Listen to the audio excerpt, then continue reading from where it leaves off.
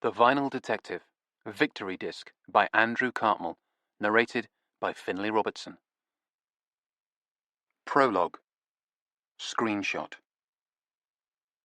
Welcome to my new website, Historic Homicide.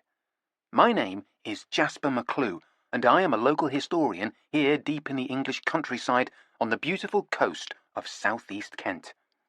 But, despite its alluring beauty, this is a coastline as jagged as the knife of a brutal killer, a coastline shrouded with murder, mystery and mayhem, which is as menacing and treacherous as the deadly sea fogs that roll in from the ancient, haunted waters of the English Channel. Here, you can read the story of a notorious and vicious sex crime that took place during the bloodshed and savagery of the Second World War and resulted in the death of a beautiful young woman.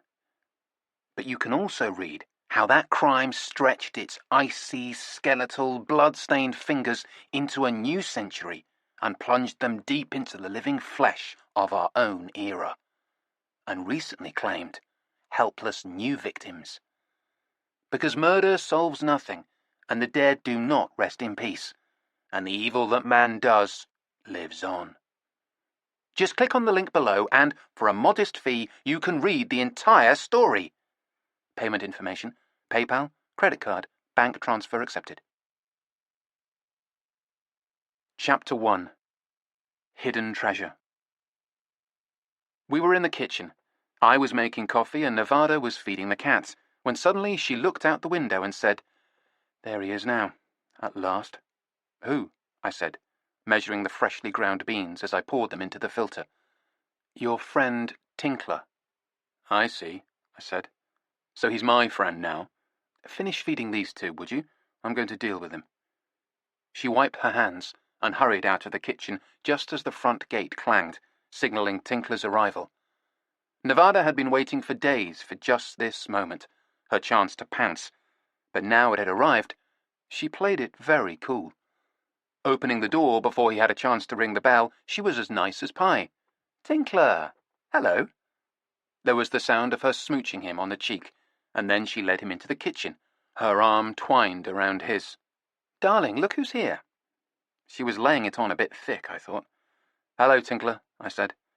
I'd finished giving the cats their breakfast, Aberdeen Angus ox cheek, served raw and laboriously chopped up with the kitchen scissors, while Turk tried to snag pieces from me, with her razor-sharp claws and great dexterity, and Fanny merely contented herself by getting underfoot and making lots of imploring noises, and returned to making the coffee.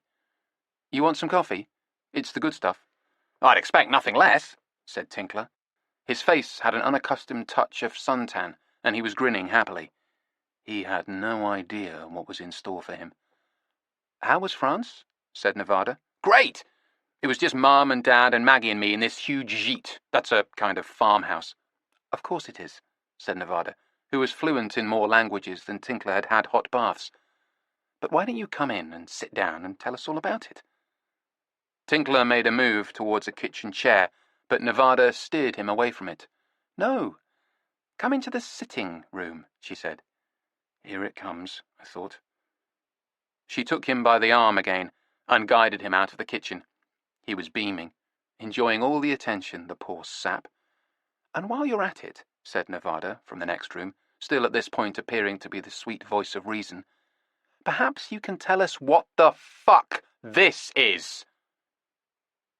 I left the coffee and hurried through. I wasn't going to miss this for the world.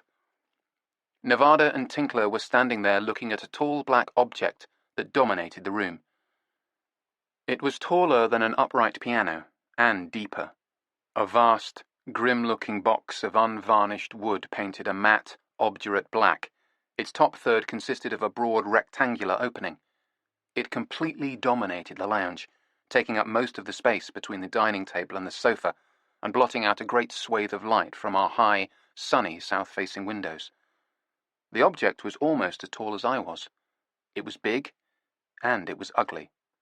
"What is this thing?" said Nevada. "And what is it doing in my living room?" But if she'd expected contrition or remorse from Tinkler, she was out of luck. He stared at the black monolith and sank down on his knees before it, like one of the hairy humanoids in 2001, A Space Odyssey, a look of beatific satisfaction on his face. "It came," he murmured, almost prayerfully. "It's here." "Of course it bloody came," said Nevada. "Of course it's frigging here. The question is, why did it come? Why is it here, as opposed to being around at your place, taking up all the room there?" "It had to be delivered while I was away," said Tinkler. He had risen from his knees now, and was standing beside the huge black box, caressing the side of it as if it were the flank of some monstrous black horse. "And somebody had to be at home to accept it and sign for it, which was you guys. I told you to expect it." "Actually," said Nevada, "you told Agatha to tell us to expect it." It was an index of her anger that she was using Agatha's real name here. "And she, Julie, told us." Tinkler looked at us, all innocence. "So what's the problem?" "So, the problem is that she told us to expect a small package which was being sent here for you, which we were more than happy to do. A small package." Nevada's extravagant hand gesture in the direction of the black behemoth was entirely redundant. "I didn't say that to her." "No," said Nevada, shaking her head. "You didn't. You told her that we should expect a speaker for your hi-fi. A speaker!" Tinkler patted the crudely painted black wood with the pride of new ownership. "That's right. A speaker. And here it is." "But she thought that you meant what any normal person would have meant by a speaker, and she translated that into a small package, and that's what she told us to expect." Tinkler shrugged. "Well, that girl just doesn't know her exponential horn-loaded loudspeakers then, does she?" His nonchalance fooled no one. We all knew he was talking about the girl he loved, or at least lusted after, with a long-standing and no doubt hopeless passion. Turk came wandering into the room, having devoured her breakfast, and jumped up with an effortless leap onto the top of the black box, where she crouched, peering up at Tinkler. "Hello, Turk," he said, rubbing her under the chin. "Do you like my new speaker? I know you prefer the horn-loaded designs. All the girls do." Then he smiled brightly at us. "At least it gives the cats a new place to play." Nevada nodded in my direction. "I thought his speakers were ridiculously gigantic, but compared to yours, they are just dainty adornments." I gazed fondly at the quads in question. Just looking at them made me want to listen to music. "That's because the sorry fool prefers electrostatic technology to the noble horn," said Tinkler. Nevada headed for the kitchen to serve the coffee, which was beginning to smell good. As she went, she said, "Come away from there before I give you the noble horn." "Sounds attractive," said Tinkler, but he moved briskly away from the speaker and followed her out. I found my Louis Bonfa album on Verve with arrangements by Lalo Schifrin and put it on loud enough to be heard in the kitchen. It was the one that Nevada loved, and it always chilled her out. Sure enough, by the time they returned with the coffee, she had begun to mellow. Louis's guitar was working its magic. She and Tinkler set the coffee things down on the table, and I went to join them, sitting in the sunshine. This took a certain amount of careful manoeuvring of the chairs to avoid the baleful shadow of the monster speaker. Tinkler finished stirring sugar into his coffee and said, casually, "So, where are the cables?" "What cables?" He frowned at me. "Don't tease me. You know I can't stand it where serious matters like hi-fi are concerned." "I'm not teasing you," I said. "What cables?" "They were part of the deal." "What do you mean?" "The deal. On eBay. When I bought the speaker for what I let this guy think was an extortionate price, but actually, although of course I didn't let on to him, was a snip." "A snip," said Nevada, staring at the giant, ugly black box. "That's right. This beauty here is worth a couple of grand more than I paid for her." Tinkler sipped his coffee, discovered it was still too hot, and set it aside. "This beauty," repeated Nevada, shaking her head. "There's something creepy about you referring to it as her, too." Tinkler ignored her and kept on with his story. "I even convinced this guy to throw in a set of cables, too. It was a really sweet deal, and I want my cables." Nevada shrugged. "So what's a set of cables, more or less?" Tinkler sighed the long-suffering sigh of an audiophile having to explain things to a civilian. They were silver cables. Solid silver. They were worth almost as much as the speaker, and he threw them in for nothing. Or perhaps didn't, I said, and Tinkler winced. Silver, said Nevada. You mean silver wire instead of copper? Yes. She looked at me. Does that make a difference? To the sound, I mean. Christ, yes, I said. I'd gone from thinking Tinkler was making a fuss about nothing to suddenly and poignantly sharing his pain. I turned and looked at the speaker. You're sure this guy's not sending them separately? No.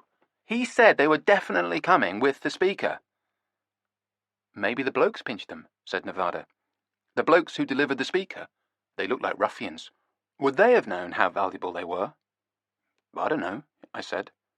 They looked like ruffians. But couldn't they have seen that they were silver? No. Tinkler shook his head sadly. On the outside, they just looked like boring ordinary cables with the red and blue dielectric. Dielectric, said Nevada. Dielectric, I said. It's the insulator. A mournful silence ensued, as we all contemplated the loss of Tinkler's silver cables, their snazzy dielectric and all. There was nothing else, he said. Nothing else with the speaker? Nope, I said. Not an envelope or nothing at all.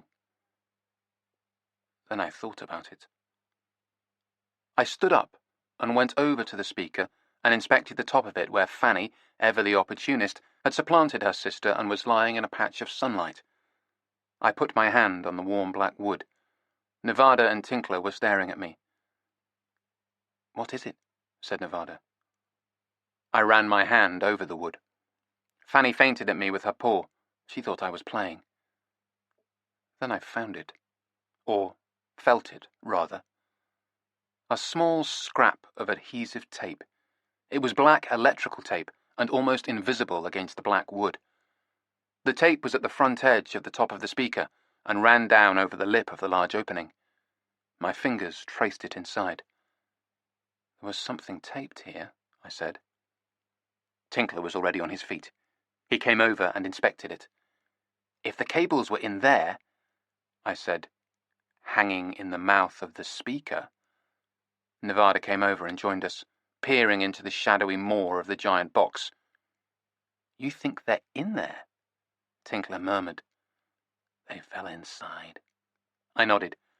It's possible, if the clowns who delivered it were careless. Of course they were careless, said Tinkler. I could see he had seized onto this hope and was clinging to it for dear life. They were ruffians. They were clowns. They were ruffian clowns. We all stared into the mouth of the speaker and saw nothing staring back at us but darkness. I went into the spare room to look for a torch and came back with 2 small, powerful LED flashlights that gave off an intense red beam. For reasons too complex to go into here, we'd once had to rob a grave in the middle of the night, and Nevada had purchased a large amount of ancillary equipment for the endeavour, including these. I recognise these babies, said Tinkler happily, taking one of the flashlights. He'd been there in the graveyard with us, in the cold, dark Kent night, though he'd done precious little of the digging, but he was a keen participant now, as we shone the red beams of light down into the mouth of the speaker. We could still see nothing, except the smooth, tapering flare of the horn. They could be at the bottom of the enclosure. Tinkler looked at me. The childlike eagerness in his face was touching.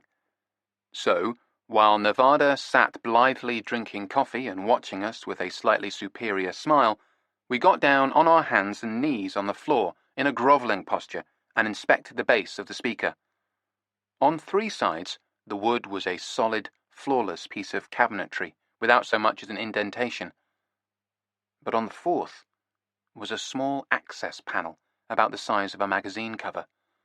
Recessed in each corner of the panel were Phillips crosshead screws. I went back into the spare room and got my tools, including an electric screwdriver and drill, in case we had to drill out one of the screws. Tinkler began to sweat at the very suggestion of this, drilling a hole in his beloved, but it looked to me like the screws hadn't been turned for decades and might be hopelessly frozen in place. "How old is this speaker?" I said, lying on the floor with a manual screwdriver in my hand, trying to find an angle where I both had access to the screws and room to manipulate the tools. "Over 50 years, said Tinkler. "Be careful there. You'll spoil the paintwork." "Spoil the paintwork? It looks like a blind man with a brush in his mouth did it in half an hour while drunk. But it's still the original paint job." I got the head of the screwdriver seated in the top left screw and moved around on the floor to free my elbow so I could begin twisting it. Nothing. No give at all. I moved on to the next one. I worked each of the screws in turn, and on the second attempt, they started to rotate. With a warm feeling of triumph and Tinkler crooning encouragement, I switched to the electric screwdriver.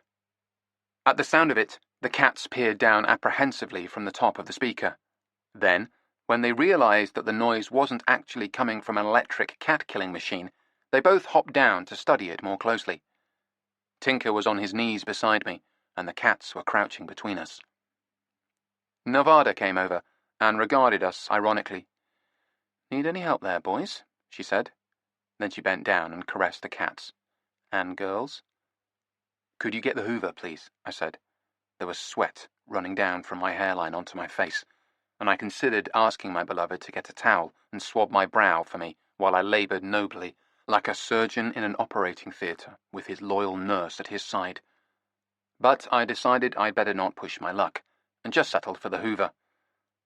The first screw came free, and fell ringing onto the floor. Fanny pounced on it instantly and batted it across the room, chasing it and moving like quicksilver. Tinkler, in turn, was chasing her. "That's the original screw!" he cried. While he was retrieving it, I got the other 3 original screws out, falling one after the other musically onto the floor. Unlike her sister, Turk made no move to intercept the little bouncing objects. Instead, evidently bored by the whole enterprise, she disappeared out the cat flap into the garden. Tinkler came back with the rogue screw, and I gave him the other 3.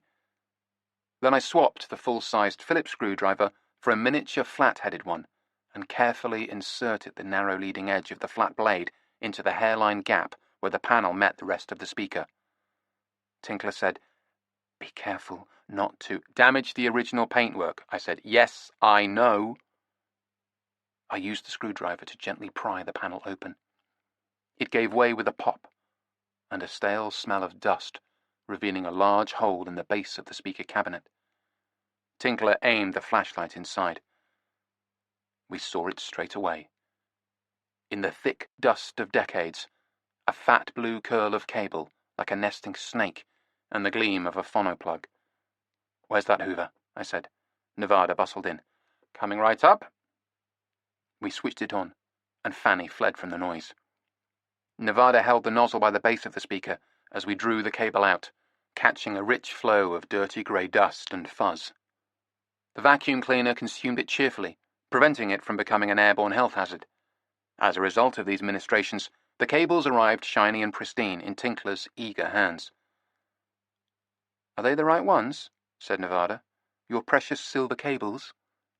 "Oh, yes," said Tinkler happily, stroking them. "My pretties." Nevada switched off the Hoover, and Tinkler and I were just discussing the possibility of giving the cables a test run in my system. "They've never been used. We'll have to run them in for a few hours before they start to sound good," when Fanny came streaking into the room. She took one look at the inviting new opening in the bottom of the big black box and, before we could stop her, shot straight inside. Our cat was inside the speaker. "Fanny!"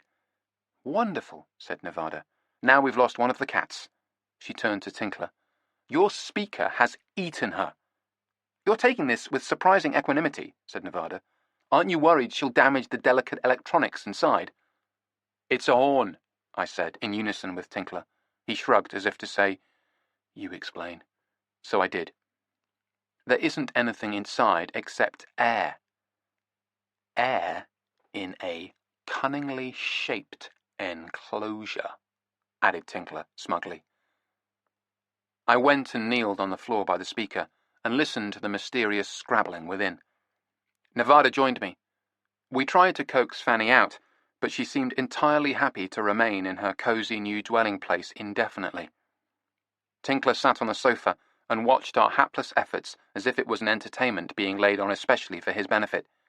"Have you got any grapes?" he said. He wanted to eat as he watched. Eventually, by using a saucer of catnip as an enticement, we just about managed to lure Fanny out. I say just about, because when she poked her head and shoulders forth from the opening, we tried, rather precipitately, to grab her and drag her the rest of the way. But the nefarious cat managed a sinuous U-turn, twisting around in our grasp, and promptly scrambled back inside again. "Professional cat handlers at work," said Tinkler beside us, watching the proceedings. I managed to hold on to Fanny's hind legs and, in a protracted and rather undignified fashion, succeeded in dragging her out. As she emerged reluctantly from the speaker, backwards, her front paws were the last thing to appear, desperately striving to retain a grip inside. Which is why she was, in turn, dragging something else with her. Between her paws was a square brown cardboard sleeve with a circular hole in the centre. Through the hole, a bright maroon label was visible. "Holy shit," said Tinkler. "Is that a record?"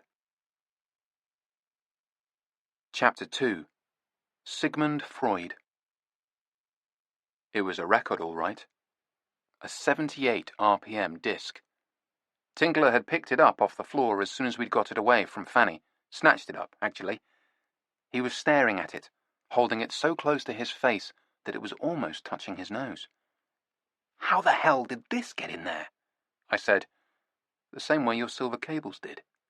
Someone, over the years, had dropped the record inside the speaker. Tinkler carefully hefted the 78 in his hands, as if assessing its weight, which would have been considerable compared to a modern record. "But how is it still in one piece?" "What do you mean?" said Nevada. "It's a 78, I said. "It's made of shellac." "Oh, well, that explains everything," she said. I reached out my hand for the record, but Tinkler wouldn't give it to me. I turned to Nevada and explained. "It's a brittle substance, much more brittle than vinyl. When you drop an LP on the floor, it generally doesn't break. Drop a 78, and it invariably does. Let go of your favorite recording, and basically it's dustpan and brush time, as many a disgruntled music lover discovered." "That's why they invented vinyl," said Tinkler. "Well," I said, "it's one reason." Fanny, who had now apparently forgotten all about her adventures inside the loudspeaker, wandered off. I put the panel back in place over the hole in the side, though, just to prevent embarrassing repetition. Tinkler didn't offer to help. He was studying the label on the record. "Who's it by?" I said, lying on the floor, operating the screwdriver. "Some jokers you've never heard of." He showed it to me. "The Flare Path Orchestra, those exciting music stars of yesteryear."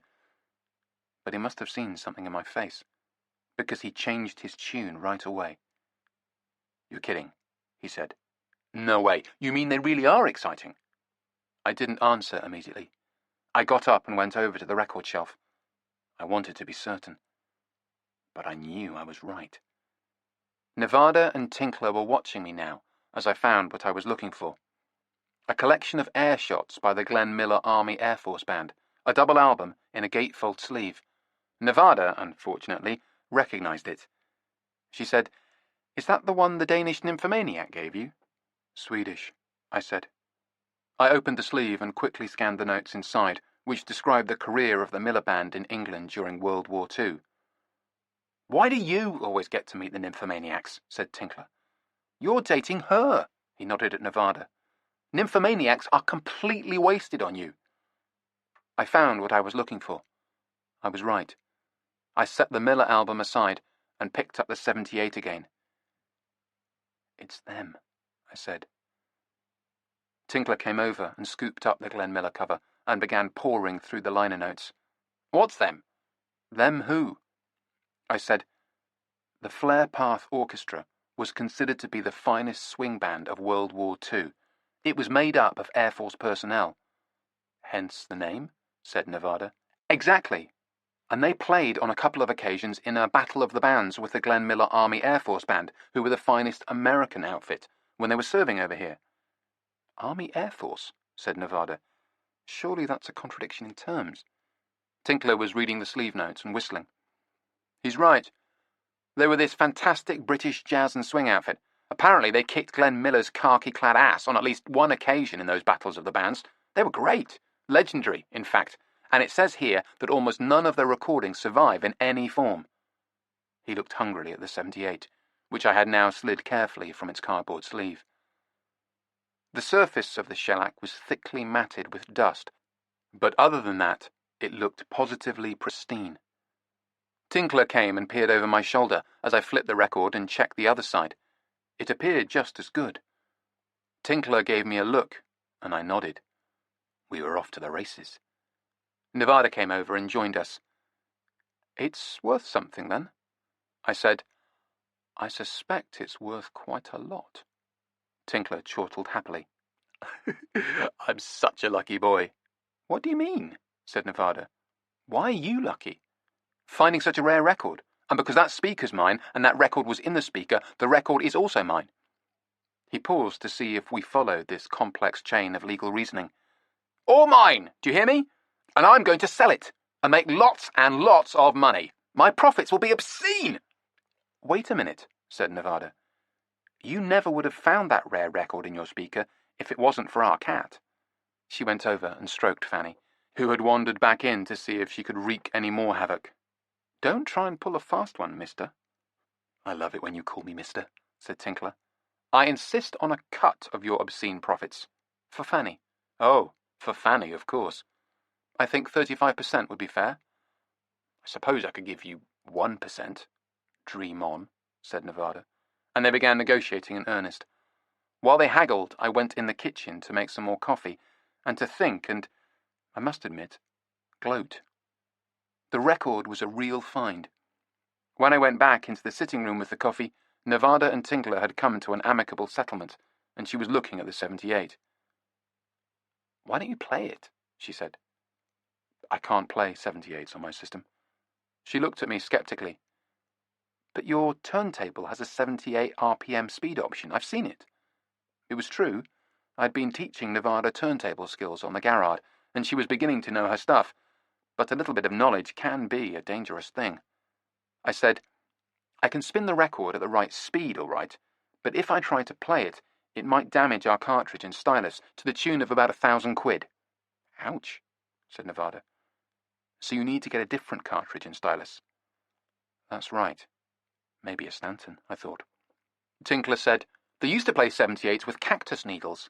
Nevada laughed, then looked at me. Really? She said. He's not pulling my leg? Nope, said Tinkler. It was an earlier, simpler, and more innocent time. I looked at the record in my hands. Cold and heavy and terribly fragile. That's right. Simpler and more innocent, I said. With the entire world at war. In the end, Tinkler and I pooled our resources and bought a suitable cartridge from Lenny at the Vinyl Vault, who was something of a 78 RPM specialist, and we were able to play the record. Lenny, said Nevada. Is he the chap who served us the lovely Chablis? Served you the lovely Chablis. It was Grand Cru. I said, he's also the chap who asked me if I would ask you, on his behalf, if you would go away on a romantic holiday with him to a Greek island. For some reason, I declined to do so. How selfish of you. Which island? Mykonos. Pity. It's lovely there. Nevada and Tinkler and I squeezed together onto the sofa, joined in short order by both the cats, and listened to the 78 using Lenny's cartridge. It was in astonishingly good shape for its age, and it sounded great. I began to reluctantly realize that at least some of the claims made for the audio quality of shellac were true. It was a different sound to vinyl, sharper yet also somehow smoother. However, each side of the rapidly spinning disc only lasted about 3 minutes. Side 1 was the great Mercer Arlen composition, Blues in the Night. Side 2 was Elmer's tune, possibly the finest dance number ever written by a mortician. The playing of the Flare Path Orchestra was virtuosic, both bluesy and swinging. They also sounded startlingly modern. I might have been listening to a Ted Heath recording from the late 1950s. It had the same assurance and densely organized quality. But there was a quirkiness to the instrumentation that put me in mind of Spike Jones and, from a later era, Esquivel. It still sounded fresh today. First-class British jazz played by a bunch of young guys who were fighting and dying in a war against the forces of darkness. We agreed that I would blog about the discovery of the record on my website. A lot of high rollers, big dealers and specialist collectors made a point of checking my site, and a mention of it there would actually drive the price up when Tinkler eventually came to auction it. "It's like insider trading," said Nevada happily. She took a photo of Tinkler's speaker, with Fanny posing on top of it, and I included that on the blog. She also wrote a first-person cat's-eye point-of-view account of the discovery of the record, and signed it with Fanny's name. This I didn't include. I told Nevada that the presence of talking cats on the website wouldn't exactly reinforce my reputation as a leading authority on rare records. She took my point. The page went live at midnight on a Friday, and, by Monday, things started to happen. The doorbell rang, and I opened the door to see a young man standing there in a black tunic and black trousers. It was a well-cut outfit, almost but not quite a uniform. In his hands, he held a flat black cap. He had short blonde hair and sunglasses and looked lean but athletic. He gave me a non-committal look and said, "Are you the vinyl detective?" His accent sounded South African. I told him I was, and he nodded. "Would you mind waiting here a minute, please?" Then he walked off, leaving me bemused. It was a warm spring morning, so I didn't mind standing there in the open doorway, but I was baffled as to what the hell was going on. Just then, I heard the back door slam, and Nevada came hurrying through the house to join me. "I was out in the garden," she said, "and I saw everything. Were they asking for directions to the Abbey?" This was a common enough occurrence, and, given the steady flow of wealthy high flyers who ended up detoxing there, the most likely explanation for a liveried flunky turning up at our door. I shook my head. No, someone is looking for me. Nevada did a little controlled Snoopy dance of excitement. "Someone with a chauffeur! A genuine, honest-to-God chauffeur!" She fell silent as the young man came back. This time, he was preceded by a woman. She was, I guessed, in her 60s or 70s, well-preserved and clearly well-heeled, wearing a chic and expensive-looking black-and-white checked business suit and some gleaming, simple shoes, which I saw Nevada eyeing enviously. The woman was making agonizingly slow progress, leaning on a cane in her left hand, while the chauffeur followed, walking a careful and polite step or two behind her, ready to intervene if she slipped. She didn't slip. I could see why the chauffeur hadn't wanted her to make the trip to our front door until he was sure I was at home. The woman smiled at us as she drew near. "Good morning," she said. "I apologize for this ludicrous thing." She indicated the cane. "I hope to be off it soon, when the new hip settled in." She smiled at us, toothily. "I trust this isn't too ungodly an hour?" "No, that's all right," I said. "We're dressed, just about." Nevada gave me a sharp nudge. She scented money and didn't want me putting anyone off. "Why don't you come in and have a coffee?" "Thank you. That would be lovely." She paused, leaning on the cane, and extended her right hand. "I'm Joan Honeyland." We shook hands. Her fingers were long and cool and had a dry, papery feel. She turned to the chauffeur. "Thank you, Albert. I'm all right now." Albert nodded and left, heading back to the car, presumably. I was quite interested to see what that car was, and, as soon as we were inside, with the door shut and the coffee on, I left Nevada making a fuss over the woman and slipped out the back door. Fanny followed me as I crunched across the gravel and mewed at my feet as I took a furtive look over the back wall. There was a gleaming black vintage Mercedes parked in the street. It was old, but immaculate. Like the record we'd found. I went back inside to find Nevada and Miss Honeyland sitting at the table with coffee. "What a lovely place," she said, looking up at me as I came in. "So full of sunlight." "It is when it's not full of huge, ugly, loud speakers," said Nevada, presumably for the benefit of the absent Tinkler, who had finally hired a van and some local goons and moved the damn thing to his place in Putney. He was going to have to remodel his house to make room for it. It was a measure of our shared obsession that this seemed entirely sensible to me, laudable, even. I sat down and poured myself a coffee. I noticed that Nevada had also set out our finest assortment of biscuits. She was smiling at the woman. "That's a lovely scarf," she said. "Is it Hermes?" "Yes, it belonged to my mother." "Is it silk or cashmere silk?" "Cashmere silk." At this point we were spared a detailed disquisition on neckwear because Fanny followed me in from the garden and headed straight for our visitor, rubbing herself around the legs of her chair. "What a lovely cat. May I pat her?" "Of course," said Nevada. "Be our guest." She shot me a happy, we just got lucky look. The woman was obviously a prospective client, and the kind who came from a long line of Hermes scarf wearers. The woman stroked Fanny, who dodged around under the table, circling her chair, always apparently fleeing but always ultimately returning to get a little more attention. "How sweet," said Miss Honeyland. "Do you know what Sigmund Freud said about cats? He said, 'Time spent with cats is never wasted.' They are such lovely creatures. I wish I could have one myself." "Why can't you?" said Nevada. It obviously wasn't a question of being able to afford the odd tin of tuna. The woman smiled and stopped stroking Fanny. She showed us her hand. There was an angry red rash across her knuckles. "Allergic, I'm afraid." "Your poor hand," said Nevada. "Can I get you some ointment?" "No, please, don't worry. It will soon fade." She leaned down to caress the cat some more. "And it's certainly worth it." At this point, Fanny decided she'd had enough and headed for the kitchen to see if her bowl had magically been filled with food. Miss Honeyland sighed and folded her hands on the table in front of her. It was time for business. She said, "I would like to hire you to find some records for me. Some very important and very valuable records." Chapter 3. Locust Pie. "My father was Lucien Honeyland," said the woman. "Perhaps you've heard of him."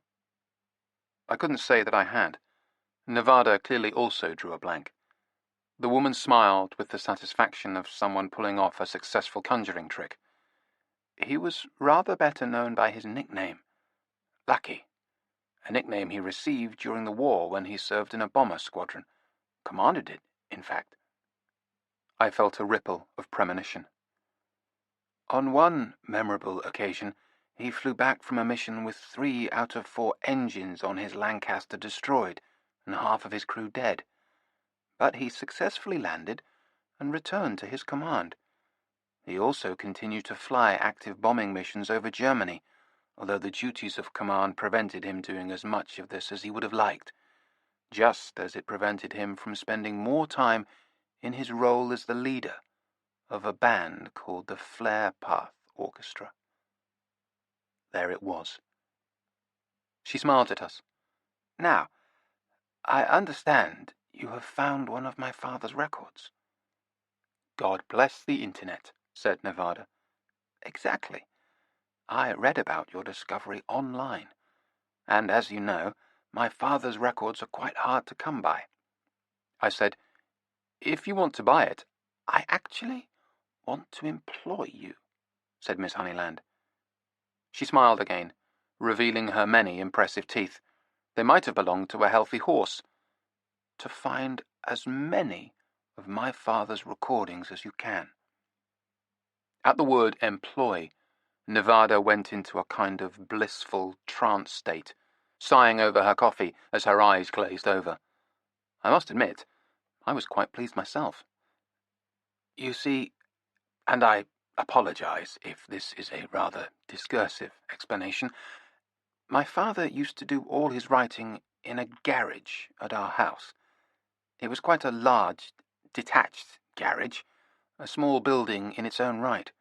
He took it over and turned the cars out. Rather fine and expensive cars. He exposed them to the elements. Can you imagine? Our old Wolseley out under a tarpaulin in all weathers. Anyway, he converted the garage into a kind of office and study, and it was there that he wrote his books. She smiled at all of us. All of his beloved books. I hadn't known that Lucien Honeyland had also been an author, but at this point I assumed she was referring to some tiresome volumes of military memoirs, or, at best, his musings on music, perhaps privately printed as the old airman's vanity project, so I just nodded. Now, we intend to turn the garage into a museum, so people can see where the books were written. There is a great deal of interest, of course. Of course, I said politely. And the museum exhibitions will cover all phases of my father's life, including, naturally, his Air Force career and his wartime years, and his band activities and his love of jazz. So I desperately need some of his records, as many as we can get our hands on, and, as I've said, they are in short supply. Rare, said Nevada, as if she was suddenly an expert on the subject. Very rare. Miss Honeyland smiled at me. Which is where your specialist talents come in. I summarized what I thought she wanted. You'd like me to, if possible, find one copy of each of his records. Not just one copy. I am very eager for duplicates. As you know, these 78 RPM records often turn up in a damaged state. She'd obviously done her homework.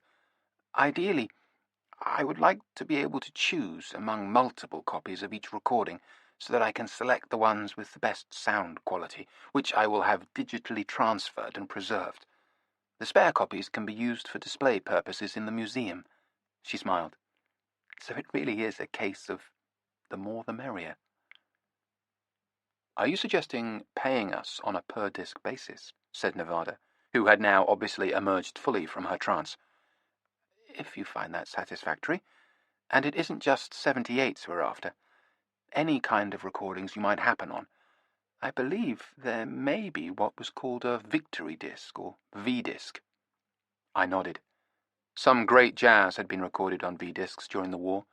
It had actually been an early 12-inch vinyl format, though played at 78 RPM. I would also be very grateful if you put me in touch with anyone you discover in your travels who knew my father at all well. We are absolutely on the lookout for all anecdotes and stories about him from people who knew him in those days. Fellow musicians from the Flare Path Orchestra, for example. And would there be a fee structure covering any such discoveries? Said Nevada, in addition to whatever recordings we find. Naturally, and a bonus payable on a successful conclusion of our researches. Hang on, I said. Just wait a minute. Nevada sighed. Oh, this is where he gets all hot and bothered and puts his foot down about some small detail. Please ignore him. It's just a ritual he has. Miss Honeyland laughed.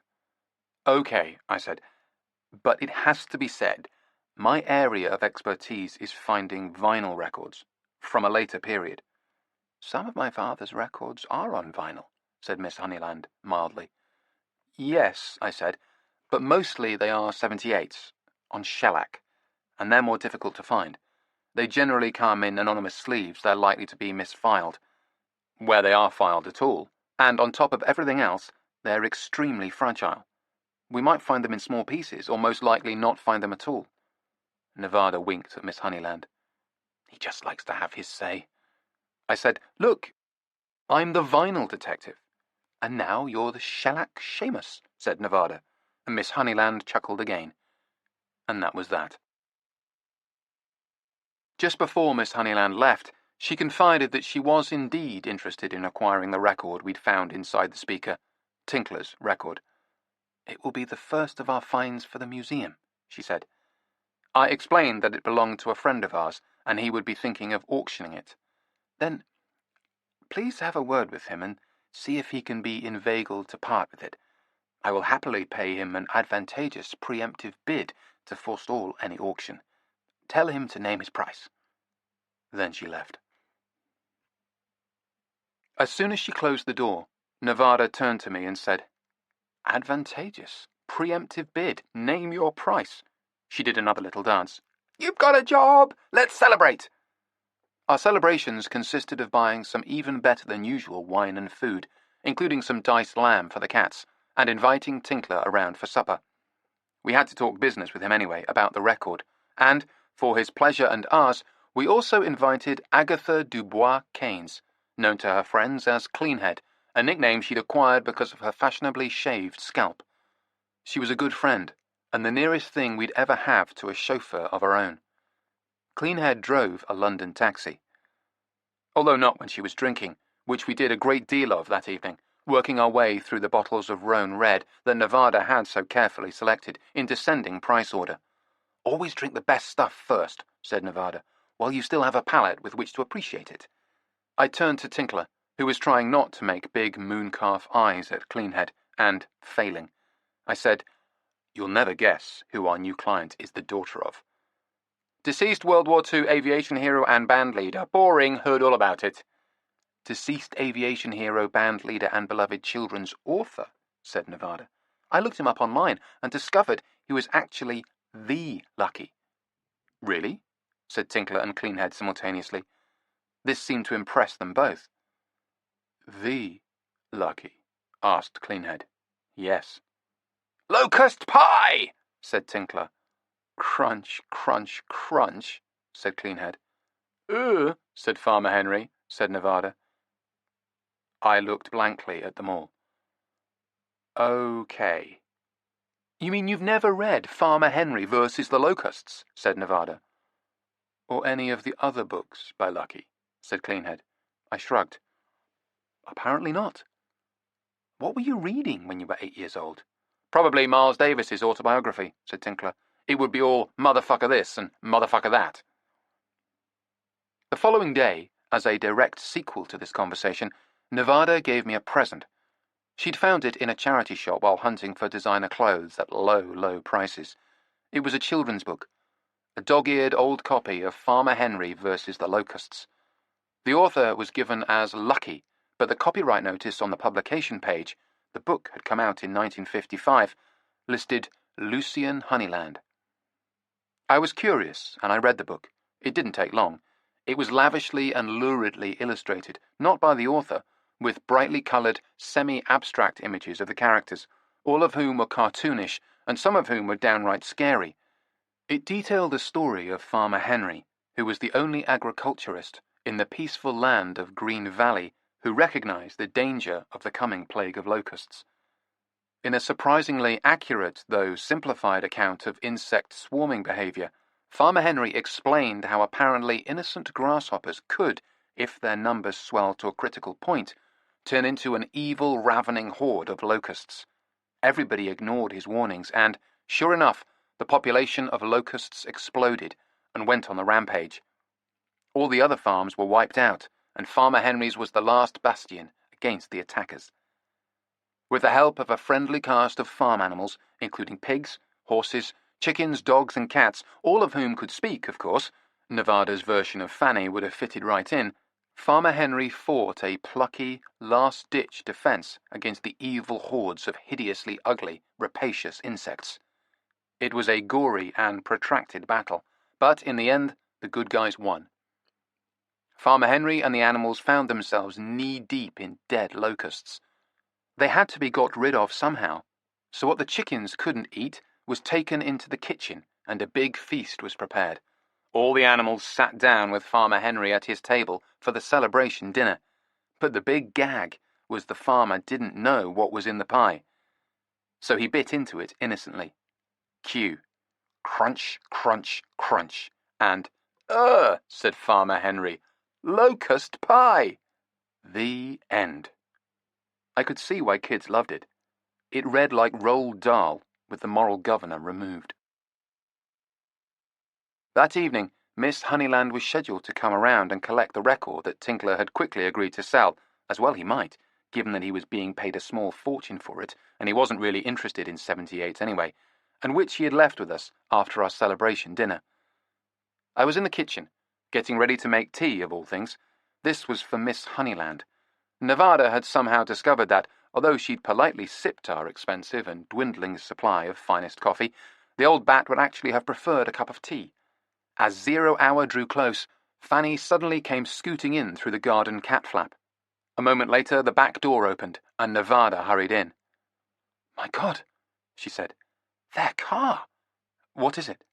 We all bustled back outside, Fanny zipping along at our heels as we tried to peer over the garden wall without being too obvious about it. I understood what Nevada meant. The gorgeous, gleaming Mercedes we'd seen the other day was no more. It took me a moment to even recognize it as the same vehicle. It looked like someone had worked it over with a giant sledgehammer. The side panels were caved in, the chrome shattered, the paintwork scarred. I was amazed that it was even roadworthy. It looked like such a wreck. We ducked behind the wall as the door popped open and Albert the chauffeur stepped out. He had a bandage around his head. As he helped Miss Honeyland out of the car, we hurried back inside the house. "What the hell?" I said. "Did you see that?" said Nevada. Then, "Is the tea ready?" "I think I've forgotten how to make it. It's been so long." The doorbell rang. "Oh, for God's sake," said Nevada. "Here, let me do it. You go and let her in." I let Miss Honeyland in and guided her to a seat at the dining table while Nevada wrestled with tea-making. "We saw the car," I said. "Oh, did you? What happened?" She sighed. "Someone tried to run us off the road." "What?" "A Range Rover. It came up behind us, then passed us on the inside and swerved and hit us, and very nearly drove us in the path of an oncoming lorry." She studied me, her eyes bright. "If it hadn't been for Albert's excellent reflexes, that would have been our lot." Things had gone very quiet in the kitchen while Nevada listened to this. Now she came through and sat down with us. "So, naturally enough, we were rather shaken and we pulled over onto the side of the road. And then who should pull up just ahead of us?" "The Range Rover," I said. "Yes. There were 3 men inside. We thought they'd come to offer to help or to apologize. At least, that's what I thought. Albert got out of the car to remonstrate with them, and then they got out. All 3 of them. There was something about the way they were standing there. I leaned out of the car and called for Albert to get back in. I was too late, though. The men had already surrounded him, and there was a scuffle." "My God," said Nevada. "Now, Albert can acquit himself quite handily in almost any situation." There was a note of quiet pride in her voice. "But with odds of 3 to 1 against, even he was in trouble. Luckily, at that moment, a police car was passing, and it slowed down to see if there had been an accident. The 3 men immediately got into the Range Rover and drove off. By the time we were able to explain to the police what had actually happened, they were long gone. I don't suppose I could trouble you for a cup of tea, or coffee would be fine." No, we have tea," said Nevada, hurrying out to resume her interrupted preparations. Miss Honeyland looked at me. "They did find the Range Rover. Abandoned. It had been stolen a few hours earlier. The theory of the police, in so far as they can be said to have such a thing, is that the whole incident comes under the 3 broad headings of joyriding, hit and run, and road rage." She studied me with her pale, intelligent eyes. I said, "But you have a different theory." "That's right." Nevada came back in with a teapot and 3 cups on a tray. I hoped she wasn't going to serve me any of the stuff. "I think the incident is considerably more complicated and more serious than that. For example, Albert is the least paranoid soul, but he says he thinks he glimpsed one of them holding a gun. One of the men." I said, "You think you were singled out? That you were a deliberate target?" "Yes. I'm afraid I do." "Why do you think that?" said Nevada. The old woman picked up her teacup and held it carefully in both hands, as though warming them. "I'm afraid I haven't been entirely candid with you." "How so?" She set the cup down, her tea untasted. We probably All would have been better off with coffee. Well, everything I told you was absolutely accurate as far as it went. But what I left out was the background, so to speak. I am indeed desperately looking for my father's recordings to go into the museum we're building. But I didn't tell you why the museum is so significant. You see, I am the executor of my father's literary estate, and his heritage is entirely in my care. And I have reached a point in my life where I want to be certain that the future of his work and his reputation is assured. So I have set about the museum project. But I also have started looking for a buyer. A buyer, said Nevada, for all his literary properties. She picked up the cup again, and this time took a sip. I could smell the gentle fragrance of the tea now. It smelled nice enough, but it certainly wasn't coffee. She looked at us over the rim of the cup. You may have heard about what became of the literary estates of A. A. Milne and Beatrix Potter and Enid Blyton. They were bought by big American media conglomerates, weren't they? Said Nevada. Miss Honeyland nodded. Yes, for the most part. The Americans recognized the value of timeless children's literature, and they are willing to pay a fair price for it. Some of the estates I mentioned were purchased for 8- or 9-figure sums. She let this sink in as she took another sip of tea, then lowered the cup. I was thinking, 9 figures, $100 million. Yes, people have been killed for less. And that is the kind of price I intend to secure for my father's work, from a major and reputable buyer. I'm rather hoping the Disney people will prevail. Disney, said Nevada. Yes, or DreamWorks. But the point is that there are also many other parties who would be happy to acquire the rights to my father's books, and not all of them are reputable or willing to pay a fair sum.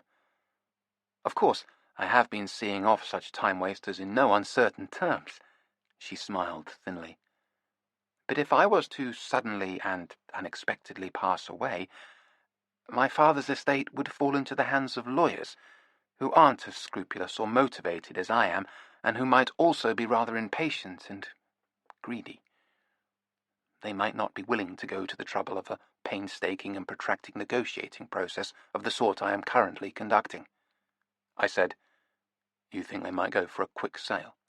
She nodded. Yes, for a quick profit. Luckily, I am still here to prevent something like that happening. Nevada said, But you actually think someone tried to deliberately run you off the road, and that is what I suspect, yes. But that's all right, because now they've made their move. And failed. I said, What makes you think they won't try again? She smiled at me. Because I have just issued a press release, stating that if I should die before negotiations are completed, heaven forbid, said Nevada, heaven forbid, if I should die before negotiations are completed, then my father's entire estate, lock, stock and barrel, goes to one of our largest and most robust charities. She nodded with satisfaction. And then no one will see a penny from it. Except the charity. Except the charity. She suddenly stood up. I was expecting her to reach for her cane, but she seemed determined not to use it as she took a few careful steps around the room. Her walking seemed to have improved since I'd last seen her. She sat down on the sofa and picked up the book that was lying on the coffee table. It was Farmer Henry versus the Locusts. She studied it fondly for a moment, then looked at me. Have you been reading this? Yes. Somehow I missed it when I was a kid. What do you think of it? Nevada shot me a warning look. I said, Well, Miss Honeyland leafed through the book. I know. So gruesome and bloodthirsty. All those descriptions of locusts being crushed and crunched and spurting goo and split open and baked in pies. She closed the book and set it down again. I suppose it was the war. I mean, my father's sensibilities were inevitably shaped, I imagined, coarsened, some might say, by the violence and the bloodshed. She smiled impishly. The children love it." "No kidding," I said. Nevada refilled Miss Honeyland's teacup and took it over to her. "Yes, they absolutely love it, and it's the gruesome gore that they love best. Thank you, dear." Nevada handed her the cup and sat down beside her on the sofa. "He must have been quite a character, your father." "Oh, yes." She looked at me. "You would have got along like a house on fire. He loved jazz, too. When he was off duty, he could generally be found roaring around England on his motorbike, whizzing down country roads in the blackout, racing off to hear jazz being played in some god-forsaken place. Bomber Command gave him a special permit so he'd get weighed through at checkpoints." She smiled, nostalgically nodding. "His boss, Bomber Harris, intervened personally when there was talk of my father being reprimanded for listening to German broadcasts featuring a particular Berlin swing band that he adored." She drained her cup and set it down. "And he could have got into a great deal of trouble for that. His sister, my aunt, had been a notorious Nazi sympathizer before the war, sort of a Mitford in a minor key, and the stink of her reputation lingered, damaging his career." She stood up decisively. "Still, I mustn't bore you with ancient history." "You're not boring anyone," said Nevada. "You're very kind. But I must be off. Albert has an appointment at the doctor's." She smiled, showing her many healthy and sizable teeth. "And the Mercedes has an appointment at the garage." After she was gone, Nevada said, 9 figures. Maybe I should write a children's book. We caught the news that evening, and it gave the official version of Miss Honeyland and Albert's close encounter. Joyriders. Shockingly dangerous behaviour. A stolen vehicle abandoned without a trace of the culprits. Chapter 4. Sheds. I said, "The problem is, I know about vinyl. All my sources are for vinyl." Nevada smiled a superior little smile. "You always say something like this. You always have to have your moan, and then you buckle down to the job at hand, and it turns out you actually know exactly what to do, who to speak to." "To whom to speak," said Tinkler. He was sitting opposite me at the breakfast table, polishing his cutlery with a paper towel. This was one of his annoying habits. I think he'd once seen a movie about Howard Hughes. "Fuck off, Tinkler," said Nevada. She looked at him, eyebrows raised in studious inquiry. "How was my grammar there?" "Spot on." She sat down at the dining table, and I went into the kitchen and finished sautéing some mushrooms while they bickered. I added asparagus, cooked earlier, to the pan, then poured in the eggs. As they began to set, I stirred in sweet butter and truffle oil. Scenting that things were hotting up, Nevada came in and started making toast. I served up, and we rejoined Tinkler, who couldn't conceal his delight at the arrival of food. We all sat down. What was I saying? I took a sip of my coffee. Nevada started to eat her scrambled eggs, realized they were too hot, and shoved them aside for the time being. "You were making excuses about not being an expert on 78s and shellac and all that. But you must know someone who is an expert." I sipped my coffee. It was just a little too cold. I considered trying my eggs, but I suspected they would be just a little too hot. Some things never quite right. "Well," I said, "I suppose there is Leo Knoll." "The human palindrome," said Tinkler. He had already enthusiastically started his eggs. I tried mine, but they were indeed still a little too hot. This didn't seem to deter Tinkler, though. "The human what?" said Nevada. Then, "Oh, I see. But I'm trying to avoid that option at all costs." "Why?" said Nevada. "Yeah, why?" said Tinkler. "You're so negative." "Tinkler, it's 10 in the morning. What are you even doing here?" He looked contrite, but kept eating. "I heard you were making the scrambled eggs with the truffle oil.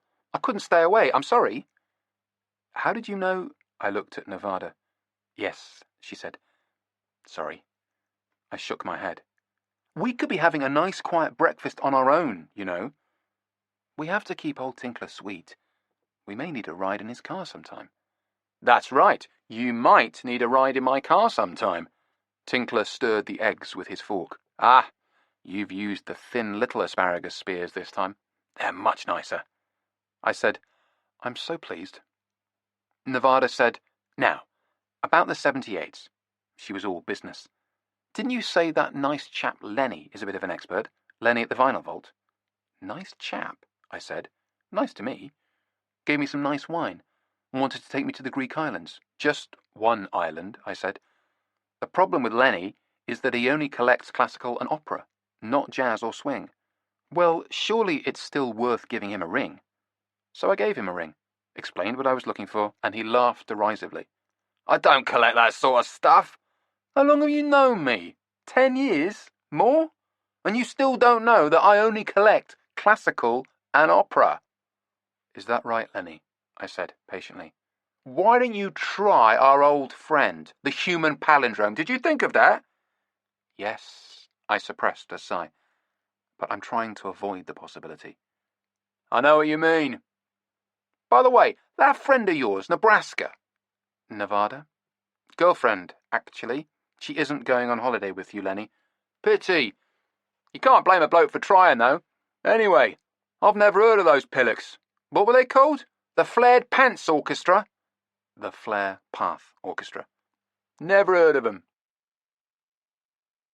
I went to Styley, a record shop located just off Tottenham Court Road.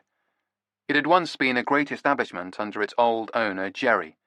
Since his untimely death, it had gone subtly but emphatically into decline. Tinkler tagged along with me. He had once bought a staggering collection of original chess blues LPs from the place, and he had never quite got over it. Now he was like those tragic waterfowl you read about, who keep returning to their wetland habitat long after it has been transformed into a shopping mall, hoping somehow that the good old days will recur. They didn't recur today. I asked about 78s, and had to listen to a long-winded explanation about how Jerry had been the shellac expert, which I knew, and that he was dead, which I also knew. I also knew who had killed him, or at least had a pretty good idea, which is more than most people could say, including the police. So nobody here specializes in 78s anymore, I asked, solemnly shaken heads all round. So what happens if somebody comes in with a big collection on shellac? We send them to Lenny at the Vinyl Vault, but he only buys classical and opera. Tinkler and I said our goodbyes at Putney. When I got home, Nevada saw how glum I looked and instantly inferred that my mission had come to nothing. She picked up Fanny and sat down beside me and said, Why don't you try your friend the human anagram? Palindrome. All right. I suppose it has come to that. We caught the train to Enfield Town and then walked to Leo's house. This involved going along Willow Road, past Pear Tree Road and Orchard Way. It had been a long time since the willows and pears and orchards had been here, if, indeed, they ever had. But there was still a surprising number of plane trees lining the street, and the big houses had equally big gardens lurking in the shadows behind them. I surprised myself by remembering the way, and we didn't have to consult Nevada's smartphone at any point. We walked past high hedges up to the house, and I rang the doorbell. As we waited for Leo to let us in, I said, I've arranged for him to play us a record before we look for anything, just so you can hear what a 78 sounded like on an old phonograph. Get the whole historical shellac experience, so to speak. That was sweet of you. That way, at least we have achieved something by coming here. Nevada shook her head. Tinkler's right. You are negative. Then she smiled as the door opened and Leo Knoll let us in. He was a tall, thin man in his late 30s, though he looked older. His blonde hair was thinning while still managing to be unruly. He smiled as he shook hands with us, but his watery blue eyes were wary. Leo had lived in this house alone since his mother had died, and he didn't get out as much as perhaps he should. He had dressed for company, though, and looked improbably dapper in flannel cricket trousers, white shirt, white cricket sweater, and navy cricket blazer. A gleaming blue and yellow striped tie was loosely knotted at his throat. I suspected it was the club tie that matched the badge on the blazer. Leo didn't actually play cricket. All the clothes had belonged to his father. They fit him quite nicely, though. Would you like a glass of Perrier? Oh, yes, please, said Nevada, who had been briefed for this eventuality. Somewhere, Leo had got hold of the notion that Perrier water was the ultimate luxury to proffer to your guests. This also, of course, got him neatly off the hook for making tea and, more to the point, coffee for anyone who visited. He did quite a nice job of presentation, though, serving the Perrier with ice and a slice of either lemon or lime. Today, it was lime. We sipped and carried our cool, tinkling glasses through to what had once been the family sitting room. But now all the furniture had been removed except for a varied horde of small tables of all different shapes and sizes, and on every table was an old-fashioned gramophone.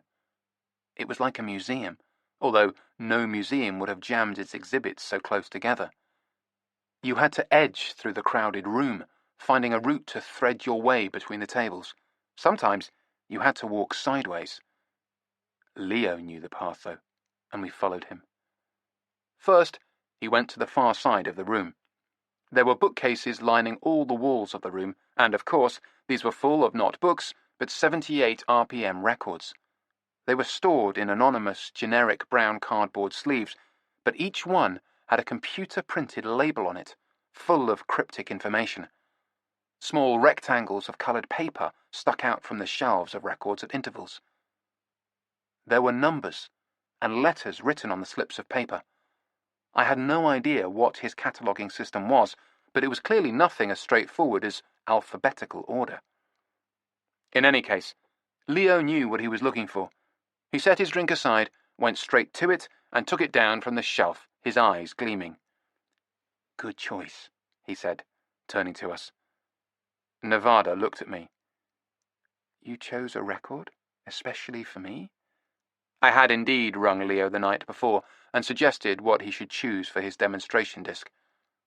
"Something I thought you'd like." "Oh, you'll like this," agreed Leo, winding his way back among the tables. We followed. "How sweet," said Nevada. Leo chose one of his gramophones and put the record on its turntable. The gramophone had a large, florid horn. He tapped it. "Note the fact that the horn is made out of steel," he said. "An immediate indication that this is a proper vintage machine and not a modern counterfeit, cunningly fabricated on the Indian subcontinent. All the so-called Bombay fakes have brass horns, of course." "Of course. And naturally the brass they use in them is shiny and new because they can't be bothered to go to the trouble of making it look properly aged. A proper counterfeit would involve treating the brass to make it look like it had verdigris and the proper patina of age." Finally, lecture concluded, he played the record for us. It was old and scratchy and tinny, but it sounded wonderful. It was Black Bottom, sung by Annette Hanshaw, recorded in 1926. It wasn't really jazz, despite the presence of Red Nichols on the session, and it was way too early for me. And yet, I'd heard Annette Hanshaw on the radio once, and immediately fallen in love. Nevada listened, rapt. I found myself swaying in time to the music. Leo regarded us happily, the master magician watching his illusion unfold. As the song came to an end, Annette signed off with a pert, spoken aside. "That's all," she said. From another world, from another century, she was alive again in those mischievous words. "That's all," repeated Nevada delightedly. "It was kind of her catchphrase," I said. "She says it at the end of quite a few of her songs." "I can find out the exact number," offered Leo. "I've got my annotated copies of the Brian Rust discography next door." "That won't be necessary, Leo, but could we hear it again?" Leo cheerfully played the record again, and Nevada listened, spellbound. I was tapping my feet. Even Leo was nodding in time to the music. It was a good rhythm number. Again it ended, and Annette Hanshaw declared, "That's all." "That's all," said Nevada. She looked at me. "What a charming performance. She's lovely, isn't she?" "Yes," I said. Leo was inspecting the tone arm on the record player, frowning at it. "Time I changed the needle on this." He glanced at us. "You have to change the needle virtually every time you play a record, otherwise they become blunt and you risk damage to the playing surface. It means one gets through a great many needles. Why don't you use cactus needles? Said Nevada. Leo gaped at her. You know what? That is exactly what I was planning to do. How unusual to meet a woman, who knows about such things. He grinned at her, enchanted. I wondered glumly if invitations to an Hellenic idyll would be forthcoming. He saw that Nevada's glass was half empty, and he took it from her and rushed out to refill it. Nevada turned to me. What a lovely song you chose for me. She kissed me, although one must have reservations about the lyrics, with their unforgivable period reference to darkies. I wouldn't be in a hurry to play it to Cleanhead in case she might throw it out of the window like a frisbee. While giving the Black Power salute, I said.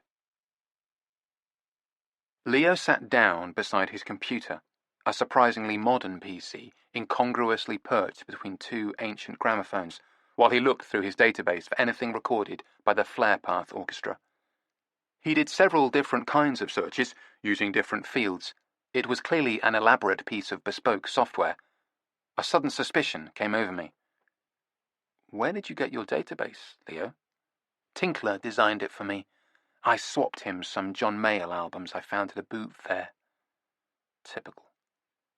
He shook his head as he studied the screen. Sorry, it looks like I've got nothing at all by them. He turned and smiled at us.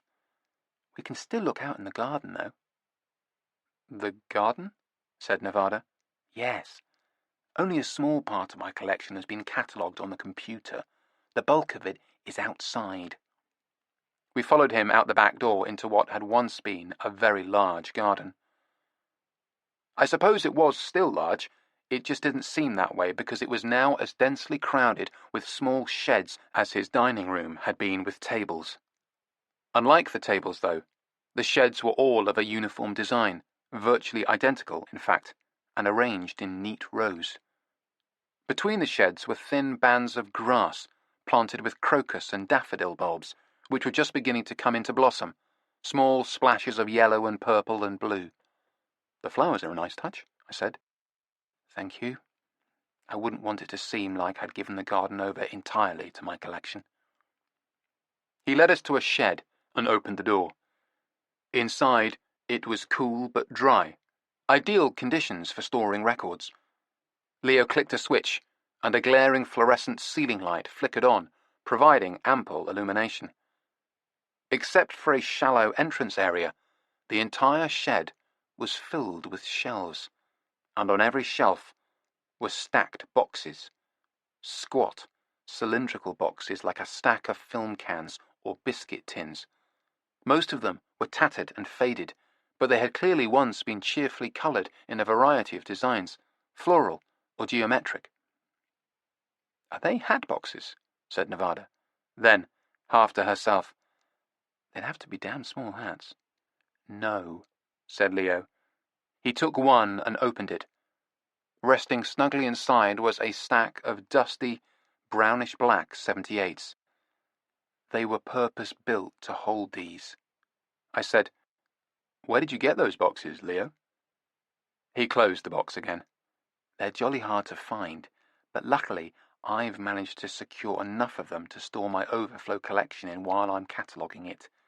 Of course, once I move the records indoors, they'll all have square cardboard sleeves, and they won't fit into these boxes anymore. Because you can't square the circle, said Nevada. Or circle the square.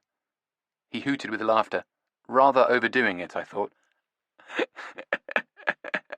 Precisely. It's a shame, but it can't be avoided. He turned to the wall beside the door, where a fat red book was sitting on a small purpose-built shelf. He picked up the book and leafed through it. There were alphabetical tabs on the edges of the pages. Each page was densely crammed with handwriting in blue ballpoint pen. He flipped to F and studied each page carefully. No, sorry, nothing by the Flare Path Orchestra. He put the book back and switched off the light. We stepped out of the shed, back into the garden. It was a mild spring day, and the flowers seemed to be glowing in the soft light. If we hadn't been crammed into a small space by tall looming sheds that hemmed us in on every side, it would have been quite pleasant. Leo closed the shed behind him and said, "I'm going to do a recursive clockwise cataloguing project. By recursive, I mean I work my way in a clockwise fashion through the 4 blocks of sheds, but also through the 4 sheds in each block. Thus, starting with Northwest 01, I will work my way through to Northwest 04, then on to the next block with Northeast 01, and so on until I reach Southwest 04. I liked the way each shed had a 0 in its designation, in case he needed to add 10 more. "That sounds like quite the project, Leo," I said. "Where are you at with it at the moment?" He frowned thoughtfully. "By summer, I estimate I'll have completed the cataloguing of Northwest 01. He nodded at the shed we had just been in. "So you haven't even done the first shed?" "I've made a start. I've made a very good start." There was the sound of a telephone ringing, an old-fashioned landline, of course, from within the house. Leo turned his head eagerly towards the sound. "You'll have to excuse me just for a moment. I've got some bids in at an auction in Scotland, and that's probably news of them now. I'll be right back." He turned and scampered towards the house. When he was gone, Nevada said, "Auction? Of 78s? Of course." She looked around at the sheds surrounding us. "Because he doesn't have enough already. Leo has a bit of a problem. Unkind outsiders might call it an obsession. No kidding. Has he ever had a girlfriend?" "Oh, sure," I said. "No, really. A few years ago, he was with this Dutch girl he picked up on a train." "You're joking." "No, it was quite a passionate affair. They were banging each other's brains out." "You're joking." She wasn't bad looking, either. Nevada glanced towards the house to make sure our gossip was secure, then eagerly back at me. "What happened?" "They split up after a couple of months." "The passion just burned itself out?" "No, actually. What happened was he was wearing his cricket gear when he met her on the train. All this stuff that he inherited from his dad." "He looks quite natty in it," said Nevada. "One can see how it might turn a girl's head, especially if she's sporty." "Well, she was sporty." That was the problem. She took one look at Leo and thought he must at the very least be an extremely keen amateur cricket player, if not a full-blown professional. But then she found out that he didn't even know which end of the bat to hold. It took her a couple of months to find that out. Apparently, whenever the conversation turned to cricket, he'd just nod sagely, and that worked pretty well, as far as it went. Nevada glanced back towards the house and sighed. What a shame. If he'd just taken the trouble to learn a bit about the game, things might have turned out differently. He might still be with her. I mean, all he had to do was spend a little time looking up cricket online. I said, "As far as Leo is concerned, any time not spent listening to 78s is time wasted. With the honourable exception of banging Dutch girls. With that honourable exception." The back door opened, and Leo came back into the garden. He looked pleased with himself. I said, "How did the auction go?" "Rather well. Very well, in fact. I managed to get both the lots I was bidding on." "So there will be more 78s arriving?" said Nevada. "Yes, a couple of large crates." Leo didn't actually rub his hands together or anything like that, but he did grin happily at the prospect. "Where will you put them?" "I think there's some room in Southeast 03. Inside the house, the phone started ringing again. "Will you excuse me? That will be the auction house again, to arrange shipping." Leo hurried towards the house, calling over his shoulder. "Feel free to start looking." "Start looking," said Nevada. I gestured towards the sheds. "These aren't catalogued. That means we can't just look in a little book. We'd have to sort through every record in them. And Leo thinks we're going to." "Well, aren't we?" I said. "Oh, come on." "Oh, come on what? You don't mean to suggest that we've come all the way out here and we're not even going to try and look?" I shrugged. "Okay. Be my guest." Nevada stared at me for a minute, then turned to the nearest shed and opened the door. I joined her as she switched on the light and stood staring at the shelves. "Right," she said. "Let's get started." We each chose a box, opened it, and started looking through the records inside. This involved laboriously taking them all out and then putting them carefully back in. I found a recording of 2 tiny finches on the bel canto label and Miss Florrie Ford singing "It's a Different Girl Again" on the Zonophone label, but no Flare Path Orchestra. By the time we'd each started on our third box, Nevada sighed and looked at me. "It's hopeless, isn't it?" she said. I shrugged again. She put the records back in her box and put the lid on it. I did the same. We switched off the light and stepped out of the shed, back into the daylight, which was just beginning to fade towards evening. Nevada stared at the grid of sheds, standing all around us. "That's all," she said. With nowhere else to turn, I tried the internet. I came up with quite a promising website devoted to wartime bands. It featured a link to an enthusiast who specialized in none other than the Flare Path Orchestra, or FPO, as it was unhelpfully abbreviated. I clicked the link, and it led me to a website page that was under construction. But there was an email address, and a list of records for sale. My initial spasm of excitement subsided when I realized that the records in question were actually CDs, but by this time I was just about ready to settle for anything. I thought if I could give Miss Honeyland some CD transfers of her father's recordings, that at least would be a start. So I sent a message saying I would like to buy copies of all the CDs. Then, as an afterthought, I included an inquiry. "These are the original recordings by the Flare Path Orchestra, aren't they?" I got a prompt reply. "Sorry, all modern re-recording by a local big band. Original FPO records are as scarce as hen's teeth." I wrote back that I was becoming painfully aware of this, but I asked if he might have any of the original 78s in his personal collection that he might be willing to sell or to have copied. Again, a swift reply. "I wish. Sorry. All I have are the modern CDs and a photograph." Well, that was that. I sent him a thank you message, then I went into the kitchen, intending to make some coffee. But instead, I went back to my computer and opened up my emails again. I typed another message. What photograph? Chapter 5. Group Portrait. "So that photo," said Tinkler, "it's a picture of the orchestra. The whole orchestra." "Yes," I said. "It's like one of those photographs you get of an entire football team. Or an entire class in a school photograph," said Nevada. "Don't we have to turn off the motorway here?" She shifted in the back seat, looking anxiously out the window. Tinkler glanced at her in the mirror. "If I wanted a woman to tell me where to turn, I'd switch on the sat-nav." "And they all had their names written neatly there," I said, to forestall what I saw as being a long and fruitless discussion or, to be frank, a quarrel. Beside all those tiny faces in the photograph. They had looked terribly young, staring up at us in black and white from the lethal depths of a war in another century. Tinkler began to signal a left turn, and we eased across the lanes to the approaching motorway exit. He wasn't a bad driver, surprisingly. "So you just took those names that were written there and looked them up on Google or Facebook or something," said Tinkler, "and found the members of the Flare Path Orchestra that were still alive? As simple as that?"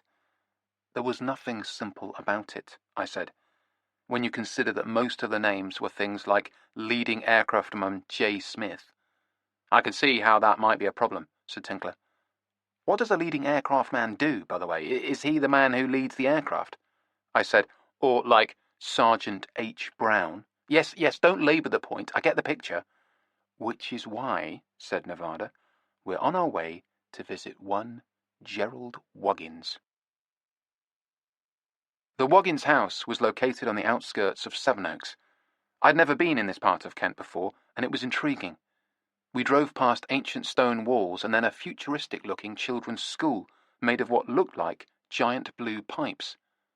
We drove up and down hills, skirted the centre of town, and then all at once we were there, at the end of a long tree-lined street that was densely crowded with parked cars. There was absolutely nowhere to park. We had to leave Tinkler's little blue Volvo a fair distance from the house and walk it. This was no hardship. It was a warm, pleasant afternoon, and the air smelled good. Somewhere, birds were singing like they meant it. There were low stone walls on either side of us, and high hedges. The cars were all expensive models, BMWs, Jaguars, a couple of Rolls-Royces, and a Bentley. "There's no shortage of money around here," said Nevada, with approval. The Wuggins place had a large, ranch-style gate of red metal. "So are they expecting us?" said Tinkler, as we approached. "I don't see how they could be. Every time I rang his number, it was either busy or I got the answer machine." "Tell me you at least left a message." I shook my head. Nevada said, "He's become very paranoid about these things." I said, "I thought we could just drive down here and take a chance." He said, "You mean you thought that poor old Tinkler could just drive you down here and take a chance?" "Oh, shit." Nevada suddenly stopped walking. "I left something in the car. Give me the keys. Poor old Tinkler." He handed her the keys, and she trotted off, back the way we'd come.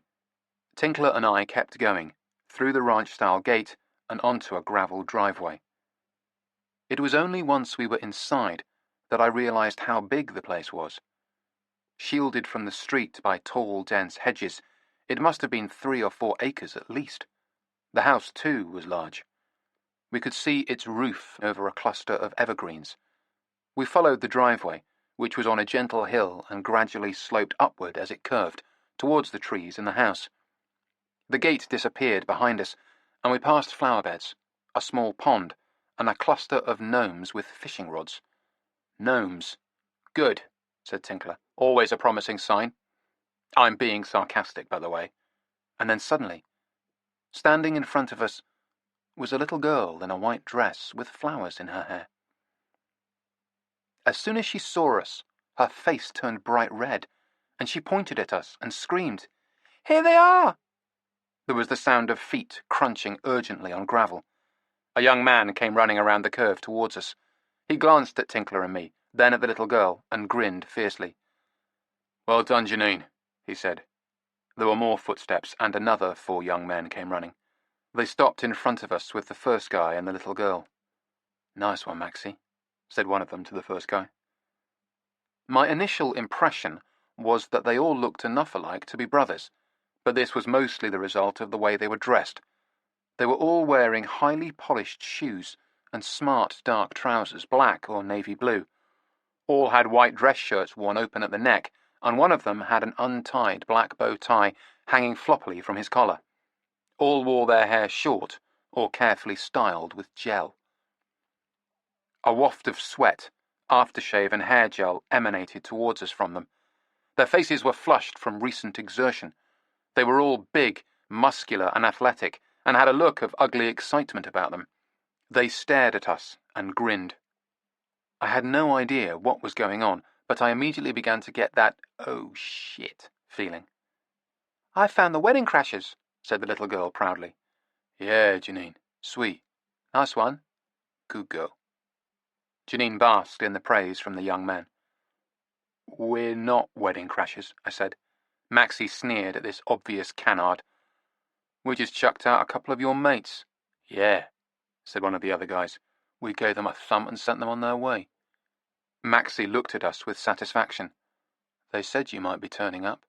"Well, that was very good of them," I said, "but we don't know what you're talking about." "We aren't wedding crashers," said Tinkler. "Yes, you are," said little Janine in her piping, high-pitched voice. "You're just a couple of losers who sneak into other people's weddings trying to get off with gorgeous single girls." There was the sound of footsteps in the gravel coming uphill behind us. Nevada appeared at my side and took my hand. She smiled her most charming smile.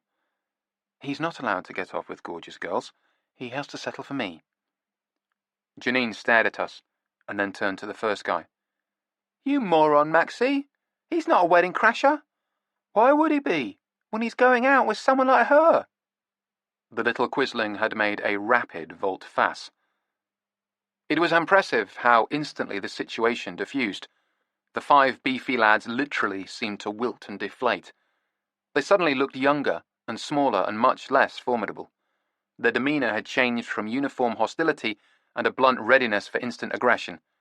They now looked variously drunk, dazed, bored, disappointed, and mildly annoyed. "I still might be a loser trying to get off with gorgeous girls," said Tinkler, hopefully. "Where are they, exactly?" Everybody ignored him. "We're here to see Mr. Wuggins," said Nevada. "Which one?" said Maxie. "Gerald," I said. "Gerald Wuggins." "They want to see Grandad," piped Janine. "Someone go get him," said Maxie, looking at the other four. But they seemed much less inclined to follow his lead, now that the prospect of trouble had receded. I said, "Tell him we're here to ask him about the Flare Path Orchestra." Maxie shrugged impatiently. "Somebody tell Grandad somebody wants to see him about the fair trade something." I could see this was going nowhere fast. Nevada stepped forward and smiled and said, "Just show him this." It was the photograph. One of the lads took it and trotted off uphill. He seemed glad of an excuse to leave. "That's what I went back to the car for," said Nevada. "Good thinking." "Where are the gorgeous single girls?" "Shut up, Tinkler." "We didn't mean to interrupt a wedding," said Nevada. "That's all right," said Jerry Wuggins. Within 10 seconds of meeting us, he'd clearly established that we had to call him Jerry. He was a big man with a smooth, plump red face and hands like bunches of bananas. He was wearing a silver-grey silk suit that had been tailored to fit his bulk, and a cricket sweater and a cricket club tie. Not another one, I thought. Though with hands that size, it would make sense. He'd be good at throwing and catching. "It's just the reception," he said. "For one of my granddaughters. Don't ask me which one. I've got about 3 dozen. He led us away from the noise of the wedding reception on the lawn outside and into the cool shadows of his house. Despite its traditional English mansard roof, the house was ranch-style and built in modern blocks on different levels, intersecting each other. If Frank Lloyd Wright had been asked to do a cowboy movie, it might have turned out like this. "Sorry to drag you away," said Nevada again. "I'm glad to get a bit of respite. Would you like a cup of tea? I could murder a cup of tea."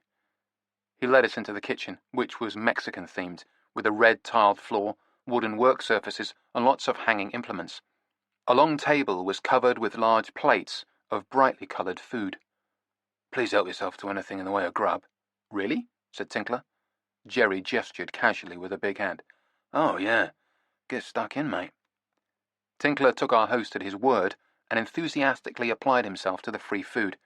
It wasn't as good as the gorgeous girls, but it would have to do. While he was piling a plate perilously high, Nevada and I sat down with Jerry at a small circular table in an alcove that overlooked a shady corner of the garden, devoted to what looked like vegetable beds. There wasn't a shed in sight, which was a relief. Jerry held the photograph delicately in his big hands, and peered at it like a man looking through a window at a distant vista, which I suppose he was. "Where did you get this?" "Off the internet, I imagine." "Everything's the internet these days." "That's right," said Nevada. "You certainly look dashing in it." Jerry chuckled contentedly. "The birds used to love it. The young ladies, that is. If a fellow was in a band, in uniform and in a band, we could do no wrong." I said, "What did you play?" He looked at me, pale eyes surprised. "What instrument, do you mean?" "I didn't play anything. I was no musician. I was what you'd call a roadie. I used to carry all the equipment and music stands and all that." I felt my heart sink. The writing on the photograph hadn't given any indication of what instrument anyone played, and none of the men were holding their instruments. They were just standing or sitting, shoulder to shoulder, in neat rows in their best uniforms. "They included me in the picture, though. I was definitely part of the orchestra, and it still got me the birds, didn't it just?" He sighed reminiscently, looking at the picture. Then he glanced up at us. "No need to mention that last bit to the wife." I said, "If you didn't play in the band, I suppose that means you don't have any copies of their records." He looked at me. "I never said I didn't have no records." My stomach did a little flip of excitement. "I think I've got the lot," said Jerry. "That's great," I said. "Oh, yeah. I couldn't play an instrument, but that don't mean I didn't love listening. I loved the music. I had all the records, still got most of them. Got a copy of us playing In the Mood. In the Nude, we called it, which was ever so apt, given the number of lovelies who ended up in the nude as a result of hearing the band play it. No need to mention any of that to the wife either. I explained about Joan Honeyland and her search for the records. This is Lucky's little girl, Joan, said Jerry. That's right. He shook his head. Isn't that wonderful? Building a museum for her old dad. Apparently he was quite a successful children's author, I said. Oh, really? I didn't know nothing about that. Clever bloke. Not just a pilot, an officer and musician, but a writer too. He was a good sort, Lucky, considering he was a toffee-nosed aristocrat. This chutney is amazing, said Tinkler, pausing between mouthfuls. He'd sat down at the counter opposite us, his plate in front of him. On it he had bread, cheese, 3 pieces of chicken, an indeterminate number of sausages, a cluster of bright pink king prawns, smoked salmon, potato salad, chips, some sort of curry, and a mound of coleslaw. What is it? Green bean, mate. That's a green bean chutney. Did well with our beans last year. He gestured towards the window and the vegetable garden beyond. This green bean chutney is amazing, said Tinkler, returning to his plate. If God made anything better, he kept it for himself, said Jerry. Actually, God didn't make it. I did. And luckily you didn't keep it for yourself, said Nevada. This was all very nice, but I felt it was time to cut to the chase. Anyway, I said, we represent Miss Honeyland, and she'd be very interested in acquiring any records you have by the Flare Path Orchestra. You can fleece the old crone, said Tinkler cheerfully, gnawing at a chicken wing. This was perfectly true, if a bit mean-spirited, but it didn't seem particularly relevant. Sitting here in the big kitchen of his big house, Gerald Wuggins didn't look like he was hurting for money. Yes, well, I'm sure we can work something out, said Jerry, waving one of those big hands in the air in a vague gesture. I've got all those old records up in my attic, just doing nothing. I haven't even got anything to play 'em on anymore. The gramophone, can you imagine? It's all iPods now. I began to get a warm feeling inside. They'll be going to a good home, I said, and Miss Honeyland can make digital copies for you. I didn't know that she would, but it seemed like a reasonable request. So it'll be like you still have them, the records. Of course, it would be nothing like that at all, as far as I was concerned, trading the original shellac on which the music actually existed, physically etched there by the very sound waves that had been emitted when it was played, for a phantom digital version to haunt your MP3 player. But most people would go for the latter every time. Tinkler finally paused in his eating. The pile of food on his plate had got the better of him. He looked around.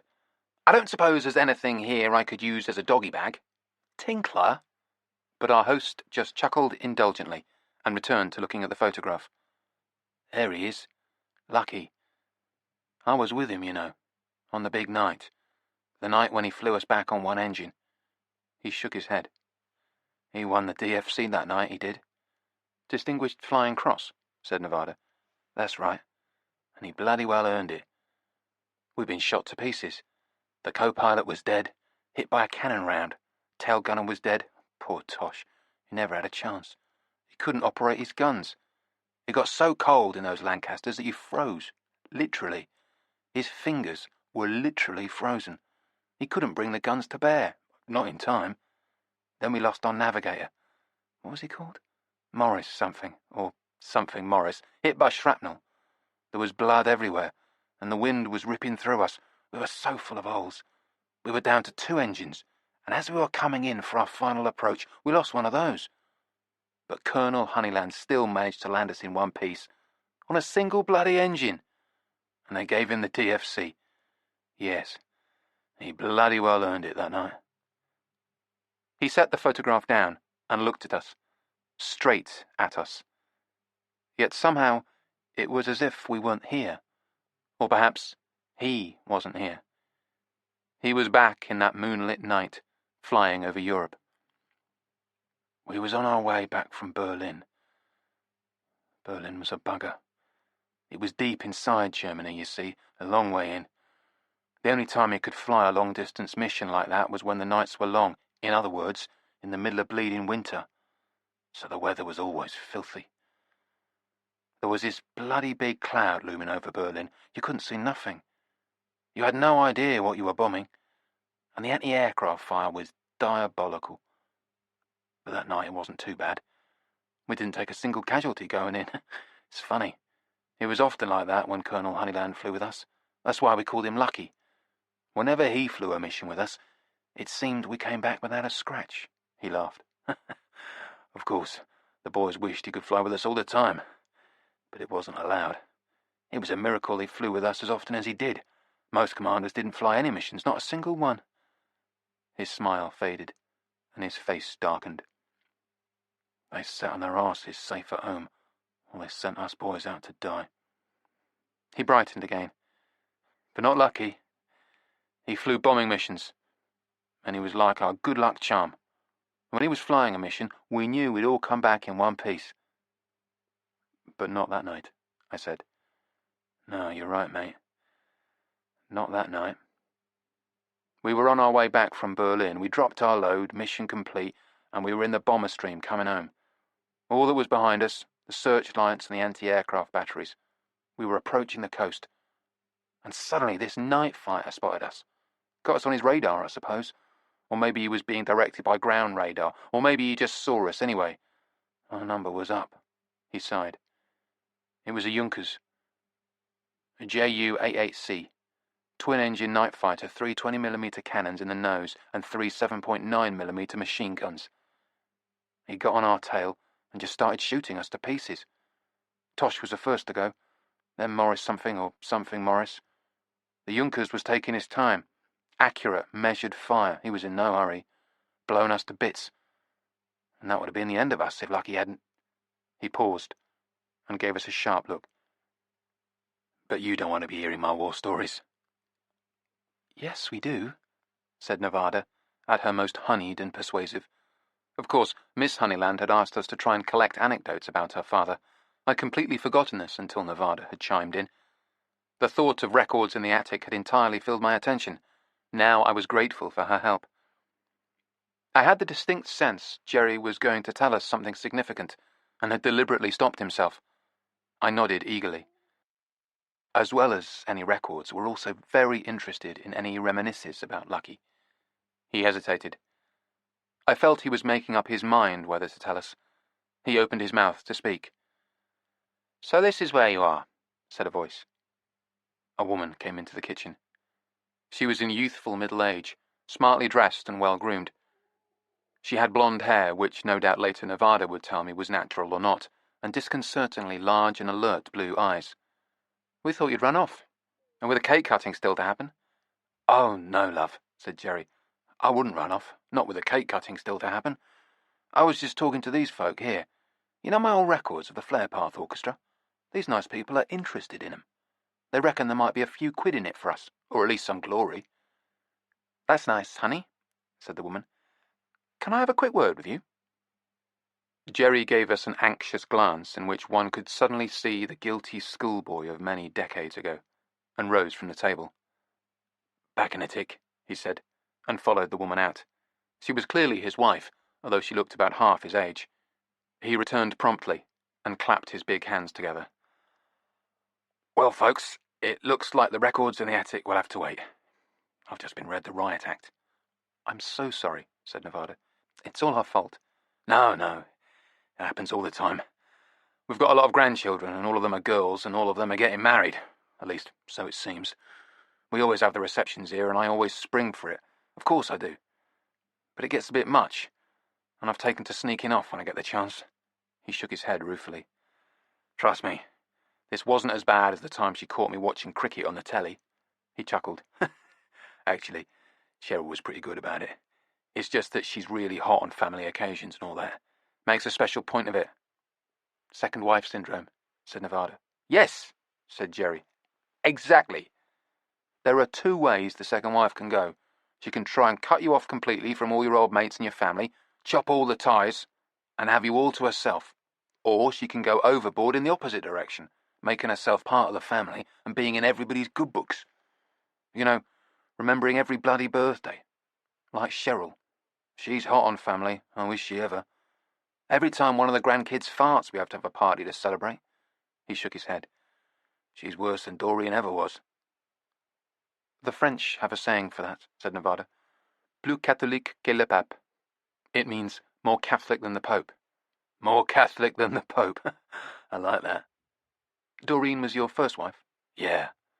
Lovely girl. Her ticket just blew. For a moment, he was lost in thoughts about the past. Then he shook his head, as if clearing it. Anyway, I've got to get back to the wedding. Of course, said Nevada. Of course, I said, trying to conceal my bitter disappointment. Don't worry, mate. You'll get your records. We'll go into the attic and get them this evening. Jerry grinned at me. You and me together. You can hold the torch. Are you sure? Said Nevada. Oh, yeah. Come back later. Then this mob will either be gone or too drunk to care. I'll be a free agent again. And we can sort it all out. Just kill some time and come back here. He nodded his head and smiled, as if he'd thought of something. Tell you what. Why don't you go to Dover? Why would anyone want to go to Dover? Said Tinkler, who had attended secondary school in that fabled port town. Jerry reached down and picked up the photo from the table. He prodded it with a large finger. Because he lives there. Chapter 6. Dover. We drove down a winding hill past Dover Castle, which was very impressive, looming on the hill against the moody grey sky and angular grandeur. Nice castle, I said. It wasn't enough, said Tinkler. Believe me, growing up here, it wasn't enough. You've really got it in for poor old Dover, said Nevada. Tinkler glanced in the mirror to catch the last glimpse of the vast Norman battlefields as we drove downhill away from the castle. Then, thankfully, returned his eyes to the road. The one-way system seemed to be routing us inexorably towards the docks. I assumed he knew where he was going. Still, you're right, he said. It is a nice castle. Cleanhead would like it. I shall bring her down here and show it to her. That's your plan, said Nevada. You're going to try and get into her knickers by showing her the great castles of England. Her knickers, said Tinkler happily. Keep your mind on the driving, Tinkler. We crawled through the town centre. There was a lot of traffic. Perhaps a ferry had just arrived. Then we turned left and began to wind our way uphill again. The little blue Volvo climbed past playing fields and then a gateway leading up a steep slope towards a big ornate building on a hill. That's the old school, said Tinkler, glancing at it as we passed. My alma mater. What does that mean, by the way? White mother? Nurturing, said Nevada. Nurturing mother. You see the school gates there? That's where old Smithy got beaten up. 2 boys in the year below us. I think they were brothers. They waited for him after school one day and beat him up. He came in the next day with a black eye and split lip. I said, so it wasn't very nurturing for poor old Smithy. Tinkler bobbed his head. The funny thing was, he wasn't some kind of loser. He was one of the school's alpha males. So I wondered how he was going to get them back. I waited for the showdown. Tinkler signalled and turned left. But nothing happened. He got beaten up, he took his lumps, he never did anything about it. Time passed and no one mentioned it anymore, and that was that. Tinkler shrugged. He glanced at us. It turned out that in this respect, life was different to any number of Clint Eastwood movies. What happened to him? Said Nevada. Smithy. He's a doctor now. Loads of money, big house, nice family. Nevada glanced at me. Why couldn't you be a doctor? I said, I'm too busy looking for fucking records. Ever since we'd left Sevenoaks, we'd been travelling under a vast, minatory charcoal sky that had promised at least storm and rain, and quite possibly the apocalypse. But now, as we parked the car on a hillside slope in a row of small houses, the clouds broke open, and sunlight poured through. We were sitting on a steep gradient, so Tinkler turned the tyres at an angle and applied the handbrake before we got out. Cleanhead would have approved. We stood blinking in the radiant afternoon. Gorgeous day, said Nevada. Breathe that fresh air. I bet it's lovely down by the sea. She looked at us. We can go for a walk along the seaside before we drive back. Can I kill myself instead? Said Tinkler. We walked up the sloping street. There was a minivan parked at the top. It was a classic hippie vehicle, rusting and highly decorated. On the side facing us was a giant smiling yellow sun, shedding slanting rays across a pale blue background. In swirling purple lettering it read, "Mr. Sunshine is giving us some golden love today." 30 seconds ago it would have been a bad joke. Now it seemed eerily, almost prophetically apt. As we reached the top of the hill and the van, Nevada glanced to the right, where the residential dwellings gave way to a small parade of shops meandering back downhill. "Look," she said. "My God, there's a clothes shop. A second-hand clothes shop." Tinkler rubbed his hands together. "And who knows what bargains these gullible locals might have on offer." "Don't encourage her, Tinkler." "I'll join you in a minute. Number 87, isn't it? I'll be right back." Nevada gave me a quick kiss and then was gone. Tinkler and I walked in the other direction, along the brow of the hill, towards number 87. The houses were crowded together, narrow and quaint, with miniature gardens that had mostly been paved or covered with concrete. Our destination had a sad little square of grass outside with a yellow ball lying on it. The paint was chipped and flaking on the wrought iron gate, which creaked and clanged and presumably alerted the owner, because he was at the door to greet us before we could ring the bell. Charles Gresford Jones opened the door and smiled and waved. On the photograph, his name had been unhelpfully and inaccurately rendered as C.G. Jones. If I'd known what he was really called, I might have been able to track him down. That didn't matter now, though. Jerry had phoned him up and made the introductions for us. Gresford Jones was wearing a maroon-checked, sleeveless vest over a black turtleneck sweater, a neatly creased pair of blue jeans, and a scuffed old pair of bedroom slippers. It was as if, in his dress style, he was torn between bohemian and nerd. He had a narrow, deeply seamed face and a few wisps of dark hair densely streaked with grey. There were liver spots on his thin white hands. But on the whole he was, like Jerry, fairly well preserved, despite being headed for 100 years old. It was as if, having survived the horrors of the war, nothing could now kill them. He waved us indoors, and we followed him inside, doing an intricate little dance in the tiny hallway to make enough room to close the door behind us. We went through to the parlour, which was a little more spacious. There was a sofa, 2 armchairs, a bookcase, half of which was devoted to books and half to CDs, and a fairly serious-looking hi-fi system. Being a musician, he probably wanted music to sound like music, or as near as you could get with CD. "Gerald rang and said to expect you. It was pleasant to hear from him. It's been a while. We used to see quite a lot of each other at the squadron reunions, but we both stopped going." He smiled at us. "They're a bit of a depressing business these days. So few of us left, you know." His smile faded a little. "Gerald said there was going to be 3 of you." "Yes, my girlfriend spotted a vintage clothes shop and couldn't resist the allure." "Oh, yes. Bernadette's. She'll find something in there. Do sit down." Tinkler and I each chose an armchair.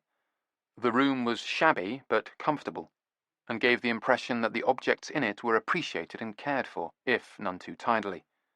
There was fresh paint on the window surround, a less than perfect job, and I surmised that the cushions on the sofa and chairs had recently been refilled, because there was a shallow pile of white stuffing still lying on the carpet by the window, glowing in the sunshine. I nodded at the Pioneer CD player and amplifier that was stacked on wall shelves beside my head. "Are those the Tom Evans modified models?" His eyes lit up, and any reserve in his manner dropped away. "Yes, that's right. Don't they sound marvellous?" I agreed that they did, and we sank down onto the sofa and relaxed. We were now brothers in hi-fi. "I don't have room for a large system in this tiny place, but I do quite well. I miss teaching, though. I used to have access to the music room, of course." "You taught music?" "Naturally. One of the few ways a musician can earn a living." "My friend here went to your school." He glanced at Tinkler and nodded politely. Another bond of fraternity. "Oh, really? An old boy? Many years after my time, I fear. Yes, we used to have a lovely system in the music room when I was there. Vinyl, of course, played on quad speakers." "I've got a pair of quads," I said. "Of course you do. I would, if I had the room. And we had quad amps and a superb Torrens TD-124 turntable. He sighed. I often wonder what became of that turntable.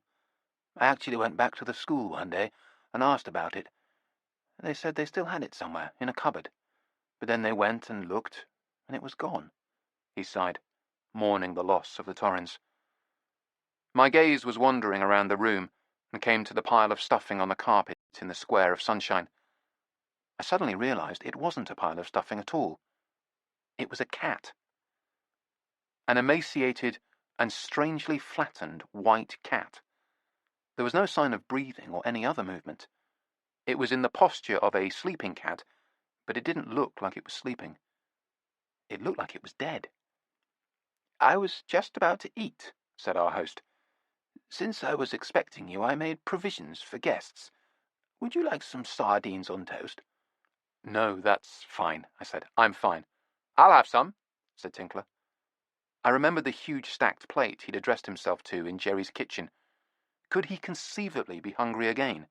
It didn't seem humanly possible. Yet he appeared perfectly willing to send this frail, ancient fellow off to cater for him. Tinkler, for Christ's sake, I murmured. What? I'm hungry. I've been burning calories. When? While driving? How do you figure that out? It's brain work. The brain burns a surprising number of calories. Not yours, I said. Excellent, said Gresfus Jones, in the manner of a man who had spent many decades concluding arguments between bickering schoolboys. I'll prepare sardines on toast for two, then.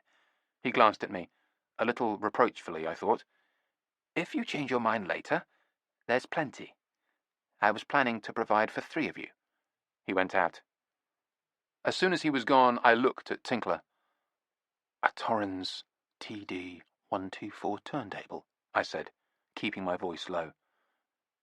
Yes, he said. He seemed strangely uninterested during our hi-fi discussion, elaborately detached, in fact. Just like the one you've got, I said. I suppose so.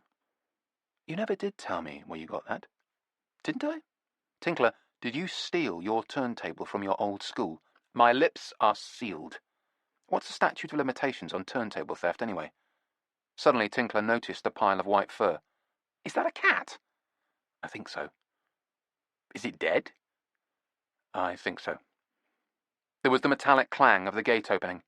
From the back of the house, Gresford Jones called, Is that your lady friend? Could you let her in? I went to the door and opened it. Nevada smiled at me and stepped in. I sensed something behind the smile, though. Find anything? I said. A couple of decent items, and there was a really lovely Hermes scarf.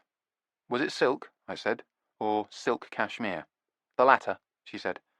But it's all academic because some vile little teenage slut beat me to it. So that's what was bugging her. I led her into the parlour and let her take the armchair where I'd been sitting while I perched on the arm of the sofa. What a shame. They're like that around here, said Tinkler. My God, is that a cat? Said Nevada, staring at the thing on the floor. I think it once was. Is it dead? It didn't seem polite to ask. Tinkler got up and went over and sniffed the air above the recumbent white form. No telltale odour of corruption. He bent over and prodded the cat. Tinkler, don't touch it. He prodded it again. It didn't respond. There were no signs of life. Tinkler shrugged. Maybe it's been stuffed. By a taxidermist. Wouldn't he have had it stuffed in a more lifelike pose? Maybe this is a lifelike pose. Good point. Where has he gone? Said Nevada, looking around the place. Charles Gresford Jones. To get us sardines, I said. And toast, said Tinkler. Gresford Jones came back carrying a tray. He had, as promised, brought sardines on toast for himself and Tinkler, and an unopened tin of sardines on a big white plate. I introduced him to Nevada, and she reassured him that she didn't need any sardines. Tinkler had meanwhile seized his plate and begun to eat with enthusiasm hard to credit in one who had so recently gorged himself. Our host seemed, if anything, gratified. He daintily consumed a small mouthful of his own serving, then turned to the tin on the plate. He set the plate down on the floor by the sofa and began to open the tin. At the sound of the sardines being opened, the apparently dead cat suddenly rose to its feet and approached us. It moved in a strange angular dance, making abrupt shifts of direction. It was like Charlie Chaplin pretending to be drunk. Tacking thus, it came across the room and slumped down again, its chest across the white plate, and its face nose down in the contents of the tin, which were a bright, shocking red. The cat began to eat enthusiastically, its whiskers jutting from the tin on either side of its small face. "Abner likes the sardines in tomato sauce," said Gresford Jones, nodding with approval as the cat hoovered up the gory mess. With astonishing speed, the tin was empty and left, like the plate, sparklingly clean. When Abner finished licking the last drops of sauce, he turned and went back to slump down in the patch of sunlight again. "We have 2 cats at home," said Nevada. She looked at me. "We should try feeding them sardines, dear." If we did, they'd probably sue us. "How old is Abner?" Gresford Jones considered. "Well, I've had him for several years, and he must have been hanging around for a good long while before that." He shrugged, as though the calculation was just too difficult. "Now, I understand you have a photo." I handed him the picture, and he nodded. "Ah, I have a copy of this upstairs." "Our client might be very interested in any memorabilia you have," said Nevada. It seemed as if, by mutual unspoken consent, everybody had decided to get down to business. "Excellent. And you would like to hear my reminiscence of events?" "Definitely," said Nevada. "Do you mind if I record it on my phone?" She looked at me.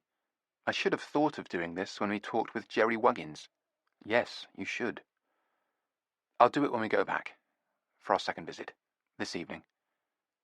"Do you suppose they'll still have that food?" said Tinkler. He'd finished his sardines. Nevada took out her phone, but our host shook his head. "No, no. I will record everything and make a copy for you." He took out a serious-looking microphone and set it up on a small table in front of us.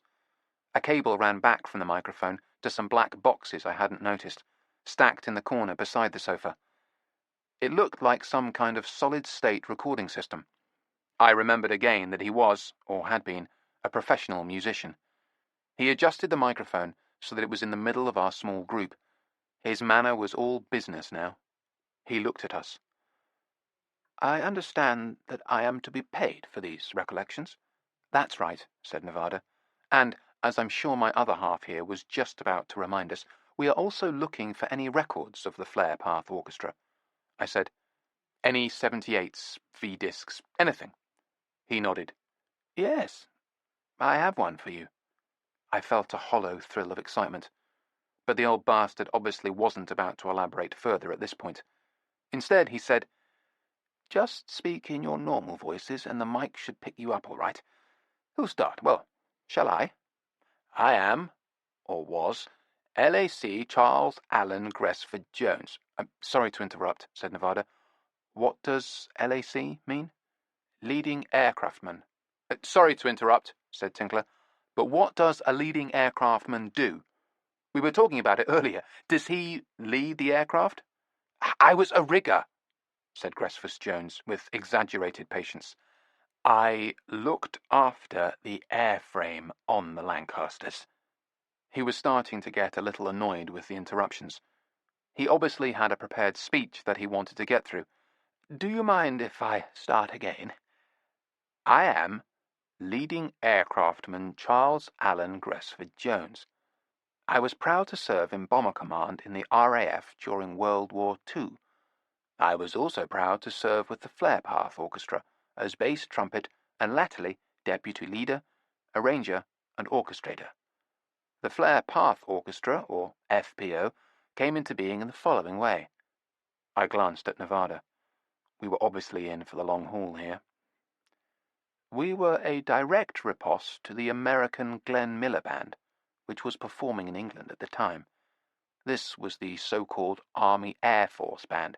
You see, the U.S. Air Force did not become a separate service, like the RAF, until 1947.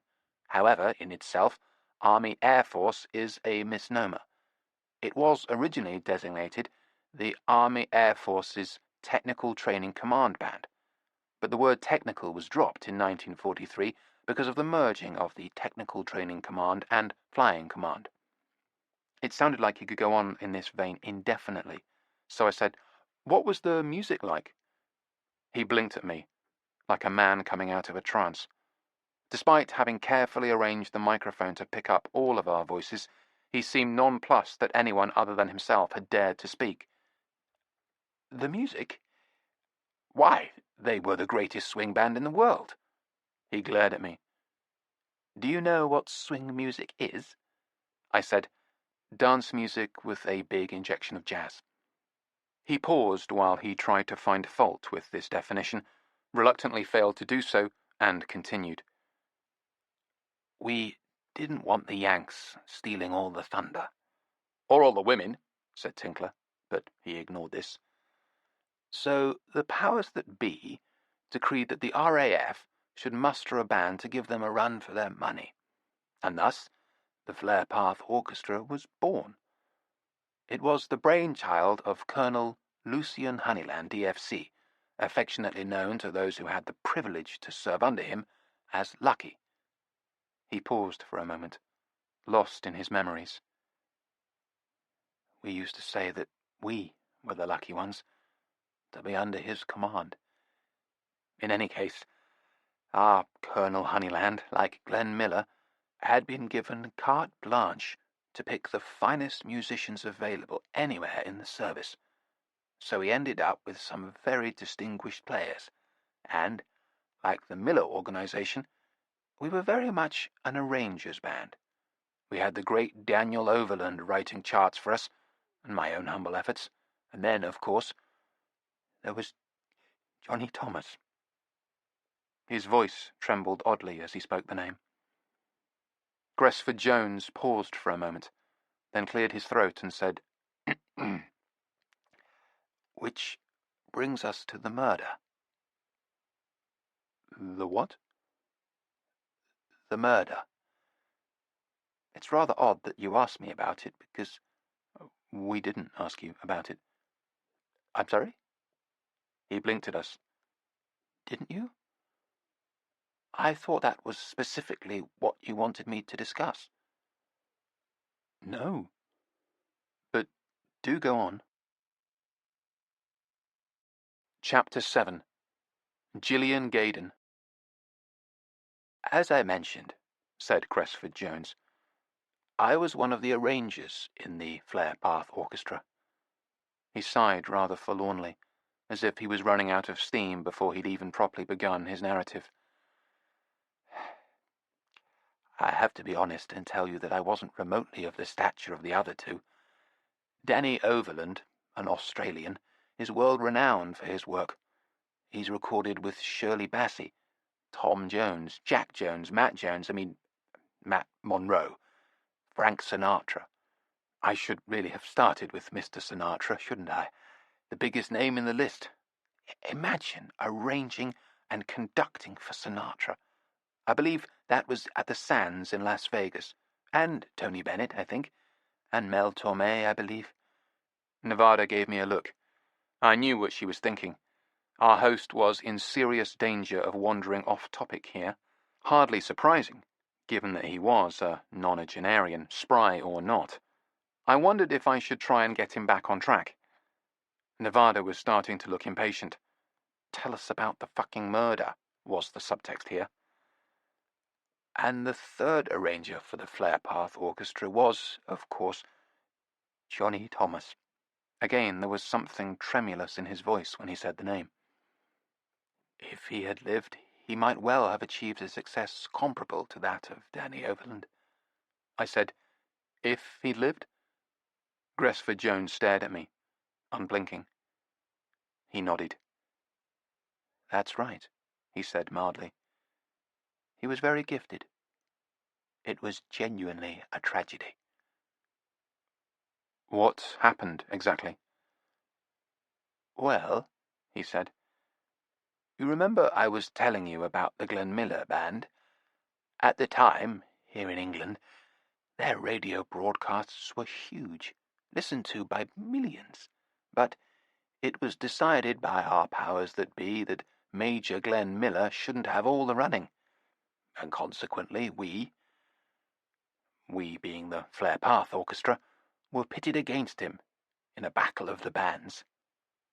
I remembered that I owned some of those Miller broadcasts, immortalized on vinyl, and realized that I was in danger of becoming interested in his long-winded tale. Gresford Jones began to smile a nostalgic smile. And so it came to pass that we were scheduled to play against the Miller organization in the grand inaugural Battle of the Bands at the Corn Exchange in Bedford. The smile faded, and the light in his eyes dimmed. And that was the first time she turned up. Who turned up? Gillian Gaydon. As soon as I saw her, I knew she was trouble. She was in the audience that night, and made a point of coming to meet the orchestra afterwards. In fact, she followed us onto the band bus. Sometimes girls did. It was quite a scandal, what went on. That's what Jerry told us, said Nevada. Yes, he would, said Gresford Jones, dryly. He had more than his share of participation in such goings-on.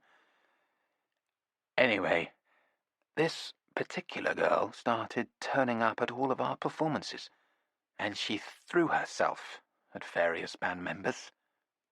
There was a petulance in the way he said this that suggested he hadn't been among the lucky targets. She was a groupie, said Nevada. Effectively, yes. Although we wouldn't have used the term at the time. At this point, Tinkler woke up. Groupies? He said groggily. Our host didn't dignify this with a response. Anyway, contact with her led to the death of a dear friend of mine, a comrade in arms, and a fine musician who should have gone on to great things. Is that 3 different people, or all the same guy? Said Tinkler. All the same guy, said Gresford Jones, coldly. Dead. Then, presumably because he just couldn't keep his mouth shut, Tinkler said, Still, you must have lost a lot of your friends, your mates, your comrades in arms. I mean, it was the war and all that. Gresford Jones was clipped and icy. Your point being? That you must have got used to it, suggested Tinkler timorously. Our host shook his head. Oh, he didn't die in combat, didn't he? No. Johnny Thomas was hanged. He went to the gallows. I said, Why did they hang him? Gresford Jones sighed. Because of the murder. Who did he kill?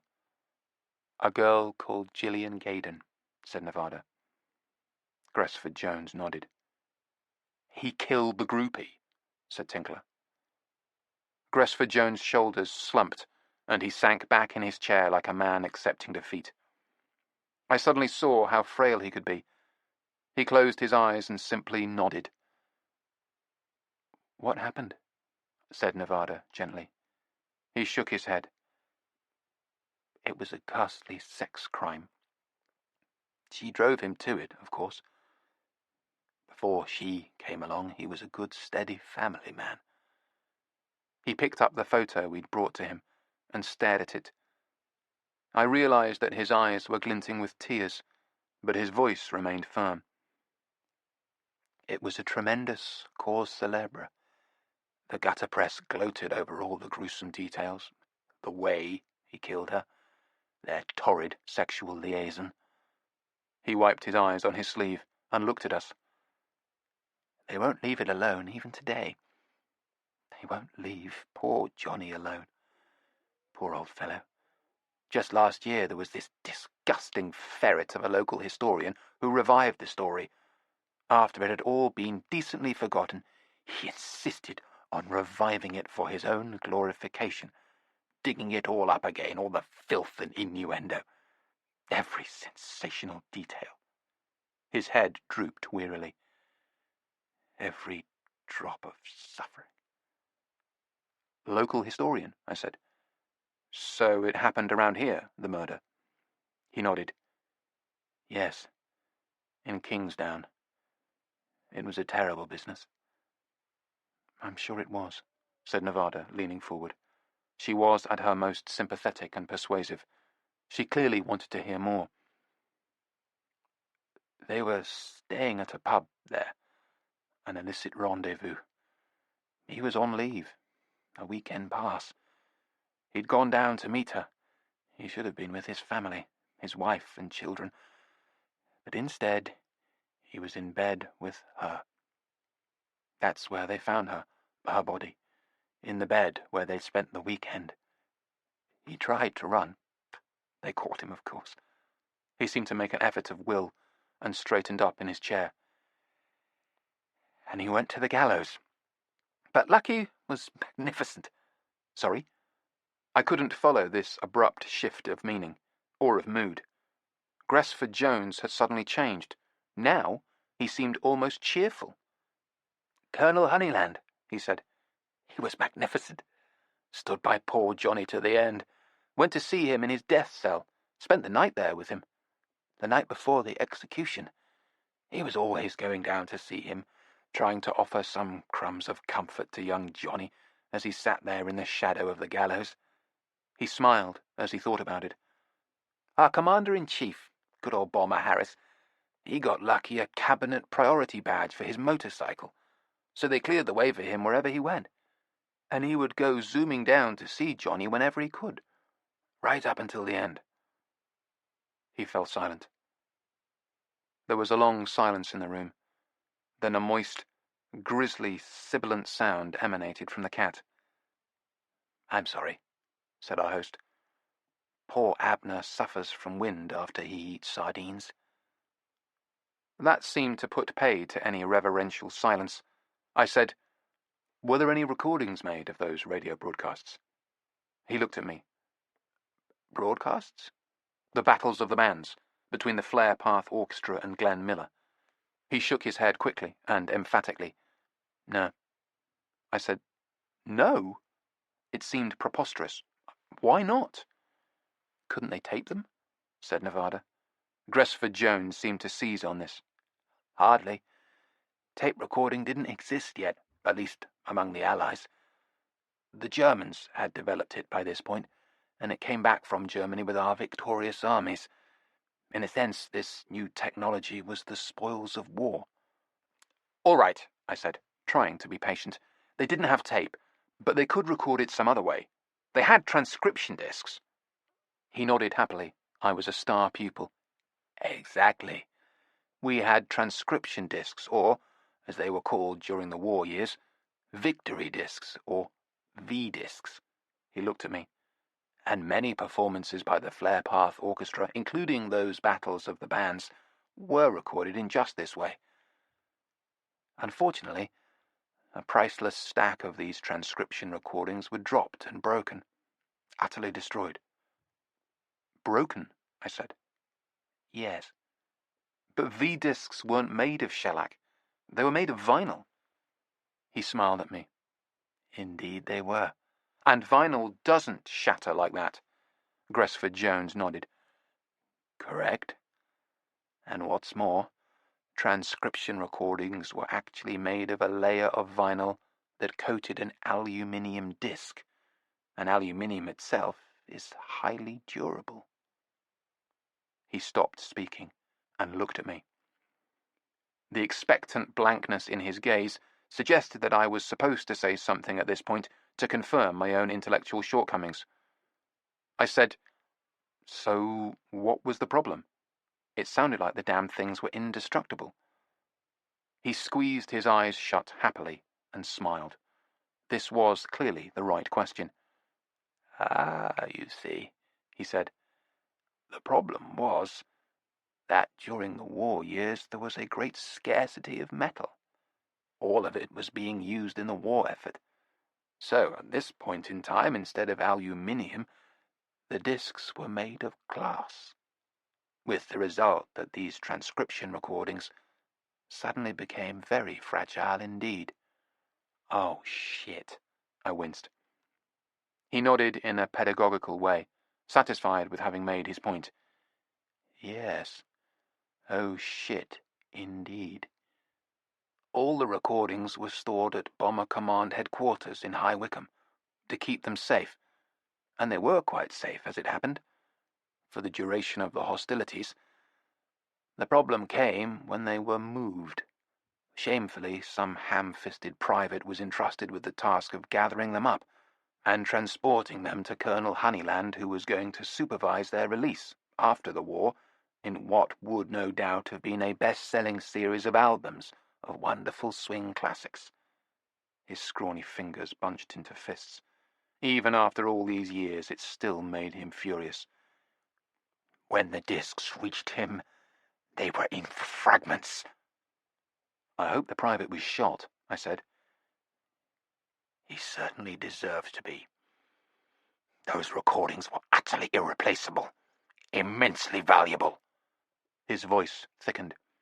Tears glinted in his eyes once more. And who could blame him? But I didn't particularly want to watch an old airman start blubbering. I cleared my throat. You said you had a record. He blinked at me. Sorry? You said you had one for me. He came back from miles away. I had his full attention. You said you would pay for it.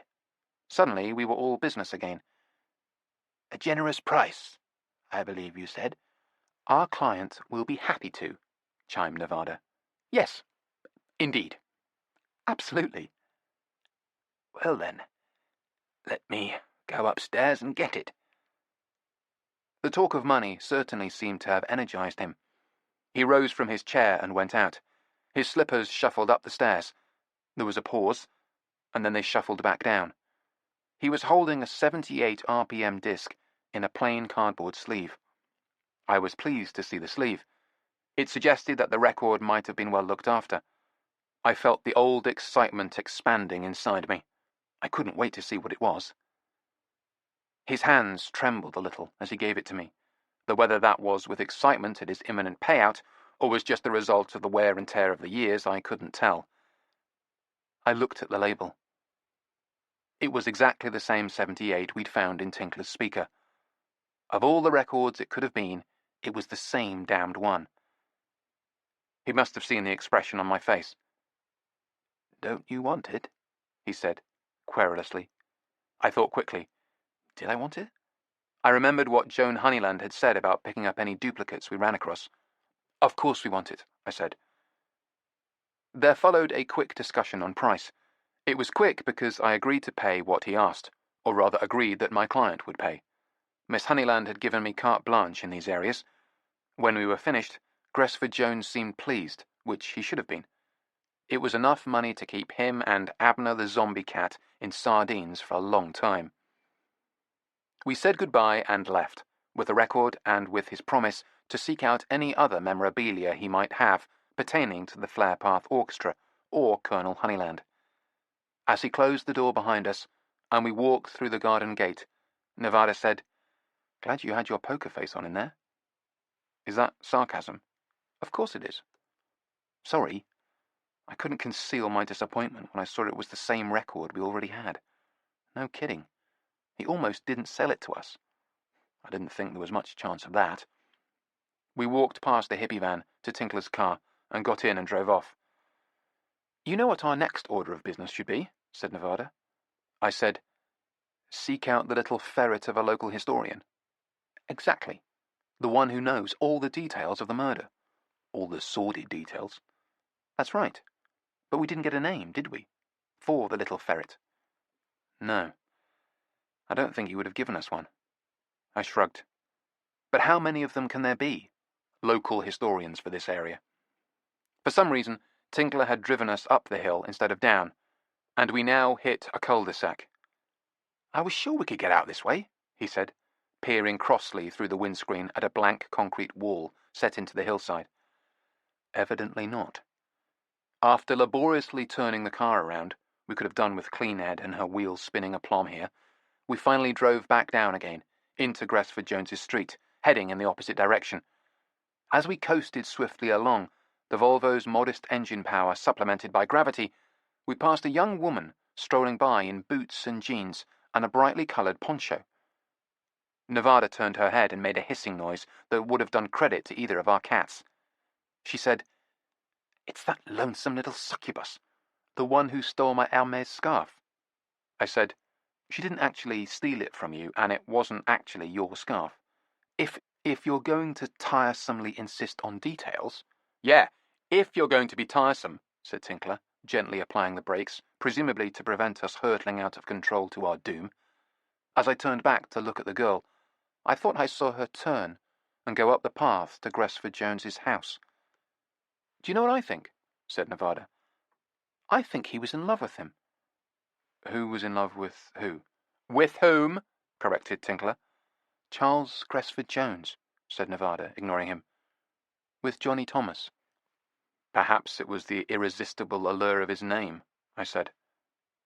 "Don't think I don't know that that's a penis joke," said Nevada, "but I'm perfectly serious. Did you see the way he reacted when he was talking about him? I think the bloke was the great lost love of his life." "Do you know what I think?" said Tinkler. "I think that was one fucking weird cat." Chapter 8. Silk Stockings. Much to Tinkler's relief, there wasn't time for a walk along the seafront in Dover. Having sat through Gresford Jones's lengthy monologue, we were now running late and had to get onto the motorway again and hightail it back to Sevenoaks. This necessitated driving past Canterbury, which was an occasion for more unwanted reminiscences from Tinkler about grave robbing, an episode that Nevada and I were both eager to forget, but which he couldn't seem to get enough of. But he was the driver, so we couldn't tell him to shut up. The sun was setting by the time we got back to Jerry's place, and the wedding celebrations had moved into a new gear that mainly consisted of being louder, more rowdy, and even drunker than before. Walking under red oriental paper lamps hanging in the trees, what had happened to the cowboy theme? We managed to find the host, without being confronted by a band of vigilantes this time, although Jerry's wife did give us a dirty look as we walked past her, sitting at a table, eating cake with a group of little girls. She wasn't glad to see us back. Somewhere behind the house, a disco system in a tent was blaring out Jane Birkin singing Je t'aime in a thunderous, yet affectingly salacious voice, with loud and profane interjections from the revellers and ensuing gales of laughter. Jerry seemed, as ever, quite pleased to escape from the festivities, and said as much as he led us back to the kitchen. Tinkler was crestfallen when he saw that the platters of food had been cleared away. "Don't worry, mate," said Jerry. "They're in the pantry, through that door there." "Oh, Tinkler, for Christ's sake," said Nevada, because it was her turn to say it. But I suspect, like me, she was ready for something to eat herself. "No, that's fine," said Jerry. "Help yourself, mate. Fill your hollow leg. There's plates and napkins over there." We sat down at the same table where we'd gathered before. Jerry sank into a chair and sighed. His tie was hanging loose at his collar now, and his smooth red face was more florid than ever. "So how was old Charlie boy then?" "Well," said Nevada, "to be frank, he was a bit hit and miss." "Hit and miss?" "Yes. He was very voluble, but he didn't tell us a great deal. In particular, we got the impression that he was holding back on one subject." "What subject?" "The murder," I said. "What murder?" "The sex crime in Kingsdown." "Oh, Christ, that." Jerry shook his head. Suddenly he looked tired, showing his years. "He's got that bloody murder on his brain. I ask you, of all the people who got killed from our mob in the air during the war, all the blood that got shed, thousands of our boys died, tens of thousands, and he has to get a bee in his bonnet about that." He looked at us, pale blue eyes under bushy grey brows. In the dark garden beyond the window, the music was a muffled pounding. "You know what Charlie Gresford Jones's problem is?" "No. What?" "He was ground crew. Do you know what he spent the war doing?" "He was a rigger," said Tinkler, who had wandered back in with a plate of food, cold fried chicken, potato salad, and some kind of curry. "He looked after the airframe on the Lancasters." "That's right, mate," said Jerry, gazing at Tinkler with new respect. That was exactly what he was, and exactly what he did. But what he didn't do was ever fly a combat mission, or any other kind of bloody mission. He spent his war on the ground. Unlike a lot of the people who worked on the ground, he made a lot more bleeding fuss about the war in the air than the blokes what actually flew it. He looked at us. He romanticised it. They all did. Everyone who didn't have to actually fly, or fight. Tinkler sat down and joined us, gnawing on a chicken leg. The curry on his plate smelled good, even cold. "Do you know what he went and done?" said Jerry. "Old Charlie boy wrote a number about us. About all us brave flyboys on our noble mission up in the air. A big, soppy, sentimental bloody tune it was too. Always had all the girls in tears. Lots of slashy strings everywhere. I never could be doing with strings." "Can I make myself a coffee?" I said. "Sure. Help yourself. There should be some in the pot over there." As I got up, I said, "So there's nothing to this murder?" I heard him sigh behind me. "Well, there was a big fuss about it at the time, and they topped poor old Johnny for it." I found the coffee pot he was talking about. I gave it a sniff, and it smelled all right. I poured one for myself and one for Nevada. I didn't think Tinkler would surface from his plate long enough to drink anything. "Poor old Johnny," said Nevada as I came back to the table and sat down. "What about the poor girl he killed?" Jerry shrugged. "I understand it was a gruesome sex crime," said Tinkler, licking his fingers and setting a chicken bone aside. He seemed to have gnawed it completely clean of flesh. "But Mr. Gresford-Jones wouldn't give us any of the details." "She was strangled with her own stockings," said Jerry. "So don't you think Johnny deserved to be hanged for that?" said Nevada. "It seems fairly appropriate." "It's fairly appropriate if he did it, darling," said Jerry laconically. No one else said anything for a while. Outside in the garden the music pounded away just at the edge of audibility, the tune not quite identifiable. He had good soundproofing in here. I broke the silence. "You don't think he did it?" I said. "I'll tell you one thing. They hanged him as much for having it off with a bird who wasn't his wife as they did for any murder he might have committed. He got hanged for adultery." He looked at us and suddenly smiled. "You know, the other day one of the girls asked me what adultery was, and I was blowed if I could tell her." "What is adultery?" said Tinkler. He was making a pretty good job of scooping up his potato salad with a piece of bread as his only implement. "It's shagging someone you're not married to," said Nevada succinctly. "And if you tell me it should be someone to whom you're not married, Tinkler, I shall break a plate over your head." "Fair enough," said Tinkler. "So it's having an affair with someone else when you're married." Nevada frowned thoughtfully. "No, it's also sex out of wedlock, premarital." "So, basically, it's having sex in any form," said Tinkler. "No," said Jerry. "Not if two people are married. To each other, like. Then they can have sex and it's not adultery." "Though still morally wrong, I trust," said Tinkler. He stared down at his depleted plate and then looked hopefully towards the pantry. Jerry chuckled. "So that's adultery. Between us, we've just about sussed it out. If anybody asks me for a definition again, I'm ready for them." His smile faded. "Anyway, that's what they hanged old Johnny Thomas for. Charlie Gresford-Jones never quite got over it." He shook his head despairingly. "Thousands of people dying every night of the war, and he got hung up on that one." "I have a theory," said Nevada. Here we go, I thought. She said, "I think Mr. Gresford-Jones might have been in love with him." "Old Charlie boy gay, you mean?" said Jerry. He considered it. "Maybe. But if you ask me, he always seemed sexless. Like someone's old maid aunt. And I think it's what happened to Johnny Thomas what did it to him. I mean, I reckon it was the sex side of it. The scandalous nature of the old thing. The salacious nature of it." He looked at us. "I think it scared old Charlie off it for life. Blew his mind, you might say. Gorgeous, sexy girl, strangled with her own stockings. Silk stockings they were. That caused as much scandal as anything else at the time. Where had she got those in wartime? They tried to make out that she was some kind of high-class prostitute or something, but she wasn't. Nothing like that. She was a lovely girl, sweet girl, smart as a whip she was. Jerry shook his head gloomily. He peered at Nevada. You're right, love. Whoever did it to her deserved to have a noose round his own neck. Whoever did it, I said. It really doesn't sound like you think it was Johnny. Well, we'll never know now, will we? No one said anything. I sipped my coffee. It was lukewarm and bitter. I speculated on the possibility of asking him to let me make some fresh, and then I wondered if I was turning into Tinkler. Instead, I said, I understand Colonel Honeyland spent a lot of time with Johnny just before— Oh, yeah, he did. He did everything he could for the kid.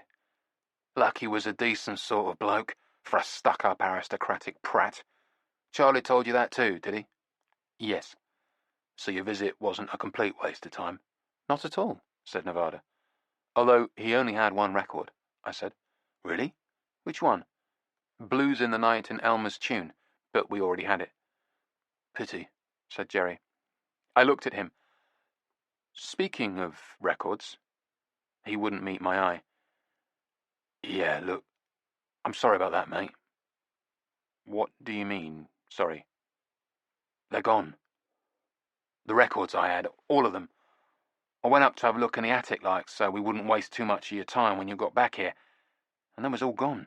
So imagine how baffled I was. I went down and asked the wife, about it, and she said she got rid of them. Got rid of them? Yeah. Just chucked them out months ago. Behind my back. Can you credit it? He sighed philosophically. Still, she's a good girl in lots of other ways. And they were just things. Just things, I said. I felt like I'd been kicked in the stomach. He took an envelope out of his pocket and set it on the table. I know it must be a real disappointment and shock. It was to me. So let me try and make it up to you. Take these as a gift from me and the wife. I glanced at Nevada, then picked up the envelope. Inside it were 2 tickets to the Royal Festival Hall for a concert by Daniel Overland and Orchestra. I showed them to Nevada. It was a nice gesture on his part. They were expensive seats. This is very good of you, Jerry. Nah, it's all right, mate. I'm sorry about the other business, the records. Nevada had just twigged how much the tickets had cost. Oh, no, she said. We couldn't possibly accept these, Jerry. No, go on, darling. Danny always sends me a couple of tickets whenever he's over here. Always very nice seats, for old time's sake, you know. And I used to make a point of always going up and seeing him. But now, me and Cheryl, we don't get up to London so often.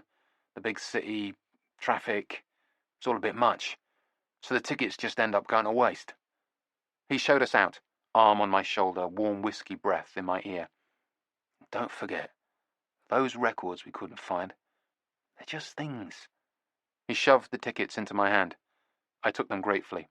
They might well prove useful. His philosophizing I wasn't so sure about. It's people that count, son, he concluded. I couldn't argue with that. I still wanted to put his wife in front of a firing squad, though. Firing squad? Why a firing squad? Said Nevada, a few minutes later when I told her as much. I envisage a proper military tribunal. That's very fair-minded of you. But the outcome will never be in question, I said. The next day, spring seemed to decisively arrive. The sunshine poured in the windows of my little house, providing numerous places for the cats to sprawl. I'd decided to make pizzas for supper, or, to put it differently, I'd managed to obtain a large number of ripe tomatoes, gratis from a shady acquaintance in Wales. So now, the only thing for it was to casserole them in the oven, tossed in olive oil, sliced garlic, fresh basil and thyme, and make a pizza sauce. Judging by the mouth-watering aroma, the sauce was just about done by the time I'd rolled out the dough for the last of the pizza bases. I took the sauce out of the oven and put the bases in. I was smugly congratulating myself about the perfection of my timing when the doorbell rang. I flinched at the sound, then walked to the door like a condemned man. I fully expected it to be Tinkler, having telepathically sensed that I was making pizza. He'd done it more than once before. But it was Leo Knoll. He was dressed in full cricket regalia, and additionally carrying some kind of large cricket bag with him. He'd evidently torn himself away from his beloved sheds full of 78s. I fleetingly wondered why, then noticed how smartly turned out he was, and concluded, with a sinking feeling, that Nevada had acquired another love-struck admirer. "Good morning," he said, smiling brightly. My relief that it wasn't Tinkler began to fade and be replaced by a new apprehension. "May I come in?" "Of course. Good to see you," I lied. I led him inside and down the hallway. Water was splashing the next room as Nevada took one of her epic baths. Leo peered eagerly around. "Where's your, lady friend?" The way he said it confirmed my worst fears. "Taking a bath." He nodded happily at this information, rather too happily, I thought, as we walked into the sunlit sitting room. Sonny Rollins was playing on the turntable. The cat lay on the floor, stretched motionless in the sunlight like abandoned artifacts from a very successful cat simulation experiment. "Oh, pussycats," said Leo, coming to a halt. "I didn't know you had pussycats." "Yes, for years." "Are you allergic?" "No, not at all. I quite like pussycats." We sat down at the table. He set the bag on the floor beside him, as if he didn't want it to get away. He nodded at the turntable. "Is that Coltrane?" "Sonny Rollins." Good guess, though, and full marks for having heard of anybody after Louis Armstrong. "Ha ha! Yes, that is more my period, isn't it?" He smiled and sat back in his chair. He seemed quite at home, relaxing like a lizard in the morning sunshine. I nodded at the bag on the floor. "Off to play a match?" He leaned forward and looked at me seriously. "I don't actually play cricket. I just wear the clothes." I said, "How long have I known you, Leo? 10 years? Oh, sorry. Of course. You were being ironic. No, not off to a match. Just thought I'd drop by for a visit. I hope it's not a bad time." "Not particularly," I said. The bathroom door opened, and Nevada stepped out in a wave of warm, damp, perfumed air. "Oh, hello," she said, staring at us. "I was wondering who you were talking to." She had just emerged from the bath with a bright red towel wrapped around her and a matching bright red band in her hair. Bare shoulders emerging from the towel, hair wet and gleaming, she looked ravishing. Leo certainly thought so. "Hello, Nevada. I was just saying I thought I'd drop by for a visit. I hope it's not a bad time." "No, of course not." "And I brought something for you." He opened the bag and took out a bottle of Perrier. He handed it to Nevada, who accepted it, looking at me. "How lovely. Thank you." "I'll put it in the fridge." I did so. Meanwhile, the human palindrome's open delight at seeing a naked girl wrapped in a towel was enough to send Nevada scampering into the bedroom to get dressed. As potentially creepy as Leo was at home, he was potentially much more creepy elsewhere, out of his familiar environment and context. Fanny came wandering over and nosed around in his open bag. Leo studied her fondly. "We used to have pussycats. I mean, Mum and Dad did. Here, pussy, pussy, pussy, lovely pussycat," he cooed. Fanny studied Leo cautiously for a moment, and then went back to delving in the bag. Leo said, "Lovely place you've got here. Lovely pussycats. Lovely girlfriend. She really is a cracker." Fanny now decided to actually climb into the bag. I said, "Okay, Leo, what brings you here?" I might have sounded a little sharp, but Leo didn't notice. He smiled at me, and then abruptly reached down in the bag, causing Fanny to hop out and scoot. "Do you remember when you visited me, I got a phone call about an auction? Some records I'd purchased?" "Scotland," I said. I felt the slow pulse of excitement start deep inside me. "Yes, Glasgow, actually. And anyway, I was looking through them when they arrived. It was a mixed lot. I had no idea what was in it, and neither did the chap who was selling it. And I discovered this. From the depths of his bag, he took a 78 in a paper wrapper. By the Flare Path Orchestra. He squinted at the label. A little number entitled Catfish. I was looking at him in astonishment. He seemed pleased with my reaction. He modestly refused to meet my gaze, looking instead at Fanny, who had returned to her place in the sun. How appropriate, he cooed. Would this lovely pussy cat like some nice catfish? Chapter 9. The Embankment. I still had the Stanton cartridge that we had bought from Lenny, which allowed me to play 78s. So I stuck the record on the turntable, first flipping it over to read both labels. It was cold and heavy in my hands. Leo was grinning at me. One side did indeed feature a tune called Catfish. The other had something called Whitebait. The composer of both tunes was listed as D. Overland. I took this as a good omen, since it was undoubtedly the same guy we had tickets to see at the Royal Festival Hall. From its title, I had expected Catfish to be an exercise in faux Dixieland or Deep South mannerisms. In fact, it turned out an oddly cool, almost impressionistic piece. It was reminiscent of the Claude Thornhill Band at its finest, but more intensely rhythmic. It was a compelling piece, and created a sustained mood of combined elation and tension, only disrupted by a spurt of what I had come to think of as the Flare Path Orchestra's trademark wacky instrumentation, which almost tipped it over into the realm of a novelty number. In this case, it was a jaunty intrusion by what sounded like a banjo and a triangle. Towards the end of the piece, the horns began to make an eerie keening that seemed oddly familiar and disturbing. Then I realized that they were imitating aircraft sirens. There followed violent, almost abstract blasts of percussion, scattered seemingly at random, like bursts of anti-aircraft fire exploding in the sky. It was a tour de force conclusion. Whitebait was more playful and toe-tapping, though it showed the same moody complexity. There were no novelty intrusions here, though. No harmonicas, cowbells, or xylophones, and it was all the better for it. Nevada emerged from the bedroom, now fully dressed, and came over to sit beside me on the sofa in front of the speakers. We listened to the music together. Meanwhile, Leo remained happily at the table, playing with Fanny, who was back in his cricket bag, her little head sticking out. She allowed Leo to stroke her between the ears. He seemed entirely besotted with the cat, and she was suffering his attentions good-naturedly. When the record was over, all too soon, Nevada got up and went to the turntable and looked at it. D. Overland, she said. She looked at me. Danny Overland. So it would seem, I said. Mr. Overland was evidently a very interesting musical mind. I was looking forward to meeting him.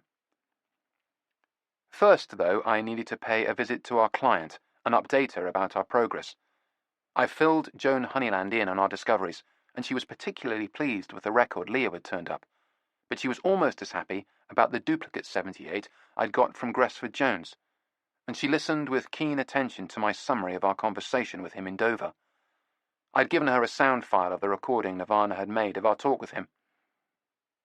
All that will be very helpful for the standard biography, she said. I didn't tell her about Jerry Wuggins in Sevenoaks. Not only had we not got any records out of him, we'd completely forgotten about recording any of his reminiscences. Nevada and I planned to visit him again and put this right. What I did do was arrange for the agreed sums to be paid to Charles Gresford Jones and Leo Knoll for the records they'd sold us. Despite the large amounts I'd agreed on her behalf, Miss Honeyland did this without a qualm, typing expertly at her computer and transferring the money to their respective bank accounts. The computer was set up on the dining table in the front room of her flat. The flat was tiny, but nevertheless was no doubt worth a fortune. It was located above its own garage, another incredibly valuable asset, in a little mews in the middle of Soho. A location like this in central London was gold dust. All of Miss Honeyland's neighbours appeared to be media premises, film production houses and the like. Hers was the only domestic dwelling in the mews, and I had the strong impression that she owned it. Indeed, that it had been in the family for years. This was the first evidence I'd had, apart from her car and clothes, that her dad's books for children really commanded the kind of wealth that she'd been talking about. The room in which we sat looked out over the narrow cobbled mews where the Mercedes gleamed. When I'd walked past it, on the way in, it had seemed like some kind of magic trick. The car was polished, immaculate, without a scratch. I'd walked around it, looking carefully, but I could find no trace of the massive damage I'd seen last time. Some very expensive repairs had been effected, and damned smartly, too. Miss Honeyland smiled at the computer. "There. That's done," she said. She looked up at me. "Now, I imagine you'll be wanting some cash yourself." "Cash?" "For out-of-pocket expenses.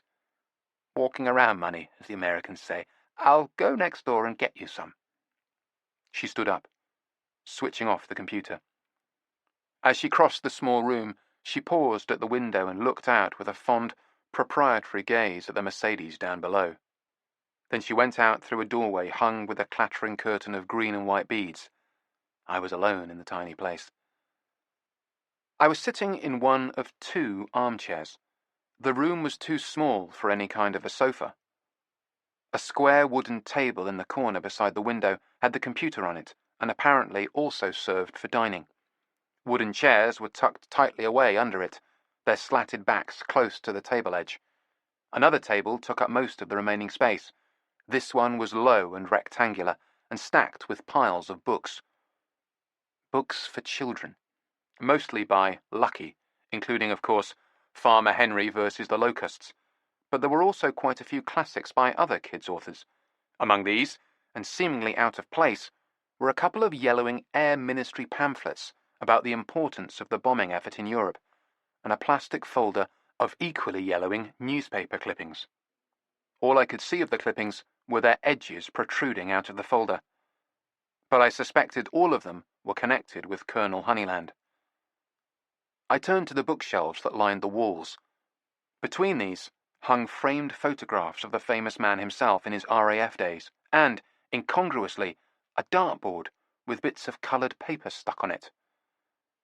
Listening to Joan Honeyland make mysterious noises in some remote corner of the flat, I felt a nice little glow of satisfaction. She seemed well pleased with our progress, and I certainly wasn't going to argue with her offer to give us some cash. I took a closer look at the dartboard. The pieces of paper had been torn or clipped from magazines, newspapers, and apparently books. Each one bore the likeness of a famous children's character. There was Peter Rabbit, Thomas the Tank Engine, Winnie the Pooh, Paddington Bear, and Mr. Toad. Peter Rabbit had a rather painful-looking dart stuck into his left eye. I heard Miss Honeyland coming back and returned to my chair. She came into the room with an envelope and 2 cardboard containers of coffee with the name of a famous Soho delicatessen on them. "I almost forgot," she said. "I'd asked Albert to go out and get these earlier. I understand you're quite a coffee drinker. I hope it isn't too cold." She handed me one of the coffees and the envelope.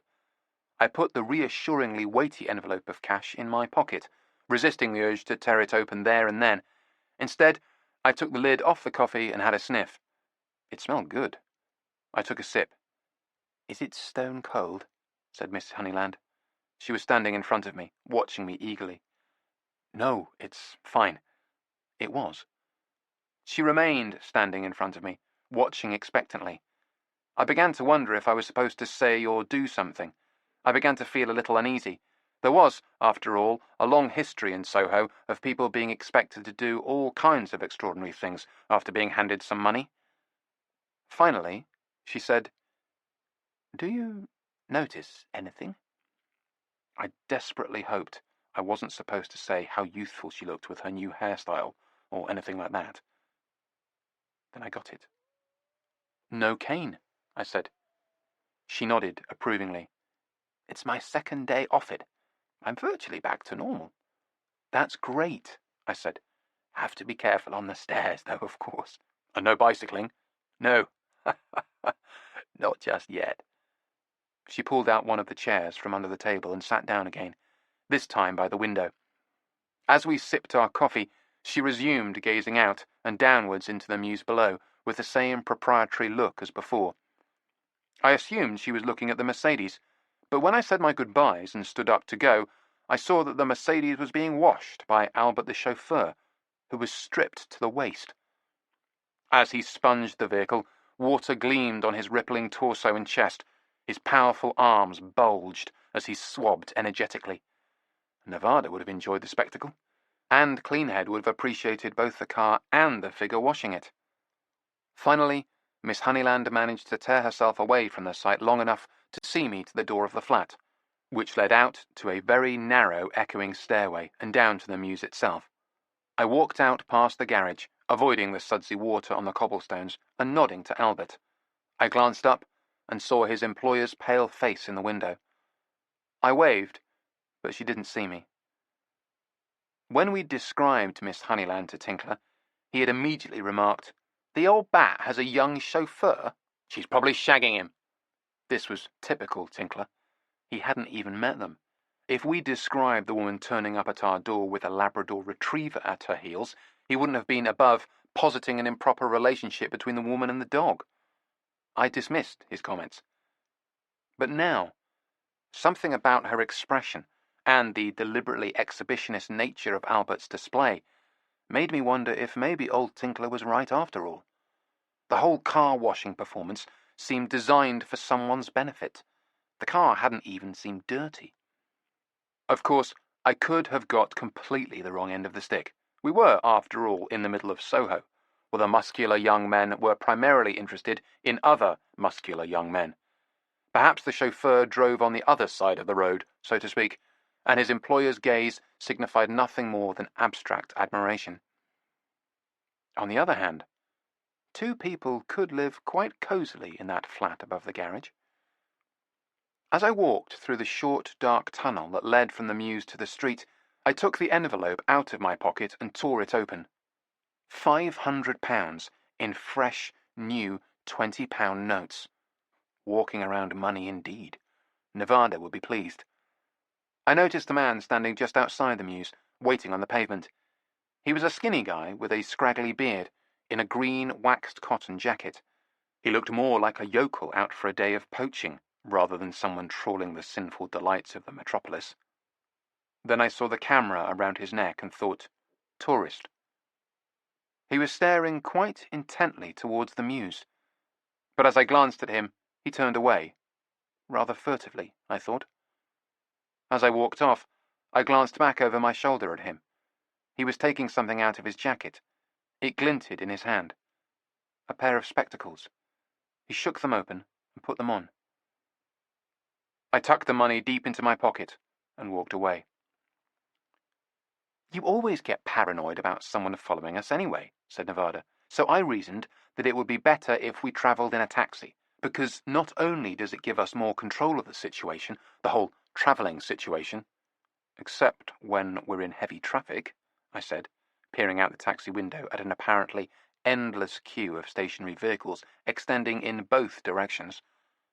I had suggested that we might have been better off making this journey by train to Waterloo, and I still thought the taxi wasn't a great idea. "Except when we're in heavy traffic, granted.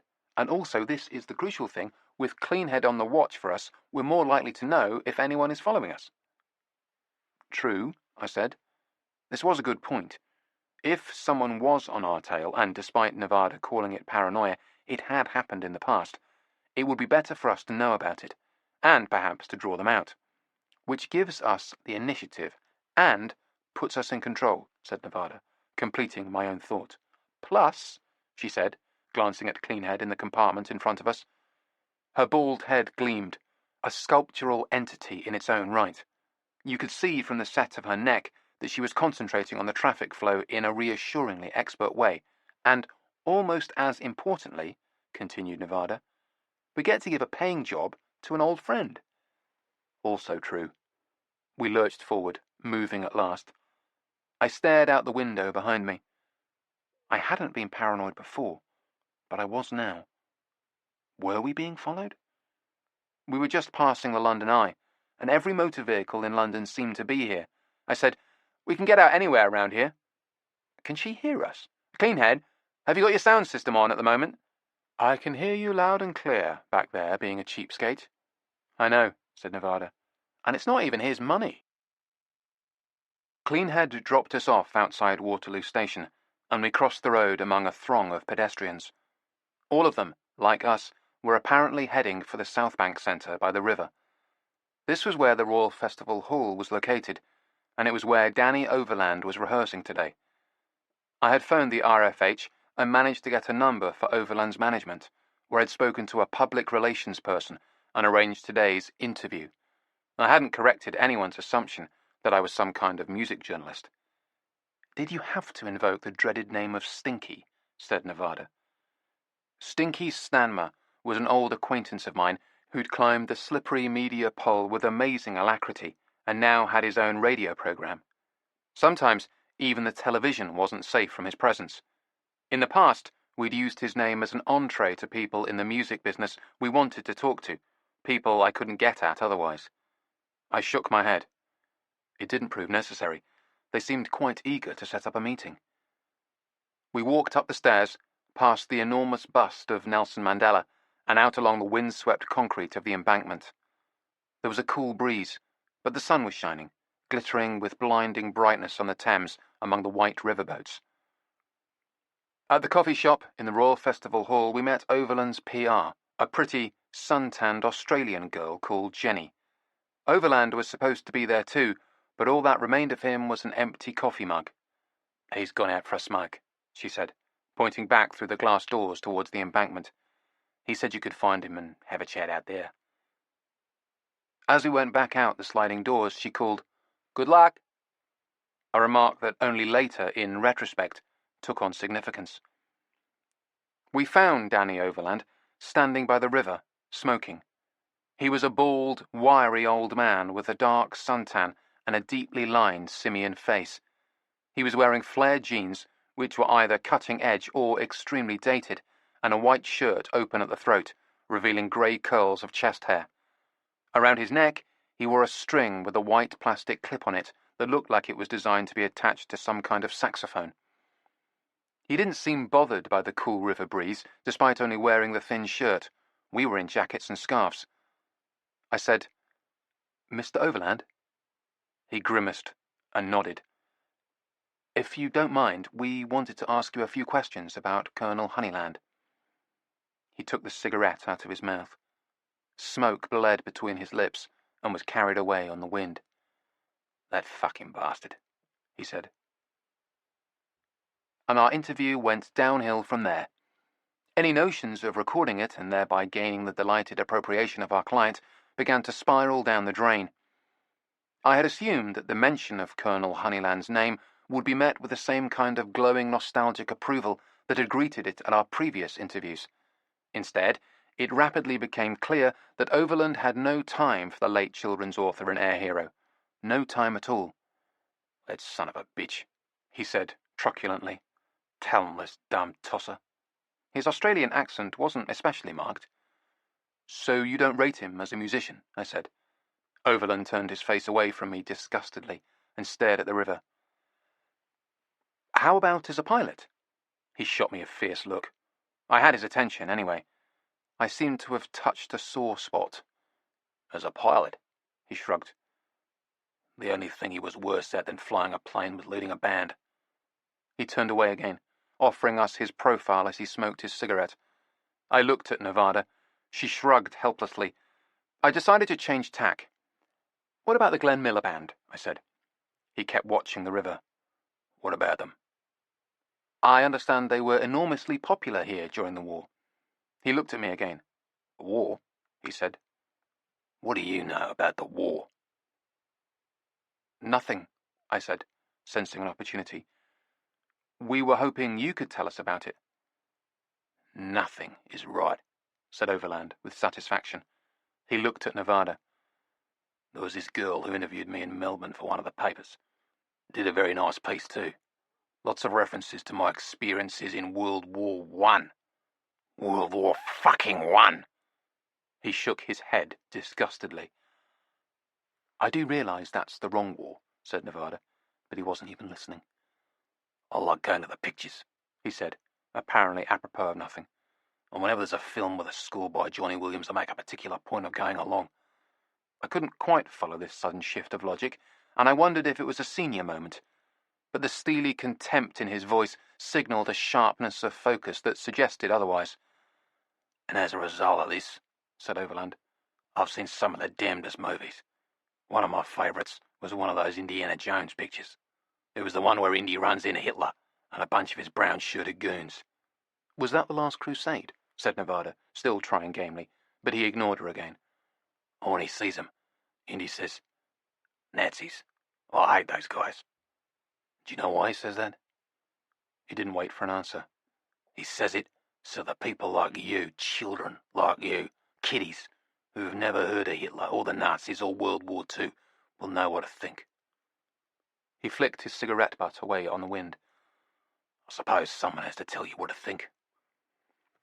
"Look," I said, "why don't you tell us?" "What do you know about strategic bombing?" he said. Another sudden shift of logic. I realized that, far from being a sign of vagueness on his part, these abrupt segues were actually deliberately calculated to keep us off balance and on the defensive, like a prize fighter crowding you to the ropes. Certainly, he seemed as combative as a boxer. "Come on," he said. "The strategic bombing campaign by the RAF in the Second World War." He looked at us, his dark eyes glittering. "What can you tell me about it?"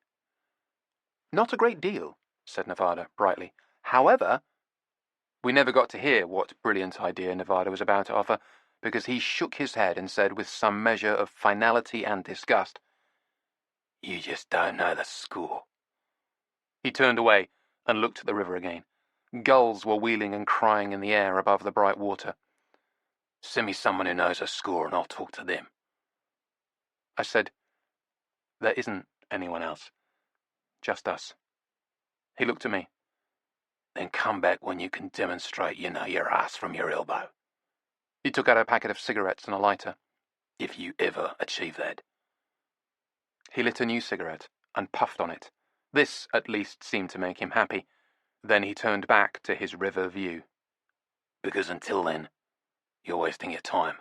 And, more importantly, you're wasting mine." The following evening we got a phone call from Tinkler, who wanted us to come out and play. I told him that was impossible. "Why not? I mean, why? Why impossible?" I sighed and looked at the huge stack of library books in front of me. "Because I've got just about every book about World War II that's available through the Wandsworth Public Library system, and I have to read, or at least look through, all of them." "Why in God's name would you want to do that?"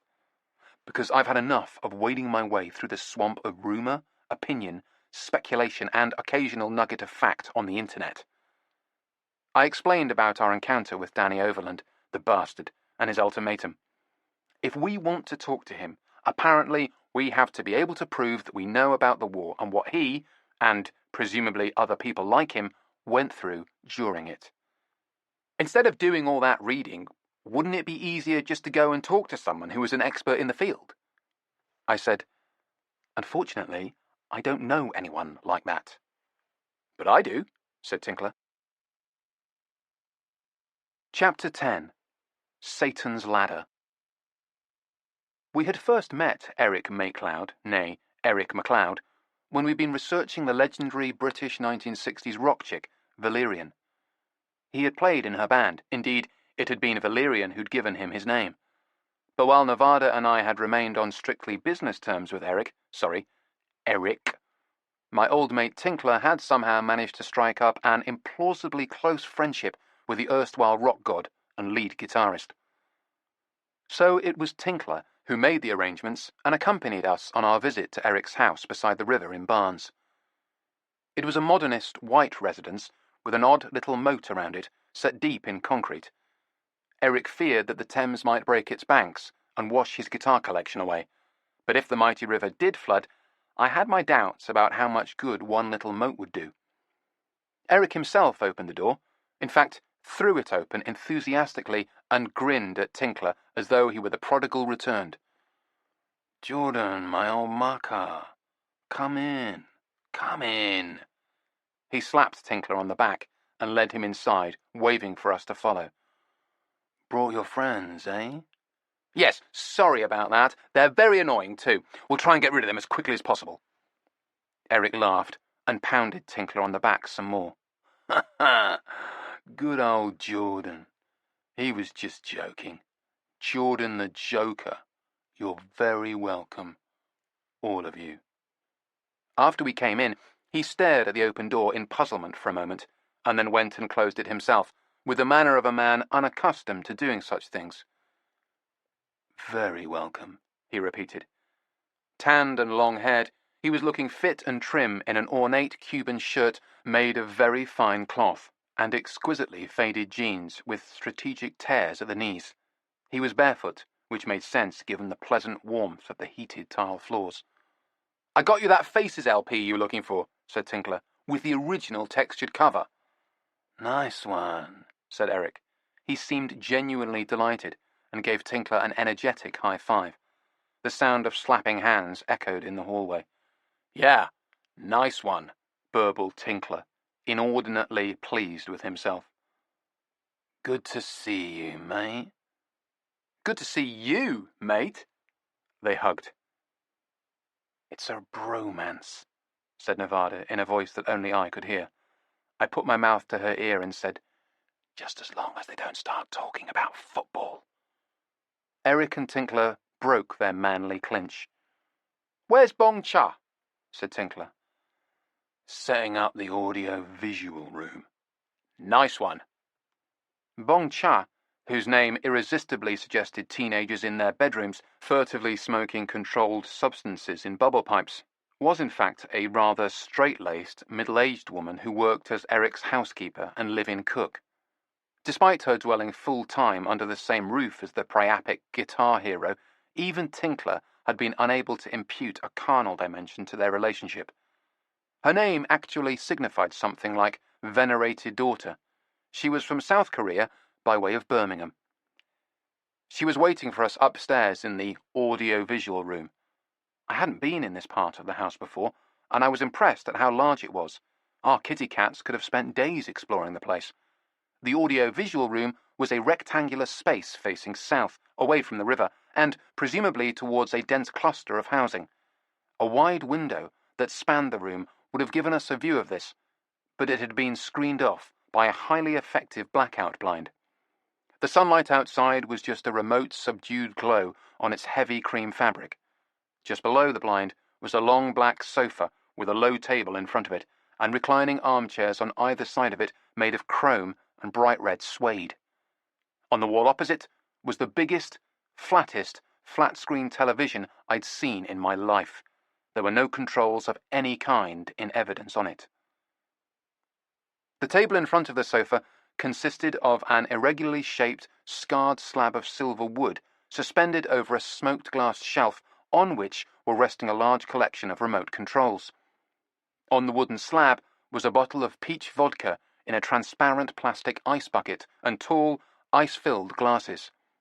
There was also a pile of black paper napkins, some white plates and gleaming cutlery, and a large tray covered with what looked like caviar and sour cream on blinis. They had served the same snacks to us last time. Perhaps it was the only food Bong Cha knew how to prepare. She was in the process of putting napkins and cutlery on the plates as we trooped in, and she shot me a dirty look, as if she'd sensed my thought. Perhaps I was being unfair to her. Perhaps it was the only one Eric allowed her to prepare.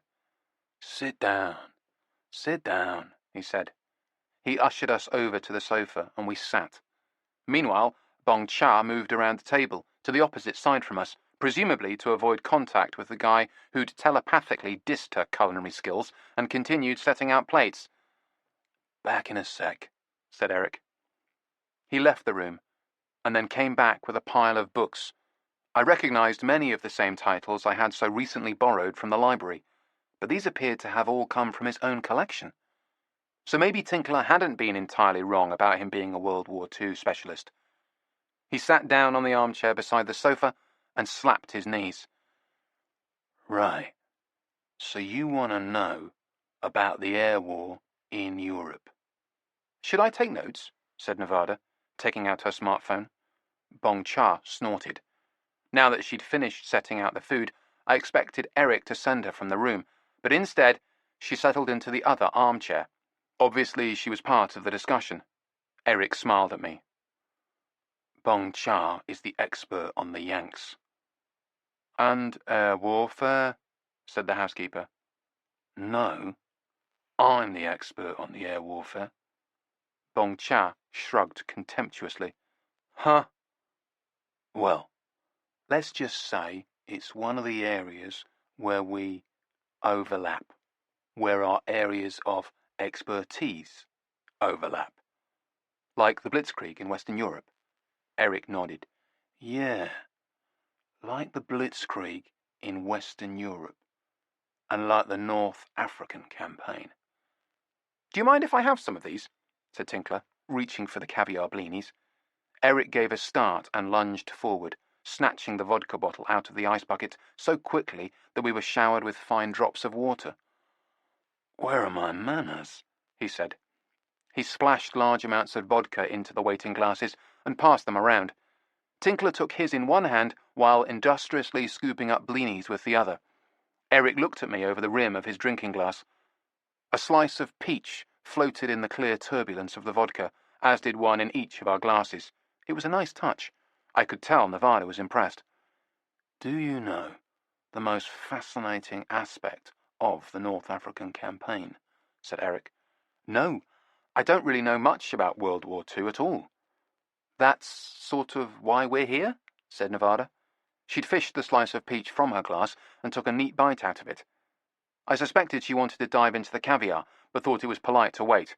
However, the way that Tinkler was going at it, she'd have to get in quick if she wanted to claim a share. The most fascinating aspect of the North African campaign, said Eric, was Rommel. General Rommel. See? You do know something, said Eric, leaning forward to punch me on the knee in a friendly manner, though not so friendly that it didn't cause half my leg to go numb. It seemed that my status as Tinkler's friend made me part of the inner circle. I was hoping he wouldn't try to high-five or hug me. Rommel was a military genius. Maybe so, but he had nothing to do with the war in the air. I knew that much about the subject. I sighed inwardly and braced myself for a long afternoon of being harangued about irrelevant specialist topics. Eric sipped his vodka contentedly, savouring his dissertation. He was the greatest of the Nazi generals. Bong Cha shook her head. Rommel was nothing. Guderian was the true genius. Eric looked at her and shook his head. Yes, you would think that, he said, pityingly. You were always wrong about everything, said Bong Cha. Who do you think was the finest Allied commander? Patton, hazarded Eric. Patton? Huh? Slim of Burma? Bong Cha grabbed a blini before Tinkler could pick it up and ate it rapidly but daintily, with one hand under her chin. I noticed she had no use for the plates, napkins and cutlery she had so painstakingly laid out for the rest of us. What does Eric know? She said. Eric thinks the most important weapons system of World War II was the Soviet T-34 tank. It was, said Eric, sounding a little stung. No, she shook her head. Now it was her turn to take pity on him. The most important weapons system of the war was the US Mustang P-51 fighter bomber. Eric rose from his chair. I thought he was going to make a particularly important point about the P-51, but instead he held out a remote control and pointed it at the big screen on the wall opposite. Anyway, let's start by showing you one of the documentaries from our collection about the air war in Europe. I was glad that we were back on topic.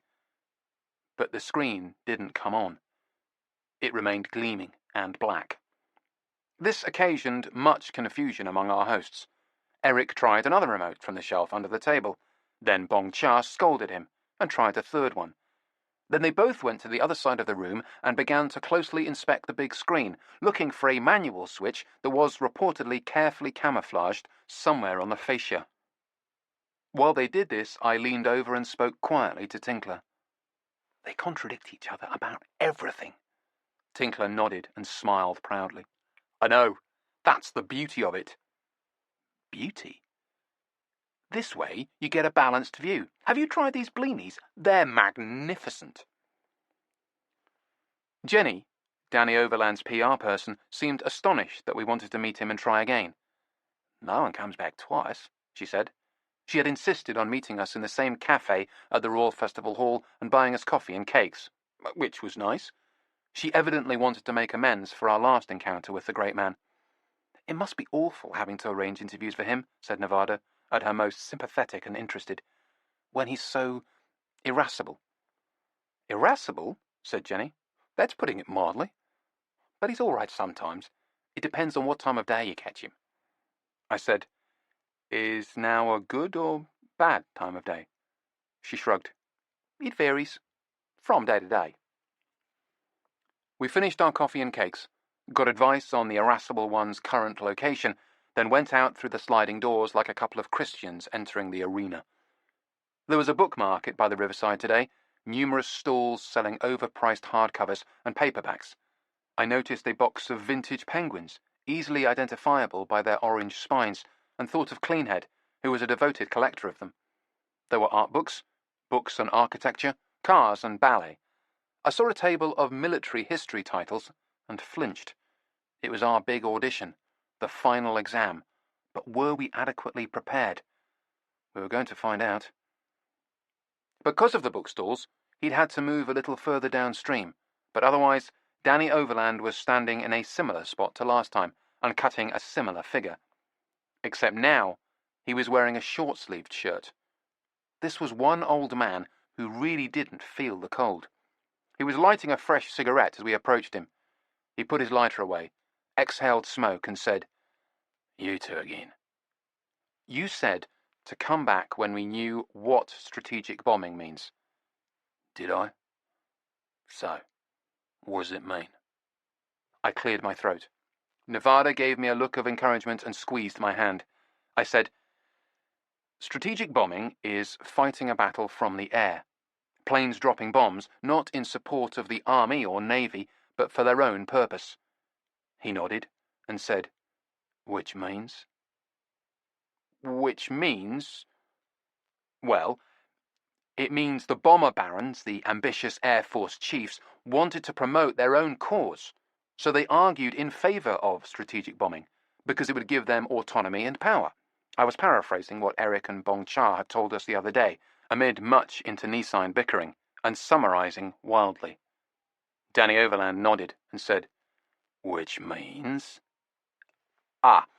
Which means they had to stick to a policy of strategic bombing, or they risked being subsumed into the army or navy. He shook his head impatiently. "No. What does it mean? What does the bombing mean? The actual fucking bombing?" I said, "Massive attacks on German cities." "Cities! Exactly. Civilians in cities. Ever since the First World War, and I do know a bit about the First World War, despite the fact that I didn't actually fight in it, not being quite that fucking old. He'd obviously really been stung by that interview in Melbourne. Anyway, ever since that war ended, there'd been a cult of air power. There were people who saw the future of warfare coming from the skies, and they always knew that that would mean bombing civilians. That's what it was always about, though no one would say it aloud. You see, they thought that if you killed enough civilians, it would bring a quick end to any war. It would lead to the collapse of morale, to surrender." He sucked fiercely on his cigarette and stared out at the river. The brisk wind streamed his smoke away. It was a classic English spring day, which was to say, bright sunshine and biting chill. I was amazed he could stand here comfortably in his short-sleeved shirt without so much as a goosebump on his skinny old arms, but evidently he could. He said, "But when the Germans bombed you Brits, it didn't cause your morale to collapse. It didn't make you surrender. It got you angry and made you fight harder." He looked at us. So you can see why our strategic bombing campaign against Germany didn't shorten the war. Not by 1 minute. If anything, it made it go on longer. I was glad we'd cleared that up. He looked at the cigarette burning in his fingers and said, "Perhaps if we'd bombed other targets, military targets, it really would have shortened the war. We could have crippled the German war effort if we'd struck at crucial industrial centers." "Like the ball bearing factory in Schweinfurt," said Nevada. He froze, in the act of returning the cigarette to his lips. "Yes, like that, sweetheart," he said. "We could have bombed real targets instead of flattening hospitals and schools and people's homes, melting women and children like candles by dropping white phosphorus on them." Nevada shuddered. A little theatrically, I thought, but Overland seemed gratified with the effect he'd achieved. He said, "And your mate, Colonel Lucian Honeyland, good old Lucky, he was one of the staunchest advocates of strategic bombing. He was one of Bomber Harris's closest advisors at High Wycombe. He supported the campaign. He propagandized for it. He wrote pamphlets and newspaper articles." I remembered the yellowing pamphlets I'd seen in Joan Honeyland's flat, and the brittle old newspaper clippings. Now I knew why they were filed with Lucky's children's books. They represented the complete literary works of Lucian Honeyland. Overland went on. "Bomber Harris made the decisions. Johnny Mays wrote the memos, and our old pal Lucky helped sell the idea of a strategic bombing to the public, the carpet bombing of German cities and civilians. It was a well-oiled propaganda machine, and Lucky was the official mouthpiece, Bomber Command's champion of mass slaughter." I said, "Did you feel that way about it at the time?" "At the time? At the time all I cared about was getting through it alive. Do you know what a bomber crew's chances were of dying?" 1 in 20, said Nevada. She'd been taking notes at Eric's. He nodded. "And do you know how many missions we flew?" 30? 40. He puffed meditatively on his cigarette. "We flew 40 missions, so we were dead men twice over." "It must have been terrible," said Nevada. She seemed to be building up a rapport with him, so I was happy to leave her to it. "The sacrifices you made were incredible. You were all heroes." Was she laying it on a bit thick? Probably not. "Heroes?" He chuckled. "Would you like to hear how they treated us heroes? When we went out on a mission, we were issued with chocolate and sandwiches. And if we had to turn back for any reason without completing the mission, if we had engine trouble, if we were shot up by an enemy fighter, if we ran out of fuel, we had to give back the chocolate and the sandwiches unopened." He grinned at us. "And if we didn't, we'd be up on a charge." "That's appalling." "That's nothing. It was typical. We were supposed to obey orders and go out and get killed like obedient little robots. Never ask questions. Keep a stiff upper lip. And die. One time some genius at Bomber Command sent down orders for us to try mixed loads." He looked at us steadily. "Mixed bomb loads. Do you know what happens if a bomber drops a mixed load of bombs?" This was a rhetorical question, if ever there was one. Nevertheless, I said, "No." "Well, you see, some of the bombs will be bigger, heavier, and different shapes than the others. So when you start dropping the bombs, they'll fall at different rates.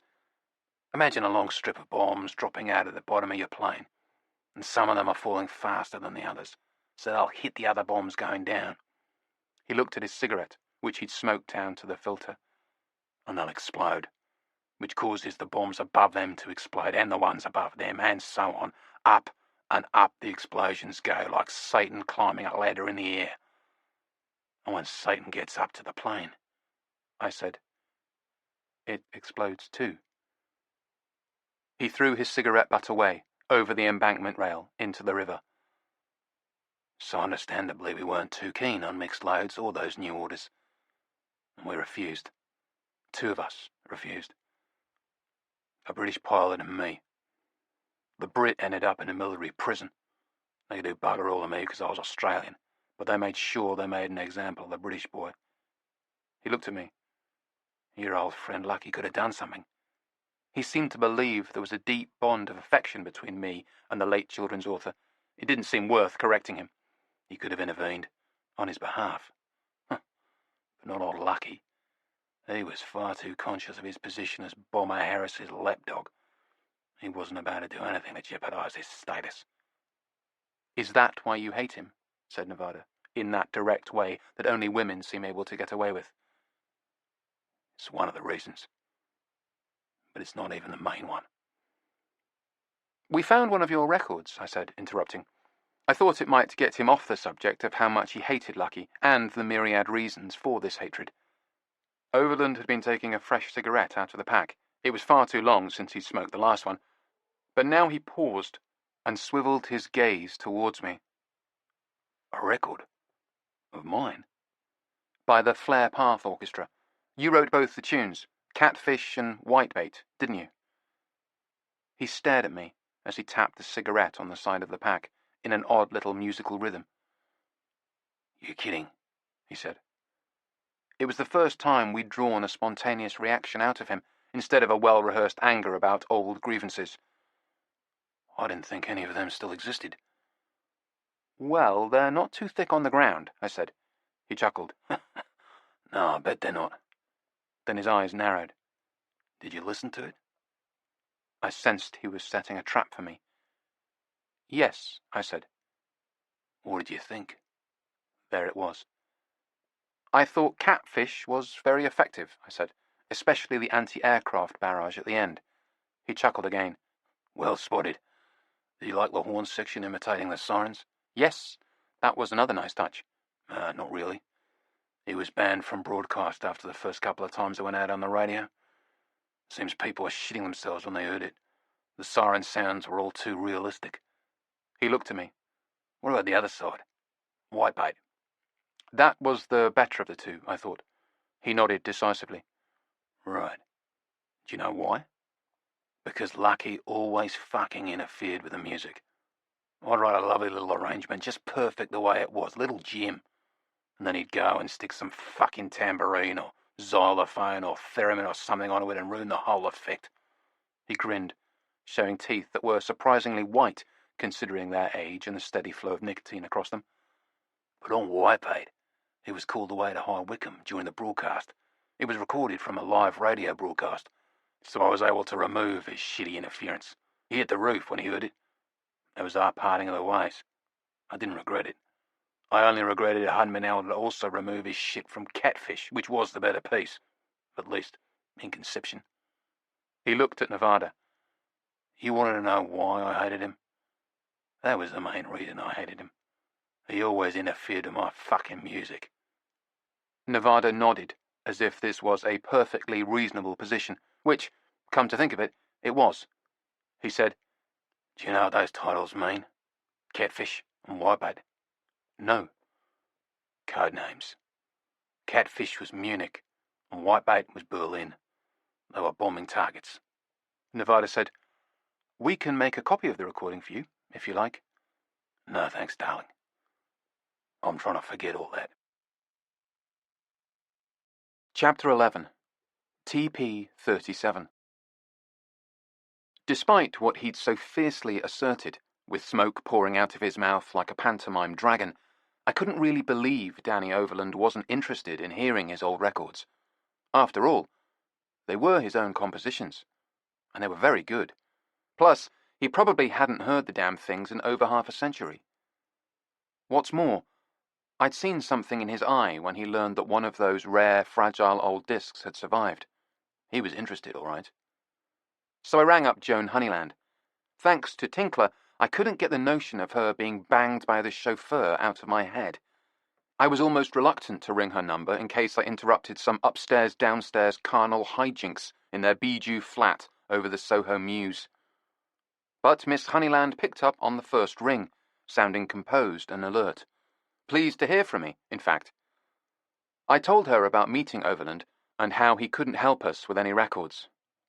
"Never mind," she said. "You have done remarkably well already in a very short space of time. I'm sure if there are any more out there, you'll find them for me." I said I'd do my best. I didn't mention Overland's withering remarks about her father. When she asked if we'd recorded his reminiscences, or whether we even thought it was worth doing so, I said, I think it would be worth it, but he's very busy and somewhat cantankerous. She chuckled dryly. So I've decided to offer him a bribe, I said. If it's a matter of money, you know I leave it entirely up to you. I don't think money will do it. What I think might do it is a copy of that record we found, the one with his own compositions. Frankly, I think it would appeal to his vanity. Ah, yes, I see. So I'd like to get a digital copy of it that I can send him. You said you were planning to make digital copies anyway. She hesitated for a moment. Then she said, I'm just thinking about the logistics. We've already given the records to a studio. A studio? Yes. We anticipated you, I'm afraid. We've already started our own attempt to make digital copies. Well, that's useful, I said, although I'd rather have made the copies myself. I hope so. Albert just dropped them off there, at a little recording studio in South London. The recording engineer there is said to be very good. He comes highly recommended. He's said to be excellent. He'd better be, I thought. And reliable, I said. Oh, yes. So as soon as he's digitized the record, I shall send you a copy of the two tunes. It's Catfish and Whiting, isn't it? White Bait, I corrected her. And I wondered, if a radio operator had made the same slip during the war, would another German city entirely have been bombed by mistake? Random hell pouring from the sky in a nightmare torrent, all because of a slip of the tongue. Well, if you give Mr. Overland a copy of the tunes, it will have to be in the form of a copy-protected compact disc, and he'll have to agree to return it to us once he's listened to it. I'm sure we can arrange that, I said. He can have a copy of the proper CD, of course, when it eventually comes out, the collected album of the Flare Path Orchestra tunes. But in the meantime, he'll have to make do with the copy-protected disc. She seemed obsessed with that phrase. And for that, we have to wait on the labours of this recording engineer fellow. I couldn't argue with that, so I thanked her and said goodbye. When I told Nevada about it, I said, I could have transferred the bloody record for her. I've still got the Stanton. I could have played it on my turntable and run it through an AD converter. I have no doubt. All I needed was the right cable. She nodded. And if you had done it, we could have charged her for it. Why on earth didn't she ask you to do it in the first place? I shrugged. She wanted it done properly, by a proper sound engineer, and I suppose I can see her point. Well, this joker better be good. That's what I thought. He better not turn out to be some kid with a computer in his bedroom. I'll look him up online. I sat down at the laptop and saw that I had mail. To be more accurate, I had a notification that someone had left a message on my blog. I went to see what it was. I felt a keen flicker of excitement as I read it. If you are looking for records by the Flare Path Orchestra, I have one to sell. There was no name, or any other indication of the identity of the sender, just the handle TP37, which might conceivably have indicated someone with the initials TP who had been born in 1937. Or not. Of course, if they had been born in 1937, they certainly could have encountered a record by the Flare Path Orchestra, while those were briefly available. TP37 would be a little young, a mere child, when the band was recording, but the discs would have been around in the post-war years for a while, when the person was older. Or, of course, they could be mistaken, deluded, or a malicious time-waster. There was only one way to find out. I sent a message back asking for more details and waited. Or didn't wait, actually. Instead, I went out with Nevada to Albert's, our local gastropub, and had a meal with Tinkler and Cleanhead. It was a sort of mini-celebration to commemorate receiving a recent cash injection from our employer. We ate and drank a little too much, taking turns buying rounds, and at a certain point in the proceedings, we suddenly realized that we were all of us spending Miss Honeyland's money. Tinkler had been paid for his record, Cleanhead for her services as a driver, and Nevada and I for the investigation we were doing. Everybody was, in some way or another, on her payroll. For some reason, this seemed terribly funny. We got back from the pub quite late, just Nevada and I, Cleanhead had gone home, and, of course, Tinkler had failed to go home with her. We declined his offer to come home with us and regale us into the small hours with drunken self-pity, leavened by sexual frustration, and put him on a bus home to Putney. The cats were waiting to reprimand us when we got in, Fanny lurking in a patch of shadow just outside the front door, and Turk snoozing on our bed until we came inside, then jumping to the floor and trotting to confront us. While Nevada plied them with high-end cat biscuits, I checked the computer for messages. I'd like to say I'd been able to put the matter of TP-37 entirely out of my mind while we'd been making merry this evening, but in fact, it had been a constant background concern. Indeed, one reason for going out to the pub in the first place had been the watched pot never boils principle. I figured if I sat by the computer, nothing would happen, but if I turned my back on it and spent the evening out in convivial pursuits, I would come home to find a message waiting. Which was exactly what happened. It is a 78 RPM disc in a nondescript cardboard sleeve, no illustration or text. I will only sell for a substantial sum in cash. You must meet me at a time and place of my choosing. You must come alone. I thought about this for a moment.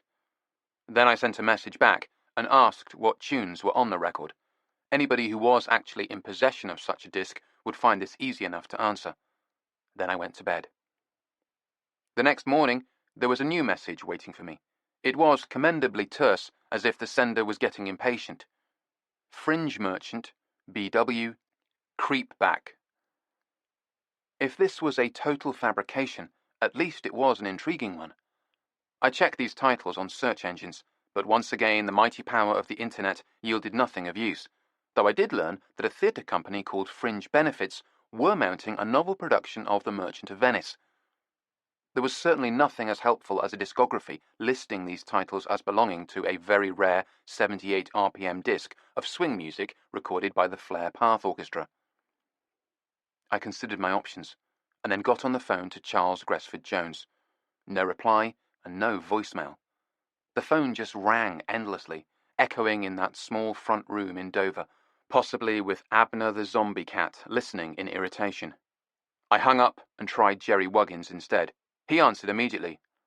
"Oh, yeah," he said, and burst into laughter when I read him the titles. "They were two of our numbers. Very popular they were, too. Dear me, I haven't thought about those for years. That brings it all back. It really does. It all comes rushing back." "Then this wasn't one of the discs you had in your collection? Before your harridan of a wife deep-sixed them," I did not add. "Oh, no. I must have missed out on that one. But it's a brilliant record. Lovely tunes." I said, "What do the titles mean?" "Eh?" "Fringe merchant," I said, "and creep back." "Oh," he laughed. "Fringe merchant. Yeah, you see, when you're on a bombing run and you're dropping your load, you've got a target. The centre of town or an oil refinery or what have you. And so the idea is, the theory is, of course, everyone's supposed to get as close as possible to dead centre on the target." "And a fringe merchant is?" "Somebody who is not dead centre, who is way out on the fringe." "Because they're incompetent?" "No, because they're bloody sensible, or a bit windy, depending on your point of view. Out there on the fringes, there's a lot less chance of getting shot down, all of your anti-aircraft batteries being zeroed in right over the target." "And creep back?" "Similar kind of thing, in a way. You've got your bomber stream, the stream of planes heading towards the target, and the nearer to the target they get, the hotter things get, more chance of getting shot down. So you want to start dropping your bombs as soon as you can so you can get the hell out of there, naturally." "Naturally?" "So maybe you drop your bombs just a bit early. Then the bloke following you drops his just a bit early, and the bloke behind him does the same. And so the bombing creeps back." Yeah. Getting miles and miles further from the target. Creep back. It used to drive Bomber Command mad." I tried to repress a rising feeling of excitement. It sounded like my anonymous seller's record had to be authentic. I couldn't imagine anyone cooking up such a plausible-sounding disc. "So you actually remember the band playing tunes with those titles?" "Oh, yeah. Like I said, they were cracking little numbers, very popular. And do you know for certain that those tunes were recorded on a 78 RPM disc? Well, they must have been, mustn't they? I mean, you found a copy, haven't you? He paused. You have found a copy? I might have done, I found myself saying, guardedly. Well, I'd love to have a listen to it, if you have. I'll see if I can work something out. Many thanks for the information.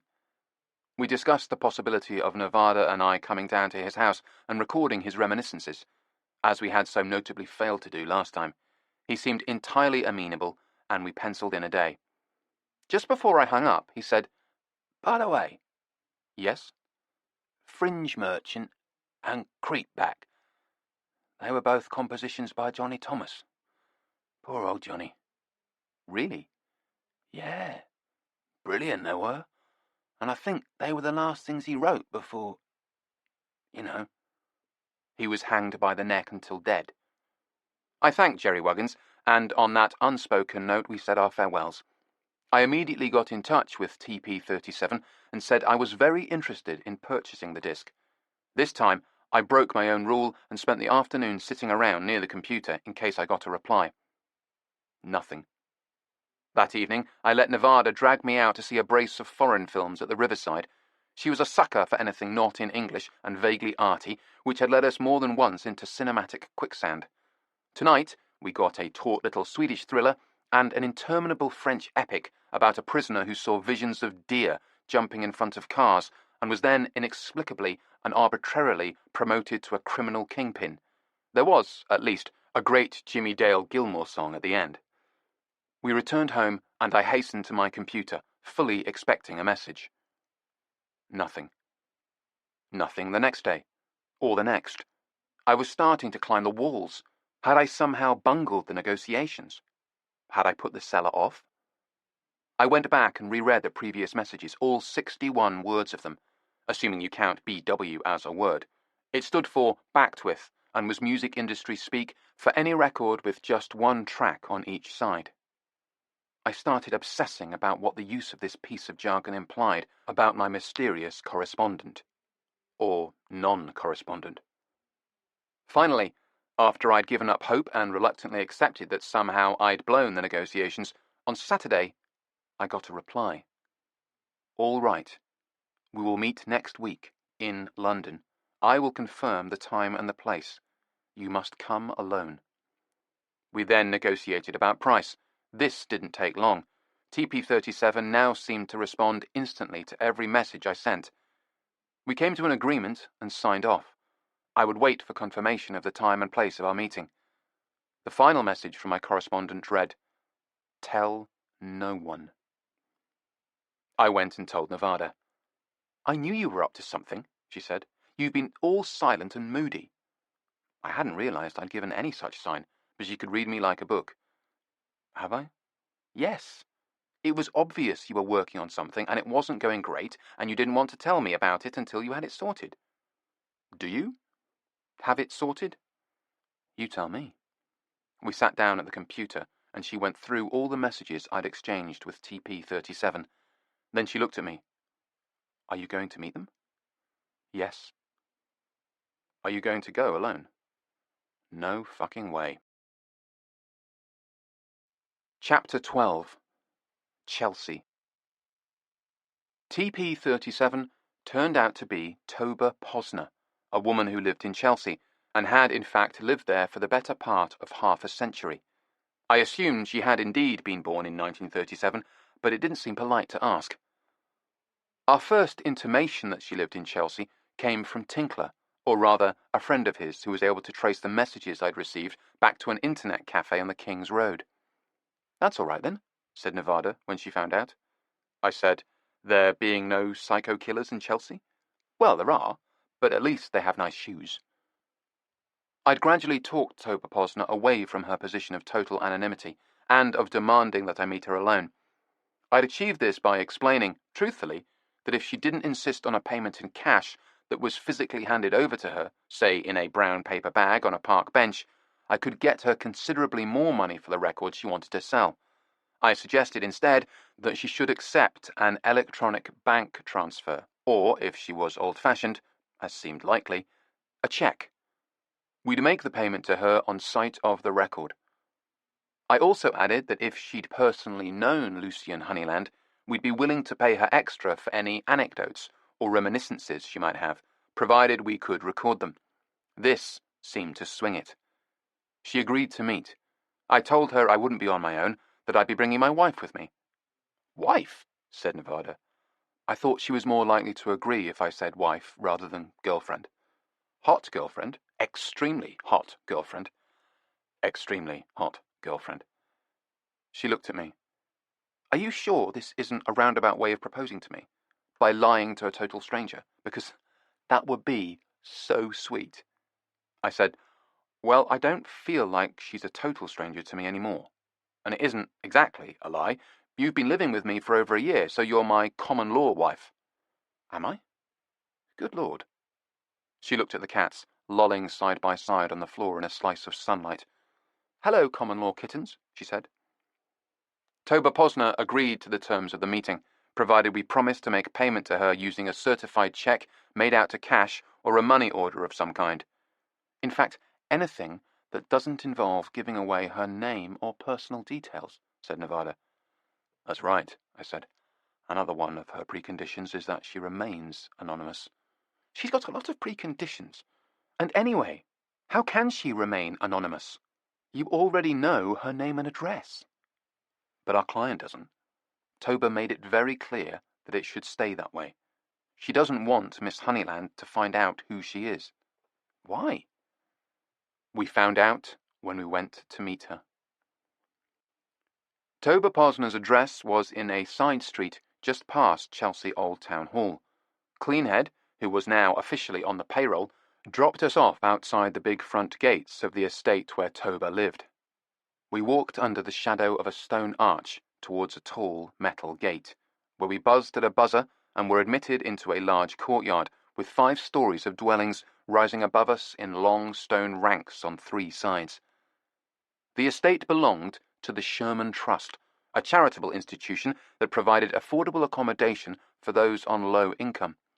This meant that poor people could live even here, in the heart of one of London's most fashionable and expensive neighbourhoods. Nevada was jealous, I could tell. The cats wouldn't like it here, I pointed out.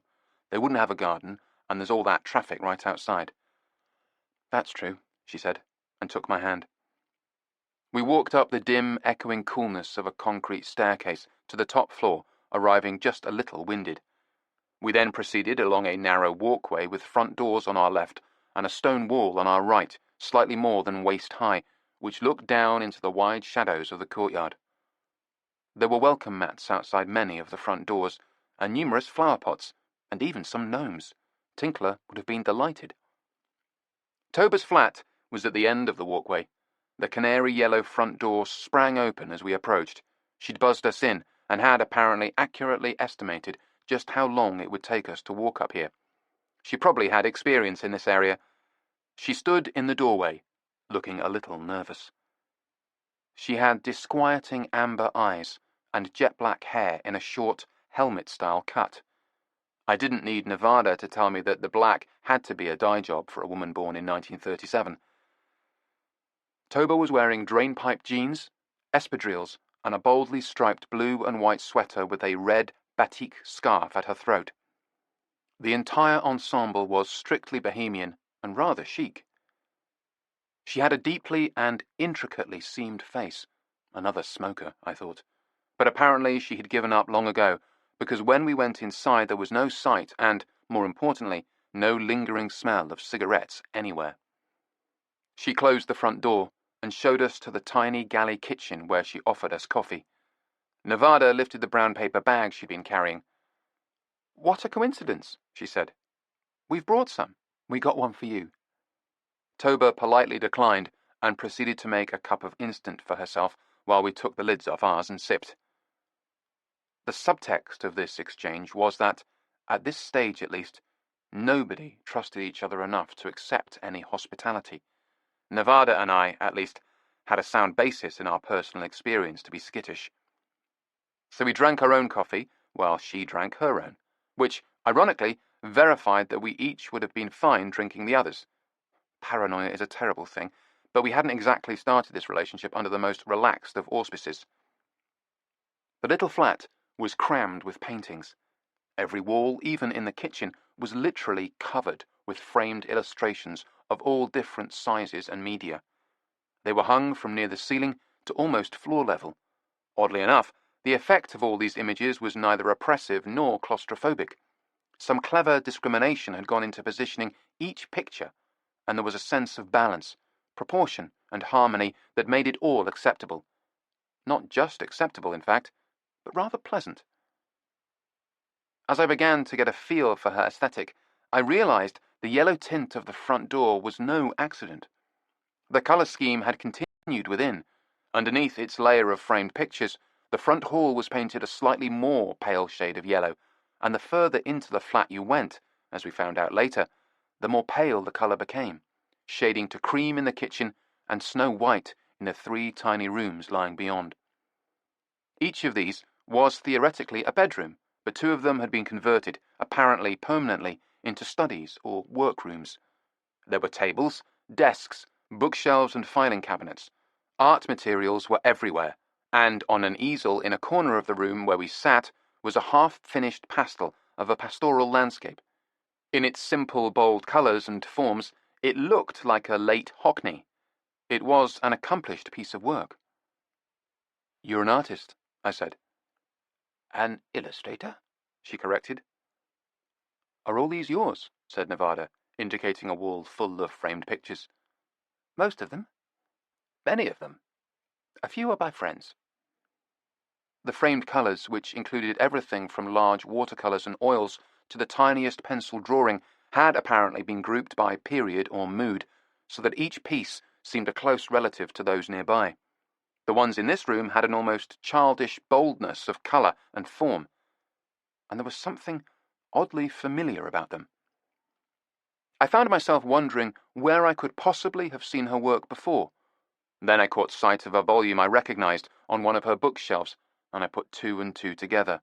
I said, "You did the illustrations, didn't you?" "For Honeyland's book." She gave me an ironic smile. "Lucky's book, you mean?"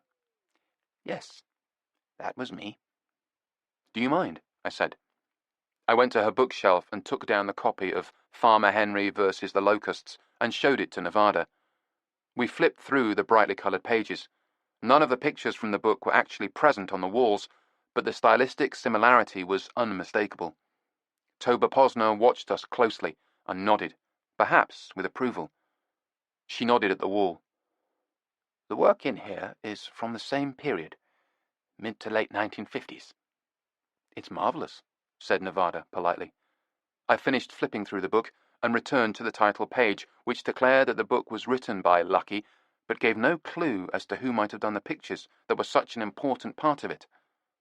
I turned to examine the fine print on the page with the publishing information and found a small legend. "Illustrations specially commissioned from the Royal College of Art." I showed it to Nevada. Toba Posner came over to see what we were looking at. I said, "You didn't get credit for your work?" "No." "That was a shame." She shook her head. "That was the least of it. The real shame was getting paid 15 guineas and not a penny more. Never a penny more, after all these years." "You didn't receive any royalties?" "Of course not. But I'm hardly alone in that. Did E.H. Shepard benefit from the Winnie the Pooh millions? I think not. And, the really gutting thing is that he got to keep the paintings. Lucky did. He kept my original artwork." She looked at us, dry-eyed and steady and ironic. "Do you have any idea what those paintings would be worth today?" I said, "Considering the popularity of that book, a great deal." "I could have a house in the country, a flat in London, and a little place in France, too. If I owned my own paintings, and I could sell them." Nevada glanced at me. If anything, the woman sounded mildly amused at her own predicament. but I wouldn't have been surprised if there was some volcanic anger lurking somewhere beneath the surface. She was certainly entitled to feel that way, but I elected to keep things neutral. Did you get to know Honeyland? Yes. Oh, yes. I couldn't simply be commissioned to do the illustrations and go off and do them on my own. Oh, no. I had to meet the great man and be vetted by him in person, and he had to discuss his ideas with me in detail, giving me the benefit of his insights. And once I won the commission, he insisted on visiting me in my studio on an almost daily basis to consider and analyze the work in progress. He interfered constantly. How did he come to choose you? She shrugged. He didn't choose me per se. He was looking for a starving student who would work cheap. So he put up a notice at the Royal College of Art. She smiled crookedly. And I was the lucky girl. And you didn't even get credit for what you did, said Nevada. No. Toba came over and picked up the book. And note the plural. Illustrations, specially commissioned from the Royal College of Art. She glanced at us. It cleverly sows a subtle little seed of doubt in the reader's mind.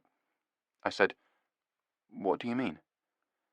Perhaps the illustrations come from different illustrateurs. Perhaps it was a team effort. Perhaps dozens of people were involved, you see? Anything to dilute my contribution. The way it's phrased casts doubt on whether these pictures were even all executed by the same hand. I said, They obviously were. They're clearly all the work of the same person. And they're brilliant, said Nevada. I think the pictures are the best part. Of the book, I mean. Thank you, said Toba Posner, who sat there quietly soaking up all this praise. But, unfortunately, because they were allowed to remain anonymous, over the years, people, other illustrators, have been able to claim that Farmer Henry versus the Locusts was their own work. That's terrible. Yes, it is. But anyone who was at the Royal College, at roughly the same time I was, could potentially claim credit for them. As she said this, something crossed my mind and also, apparently, my face, because she looked directly at me with her odd, pale brown eyes and said, You're thinking if other people could pretend to be the illustrator, perhaps I'm pretending too. No, I said, gesturing at the pictures hanging on the wall, the samples of her work that were so clearly related to the Farmer Henry illustrations. There are all these. But she wasn't listening to me. She went over to a filing cabinet and slid open a well-oiled drawer. There was the brisk flapping of paper from inside as she looked for something. Then she murmured with satisfaction and turned to us, holding a manila folder. She took out a scrap of vividly coloured paper and handed it to me. I have this. It was about the size of the palm of my hand, and had been neatly clipped from the brightly coloured cover of what appeared to be a magazine, though on closer inspection it looked too crude to be a professional magazine. Perhaps more like a pamphlet of some kind. It depicted a cartoon of a locust with an enlarged head and vaguely human features. In particular, the face featured a jutting, uncompromising Roman nose, sprouting with unsightly hairs. It was primitive and coarse, but it had a certain impact. I wondered if it was a caricature of a real person. What was for certain was that it was a rudimentary version of the locusts that featured in Farmer Henry. Mr. Honeyland gave me this before I started work, said Toba, taking the clipping back and carefully replacing it in the folder. You could see that my locusts in the book are based on this. He insisted that I use it as my model. He was very particular about how they should look. I said, Where did he get it? I have no idea. He wouldn't tell me. But he was adamant that I had to work from this picture, this rubbish. She sighed. In the end, I think I managed to make something decent of it. She flipped the folder shut. Anyway, it's one more piece of evidence, isn't it, to prove my case? She went back to the filing cabinet, put the folder in, and slid the drawer shut.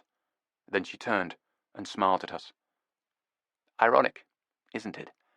Citing a naked example of someone else's stylistic influence to stake the claim that the illustrations are solely mine. She turned back to the filing cabinet and opened another drawer. Anyway, and perhaps more to the point, I also have this. She took something from the drawer and handed it to me. It was a 78 RPM record. As promised, one side was Fringe Merchant and the other was Creepback. Both had a composer credit of J. Thomas. I slid the heavy old record out of its cardboard sleeve and walked over to the window to inspect it in the daylight. It was in remarkably good shape. I turned back to see Nevada watching me expectantly. Toba Posner was smiling calmly. It's very good, I said. In fact, it looks fine. Where did you get it? He used to play it during our so-called creative discussions, to get me in the mood, apparently. I had an old record player in my studio, and he left it, the record, here. When the book was finished, he said I could keep it. She looked at us. Of course, I can't prove that. She could make the argument that the record is his, not mine, just as she insists that the paintings don't belong to me. My paintings. This is Joan Honeyland, I said. She nodded. I approached her some years ago, making initial inquiries in an attempt to retrieve my original art. I asserted my moral right to ownership, but, failing that, I thought we could at least have equal shares in the exploitation of the images. She looked at us. Pictures from the book have appeared on posters, T-shirts, towels, kitchenware, God knows what. Even a tiny fraction of the revenue from that would have made enough to keep me in comfort for the rest of my days. She looked away from us, out of the window. In response, I received a letter from her lawyer threatening to sue me for everything I'm worth if I tried to make any such claim. She glanced around at the tiny flat where she lived at the discretion of a charity. Everything I'm worth, she said. She smiled, but I could hear the bitterness in her voice. So that's why you want to remain anonymous? Because you don't want Joan Honeyland to know it's you? She nodded. Let sleeping bitches lie, she said. Chapter 13. Local History.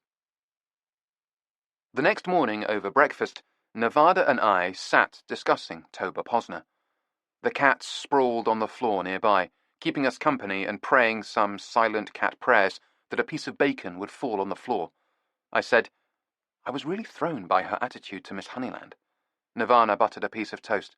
I know. I noticed. I mean, in all our dealings with her, Miss Honeyland's been really decent, generous, and nice? Yes, nice. But the way Toba Posner talks about her... Nevada crunched her toast. Assuming she's telling the truth. I looked at her. You think she was lying? No, not especially. Do you? No. Nevada shook her head. The thing is, you can't help siding with the exploited artist. I understand that. Neither can I. But look at it from Miss Honeyland's point of view. She wants at all costs to protect and preserve her father's work.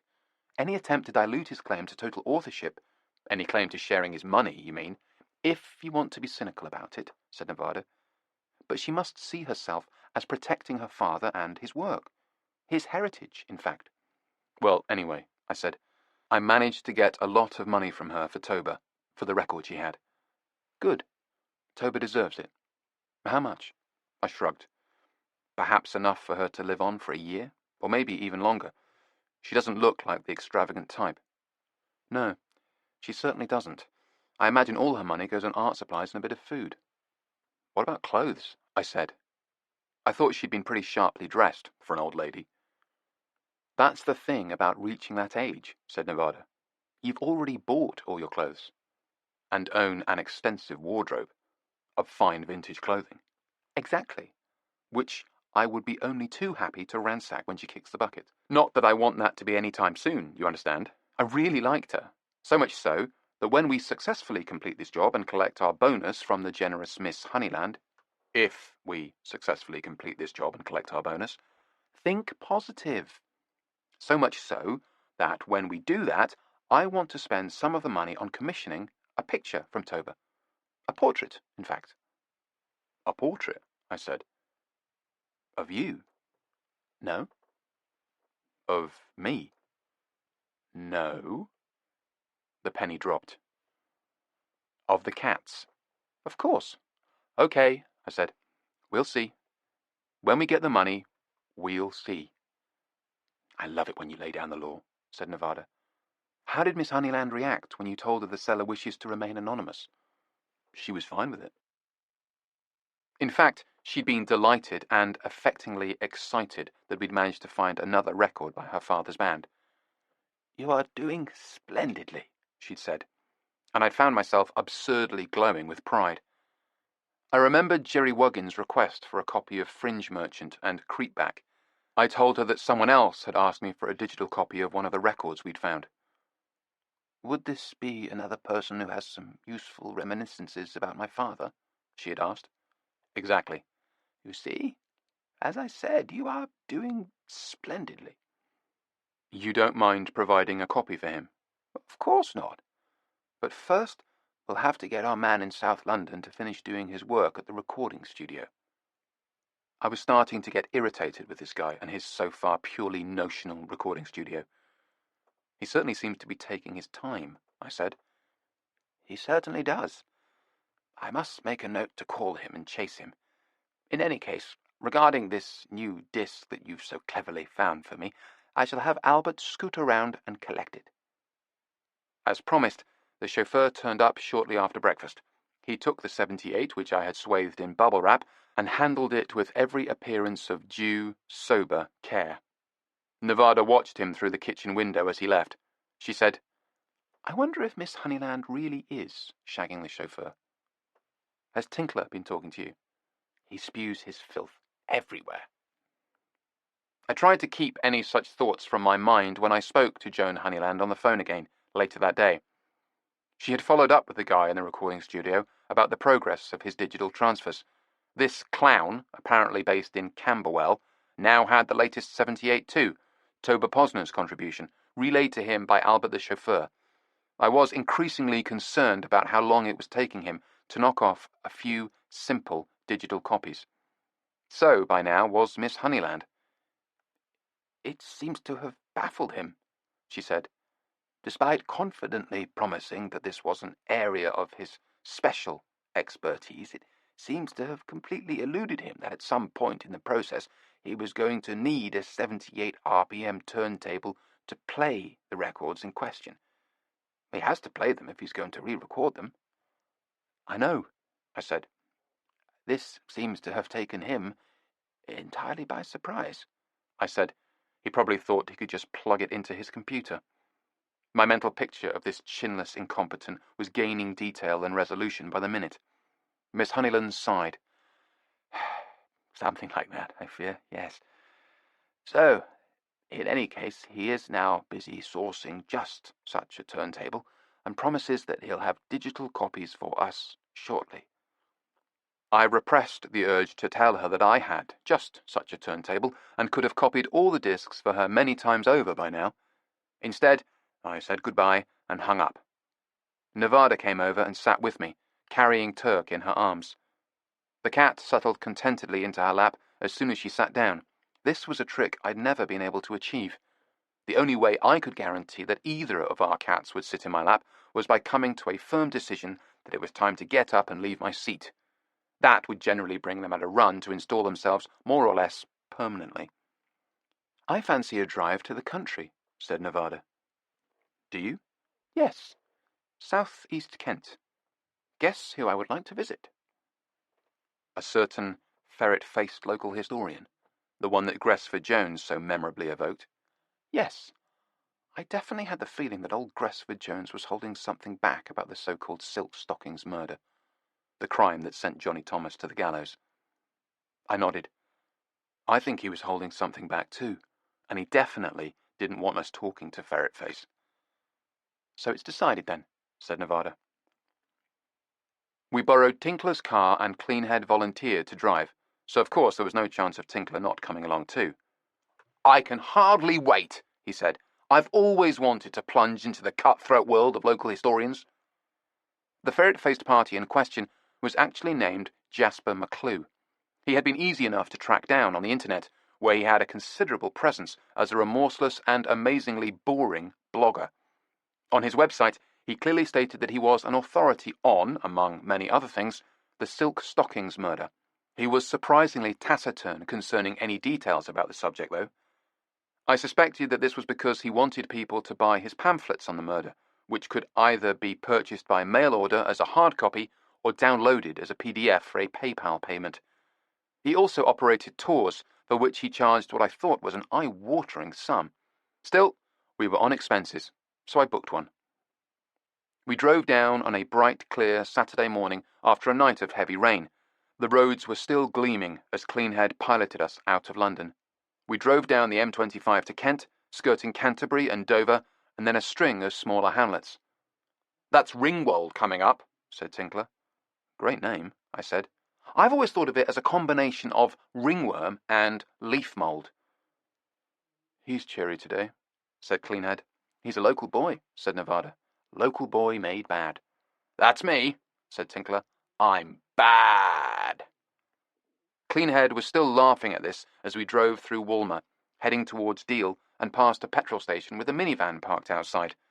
On the side, it had a trippy painting of a silver crescent moon against a purple background, spattered with turquoise stars.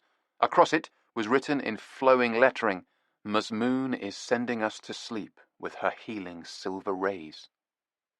We all stared at it in astonishment, except Cleanhead, who was reassuringly single-minded and intent on her driving.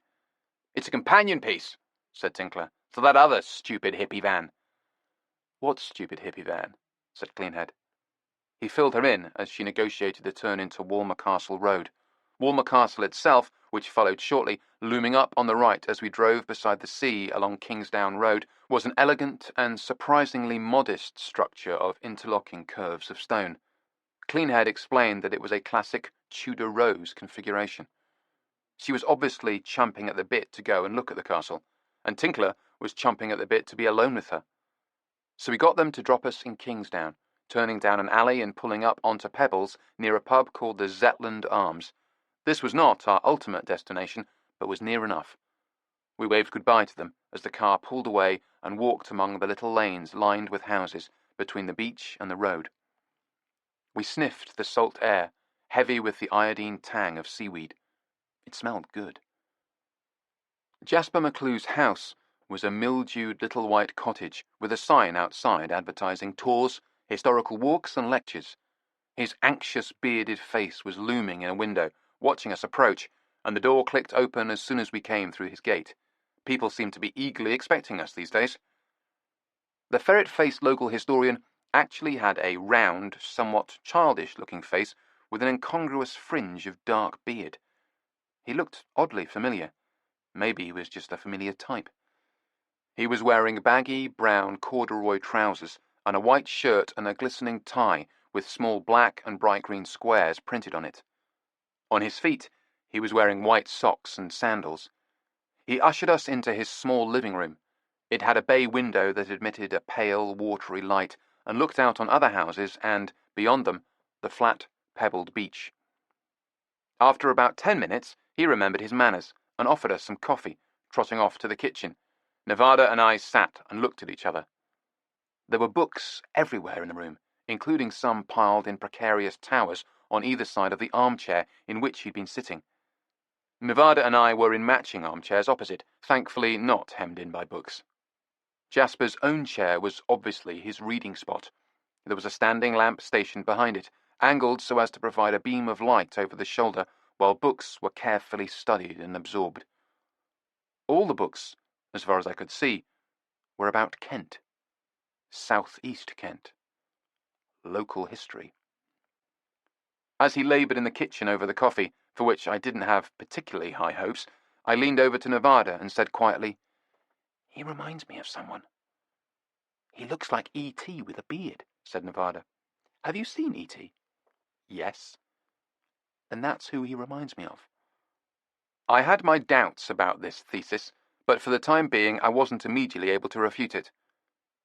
He's not so ferret-faced, whispered Nevada, though he is a bit ferret-like in other ways. This was true. The first words out of his mouth had been concerning our agreed fee, and he'd accepted the proffered cash with naked satisfaction, explaining, I have to put this on a professional footing. He then put on a pair of spectacles and carefully and lovingly counted the banknotes in front of us. Perhaps I was being unkind to ferrets, who were unlikely to exhibit any such uniquely human avarice. He brought back the coffees on a tray. Mine was every bit as bad as I expected it to be, and after one polite sip, I set it aside, resolving to never touch it again. Our host sat in his chair, ignoring his own cup. He took off his spectacles and put them on the nearest pile of books, on top of a handsome Victorian volume about the Goodwin Sands with a blue cloth cover embossed with gilt. There was an air of finality about the way he did this, which didn't suggest he'd be getting up any time soon. This did not bode well for our promised tour. Well, should we get going? I said. Nevada shot me a look. As soon as we've finished our coffee, I mean. I noticed she wasn't drinking hers either. I wondered how long we'd have to sit there, all of us ignoring our hot beverages, before it would be decent to just abandon them and leave. We can't go just yet, said Jasper. I took some laxatives this morning, and I'm just waiting for them to kick in. He drummed his fingers on a pile of books, then gave a high-pitched laugh. Don't want to step outside the front porch and then, wham, have them suddenly take hold. We wouldn't want that. I glanced at Nevada, who gave me a studiedly bland look. No, I said. We wouldn't want that.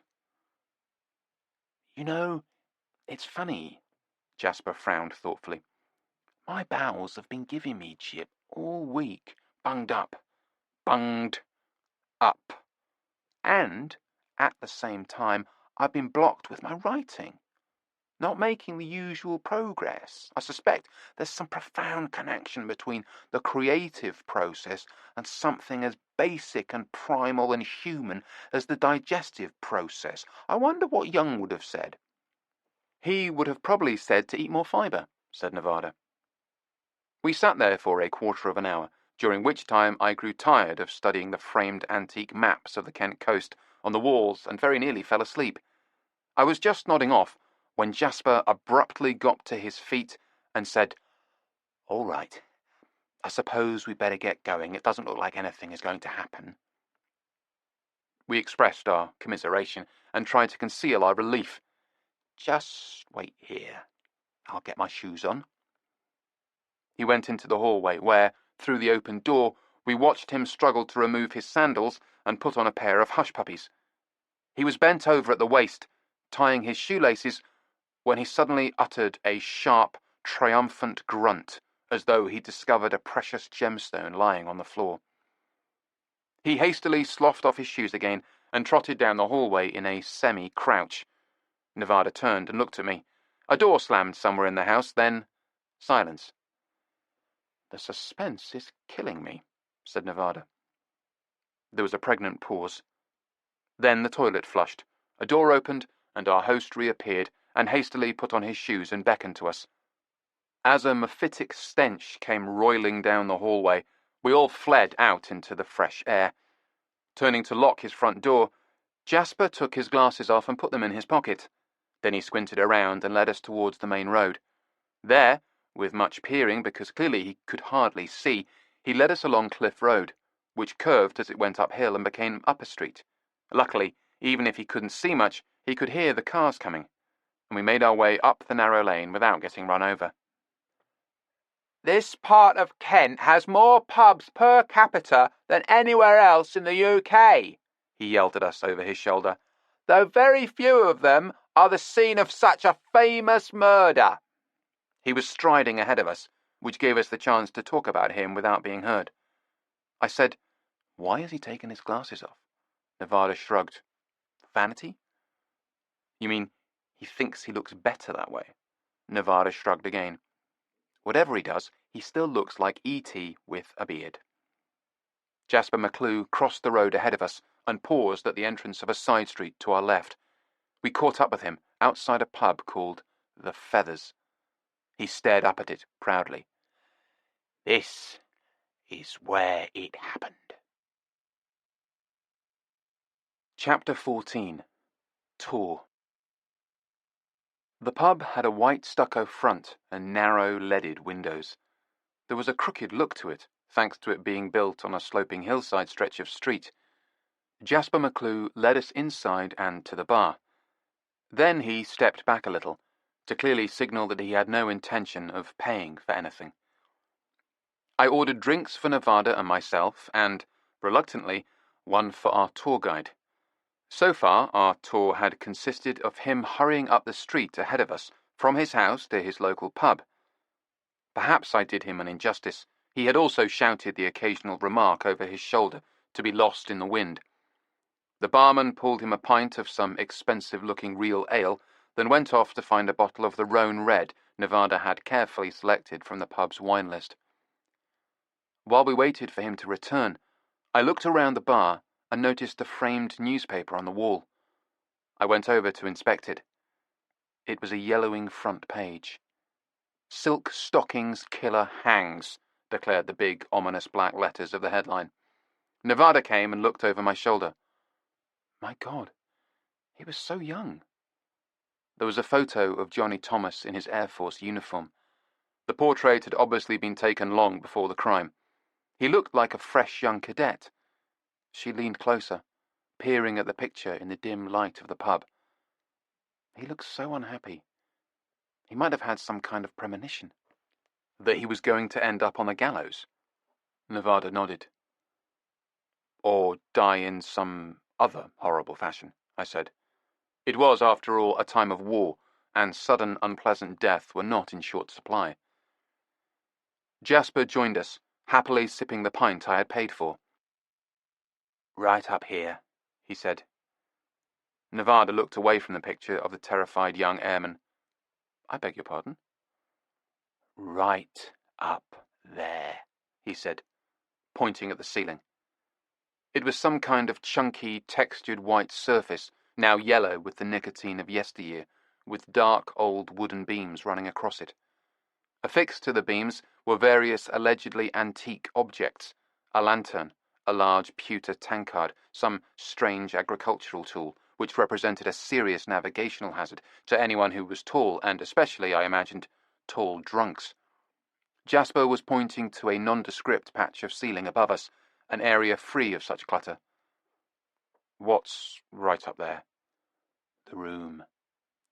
The murder room. The room where they spent their night together. Her last night on Earth." As Jasper warmed to his spiel, Nevada glanced at me. It looked like we were about to get our money's worth from the tour, and I was beginning to wish we weren't. "Johnny Thomas brought the beautiful young woman he was having an extramarital affair with to this very pub, and they slept together in the room above us, although, as I understand it, there was very little actual sleeping taking place." "What with all the sex and murder," said Nevada. Jasper ignored her. "Johnny Thomas chose this particular pub because his uncle owned it. Indeed, young Johnny had come down here to work regularly in the pub during the many summers of his teenage youth before the war." There hadn't been that many of those summers, I reflected. In fact, precious few. Nevada looked at me and said in a stage whisper, "Isn't that a tautology? Teenage youth?" You kind of had to admire the way Jasper just kept ploughing on. "His uncle had promised him there will always be a room for him to stay whenever he visited, even in wartime, even when he was with a woman who wasn't his wife, his mistress, the mysterious and exotic Gillian Gaydon." It was like listening to some kind of machine playback for the 100th time a recording of the story, except not as interesting. "Johnny's uncle knew what was going on. Everyone in the pub did, But they turned a blind eye, and when his uncle was castigated for this by the prosecutor during the murder trial, he was accused of running an immoral house, he replied defiantly. He said, "The lad was liable to die soon, like so many of the other brave lads."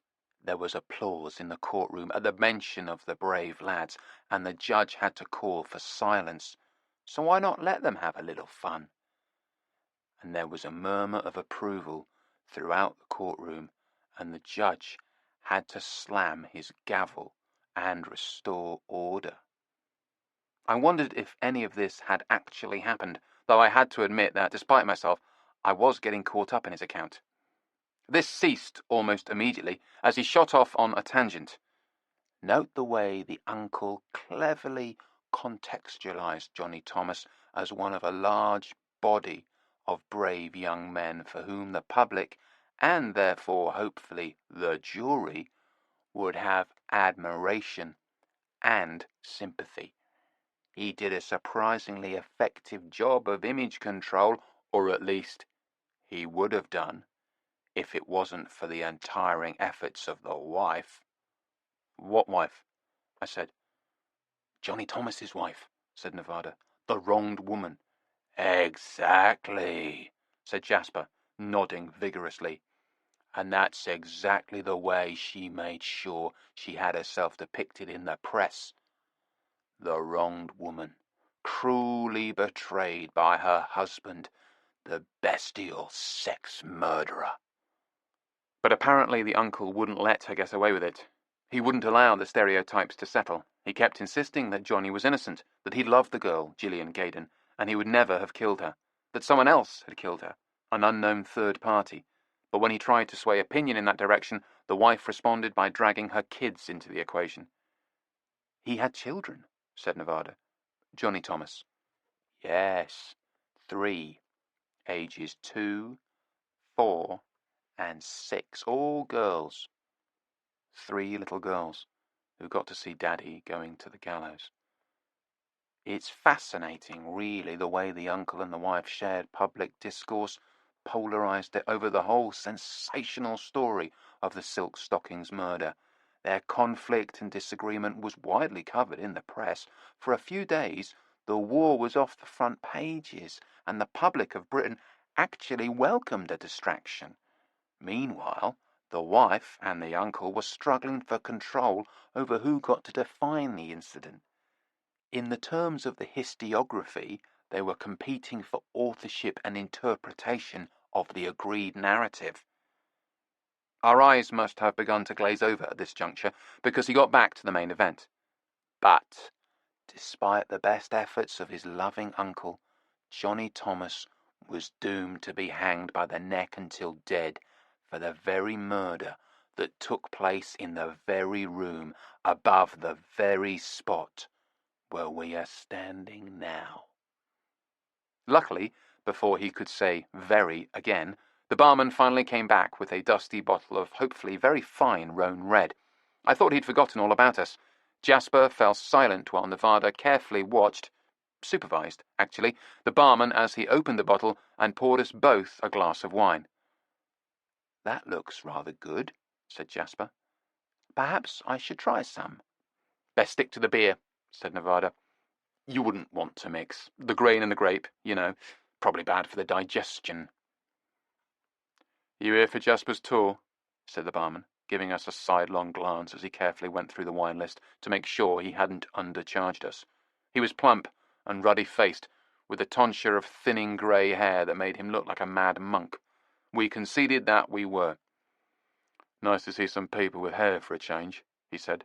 Yes, thank you, Andy, said Jasper. He scooped up a tray and set all the drinks on it, bustling away from the bar. He didn't look back to see if we were following him, but we were. I was ducking to avoid the various lethal pieces of rustic ironware that were hanging from the ceiling. They were presumably there to give a period feel to the pub, although the chief feeling they would impart would be a bruised skull for anyone not nimble enough to dodge them. I caught up with Jasper. I thought he was heading for a table, but instead it seemed he was bound for the back door of the pub. I said, What did he mean by that? He stopped and looked at me. Mean by what? People with hair. He turned away again, shaking his head. He didn't mean anything by it. He's an idiot. He resents anyone else taking an interest in local history. All he cares about is the money. This was pretty rich, I thought, coming from a man who wouldn't let us across his threshold until he'd counted our cash. Jasper shepherded us towards the door. "Andy does very well out of my tours," he said in a low voice, glancing back at the barman. "People pay a premium price to stay in that room." "People stay here," said Nevada. "I mean, knowing what happened. They deliberately and specifically book that room." "Oh, yes. Frequently young couples. Sometimes honeymoon couples." "Ugh," Nevada shuddered. "Maybe it's an S&M thing." Jasper opened the door, and we followed him out into the pub garden. He led us to a grubby white plastic table with a small puddle of dirty rainwater at its centre, and sat down. We pulled up chairs and joined him. It was a pleasant, mild day, and the sun was creeping over the concrete wall of the pub and beginning to peer into the garden, a small, grassed area with half a dozen other tables scattered around it. Standing in one corner was an old-fashioned wooden beer barrel with a hand-lettered sign pinned up over it. It was too far away for me to read the sign. Jasper rubbed his hands together. "Well, what more can I tell you about the famous Silk Stockings murder?" It seemed our tour guide had run out of spiel already. We were supposed to ask questions. I said, "Did Johnny Thomas do it?" "Well, if he didn't, he did everything possible to make everyone think he did. His every action seemed calculated to ruin any appearance of innocence. His biggest mistake was to try and get rid of the body." "Get rid of it? I thought she was found in their bed." "She was. Eventually." He set his pint down. "Johnny's story was that he just woke up and found the girl dead in the bed beside him, and he panicked.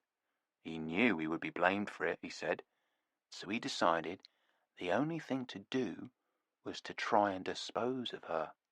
"Dispose?" said Nevada. Jasper nodded. "We are, after all, right beside the sea. He thought if he could just get the body into the water, no one would ever know about it, and he might even have been right. But before he could dump her—" "Gillian," said Nevada. "She had a name. Gillian." He nodded, agreeable but a little puzzled, clearly not getting it. "That's right. Gillian Gaydon. He wanted to dump her into the sea. Exactly how well that would have worked is an interesting question. The water is shallow along the beach here in Kingsdown. There are no sudden shelves or areas of deep water easily accessible from the Pebble Beach, and there's no jetty that extends out any distance until you get to Deal Pier, which is a considerable walk. It's the better part of 2 miles, an awfully long way to walk unseen in the middle of the night, especially when you're trying to dispose of a body." "Exactly. Anyway, as I was saying, he didn't have access to deep water, but perhaps he didn't need it. The currents around here are complex and unpredictable. The Goodwin Sands is a fascinating and multifarious region, ever-changing yet always dangerous. A palimpsest of shifting sands. I've written about them quite extensively under the title The Phantom Sands. I have several pamphlets available back at the house or downloadable online. Did I mention that I accept PayPal? Anyway, the upshot is Johnny Thomas might have been able to dispose of the corpse even in these shallow waters just off the beach. The current might have carried it off. The barrel would have helped in that regard."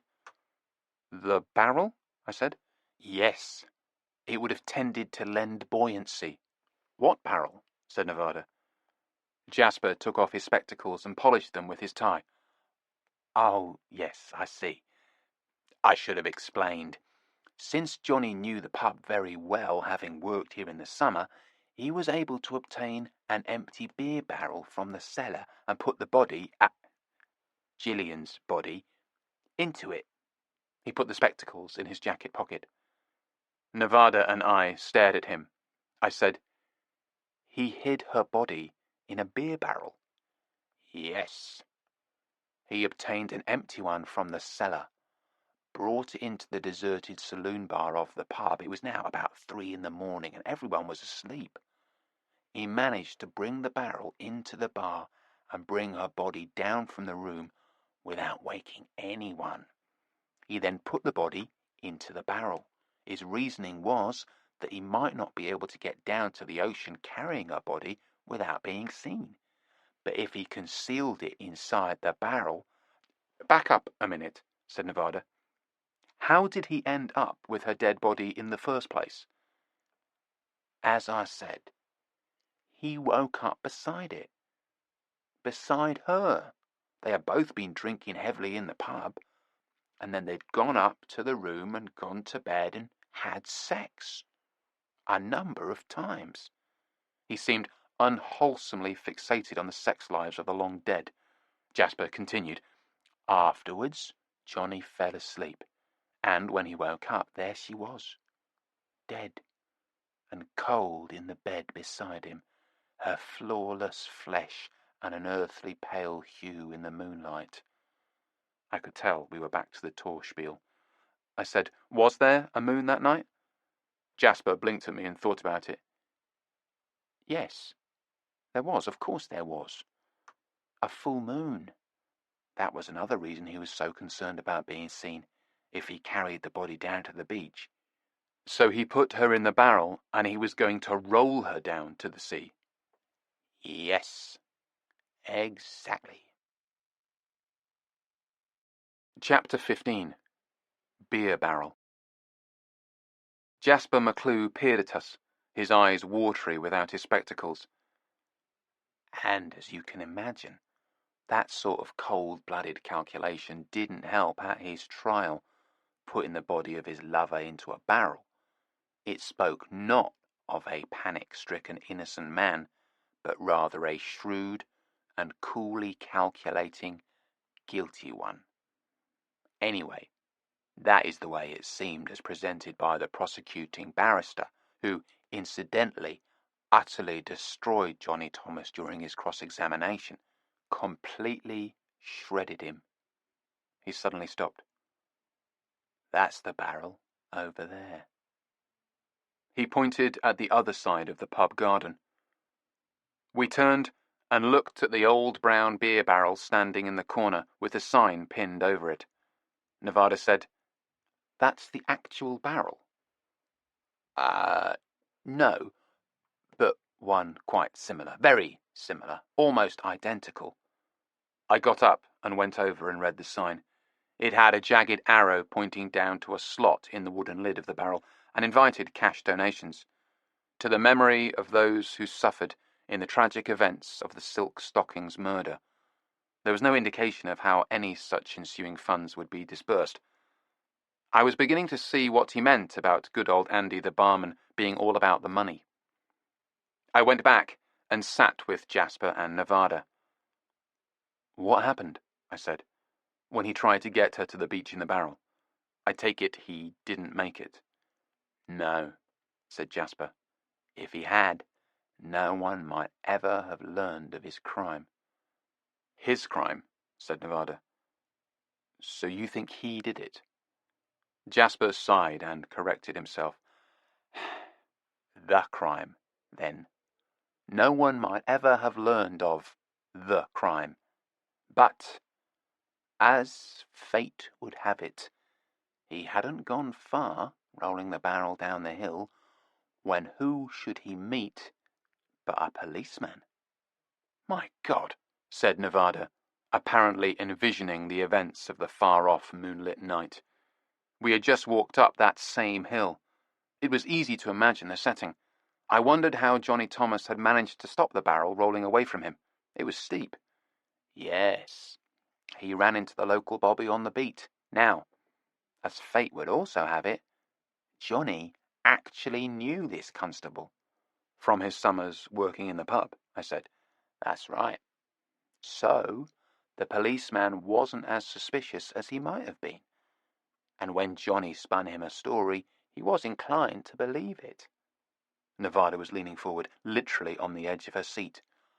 What story? He said that the barrel was full of beer that his uncle wanted to donate to Johnny's band. The Flare Path Orchestra, I said. Correct. Johnny told the constable that a lorry had been sent by the squadron and he was going to come and pick him up, along with a barrel of beer. So he was taking it down to the beach where it was going to be picked up by some of his mates returning late after a mission. And the constable believed him, so much so that he offered to help Johnny with the barrel. Help him roll the barrel with the body in it. Yes. And, furthermore, the policeman offered to wait with him until his ride came, to keep him company. Christ, whispered Nevada. Johnny naturally refused, said it wasn't necessary. He had no idea what time the lorry would arrive. There was no point both of them waiting, and so on. He convinced the constable to leave him there with the barrel, and the man was just about to go when someone else arrived. Another policeman. Shit. Yes. Only this time, it was a military policeman, a so-called red cap. He wanted to know what was going on. The constable explained to him about the donation of beer and how Johnny was waiting for a lorry and so on. The military policeman joked about how lucky Johnny's orchestra was. The constable laughed, and Johnny tried to laugh, but by now he was ready to have a nervous breakdown. I'm not surprised, said Nevada. I'm ready to have a nervous breakdown myself, just hearing about it. What happened? Both the constable and the military policeman offered to wait with Johnny for the lorry. The non-existent lorry, I said. That's right. The non-existent lorry, which was never going to come. So, after much waiting around in the cold night, Johnny finally said it was so late that he was certain that it wasn't going to come. If it was going to come, it would have been there by now. Something had obviously gone wrong. Some kind of cock-up. This was more than plausible during wartime, so the constable and the military policeman had no reason not to believe him. So, having established this, Johnny said he would take the beer back to the pub. You mean the body, said Nevada. He'd take Gillian's body in the barrel back to the pub. Yes, her body. And what would he do with it then? I don't think he was thinking that far ahead, said Jasper. He just wanted to get away from the constable and the military policeman. And did he? I said. Jasper shook his head. No. They insisted on helping him roll the barrel back up the hill, all the way to the pub. So Johnny was back where he started, with Gillian Gaydon dead and wedged tight in the barrel, said barrel now sitting outside the pub with two policemen. What did he do? Said Nevada. Well, he went to get them each a bottle of beer, to say thank you for the help with the barrel, and, he hoped, to get rid of them. But he didn't. No. When he gave them the beer, they asked if they could drink it inside. They could hardly be seen drinking on the street when they were both supposedly on duty, so he was obliged to let them into the snug bar of the pub. While they sat there drinking their beers, he made some excuse and hurried back to the barrel outside. He took Gillian's body out of it. While the policemen were drinking in the bar, he managed to carry it back upstairs and into the room, where he put her corpse back in the bed. Back where he started, I said. Yes, exactly. Back where he started. What was he going to do? Said Nevada. I have no idea. I don't think he did either. But it doesn't matter. When he went back downstairs to the bar to say goodnight to the policeman, they put the handcuffs on him. They'd looked in the barrel outside while he had gone to get them beers. They had taken the lid off, and they'd found her contorted body jammed inside, her pale nude body with a stocking that had strangled her knotted around her neck, digging into the flesh, her purple, contorted face. Nevada interrupted this gruesome word picture. You mean they found the body, then they put the lid back on the barrel and let him think? Yes. They didn't give any indication that they knew. All the time he was getting them the beer? Yes. And while he dragged the body back upstairs and put it into bed? Yes. I suppose they were playing cat and mouse with him. That was really sadistic of them, said Nevada. I tended to agree. However, Tinkler, when he heard about it all later, floated the suggestion that maybe they just really wanted a beer. So, the burden of evidence was completely against poor Johnny Thomas, said Jasper. He never really had a chance, I suppose. His story was that someone must have come into the room while he was asleep and committed the murder, strangled the woman he loved with one of her own stockings. Without waking him, I said. Jasper nodded dolefully. That was the sticking point for the jury, too. Johnny claimed to be drugged, but he was no good. Drugged? Yes. There was a half bottle of whiskey waiting for Johnny and Gillian in the room when they retired to bed that fateful night. It had a ribbon tied around it. Apparently a present for them. Of course, spirits were very rare in the war. They were hardly likely to look a gift horse in the mouth. Johnny assumed it was a present from his uncle. He and Gillian both drank the whiskey. He later claimed it put them both into a heavy drug-induced slumber from which Gillian would never awaken. I said, was the whiskey ever analysed? No. The bottle had vanished. It was gone when he woke up and found the body. I said, presumably removed by the same person who broke in and strangled Gillian. Presumably, yes. The defence barrister found a barmaid who admitted to putting the whiskey in the room. She said a man had given it to her, saying it was a gift, and asking her to leave it for Johnny that night. He had paid her to do so, but this mysterious man was never found. And when the barmaid herself disappeared before testifying in the trial, he shrugged.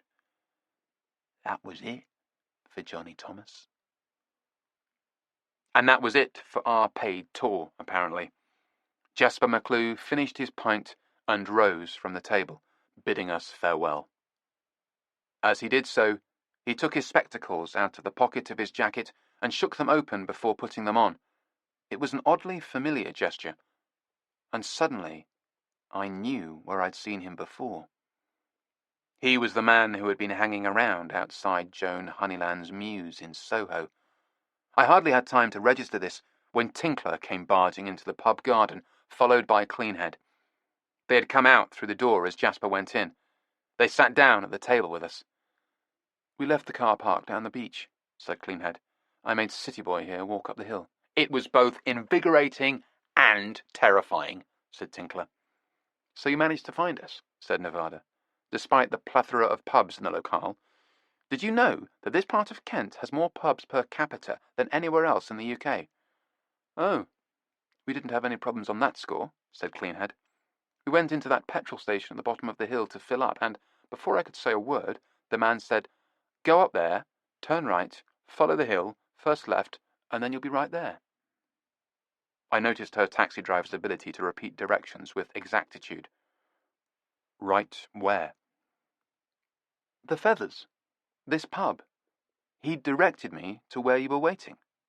That was nice of him, said Nevada. But how did he know that we were together, that you were with us? It's a tiny village, said Tinkler. It's inhabited by a handful of inbred banjo-strumming mutants. You have to get over this negative obsession of yours, Tinkler, said Nevada. I think it's a perfectly lovely place. Anyway, the point is, they don't see many strangers around here. This last was uttered by Tinkler in a sinister and slightly moronic rural accent of no particular locale. So of course, they knew we had to be with you, the other strangers from the place called London. Superficially, this made sense, but only superficially. I said, but how did they know we were going to this particular pub? Good point, said Nevada. Tinkler sighed. Because they talk to each other. They gossip. That's all there is to do down here, he said. Strum banjos and gossip. I looked at him, then at Cleanhead, beautiful and elegant with her smooth, shaved scalp gleaming. I got up from the table and went into the pub. Andy the barman was using a damp cloth to carefully wipe the dust off the bottle of wine that we'd ordered. He looked at me as I came in and set it aside. Excuse me, I said, but what did you mean earlier when you said it was nice to see someone with hair? Oh, that. I just meant that a lot of the people who come here for the Silk Stockings murder tour, a lot of them, maybe even most of them, are skinheads. Like your friend outside. He glanced out the window at the garden, where Cleanhead was sitting, laughing with the others. Actually, not like her. They usually are whiter shade of pale, if you know what I mean. Bother boots, Fred Perry shirts, the Union Jack very much in evidence, all that lot. I said, why? Why, what? Why do those people come here? He shrugged. Because they're interested in the murder? But why them? Why those particular people? I have no idea. We went back down the hill and got in the car. Cleanhead started the engine. Let's go and visit Abner the zombie cat, said Tinkler. Perhaps he'll fart for us. Abner the zombie what? Said Cleanhead, frowning as she turned onto the Dover Road. Tinkler explained in extensive detail, lingering on the effects of sardines on the digestive system of the poor cat. Wait a minute, I said. Slow down. What is it? Said Nevada. There, parked by the side of the road, was the van we'd seen earlier, with the nocturnal skyscape painted on its side and the logo, Miss Moon is sending us to sleep with her healing silver rays. Cleanhead pulled up beside it, and I got out of the car. There was no one in the van. I walked around it and looked at the other side. Of course. Painted on this side was the big, smiling sun shining its rays across a blue sky, and the lettering that read, Mr. Sunshine is giving us some golden love today. Nevada got out of the car and joined me. I said, It's not a companion piece. It's the same van. Night and day, said Nevada. Yin and yang. The great cosmic balance. I made a note of the license plate. I had no idea why or what I'd do with it. Then we got back in the car and set off for London. We told Cleanhead and Tinkler the gruesome story we'd learned on our murder tour. This proved to be a mistake, at least in the case of Tinkler. All the way back he kept singing, Roll Out the Barrel. Roll out the barrel, we'll have a barrel of fun. He wouldn't shut up. Even when Cleanhead told him to, he kept on quietly humming the tune. I can't help it, he said. It's stuck in my head now. Chapter 16. Mud on the Plates. We got back to London to find two cats who thought they'd been criminally neglected and underfed. As soon as we started pouring biscuits into their bowls, the phone began to ring. So I left Nevada to make sure that Turk wouldn't steal Fanny's leftovers from her bowl, or vice versa. It was Joan Honeyland, who rang regularly at no particular time of day for updates on our quest. I told her I hadn't found any new records, and was immediately met with her usual rush of reassurances that there was no hurry and that I was doing a fine job. This didn't lessen my regret about how little I'd so far achieved for her, and I weighed up whether I should tell her about our guided tour of the pub in Kingsdown. The problem was, we'd spent quite a lot of her money on that little outing, and it had yielded very little of direct value to her. It was turning out that the silk stockings murder, as ghoulishly interesting as it might have been in its own right, didn't seem relevant to the task at hand. This was because her father, good old Lucky, was utterly peripheral. All we'd gleaned from our local historian was some sound bites concerning the Colonel's steadfast loyalty and support for Johnny Thomas, and those death cell visits, how he'd held Johnny's hand, literally and figuratively, on the night before the young airman went to the gallows. But we'd already had all this from other sources.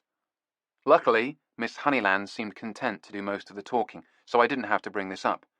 She took pleasure in informing me that our half-wit recording engineer, my term, not hers, had finally managed to get hold of a turntable with a 78 RPM speed setting, and was now able to proceed with the much-discussed digital transfer of the Flare Path Orchestra records. This cooled me down a little in regard to this chump and his endless postponements. In a way, I could see what the problem had been. Most turntables today are intended for club and DJ use. They are designed for scratching, mixing and backtracking, and only have 33 and 45 settings. There isn't much call for beat matching on shellac. Nonetheless, I didn't entirely understand the delay. There are still millions of turntables out there, old ones and new ones, with a 78 setting, that he could have bought or borrowed. Perhaps he simply wanted to do the job properly, and had been looking for a suitably high-precision deck that really would go around at exactly and precisely 78 revolutions per minute, without variation, and allow the music to be most accurately and realistically harvested out of those antique grooves. I wondered what the odds on that were. As soon as I said goodbye to Miss Honeyland and hung up, the phone rang again. I thought she'd forgotten something and called back, but it was just my voicemail telling me I had a message. Nevada came and sat on the arm of the sofa as I dialed in to hear it. "Who is it?" she said. "Gresford Jones." I listened to the maddeningly measured nasal cadences of the old teacher. "He must have heard us talking about him," said Nevada. "His ears must have been burning. Abner's ears must have been burning, what's left of them, his little decaying undead ears." Gresford Jones seemed to feel that speaking to someone's voicemail was like addressing a class full of particularly stupid children. Everything was painstakingly enunciated to allow no chance of ambiguity or error. But eventually he concluded, and the gist of it was that he had some further reminiscences and anecdotal material that he thought might be vital for our purposes. In other words, that we'd be willing to pay for. He finished by asking if we would be interested, and, if so, to ring him and make an appointment. I rang straight back, but there was no answer, and no voicemail. I tried him again just before we went to bed. No dice. The following day I tried him again at regular intervals and began to curse his lack of any kind of mechanism for handling phone messages.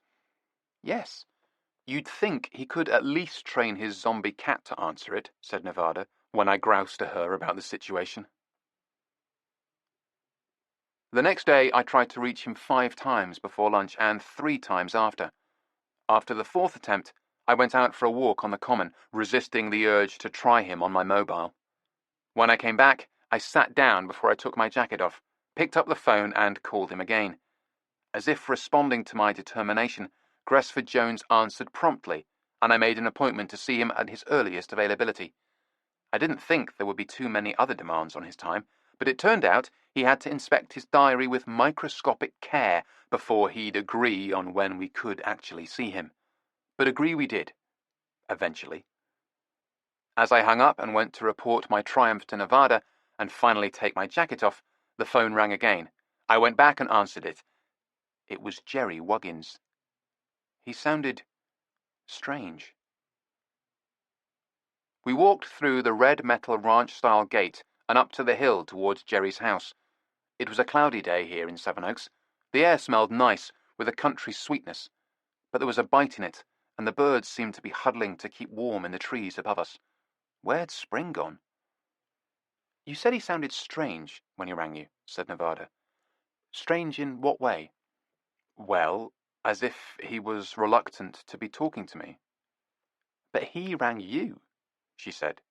"Exactly," I said. "He was reluctant, but also relieved." He said he was glad to have reached me, and he sounded like he really was. "Shh," said Nevada. "There he is now." Jerry was indeed revealed as we walked around the bend in the driveway, standing in front of us. He was wearing tweed trousers and a checked shirt under an old green sweater with brass buttons. His ruddy face shifted from anxiety to a smile of welcome, and he waved his big hands in greeting, shoes scuffling eagerly as he came downhill to meet us. "Good to see you again," he said, shaking our hands. "Bit different round here, isn't it? Without a wedding going on. Quieter." He led us up the hill and across the lawn, into the gardens behind the house. We sat down at a folding pink metal table on the flagstone patio.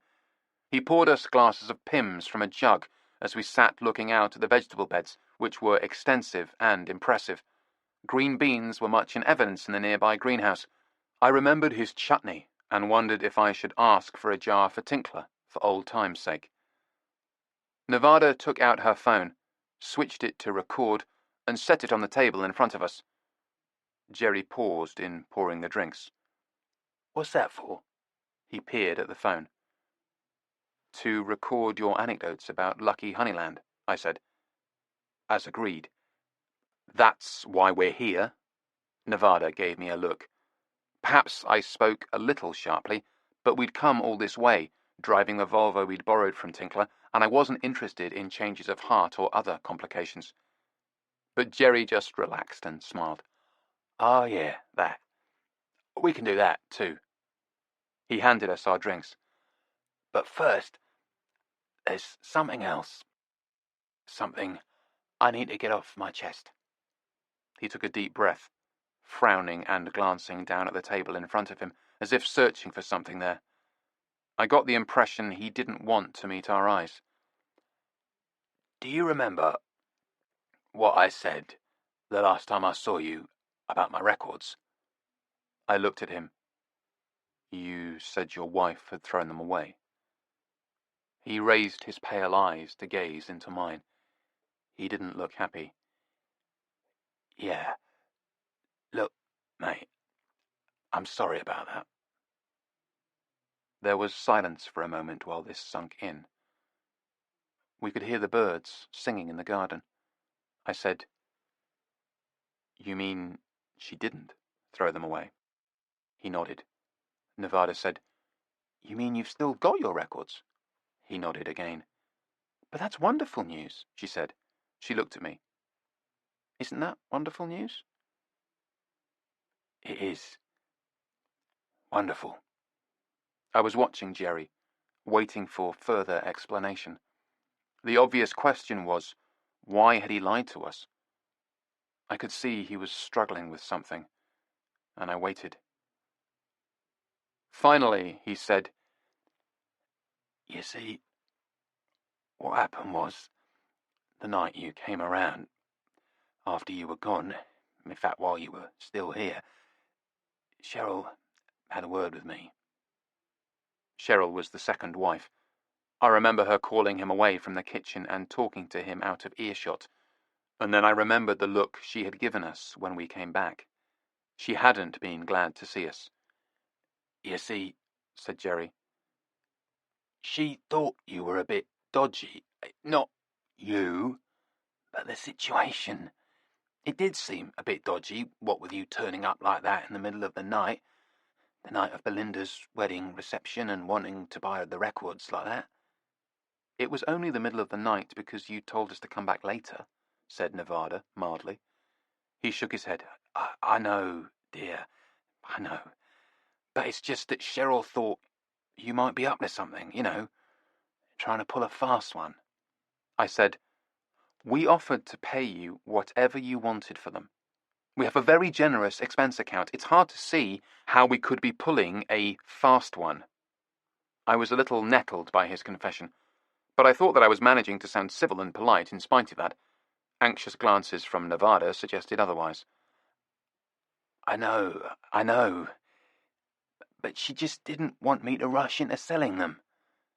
She knows how much those records mean to me, and she didn't want me to rush into doing anything with them." I noticed that the records, which he'd previously said he didn't play anymore, and indeed implied he might never play again, had suddenly become treasured heirlooms. I could see where this was going. I sighed. Okay, I said. But it's all right with her if you sell them now? He glanced back over his shoulder towards the house, as though expecting the ominous spectre of his wife to appear. Yeah. What changed her mind? I imagined her researching the records on the internet and trying to work out how much money she could get for them. She'd seemed like the shrewd, organized type, but this wouldn't have proved an easy task. The records were so rare, they almost never changed hands, and there was precious little price data available on them. Probably the only thing she could find would be my blog about the 78 we'd discovered inside Tinkler's speaker. And that, I reflected gloomily, had been a deliberate attempt to drive up the price of any and all Flare Path Orchestra records. So I braced myself now for Jerry's financial demands. I hoped Miss Honeyland wouldn't mind being taken to the cleaners. But instead, Jerry said, "We didn't change our minds. We had our minds changed for us, sort of. You see, we had a bit of a break-in." Nevada and I looked at each other. "When?" I said. "The other night. Someone broke in, or they tried to." He sipped his Pimm's and stared into its ruddy red depths. "Came very bloody close to." He looked at me. "And that's sort of spooked us. Spooked Cheryl and, I must admit, me too. So she suggested we should get rid of the records after all. Sell them to you." I said, "Why would a break-in make you want to sell me the records?" He blinked at me. "Because they were after them. After the records. That's what they're trying to break in to get. So we figured we'd be better off selling them. And then we don't have to worry about them, don't have to worry about security issues." He rattled the ice in his glass and took a sip. "How do you know they were after the records?" I glanced at his large, stylish house, stacked blocks on the green slope above us. There were plenty of other things in there worth stealing. "It was the ladder that gave it away," said Jerry. "They had a big, folding ladder with them, not the sort of thing you cart along on the off chance. They definitely knew they were going to need it, and they went straight to the north wing of the house, which is the bit with the attic on top of it, and they put a ladder up beside the attic window." We all turned and looked at the house. I could see the section he was talking about, a 2-story unit set central in the rambling building. "If they just wanted to break into the house, there were a lot of other windows easier to get at. Doors too, for that matter." He shook his head. "No, they were definitely heading for the attic." "And the only valuable items in your attic are the records," said Nevada. "I don't think they're interested in my old beer-making kit." "How did they know the records were in the attic?" I said. Jerry shook his head mournfully. "You remember the day of the wedding? There were some blokes who crashed the reception." I remembered the wedding crashes very well. I'd almost been beaten up on the presumption that I was one of them.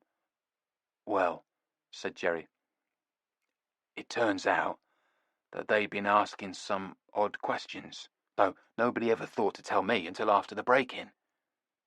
"But they didn't get away with anything?" I tried not to let the urgency show in my voice. Jerry smiled slowly. "No. We have a pretty good security system here. That is one thing we do have. They were detected as soon as they entered the grounds, and the alarm went off before they got anywhere near the window." A sudden thought occurred to me.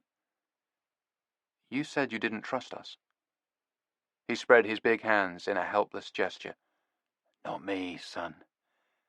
The wife. And it's not that she didn't trust you, exactly, but she thought there was something dodgy about our interest in your records." "Yeah. That's right." "So then someone turns up and tries to break in and steal those records." He looked at me. "Yeah." "So why didn't you think it was us?" You? He said. Nevada nodded. That's right. We would seem to be the obvious culprits. Why didn't you think it was us? Oh, said Jerry. There was never any question of it being you, any of your mob. We picked them up on the surveillance cameras, our would-be burglars. They were hefty lads, very hefty. And I'm very glad we didn't have a run-in with them.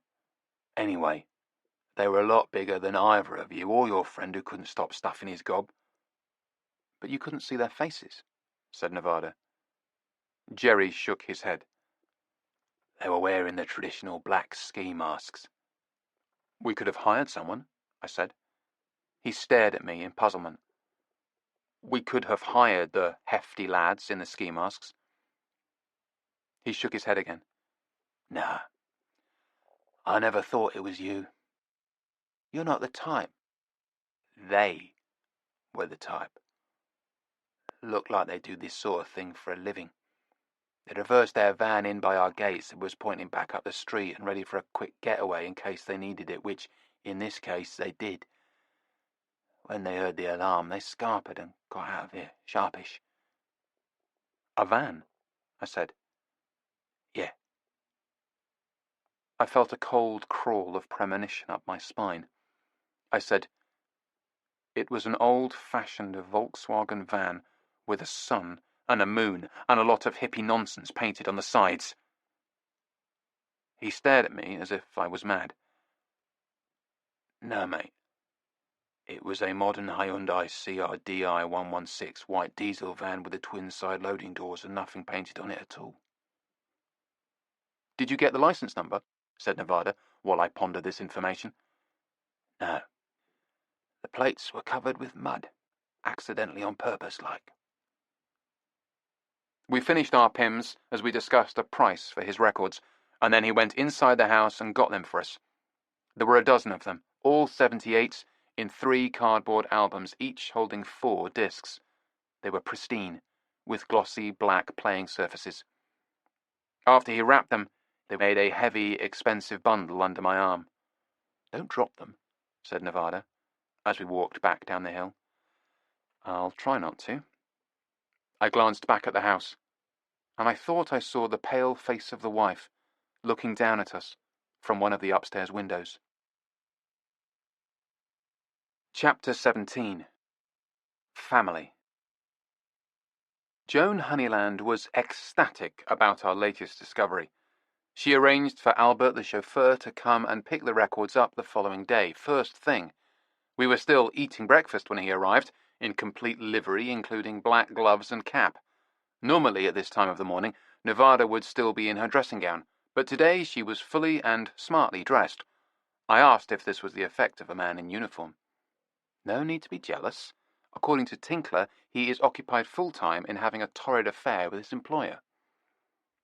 We watched him out the window as he drove off, the black roof of the Mercedes gliding past the top of the garden wall. Then we went back to the table to finish eating. Albert had been in too much of a hurry to even join us for a coffee. He was racing to deliver the records to the guy with the studio in South London, who would then presumably sit around for a few more weeks, twiddling his thumbs before he made a digital transfer of them. After breakfast, we left the house, first putting out some biscuits for the cats. The idea behind this was that it would distract them from trying to follow us and throwing themselves under a speeding car on the main road, like some kind of urban lemmings. Actually, it was only Turk who was likely to follow us, being the bolder of the two. Her sister would only come as far as the garden gate and then fall asleep peacefully in the flower beds, awaiting our return. We caught the bus into Putney and walked to Tinkler's house. He was at work, but he'd left the car keys for us in the usual place, tucked behind a disused gas meter mounted on the wall by his front door. We collected them and found the Volvo parked in the next street over and drove down to Kent. It was time for our interview with Charles Gresford-Jones. Tinkler had asked us to take a photo of Abner the cat while we were there, because Cleanhead didn't believe he existed. Preferably a picture of him slurping down sardines in tomato sauce. The more gruesome, the better. We reached Dover almost an hour early, the beneficiaries of remarkably light traffic leaving London, and decided to kill time with a walk along the seafront. We watched a huge white ferry drifting off towards France through the haze over the channel, moving as silently as a dream. Then we checked the time and drove up to Gresford Jones's place. We were standing outside number 87 on the dot. I opened the front gate, and Nevada followed me through. We were about to ring the bell when the front door of the neighbouring house popped open. A woman looked out. She was plump, pale and middle-aged. "Are you family?" she said. "I beg your pardon?" "He's in Buckland Hospital." Apparently, Charles Gresford Jones had suffered a serious fall. The woman told us she'd found him lying unconscious on the floor of his front room. She had let herself in with a set of keys he'd given her because Abner had been outside the front door scratching to get in. Gresford Jones didn't believe in cat flaps and had left the keys with his neighbour for just such an eventuality. Luckily. An ambulance had arrived promptly after her call, and Gresford Jones was now in hospital in a stable but critical condition and profoundly unconscious. "The big problem," said the woman, "is the cat." "Abner?" "Yes. You see, the thing is, my husband and son are allergic. I've been feeding him, but I can't take him in and give him a proper home because of my husband and son, you see. And he does need a proper home. Deserves one. Poor old Abner." "But what about his owner?" She shook her head grimly. "He won't be coming out again. When you reach that age and start falling, that's it." I said, "But he might recover." She gave me a skeptical look. "Even if he does, we need someone to look after Abner in the meantime." I looked at Nevada. We hadn't explained that we weren't family. Maybe we should now. Maybe it was too late. Maybe we looked too damned respectable and reliable. The woman watched us, almost visibly willing us to say we'd take the cat off her hands. "It would be different," she said, "if there was anyone else to ask, if I could ask the people with that van." "Van?" I said. "Yes. They've been visiting Mr. Gresford Jones, but they haven't been around lately." "What kind of a van?" "Well, it's got sort of a painting of the sun on one side." "And the moon on the other?" "Yes, that's right," she said.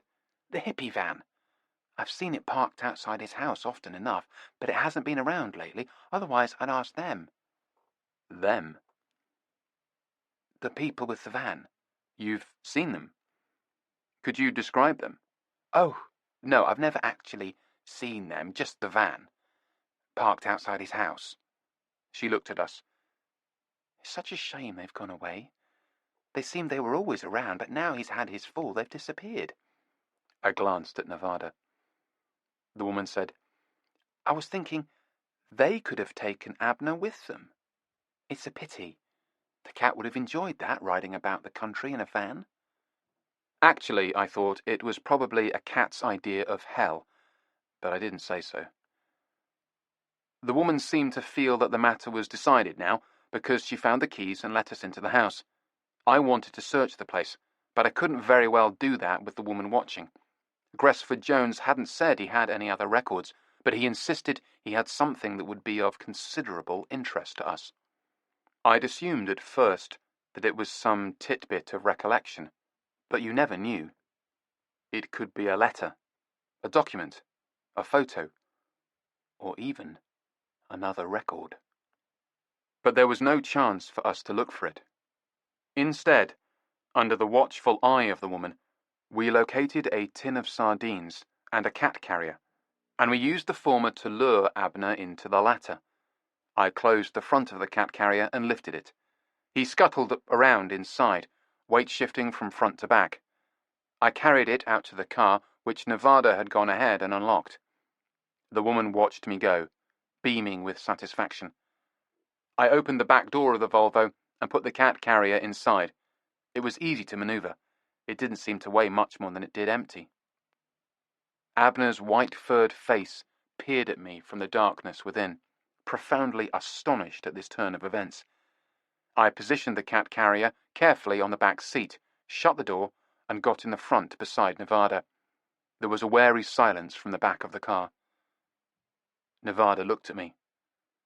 We were now going to have the discussion we hadn't been able to conduct in front of the woman. "What can we do with him?" said Nevada. She glanced over her shoulder. I followed her gaze. Abner had pressed his face to the bars at the front of the cat carrier and was staring out at us. His long white whiskers projected through the bars. Nevada looked away. "We can't have him with our two. Fanny and Turk wouldn't stand for it." I was relieved. I agreed they wouldn't. "And I rang Tinkler while you were in the house. He said categorically no. Or said no categorically. I'm sure he'd be delighted to correct me." I said, "He's not a cat person." "I'm not so sure. I think he might be, but he said the prospect of sardine farts was the deal-breaker." He actually said deal-breaker. "I'm afraid so." "So what are we going to do? Honestly, I can't believe Tinkler. He keeps going on about those sardine farts, and now he's managed to put Cleanhead off too. I gave her a ring, but he'd already been in touch with her. He must have rung her immediately, couldn't keep his big mouth shut, and I really think I had a chance to place him with her." She glanced at the back of the car again. "Really? Abner the zombie cat?" She nodded thoughtfully. "Yes, I must admit that moniker didn't help. Still, Tinkler has now closed off 2 possibilities." "Don't worry," I said. "I have a plan." I started the car. As we headed back for London, Nevada rang the hospital to find out the latest on Charles Gresford Jones. They told us that they could only give out information to family, so we said we were his family. Then they told us he was dead. The news of his death seemed to add a strange additional velocity to the car as we hurtled along the motorway. Suddenly, there was a curious finality about the journey. It had become a one-way trip, at least for Abner.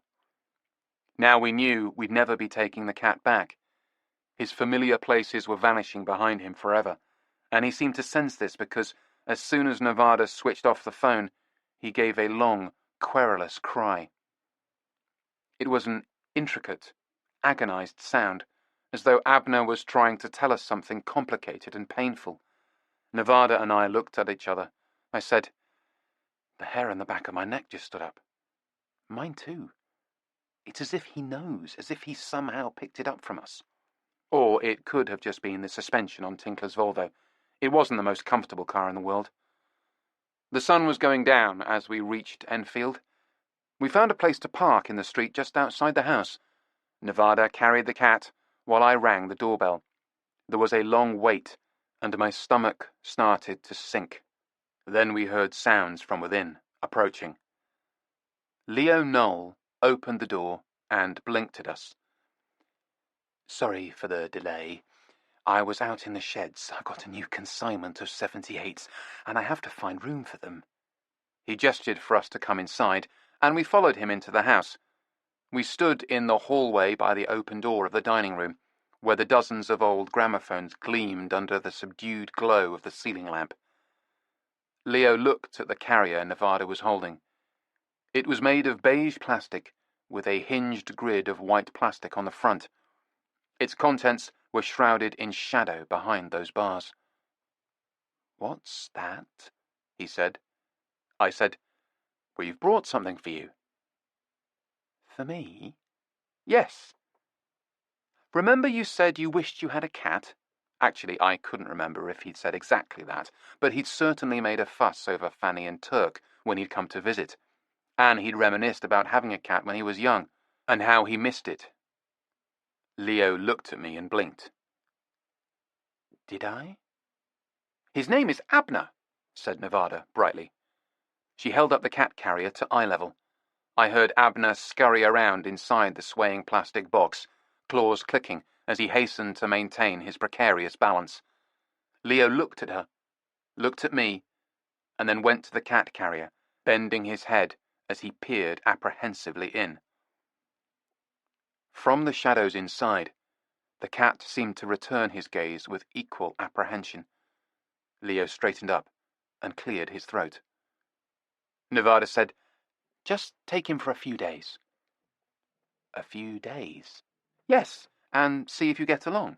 If you aren't happy with the arrangement, then we'll think of something else. This seemed to decide it for him. All right, he said. What do I feed him? Sardines.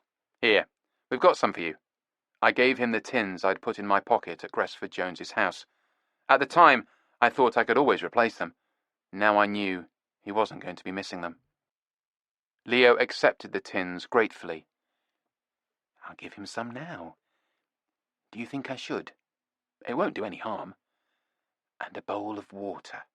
I'll have to get a bowl for his water. What about litter and a tray? He went outside at his old home. You can let him into the garden. The garden? Leo glanced worriedly out the window towards the darkness behind the house. It's all right, I said. He won't harm the sheds. I suppose not. What did you say was his name? He peered at the carrier again. Abner. We left Leo looking for a suitable bowl to use for Abner's water. I wondered if he'd fill it with Perrier.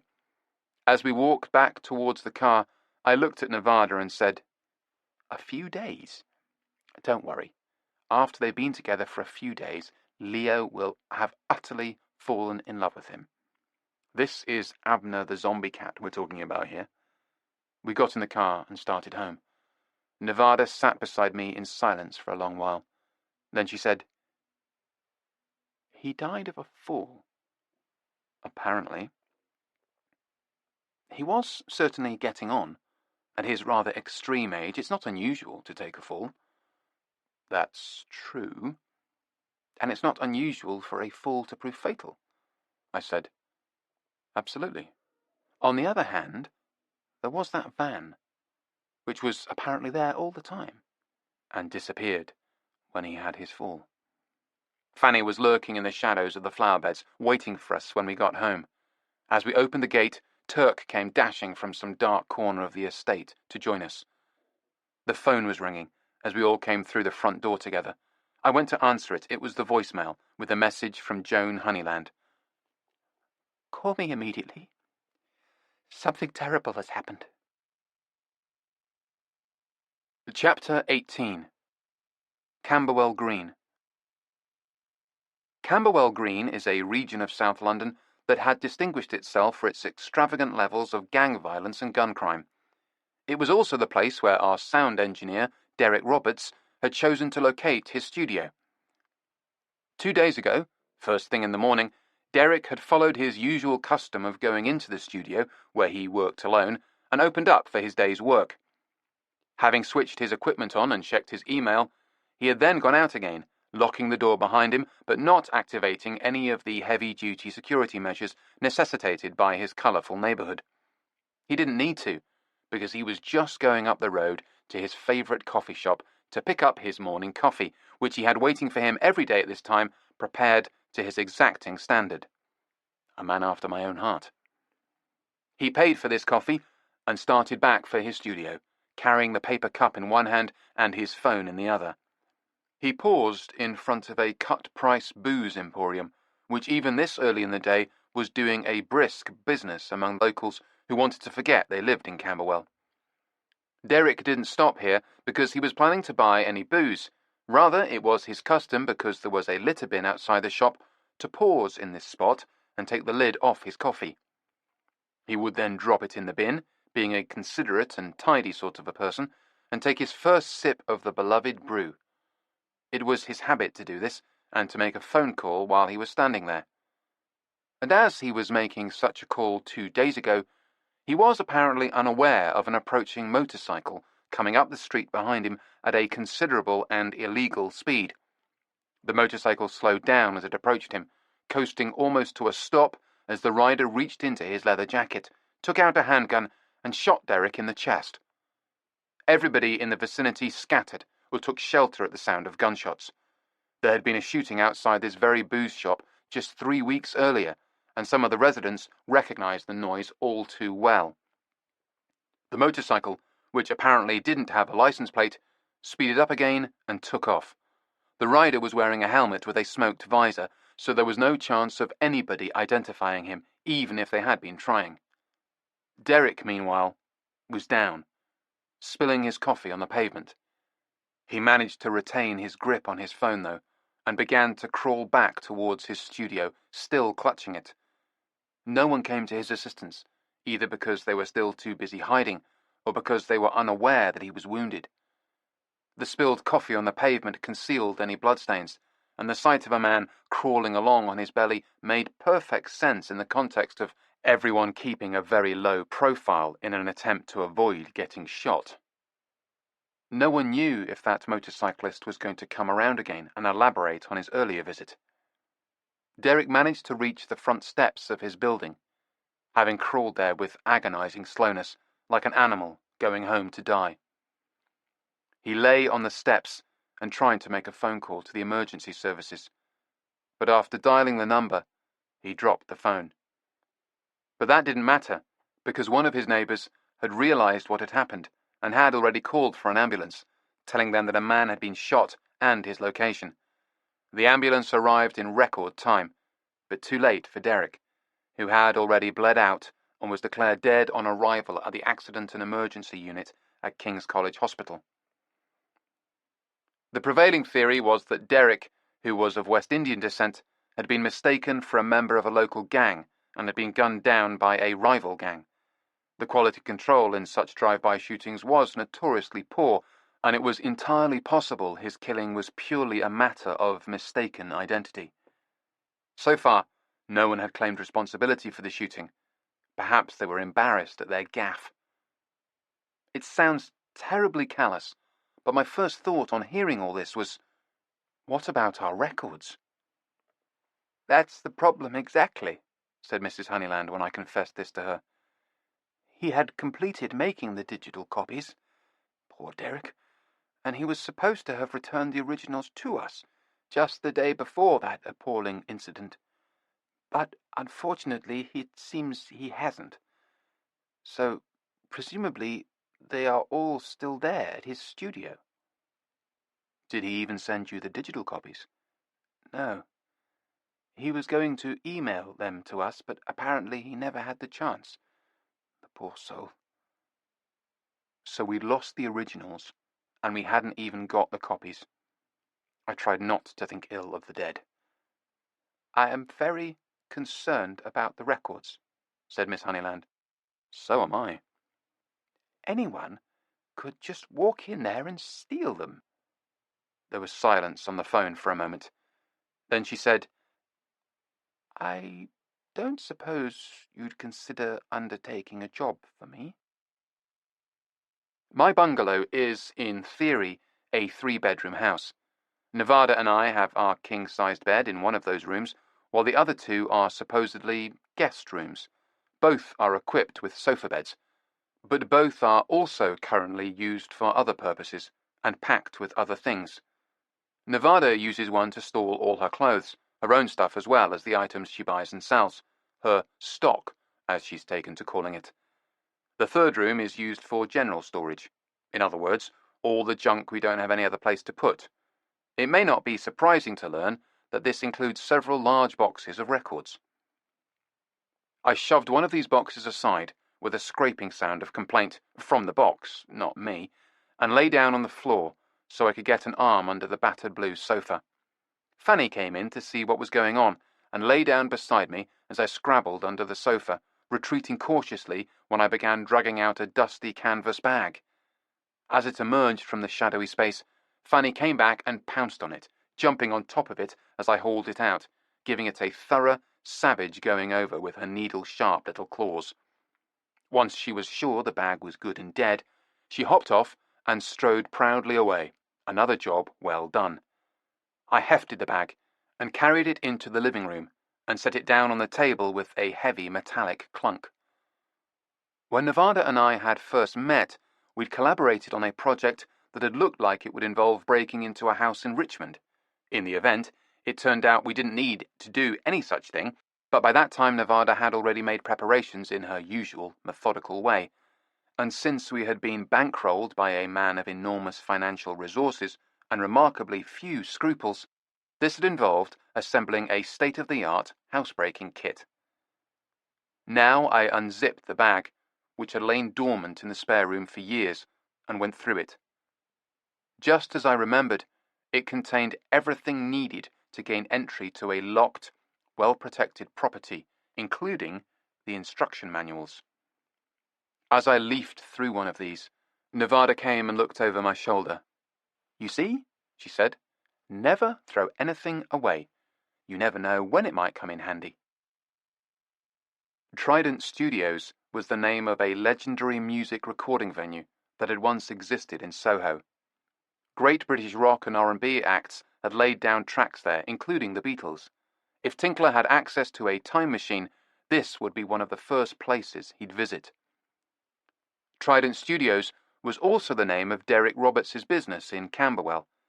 It had been an act of hubris for him to have borrowed it, and a particularly bitter irony, because Trident was also the codename of the Metropolitan Police campaign to stamp out gun crime in the capital. Behind the Trident Studios in Camberwell ran a thin, winding maze of an alleyway that squeezed between two rows of business premises. The alley existed where there were gaps between the walled backyards of the various businesses. In some cases, the yards shared a common wall, and at these points the alley reached a dead end. Luckily, it extended far enough to give us access to the rear entrance of the studio. Construction work was taking place around the mouth of the alley, with new brickwork rising in ragged and apparently random stacks. The entrance to the alley had been half-heartedly sealed off with a tall rectangle of weather-beaten brown fiberboard. It had been jammed tightly into the opening, causing a tall, vertical crease in the damp board, but I was able to ease it aside, creating an opening big enough for us to squeeze through. Nevada was standing behind me. She was carrying selected items from the canvas bag in a small rucksack. The instruction manuals we had left at home. The rucksack was black, as were the clothes we were wearing. We also had what Jerry had referred to as the traditional black ski masks, although as yet we hadn't put these on. Nevada was speaking into the phone. "Yes, we're about to start now." Back down the street, Cleanhead, who was sitting in a car keeping watch for us, said something in reply that I didn't catch. I grunted as I shoved the board aside. Nevada switched her phone to silent, and we went down the alley. We eased along the dank, narrow passage. The only light came from behind us, in the street we'd left behind. The alley smelled sharply of urine. Empty beer cans crunched under our feet. I could see virtually nothing, and although we had torches, neither of us felt like turning them on yet. So I ran my hand along the wall to our left. I felt distinctly when it changed, the size and texture of the bricks altering perceptibly. This indicated that we'd passed one of the buildings and moved on to the next. Keeping count in this way, I was able to determine when we'd come to the fourth one, Trident Studios. The biggest problem with the lock on the gate was getting Nevada to hold the torch beam steady enough to see what I was doing. Nevertheless, we were inside within 5 minutes. The gate gave access to a tiny courtyard with a green recycling bin beside a steel, reinforced back door that looked considerably more formidable than the gate we'd just come through. There was also the blunt metal box of a burglar alarm on the wall above and to the left of the door. The heaviest item in the rucksack we'd brought was a drill, which would enable us to pierce the outer shell of the alarm housing and insert what the manual called the electronic countermeasures cluster. This would be a ticklish business, not least because of the unavoidable noise of the drill. So it was an enormous relief when I stood on the green recycling bin and held a digital voltage detector beside the alarm housing, which told me the alarm system was switched off. Derek Roberts must have done so after entering his studios for the final time, and the police had obviously not switched it back on, which, come to think of it, made total sense, since they wouldn't know the entry code, and a constantly ringing alarm would just annoy the hell out of everyone. I climbed back down from the bin, and we went to work on the back door. This time, Nevada wanted to try dealing with the lock. The subtext of this was that I should hold the torch, and see how easy it was. The answer being, not easy at all. I had to hover behind her, moving when she moved, trying to keep the lock in the beam of the light while preventing her body blocking it and also shielding it as much as possible from anyone who might be watching. It took 20 minutes for her to open the lock, and I doubt that I could have improved on her time. We were both damp with sweat and shaking with relief when the door finally swung open to reveal a dark, quiet space that smelled of synthetic pine air freshener. We didn't switch on any of the lights in the studio. As far as we could tell, the windows were all shuttered and sealed, but we weren't taking any chances. We used our torches, probing the shadows and getting our bearings. We had moved through a storage area into the control room, which consisted of a long console covered with mixing controls and computer screens. There was a window above it that overlooked the recording studio proper, a small, carpeted chamber with sound-absorbing panels on the walls and 3 microphone stands looking tall and forlorn and abandoned in the middle of the space. Inside the control room, there was a secondary bank of equipment on the right and 2 doors to the left. We opened these. One led into the studio, the other to a small kitchen area combined with an office and lounge and, beyond that, the front door of the building. Just on the other side of that was where the actual crime scene began and where Derek Roberts had died on his front steps. We closed the inner doors and went to work. We found the records almost immediately. Miss Honeyland had given me a list, but I didn't need it because every item was seared into my brain. I went through them quickly as Nevada held the torch. Everything was there. We had a bag thickly lined with bubble wrap ready to cushion the 78s. It would have been a terrible shame to go to all this trouble, and burglary, and then get home with a sack full of rattling shellac fragments. As I packed the records carefully into the bag, I noticed the bookshelf on the wall in front of me. Predictably enough, it held a number of volumes about electronics and sound recording, but most of the books were about statistics. I wondered if Derek had had any idea of what the odds had been of him catching a stray bullet in this neighborhood. 100%, as it turned out.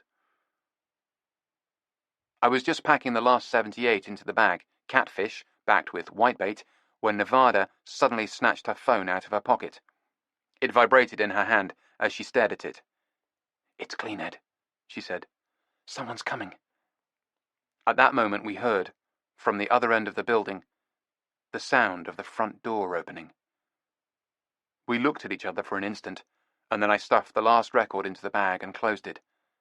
There was the sound of the front door shutting. Nevada and I quickly crossed the control room, the omnipresent carpet thankfully muffling our footsteps.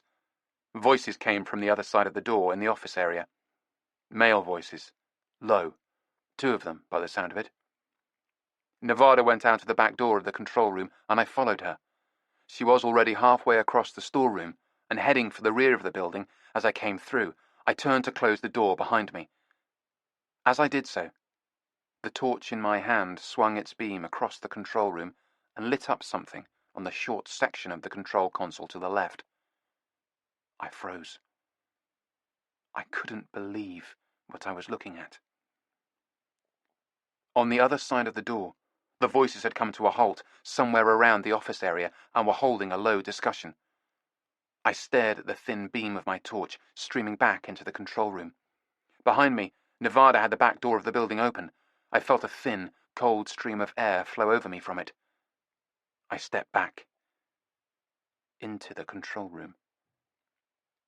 Behind me, I could hear Nevada hiss in astonishment. I moved across the control room, following the beam of my torch.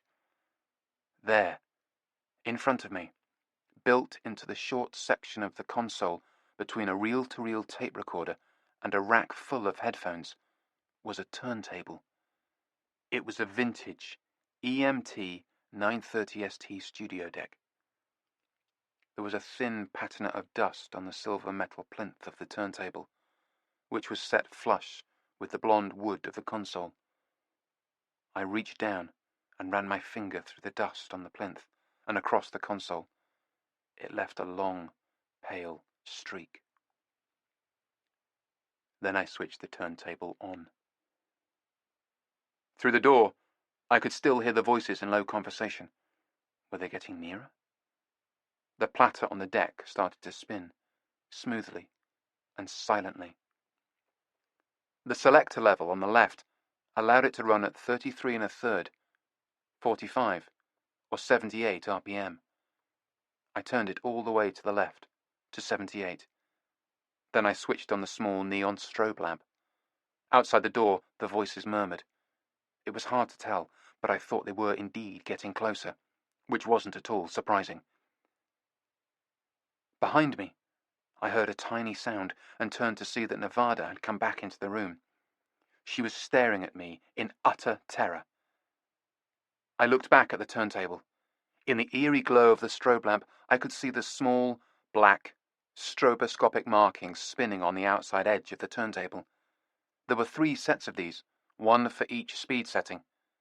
2 of them were an indistinct blur as the turntable spun, but the third, which corresponded to 78 RPM, appeared to be standing perfectly still, which meant it was running at exactly 78 revolutions per minute. Outside the door, the voices were definitely getting closer. I felt Nevada grab my arm and try to physically drag me away from the turntable. I pulled free and bent over it again. Out of the corner of my eye, I saw her hesitate for an instant, then go back out the door. The voices were very near now. I took one last look at the turntable, then switched it off, first the motor, then the neon lamp. The strobe light went out. I heard the voices outside the door. I turned to go. I was almost out of the room when I realized that the turntable was still spinning. Although I had switched it off, momentum meant the platter was still rotating. I heard someone rattling the door of the control room. I stepped back inside and went to the turntable. I reached towards the platter and put a finger on it to gently retard its progress without damaging the drive belt, the habit of a lifetime, then realized what I was doing and just grabbed it and brought it to an abrupt halt. They were coming into the room as I left, silently closing the door behind me. Nevada was waiting for me in the outside doorway at the back of the building, her posture a pictogram of tension. She wouldn't look at me as we hurried out. We locked the outer door silently behind us, went across the yard, through the gate, closed that, and hurried down the alley. I stuffed the tall, damp panel of fiberboard back into the opening, and we stepped into the street. "Wait a minute," said Nevada. She reached into the rucksack and pulled out a checked jacket for me and an elegant, geometrically figured sweater for herself. We hastily put these on, and suddenly, instead of being 2 suspicious-looking figures all in black, we were a fashionably attired young couple strolling back from a night on the town. Nevada still wouldn't look at me. We got back to Cleanhead's vehicle. She had left her taxi at home and had borrowed a silver Audi. She had a theory that silver cars were so all-pervasive as to be virtually invisible. She was staring at us as we got in. "What happened?" she said. "Why did you take so long? I was shitting myself. Didn't you get my warning?" She looked over her shoulder at us as we settled in the back seat.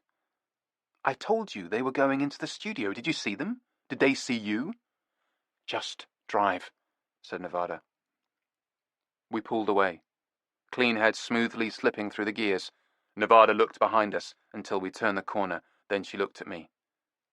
She hit me, on the shoulder, as hard as she could. It was cramped in the car, and she didn't have much room to maneuver, so it wasn't much of a blow, but nevertheless I grabbed her arm before she could hit me again and held it tight. "What the hell is going on?" said Cleanhead from the front of the car. "He stopped to admire a fucking turntable," said Nevada. Her voice shook. Anger was turning to tears. "What?" "I didn't stop to admire it," I said. "I stopped to check it." There must have been something in my voice, because Nevada calmed down immediately, wiping her face. "Check it for what?" It had a 78 RPM setting. Our murder victim owned a working 78 deck. "So what?" said Nevada. "We know he'd got hold of one. He told Miss Honeyland. That was the hold-up. He didn't have one, but just recently he managed to get hold of one." "Not just recently," I said. "That turntable was integrated. It was built into the console. I looked at her. It was installed the day they built the studio. Nevada shook her head, putting it together. So he didn't have to get hold of one. He already had one. She peered at me, and it was definitely in working order. I remembered the ghostly glow of the strobe lamp, and the precise dance of the markings. Definitely, I said. Couldn't it have been recently repaired, the turntable? I mean, perhaps it was out of action and recently fixed, or replaced, or renovated. I said, if it was, somebody managed to do it without disturbing the dust that had settled on it for years. There was silence in the car. Cleanhead was listening too. Finally, Nevada said, so that's what you had to check. And Cleanhead said, and that's why you didn't come out when I warned you? Yes. Even though I gave you plenty of warning? Yes, you did. Thank you. They almost got you, you know. What did they look like? I said. She considered. 2 white blokes. Big. Police. No. Hefty lads, I said. Hefty, yes. Did they see you? No. But they were coming into the room while I was still there. That was a bit careless of you, said Cleanhead. I was making sure the turntable had stopped completely after I'd switched it off. I had to. Otherwise, they would have come in and seen it was still spinning. And they would have known someone had just been in there. Correct. Was it scary? It was touch and go, but I had to do it. Nevada took my hand. That was very brave of you. I said, I noticed that you didn't take off, either. What do you mean? I looked at her. You could have made good your escape as soon as things got dicey, but you didn't. You waited for me. You didn't bail. Oh, I wouldn't do that, said Nevada. I have far too much invested in you. I've only recently got you to abandon your last bad habit. If something happened to you, I'd have to start again with someone else. Imagine the effort. How romantic, said Cleanhead from the front seat. Actually, it is, I said. I leaned close to Nevada and kissed her. I could smell her perfume and the tang of sweat. It was a lengthy kiss. Save it until you get home, you two, said Cleanhead. We moved apart. I looked at Nevada. Amber streetlights flared at regular intervals in tiny replica in her wide, dark eyes. She said, so the upshot of all this is that the sound engineer was a duplicitous individual. He was certainly a liar. And if he was given to lying, it was presumably for a reason which suggests he was up to something. Perhaps he was some kind of scam artist. Exactly, I said. It kind of makes you wonder why he was killed, doesn't it? Chapter 19. View from the Bridge. Having borrowed the necessary equipment from Tinkler, a Meridian AD converter and some cables, it took me less than 2 hours to make digital copies of all the records. This was grimly gratifying, but whenever I found myself reflecting with vindictive satisfaction on how favourably I compared to the spectacular incompetence of our chump of a sound engineer, I had to remind myself that this poor chump was dead. I emailed the sound files to Joan Honeyland and received her effusive thanks. Then we discussed a time of arrival for Albert to collect the originals. He turned up in full chauffeur regalia again, including this time a sinister pair of sunglasses. I gave him the 78s and he drove off with them, and I had a sudden pang when I realized I'd never see or hear these recordings by the Flare Path Orchestra again. I still had copies of them all in digital form, of course, but what the hell use was that to anyone? Someone on the phone for you, said Nevada, interrupting my gloomy speculations. I think it's the human palindrome, but he didn't try to chat me up, so I'm not sure. She handed me the handset, which I took with some measure of trepidation. Hello? Noel? Yes, indeed. It is me. Listen, I'm ringing about Abner the cat. I had a sudden sinking feeling. I'd half expected this call. After all, we'd made the mistake of leaving a get-out for Leo when we'd given him the cat. We'd given him Abner on approval, so to speak. If he didn't want to keep the zombie cat, I didn't know who the hell we'd turn to. I saw an elaborate cluster of complications stretching out before me like a Boracian labyrinth. I said, "So, how is Abner?" I might have sighed. Nevada certainly looked at me apprehensively. "He's absolutely marvellous," gushed Leo. "He's such an affectionate little chap, follows me everywhere and keeps me company while I'm sorting and cataloguing, purring constantly. And absolutely the most important thing, he seems to have an innate and intrinsic respect for shellac and its uniquely fragile and vulnerable nature." "That is the most important thing," I agreed. "So it would be safe to say you and Abner are getting along, then?" Listening intently on the sofa beside me, Nevada made a gesture of wiping sweat from her brow and sank back in relief. "Absolutely, absolutely, very safe to say. Getting along famously. He's here right now, sitting beside me. Aren't you, little chap?" "Yes, you are. Yes, you are. You should hear him purring. Would you like to hear him purring?" Before I could say yes or no, the line went apparently dead. Now, if I held my breath and I listened very attentively, I could just about detect a faint susurration, like a rhythmic version of the indistinct miniature roaring you hear in a seashell. I offered the phone to Nevada. The purr of the zombie cat. She listened for a moment and handed it back to me. "Impressive." Leo came back on the line. "Very impressive," I told him. "Isn't it?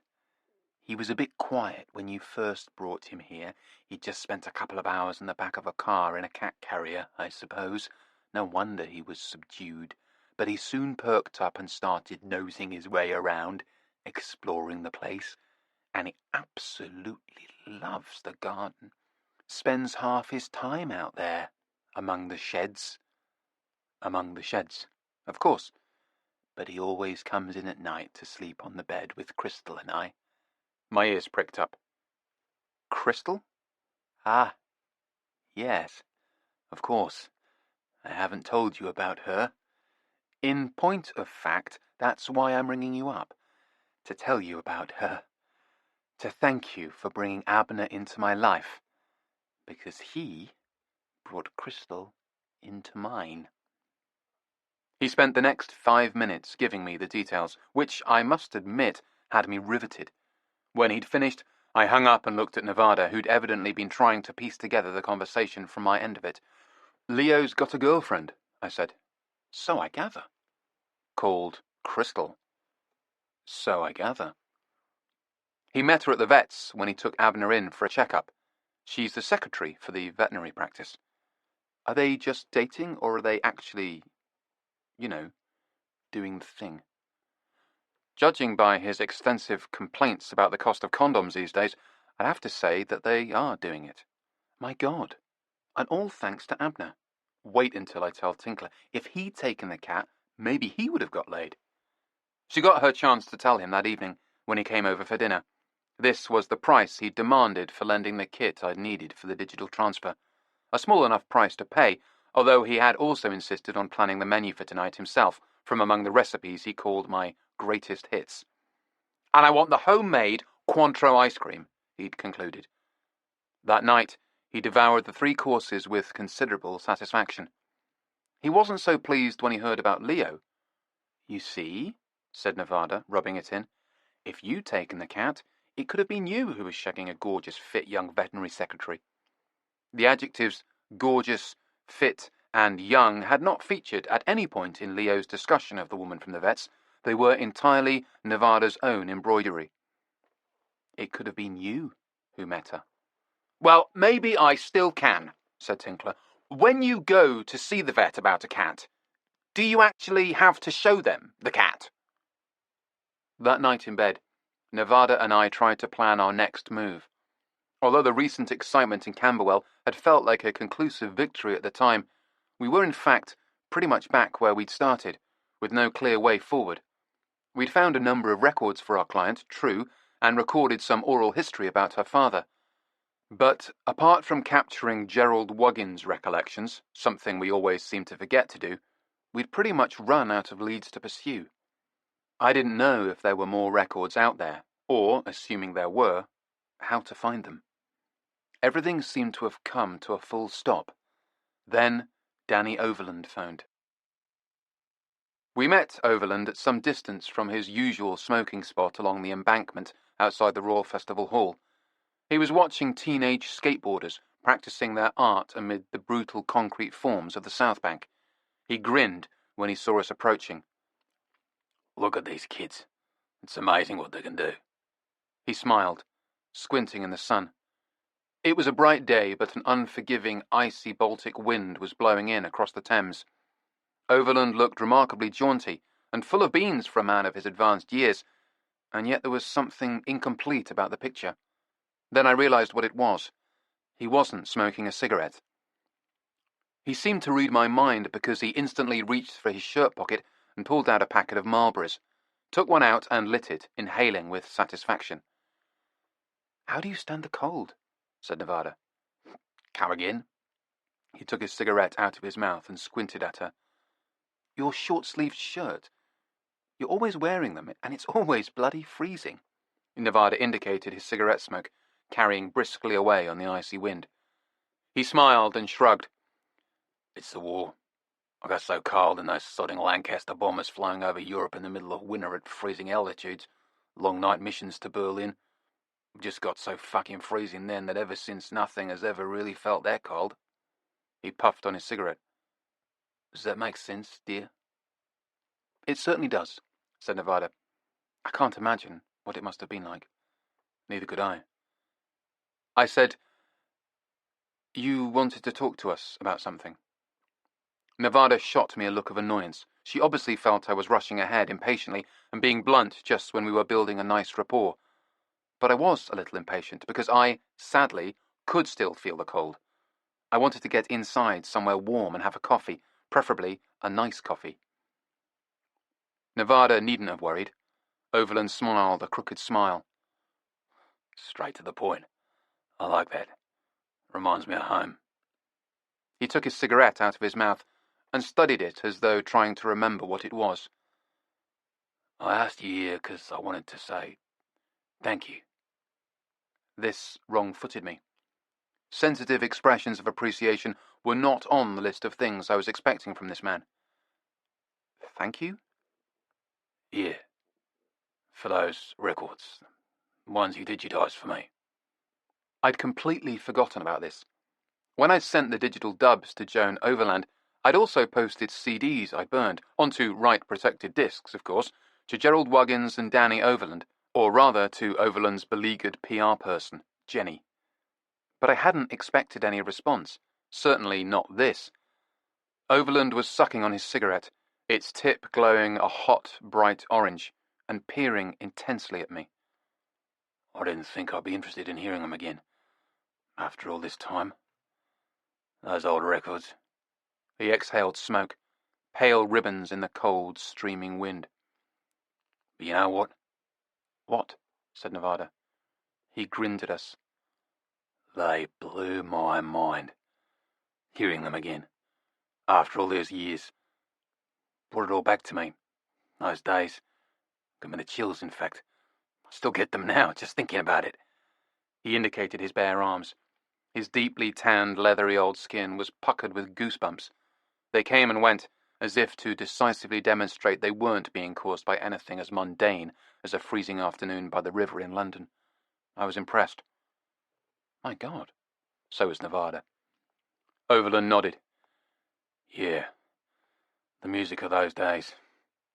Coming out of the past. Something I was part of. I brought it all back to me. Stronger than I could ever have imagined." There was a long silence. At last, Nevada said, "So, you liked the records?" Yes.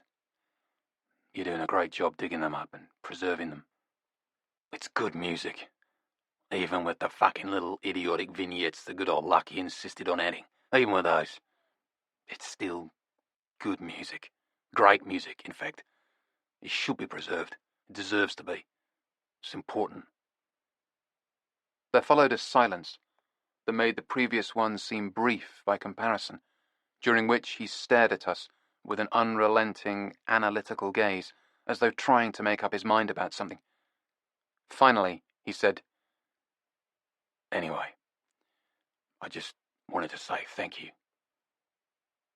He turned away and stared out at the river. It seemed he had said his thank you, and that was all we were getting. After a moment, Nevada and I looked at each other, shrugged and started to walk away. I put my arms around her and she moved in close to me, sheltering from the wind. We walked back past the South Bank complex, then along the road and up the steps that led to the elevated walkway. "Well, that was weird," I said. "It was certainly a bit of an abrupt dismissal." I said, "I definitely got the feeling he was going to tell us something else." "Exactly. And then he changed his mind." She looked at me. "What could it have been?" I shrugged. "We may never know." We strolled along the elevated walkway through the Shell building, then out again to where walkway formed a concrete bridge over the busy road towards Waterloo Station. As we strolled across the bridge, above York Road, I happened to turn to my left and saw a familiar vehicle navigating the roundabout by the IMAX cinema. A very familiar vehicle.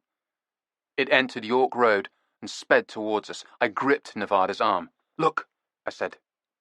It was the VW hippie van with the sun and the moon painted on it. There was no mistaking it. And, in the clear afternoon light, we got a very good look at its only occupant as it flashed by under the bridge where we stood. The driver was a young woman. A girl, in fact. "It's her!" exclaimed Nevada. "Who?" "That little harlot. The one who stole my Hermes scarf in Dover." That night, Tinkler joined us for dinner. I had by now finished paying him back with meals for lending me the digital conversion kit, but he came over anyway. It seems he'd got wind of the fact that we were cooking the thing with the artichoke hearts. He arrived early so he could make sure and nag me about the correct use of fresh thyme. "You mustn't get any of the stalky wooden bits in like you occasionally do." "Is stalky even a word?" said Nevada. "Don't start." I had finished adding the thyme, all carefully de-stalked, and was just about to serve dinner when the phone rang. It was Leo Knoll. When I saw the number, I wondered wearily if he could be having second thoughts about custody of the zombie cat at this late stage, but as soon as I heard his voice, I relaxed. He sounded jubilant, jazzed. Nevada watched me with curiosity, Tinkler with impatience, while I talked to the human palindrome, or rather, while I listened to him. He didn't require much in the way of comment or response from me. The saga went something like this. Leo had discovered that Abner loved going in and out of the sheds and napping in them. Since he did no harm to the records, Leo was happy to encourage this practice. In fact, he was going out of his way to pamper the cat. So, instead of putting a cat flap in the door of one of his sheds to allow Abner easy access, he installed cat flaps in all of the sheds. "All of them?" said Nevada, when I told her and Tinkler about it over dinner. "Every one." "What's the big deal?" said Tinkler, chasing an artichoke heart around his plate with a wedge of sourdough toast. "He has a lot of sheds," said Nevada. "And now a cat flap in every one." That must have been a lot of work. Yes, but not for Leo. He put an ad in the window of his local newsagent's asking for someone to do all the cat flap installing. "An ad in a newsagent's window?" said Tinkler. "Why doesn't he just use the internet?" The internet hasn't made huge inroads on Leo's world. Anyway, he got a response from one Leocadia, a Polish handyman. At least, he thought she was a handyman, but then she turned out to be a handy woman. "A handy woman?" said Nevada. "She sounds pretty handy anyway." "I trust she was at least Polish, this fraud," said Tinkler. "She is Polish, and she's no kind of fraud." and she is very attractive. According to Leo, scoffed Tinkler. Very attractive, and did a great job with the cat flaps. Such a great job that Leo invited her in for a drink afterward. A refreshing Perrier, no doubt, said Tinkler. And they got along extremely well, laughing and talking together over drinks. And one thing led to another. Nevada and Tinkler stared at me. They didn't, said Nevada. Please tell me they didn't, said Tinkler. I'm afraid they did. The human palindrome is now having a scorching affair with his Polish handywoman. Nevada's eyes gleamed. No. What about the vet?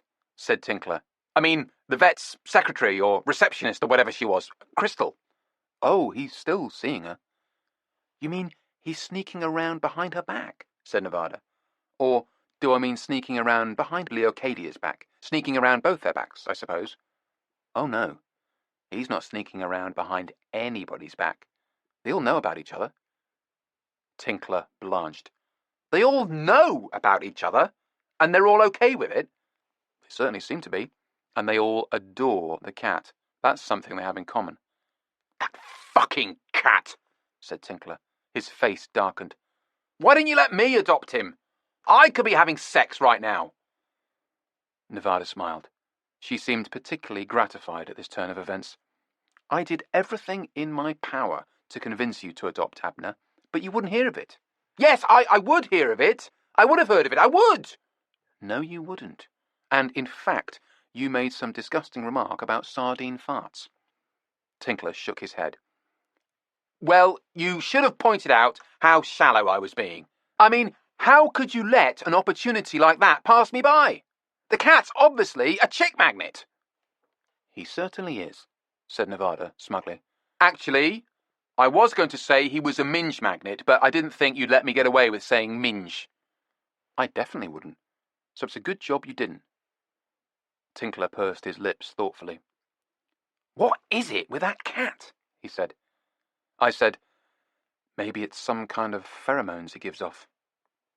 Maybe it's the sardine farts, said Tinkler. The following morning, I was drinking my coffee in the back garden, Fanny sheltering underneath my chair, as was her custom, using my shadow to protect her from the pallid rays of English springtime sun. I was reading an article about Pink Label Island first pressings in an old issue of Record Collector when I heard a hesitant knocking sound. I looked up from the magazine, and Fanny paused in washing herself under my chair. The sound came again, a tapping on wood, like the delicate application of a hammer. I realized it was coming from the garden gate. I got up, Fanny making a small sound of complaint at suddenly being deprived of her sunscreen, and walked to the gate. I slid the bolt and opened it. Standing there, in the lane between my garden and the Abbey, was Jenny, Danny Overland's PR person. I'm sorry to bother you, she said. I hope you don't mind that we tracked down your home address. I wondered about her use of the word we, but then a voice said, Of course he doesn't. And Overland himself stepped into view and shouldered past Jenny into my garden. I moved back a little to let him in, and he gave me a nod. Then he turned to Jenny. You wouldn't mind leaving us alone for a few minutes, would you, dear? Jenny glanced at me and left. He closed the gate behind her and then turned to look at me.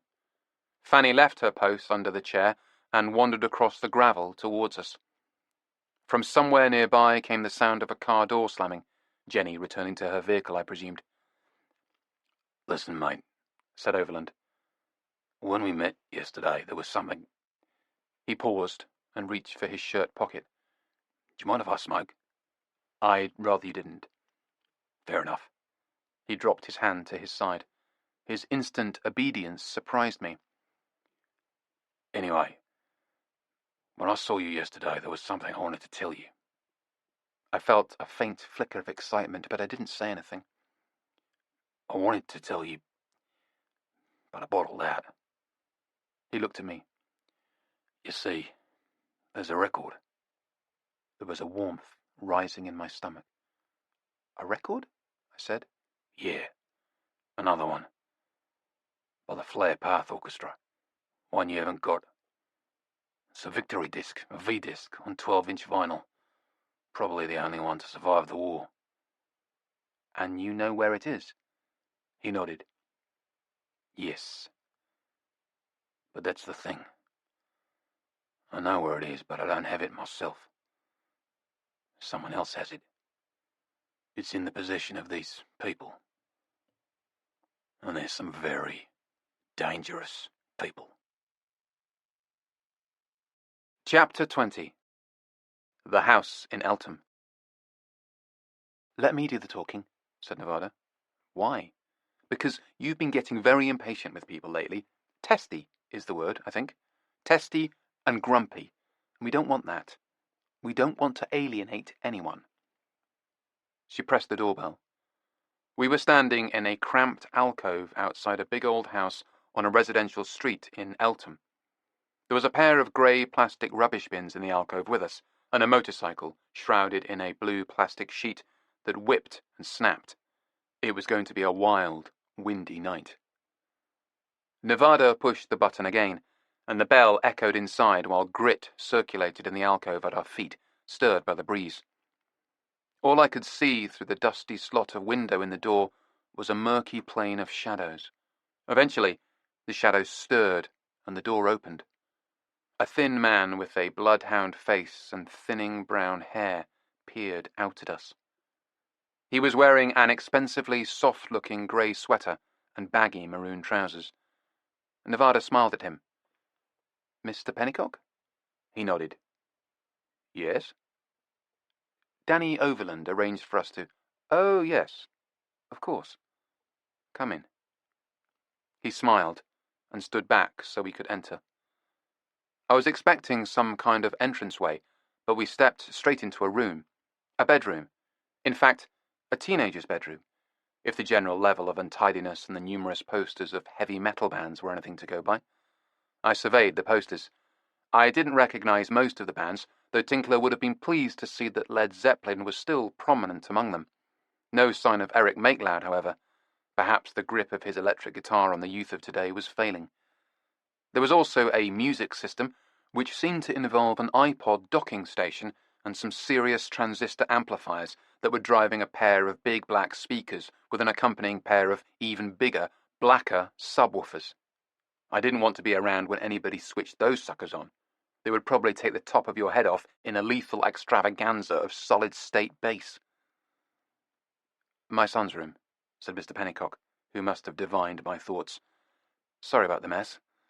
Bit of a shock to step straight into it when you come through the door from the outside world like that." "No, it's fine. This used to be the sitting room, you see. But then when Billy broke his leg, he couldn't get up and down the stairs very easily. So it seemed to make sense to relocate him down here. So we turned the sitting room into his bedroom. Would you like some tea?" "Yes, please," said Nevada. "Although I expect he would prefer some coffee." She nodded at me as we walked through to the narrow galley kitchen that directly adjoined Billy the Metal Freak's bedroom. We were now in the back of the small house. There was a window over the sink looking out on a narrow concrete yard with a table made from an oil drum. A bedraggled yellow and white polka dot parasol spread over it, twisting and contorting in the increasingly lively breeze. "Coffee, then," said Mr. Pennycock. He was opening a cupboard on the other side of the narrow room, looking at me with his bushy brown eyebrows angled in inquiry on his high, smooth forehead. "Yes, please," I said. It couldn't be any worse than tea. Pennycock carefully set out 3 mugs, 2 blue and 1 pink. The pink one was presumably for the girl among us. Then he unscrewed a jar and began spooning instant coffee into them. Nevada gave me a look to make sure I didn't kick up a fuss. Would I ever? Actually, it looked like a decent instant, organic, fair trade and shade-grown. It ticked all the boxes, yet it would still remain something fashioned by an industrial process involving dry cleaning fluid. I said, "How did your son happen to break his leg?" Pennycock was busy filling the kettle. "How did he— Oh, on his motorcycle, of course.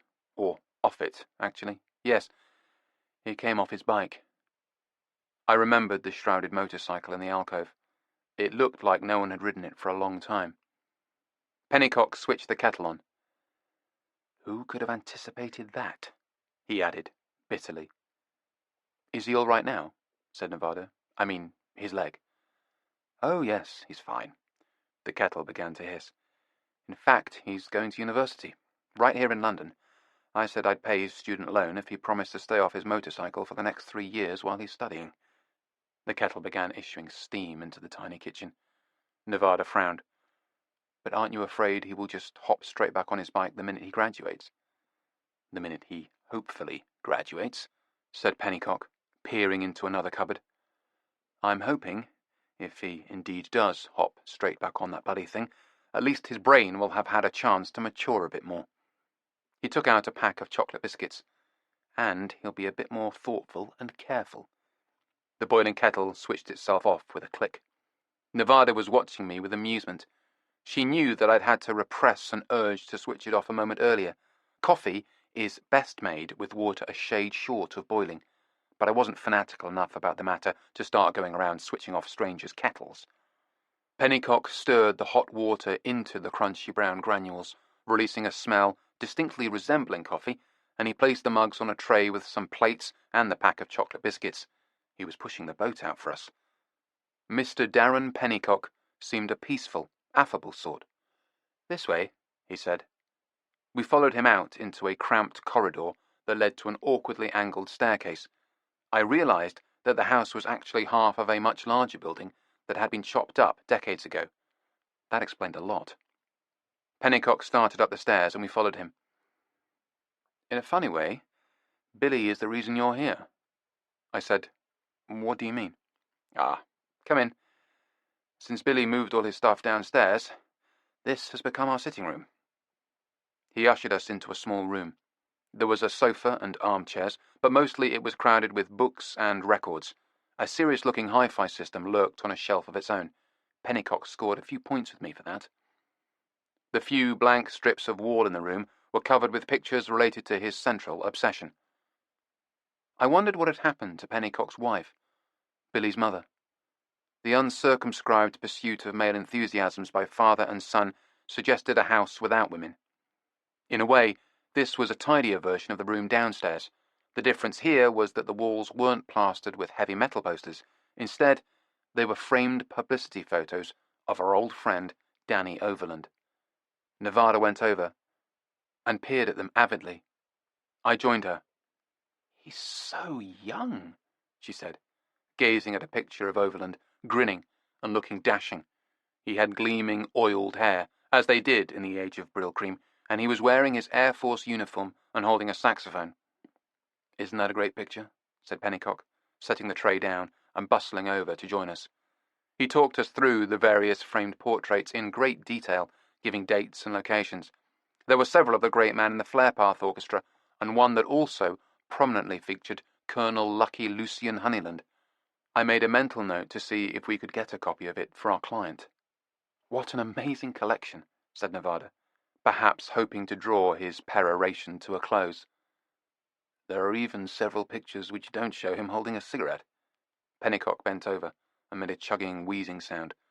After a startled moment, I realized he was laughing. Yes, he does smoke rather too much, doesn't he? I wish he wouldn't. I know he's already reached a massively ripe old age despite the cigarettes, but even if quitting now only brought him another year or two, that would be another year or two of the most marvelous music. Personally, I suspect the nicotine was probably the only thing holding the old bastard together, but I let Pennycock ramble on, remembering Nevada's instructions not to be impatient. He resumed his inventory of the pictures on the wall, the most interesting of which showed Danny Overland with Frank Sinatra. They were both holding cigarettes, of course. Australia, in 1959, he said. When Sinatra was touring with the Red Norvo Quintet, I said. One of old Blue Eyes' few purely jazz excursions. Pennycock gave me a quick look. Yes, he said. I had evidently scored some musical knowledge points myself. They did an album together, Danny and Sinatra, very rare, only ever released on the Australian Calendar label. I have a copy here somewhere. He peered at a shelf of records, looked for the album in question, evidently couldn't find it, then, in an apparent face-saving gesture, turned to the hi-fi system and began fussing with that. It was a standard Lin name setup, Expensive and painstaking and considered by many to be the pinnacle of hi-fi. I wouldn't have minded giving it a listen, but not now. I opened my mouth, getting ready to ask him a blunt question concerning our visit. But Nevada read my intention and spoke quickly. "So what is it you do, exactly, Mr. Pennycock? I mean, in the way of work?" He glanced at us. It was just small talk, but he didn't seem to welcome the question. "Oh, I work in the local council planning office. All very dull, really." Then he brightened. "But I also run dope." Nevada and I looked at each other. "Oh, that's nice," she said. "Perhaps we can buy a 1/4 ounce from you later." Pennycock flushed scarlet. It was quite a sight. The tips of his large ears flared brightly, as if glowing with heat. He shook his head mournfully. "Not dope," he said. DOAP, the Danny Overland Appreciation Partnership. Nevada gave me a panicked, "Get me out of this" kind of look. I shrugged. I saw no way of backtracking. He didn't look like he was going to call the drug cops anyway. "Dope," he continued. "It's a sort of fan club, and I'm the chairman and general manager." "I'm so sorry," said Nevada. "I just thought that's perfectly all right. I mean, I was just being polite. I wouldn't really have used any, if you had any, if we'd bought any." "Yes, you would," I said, "but I wouldn't." Pennycock shuffled his feet and cleared his throat. "Well, anyway, you came here to ask me about something specific." It seemed Nevada's gaffe had had the happy side effect of getting him to cut the crap. "Danny Overland told you that I mentioned a certain record." "A Flare Path Orchestra recording," I said, "on a V-disc." He paused and stared at me. For a moment I had the odd but intense feeling that he was going to flatly deny it. But he said, "Yes. As I said before, my son Billy is the reason we know about this record. As you will have gathered from the trappings of his room downstairs, he is a big fan of the heavier variety of rock music. Yes, actually, we did gather that. Well, this enthusiasm has led him to some odd places, travelling around the country to listen to little-known bands in obscure clubs. I thought of Lucky Honeyland, in another century, tooling around wartime Britain on his motorcycle, racing through the blackout in his quest for a quite different kind of music. And it has also led him to some very odd people. He has quite an eccentric collection of friends." He hesitated, and I wondered if we'd reached a sensitive subject, but he picked up a chocolate biscuit and crunched on it hungrily as he spoke.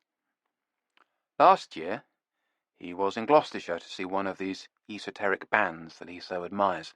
He just goes to gigs on his motorbike with no thought as to where he is going to stay afterwards. He's driven by the sheer love of music. He doesn't care where he ends up spending the night. He takes a sleeping bag and bedroll with him. Sometimes he sleeps in ditches, for all the world like a tramp. On other occasions, he's lucky enough to be taken in by somebody he met at a gig. As I say, he makes friends, and sometimes they invite him back home." He finished his biscuit and licked the crumbs off his fingers. This particular time, he'd been to see a band called Necker Cube, and he'd met a young bloke about his age in the audience, and they hit it off, shared enthusiasm and so on. After the gig, the young bloke invited him back to his home, or rather the home of his older brother, which proved to be a farmhouse in the middle of nowhere. He went in search of another biscuit. As he was levering it out of the packet, he recalled his duty as a host and offered the biscuits to us. We shook our heads. It was a dump of a place, but big, the farmhouse, and Billy was given one of their many empty rooms to unroll his sleeping bag in and use for the night. He was duly grateful and knackered, and when everybody else retired, he went to sleep. Apparently, a few hours later, he woke up and needed to do a wee.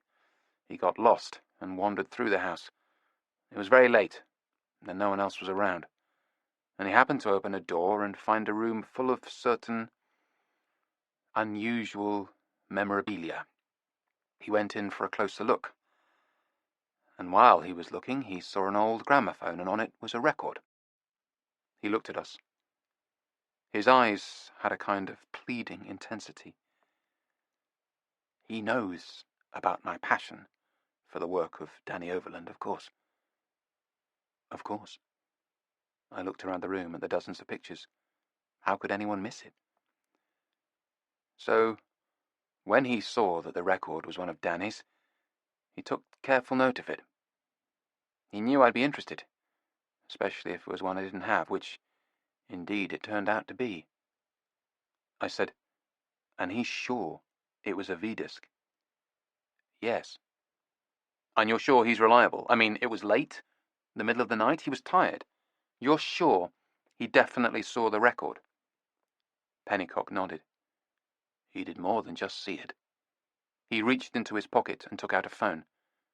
He photographed it with his phone. He showed me the image. It was a close-up of the record label and was admirably clear. Red, black and blue lettering on a white background. It read, Army, Navy, Marine Corps, Coast Guard, V-disc. Produced by the Music Branch, Special Services Division, Army Air Force. Outside start, 78 RPM. This record is the property of the War Department of the United States, and use for radio or commercial purposes is prohibited. Number 719A. Deep Penetration. D. Overland. The Flare Path Orchestra. BB 1821 Swing Band. DD release. I looked at him. He must have read the excitement in my eyes. Amazing, isn't it? What a discovery. And what an astounding coincidence, or perhaps I should say, piece of synchronicity. I mean, my son was one of the very few people who was in a position to recognize this record and realize its importance, and he happens to stumble on it in this god-forsaken farmhouse in the middle of the night. What kind of memorabilia? Said Nevada. His enthusiasm abated. I beg your pardon? You said your son was drawn into the room by the unusual memorabilia. What was it, exactly? He cleared his throat again and shuffled nervously. What you must realize, he said, is that the sort of music he listens to, it is played by all sorts of people, all sorts of bands, and certain bands attract a certain type of listener. He paused. Including some people on the far right, politically speaking. In fact, rather to the right of the far right. Extremists, the lunatic fringe, not to put too fine a point on it. I said, so what he found in the room was Nazi memorabilia. Swastika flags, portraits of Hitler, that sort of thing, I'm afraid. He said it as if it was somehow his fault. I explained all this to Danny Overland when I told him about the discovery of the record. It made matters quite complicated. Normally, I would have simply approached the people, these people at the farmhouse who owned the record, with an offer to buy it. He looked at me for moral support. It's an extremely valuable artifact. Yes, it is, I said. Priceless, in fact. But these people weren't exactly approachable.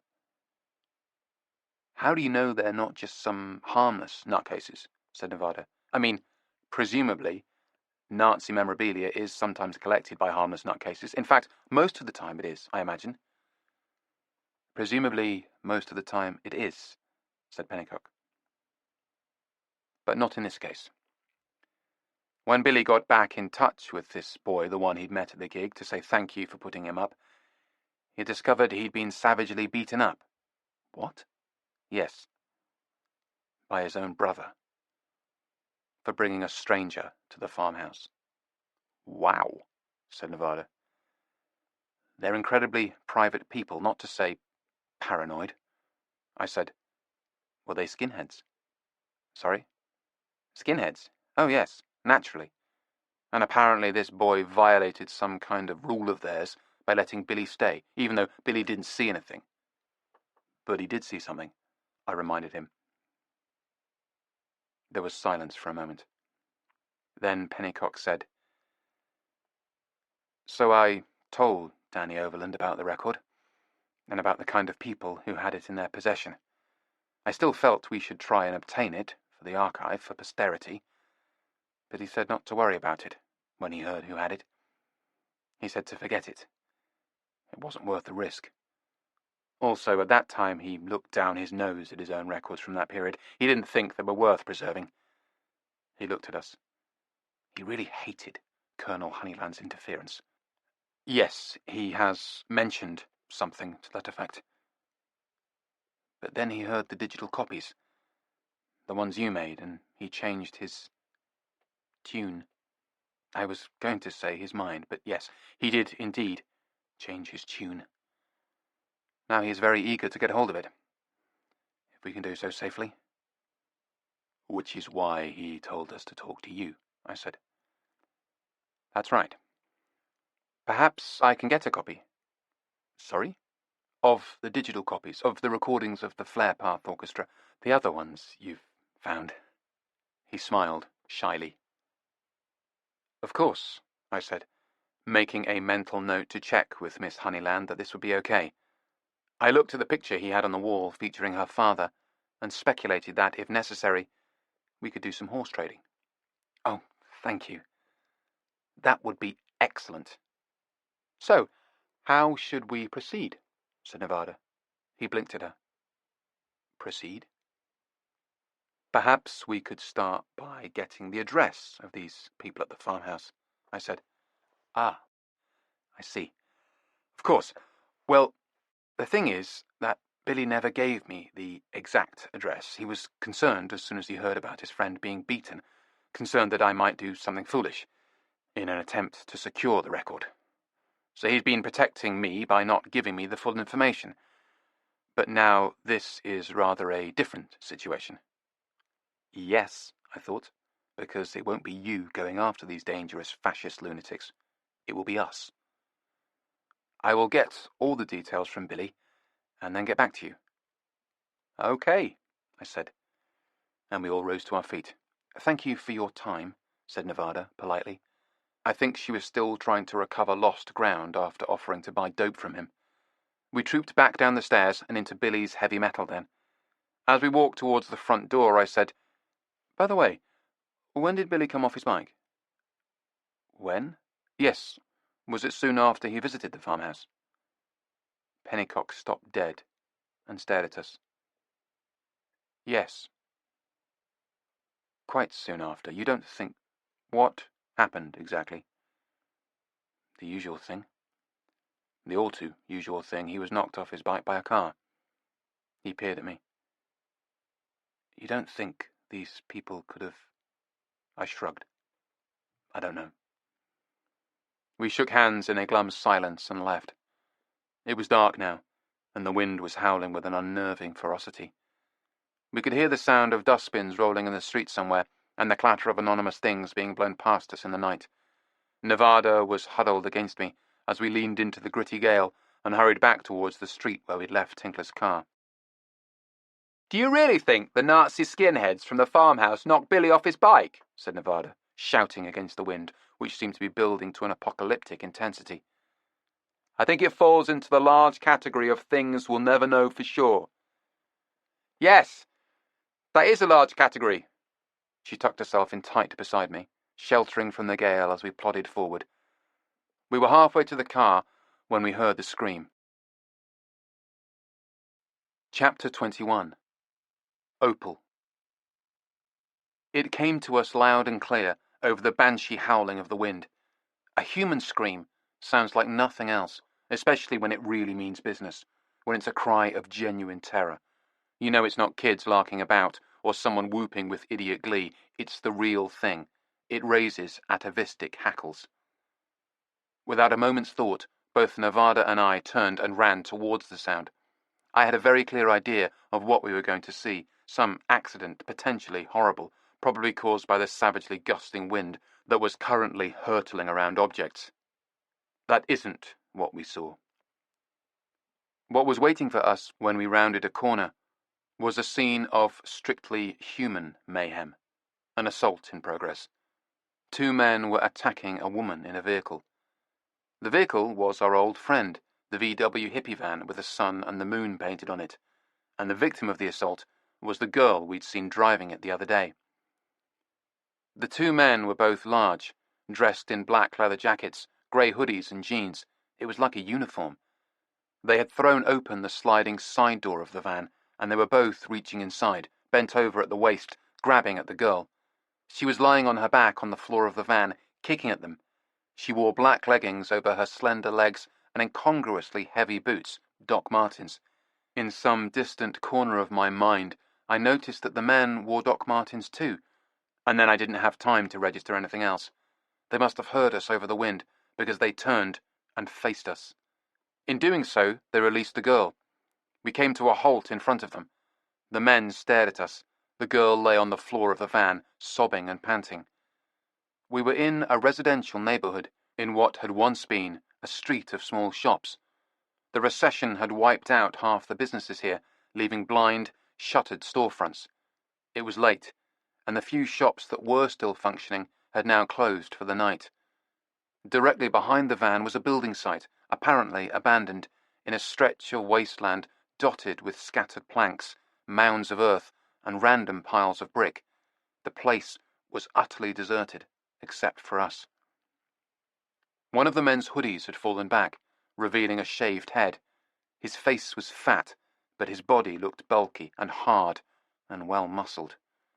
His companion was whippet thin, but tall and broad-shouldered. His eyes peered at us from within the hood, cavernous and shadowed in his pale, narrow face. He gave an impression of lean, latent violence. The men stared at us, and we stared at them. For a moment, no one moved. Then everyone moved at once. The girl bounced off the floor of the van and scrambled forward, heading for the driver's seat. Fatface spun around to pursue her, saying, "You saw them." The whippet moved towards us, or rather, towards me, because Nevada chose this moment to disappear, promptly trotting around the other side of the van. The whippet kept coming towards me. I didn't move. I kept watching his face, thinking it would give me some warning of whatever he intended to try. In the van, the girl was now sat in front of the steering wheel and reaching for the ignition. Fatface grabbed her from behind before she could turn the key. She screamed again, the sound almost instantly lost in the wind. Then her scream turned to a snarl, and she struggled with him. Meanwhile, the whippet was reaching inside his open leather jacket into the pouch of his hoodie.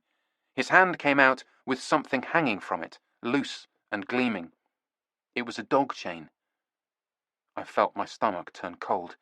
I suspected he wasn't going to be using it for walking the dog, a suspicion immediately confirmed as he began to spin it over his head in a circular, scything motion, cutting through the air with a metallic, almost musical sound that mixed crazily with the howl of the wind. He was clearly planning to use the heavy chain to lash me into a gory ruin. Inside the van, the girl and Fatface were struggling in a tightly confined version of hand-to-hand combat. They suddenly twisted and rolled across the width of the vehicle, slamming against the window beside my head. I saw their contorted faces, his hand pressed to her mouth. Meanwhile, the whippet was building up speed with the whirling chain.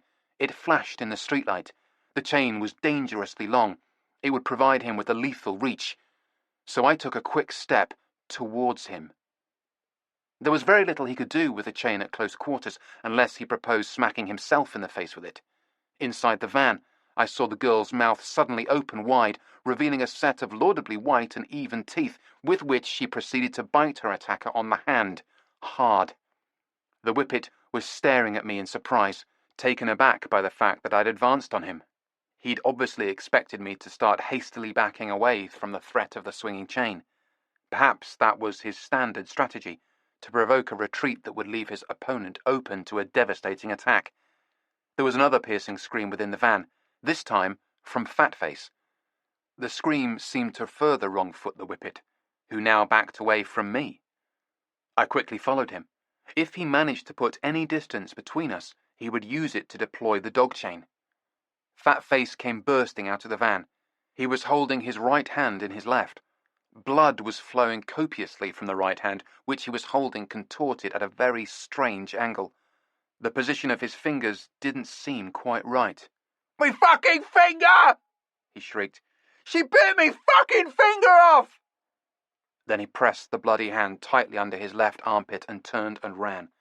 The whippet started after him as he continued to back away from me, and I continued to advance on him, making sure I kept the gap between us closed. He was still whirling his chain above his head with athletic vigour, but an expression of perplexity had begun to cloud his features. "Hello!" shouted a voice close behind him, and he spun around to see Nevada standing there. She was holding an item she'd just scavenged from the building site, a concrete block about the size of a loaf of bread. As soon as the whippet turned to look at her, she threw it with surprising strength and force right in his face. The block struck him accurately, with a solid sound of impact, bouncing off and dropping to the ground and landing on the toe of one of the whippet's boots. It must have hurt like hell, but nothing to compare with what had just been done to his face. That face was now terribly white and, to my admittedly rather overexcited gaze, actually looked somewhat concave. He reached his hand up just as the blood started to flow to delicately touch what had once been his nose. Then he put the other hand there, made a low moan, and ran off with blood coursing down the front of his hoodie, turning the grey material a gleaming wet black. He vanished into the howling night after his friend. Nevada looked at me. "Next time, pick up something heavy and hit him with it." She touched my arm. "But otherwise, nice work standing your ground, Tiger." "You're kidding," said Tinkler, his voice unwholesomely excited even over the phone. "You've got the teenage slut at your place. She's staying at your place." "Stop calling her that." "I seem to remember it was your lovey-dovey who first used the expression, who coined the name." "It's not her name," I said. "What is her name, then?" "I don't know." "You don't know?" "There wasn't exactly time for formal introductions when we met. And then she was out like a light when we brought her back here." "Why did you bring her back to your place? We couldn't just leave her there, and she refused to go to hospital, or to the police." "Well, what's she doing now that you've got her there?" "She's sleeping. She's been asleep virtually since she arrived." "Who can blame her?" said Tinkler airily. "Being attacked by neo-Nazis is very tiring." I said, "We're only guessing they're neo-Nazis." "Oh, come on. I think we can safely assume." Or unsafely, I thought glumly. "So, where is she sleeping?" "Where? In the spare room?" Tinkler chortled. "You mean the room where you keep your overflow record collection?" "You're behind the times, my friend. It's now where Nevada keeps what she calls her inventory. In other words, her clothes collection." "Now that's ironic," said Tinkler. But before I could ask him what was ironic about it, there was the sound of the handle turning on the door of the guest room. "Oh, I've got to go," I said quickly. "She's getting up." I hung up, and the girl came out of the room. She was wearing a baggy white t-shirt many sizes too big for her, with bold black lettering on it that read, "Frankie says relax." That's a classic, I thought. On her legs, she was wearing the same black leggings as the night before, but her feet were now bare. They were dirty, with the toenails painted a metallic lavender. Her face was puffy with sleep, and her lightly freckled cheeks had, for the moment, a distinctly chipmunk aspect. She had frizzy, toffee-coloured hair that hung around her face in untidy waves, a pre-Raphaelite mess. "Good morning," she said in a croaky voice. "Or is it afternoon?" She peered blearily at the window, trying to glean something from the daylight, then looked at me. "Evening?" I said, "Late afternoon, early evening." He never likes to commit himself. Nevada came through from the kitchen and sat down between us, close beside me on the sofa. As if this was a signal, the girl sank into one of the armchairs. She settled into it with such utter boneless relaxation that I thought for a moment she'd gone back to sleep. But she opened her eyes and looked at me, then at Nevada. "Thank you for letting me stay at your place." She glanced around our sitting room. "It's very nice." "Thank you," said Nevada. The girl stretched her feet out in front of her, studying her grubby toes in the square of sunlight that spread across the floor. "You just let me sleep." "You look like you needed it," said Nevada. The girl yawned. "Your cat came in and slept with me. Hope that was all right." "Oh, did she?" said Nevada. I wondered if I could detect a note of annoyance in her voice. She glanced towards the half-open door of the guest room, and right then Fanny emerged hesitantly, as if sensing that she was being discussed. I had been wondering where the little turncoat had got to. She trotted across the floor, came almost close enough to pat, then veered ostentatiously off towards the kitchen and her food bowl, glancing back at me to see if I'd taken the hint. But I stayed where I was. As soon as the small talk was decently concluded, I had a long list of questions for our guest. "The cat was making this snuffling noise," said the girl. "Sort of snoring and wheezing while she was sleeping. Is there something wrong with her?" "No," said Nevada, sounding distinctly defensive. "There is nothing wrong with her. The vet says it's perfectly normal. She just has an unusually narrow breathing passage." "It's quite sweet," said the girl. "Almost like snoring." I said, "I hope you don't mind me asking, but who are you?" Nevada shot me an annoyed look, but I'd had enough of small talk, and sometimes bluntness is the best policy. The girl stared at me for an instant, then got up and padded back to her room on her bare feet, emerging again a moment later, clutching a small rectangle of plastic. It was her driving license. She handed it to me. Her photo showed her smiling brightly, revealing the even white teeth that had served her so well the night before. In it, her hair was a Rossetti fright wig. She was deeply suntanned, unlike her winter pallor now, and looked young and happy, with not a care in the world. Her name was Opal Gaydon. Her address was given as Bridgenorth Road in Stourbridge in the West Midlands. Her birth date was also listed, and I did a quick calculation. She was 18. I passed it to Nevada, who passed it back to the girl without apparently even glancing at it, but I knew she'd studied it as carefully as if she'd given it a prolonged scrutiny with a magnifying glass. "We weren't asking for ID," said Nevada. "You should," said the girl. "You've got a right to know who someone is if they're staying under your roof. You've got a right to know." "Opal," I said. She glanced at me. "Yes," she nodded. "Opal, like the precious stone, but with the stress on the second syllable. Opal." "Opal," said Nevada. "How fascinating. So distinctive." But it was the girl's surname that interested me. "Gaydon," I said. "Pronounced in the French fashion," said the girl, but I was only half listening. It was a name I'd heard before. Where? The Silk Stockings murder. What I now irresistibly thought of as the beer barrel murder. The girl who had died in that pub by the sea, one forgotten winter night during a long ago war. "Gillian Gaydon," I said. Opal nodded. She looked me in the eye and said, "She was my great-grandmother." Chapter 22. Dissertation. "So she's what?" said Tinkler. "Writing a book?" "No, a dissertation." "About her great-grandmother?" "Well, it's an important event in cultural history, or so she seems to think, which throws light on all sorts of significant sociological phenomena of the period, or something." Actually, although her jargon was almost as bad as I was making out, I thought the girl was right about this. She was onto something. I wasn't about to say so in front of Nevada, though. "And she's travelling around the country researching it?" "Yes," I said. "In her hippy-dippy sun and moon van?"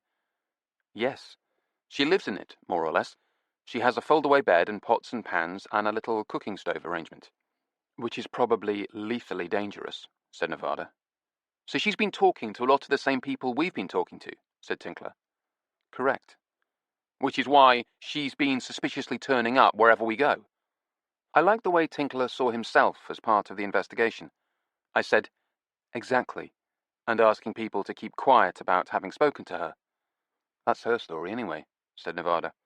"I actually think she's been following us. She must have followed us to Pennycock's at least."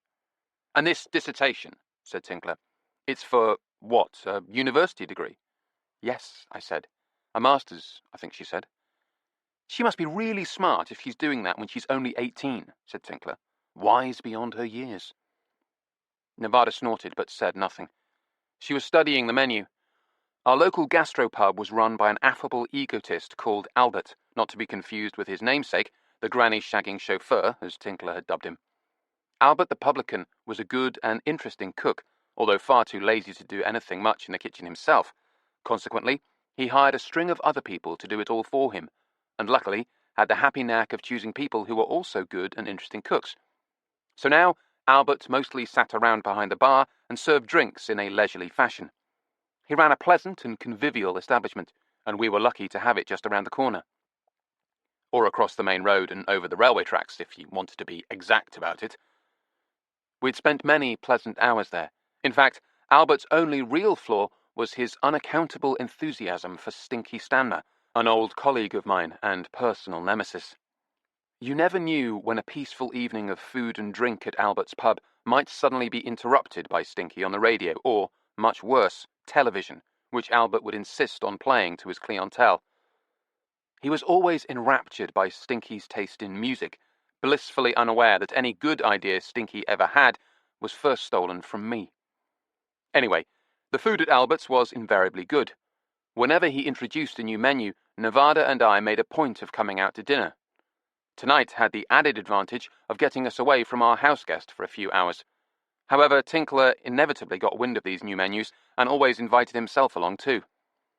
So now he sat opposite us, beaming, and sabotaging any hope of a quiet evening with his barrage of questions about Opal, whom he now insisted on referring to, thankfully less immoderately, as the teen temptress. Tinkler perused the menu. That pork crackling sounds good. I feel sorry for the poor piggies, murmured Nevada. They'd eat us if they got the chance, said Tinkler succinctly.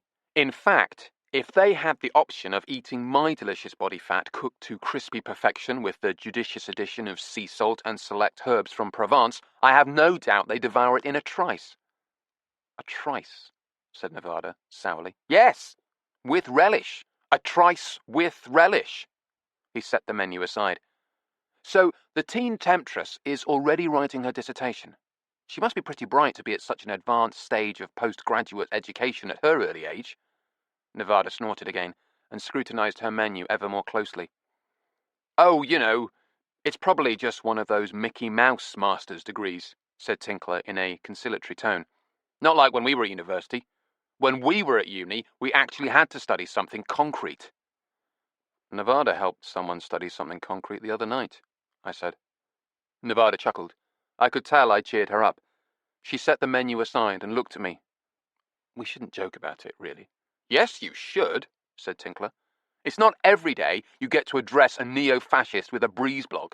As a matter of fact, I think that entitles you to another large glass of red wine. He got up and moved towards the bar. That's very decent of you, Tinkler, said Nevada. Make sure he gives us the chapoutier. Yes, the bottle with the braille on the label, I know. We got back home quite late, having successfully loaded Tinkler into a taxi on the upper Richmond Road. As we walked through the estate, there was an abrupt flurry of activity behind us. Turk came racing out of the darkness with heart-stopping suddenness, falling at our heels and joining us as we approached our gate. Hello, girl, said Nevada. Turk followed us in through the gate. When we opened the front door, it wouldn't open all the way. I peered down curiously as we squeezed inside. Opal's bright pink backpack was leaning against the wall just inside the door. This was odd because she had previously taken it into the guest room and left it there. She was living out of it. It contained her clothes and most of her personal belongings. I went into the living room and found Opal sitting on the sofa, hands neatly folded on her lap. Her jacket, a tattered bright red leather item with many zippers, was spread on a cushion beside her. As I came in, she picked it up and began to put it on. Hi there. I wasn't sure when you were coming back. I'm sorry we're so late. No, it's fine. I was just waiting for you because I wanted to say goodbye before I left. Before you left? We hadn't even had time to properly quiz her about what she'd found out during her researches. She began to zip up the jacket. I think it's time. My heart leapt with relief. Are you sure? I said. I mean, do you feel well enough? She continued zipping the jacket. It was a lengthy procedure. Oh, sure. I'm fine. I just wanted to say thank you. You've been so kind to me. Nevada walked in. She was holding a pale grey silk scarf with little red flowers printed on it. She said, Can I ask what this is? Opal stared at her. Have you been looking through my backpack? Nevada turned the scarf over in her hand. I was going to say, what a coincidence. I have one just like it. She held up the scarf to show me a little price tag attached to one corner. But in fact, this is my scarf, with my price tag, in my handwriting still attached to it. She threw the scarf so it landed neatly beside Opal on the sofa. The girl made no move to pick it up. She was staring at the floor. If you want it so much, then take it, said Nevada. Opal raised her face. Her eyes filled with tears. Why don't you go and look on your bed, she said, then got up and surged from the room. I heard her in the hallway, struggling into her boots. Nevada and I stared at each other. There was the sound of the door slamming. I went and looked. Opal and her backpack were gone. Behind me, Nevada said, Go and look on our bed.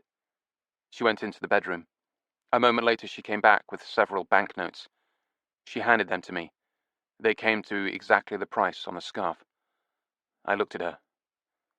I feel terrible, she said, and yet I'm still relieved that she's gone. I know what you mean. Which makes me feel even more terrible. I feel I should chase after her and apologize, and yet... She hesitated. We've got her money, and we've also got her scarf, I pointed out. I'll phone her, said Nevada, decisively. You've got her number? Of course. Where's my phone? I left it in the bedroom. She turned and walked out. I sat there looking at the money and the scarf, and feeling bad even though I'd had nothing to do with the accusation of theft. I suppose I'd been so eager to get rid of her. That was what I was feeling guilty about. There was a sudden explosive clattering of the cat flap, and Fanny came streaking in from the back garden, the hair on her back standing up in spikes, and her tail fat with panic, swollen to 4 times its normal thickness. She stared at me and gave the strangest yowl. Something had given her a hell of a fright. I stared out the window into the darkness of the garden. I could just make out the wall, and beyond it, the silhouette of Opal's van. I grabbed my shoes and went out the back door, pulling them on as I moved. I hurried across the gravel to the gate in the back garden wall. Opal's van was parked immediately outside. I opened the gate, and there it was, with the sliding door open, truncating the message of the painting with the silver lunar crescent, so that it appeared to read, Ms. Moon is sending us to Ealing. An even stranger slogan than before. In the shadows within the van, 2 figures were engaged in a ferocious struggle.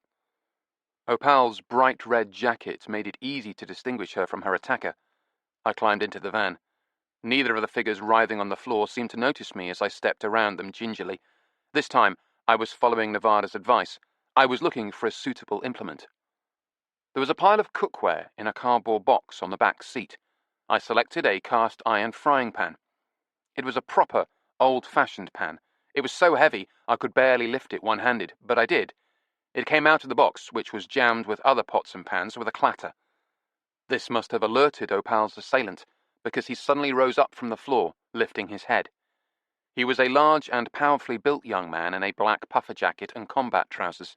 He had a skinhead haircut, but he wasn't either of the men we'd encountered the other night. He was still holding Opal down as he turned towards me. She was lying on the floor with him sitting on her hips, pinning her legs down with his weight and holding both her hands with his. Her mouth had already been taped shut with silver gaffer tape. She was struggling like a wildcat, but, given his position, there was nothing she could do. However, by the same token, given his position, there was very little he could do. So I hit him in the head with the frying pan. I hit him good and hard, the sound of impact on his shaved skull echoing in the confined space of the van, and the shock of impact radiating back along my arm. He shook his head, stared at me in slow, focusing surprise as I lifted the pan to give him another good one. Then he released Opal and lurched to his feet. Moving with commendable alacrity for a man who had just been hit in the head with a cast-iron pan, he scrambled out of the van and fled. I only managed to deliver him a glancing blow on the shoulder as he slithered past me, out into the night. I quickly checked that Opal was all right. She was sitting up, delicately peeling the adhesive tape off her mouth. Then I got out of the van and looked around. He was gone. The garden gate opened, and Nevada stepped out, holding one of the large ornamental stones from our garden. No points for originality, but I suppose if you have a good trick, you might as well stick with it. She looked at the frying pan with approval. She said, "How many times did you hit him with it?" "About 1.5. "Good on you." We helped a pal back into the house, replacing the stone in the garden along the way. Chapter 23. The House Guest. There are a number of single-vehicle garages on my estate, some concealed underground, others tucked in beside residential blocks. Luckily, we know a neighbour who owned one of these, which was, moreover, unoccupied at the moment. Our kind neighbour was willing to let us use it at short notice, late at night. They charged us a bit extra for the late-at-night aspect, but it was worth it. We moved Opal's VW van into the garage and shut the door on it. As soon as it was out of sight, we all felt better. Now, any interested parties might get the impression that she had driven off in it, destination unknown. Meanwhile, the safest thing seemed to be to keep the van in the garage and Opal in our guest room. This wasn't an ideal setup, since even with the scarf situation resolved, Opal got it for a 20% discount, an unusual concession from Nevada, who believed in preserving what she called the price integrity of her stock. There was still a certain tension in the household. Indeed, in private, Nevada had taken to referring to our guest as "Go Pal," like the dog food, but with the stress on the second syllable. Though she did also confide in me that she was impressed with her skills in a scrap. "The girl can take care of herself," she grudgingly admitted. "She's got lots of pluck, at least, especially considering she's been attacked twice by hulking thugs." "Twice that we know of," I said. But still, like I say, there was a certain tension. So we fell into a routine of leaving the house as early as possible and staying out until the evening. It reminded me, with twisted nostalgia, of the days when I hadn't been able to afford central heating and had stayed out of my freezing crypt of a house as much as possible, roaming the streets of London in search of vinyl. The difference now was that I had a beautifully heated home, occupied during daylight hours only by our 2 cats, who no doubt spent their every waking moment fraternizing with and being fawned over by an unwanted 18-year-old neo-hippie house guest. Of course, we could have just kicked Opal out, but neither of us had any intention of doing that when her life might be in danger. Plus, we were still trying to find out if she discovered anything useful to us in her travels. Whenever we tried to draw her out on this, however, she changed the subject. So, since we were in waiting mode on all fronts of our investigation, Nevada and I spent our evenings in the pub and our days hunting through charity shops. It had been a while since we'd done this together, and it was actually quite a nostalgia trip. Nevada found various exciting items of clothing, and I found a Bonzo Dog Doodah Band album, the double LP compilation with the booklet still attached. So there was an upside to things. On Wednesday, Nevada left the house even earlier than usual because she wanted to be present for the grand opening of a new charity shop in Sheen. It was intended to be an outlet that would sell only clothing, they call it fashion, with no books, DVDs, or, most important, records. This was, from my point of view, a worrying new trend in the charity shop community.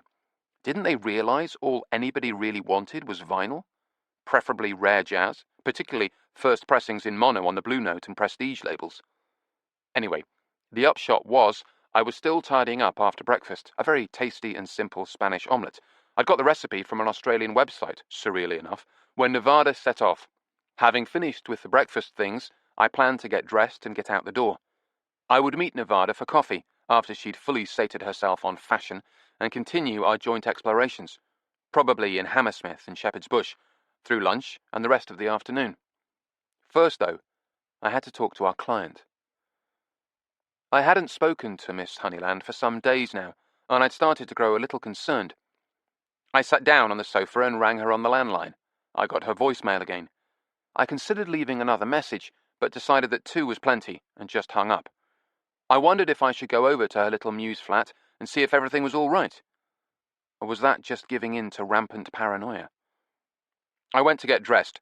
I could hear Opal in her room. I'd begun, worryingly, to think of the guest room as her room, talking to one of the cats. I was glad Nevada wasn't around. This, perhaps, annoyed her more than anything else about our visitor, Opal talking to our cats. And, of course, Nevada had to know what was said. If she had been there, it was very unlikely I could have stopped her listening at the door, using a wineglass. "This actually works, you know," she'd said. her ear pressed to the base of the glass, its bowl pressed to the door. "Pass me one of the Riedells, would you, darling? I might get better reception on it." She just had to know what the girl might be saying to our cats. When she'd used the wine glasses a few times and decided that the Riedel, Aish, and other expensive brands actually did enable better eavesdropping, I asked her what Opal was saying to our pets. Nevada had just shaken her head dismissively. "Oh, just cutesy cat gushing, darling this and Miss Soft Paws that. Puerile, vomit-worthy nonsense." This was pretty rich coming from a woman who did her own fair share of cutesy cat gushing, but I decided I wasn't going to say as much. Despite this, though, Nevada remained obsessed with what our guest might be saying to Fanny and Turk. "Do you suppose it's possible she could turn them against us?" "No," I said firmly. "Unless, of course, she offers them food." Now alone in the house with the cat whisperer, I resisted the urge to reach for a wine glass, and instead headed for the shower.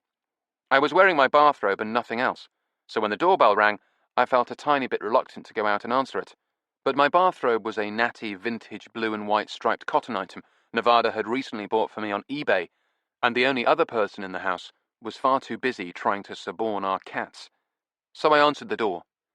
It was Stinky Stanmer. Someone once said, actually I think it was me, that Stinky looked like a fish with lips.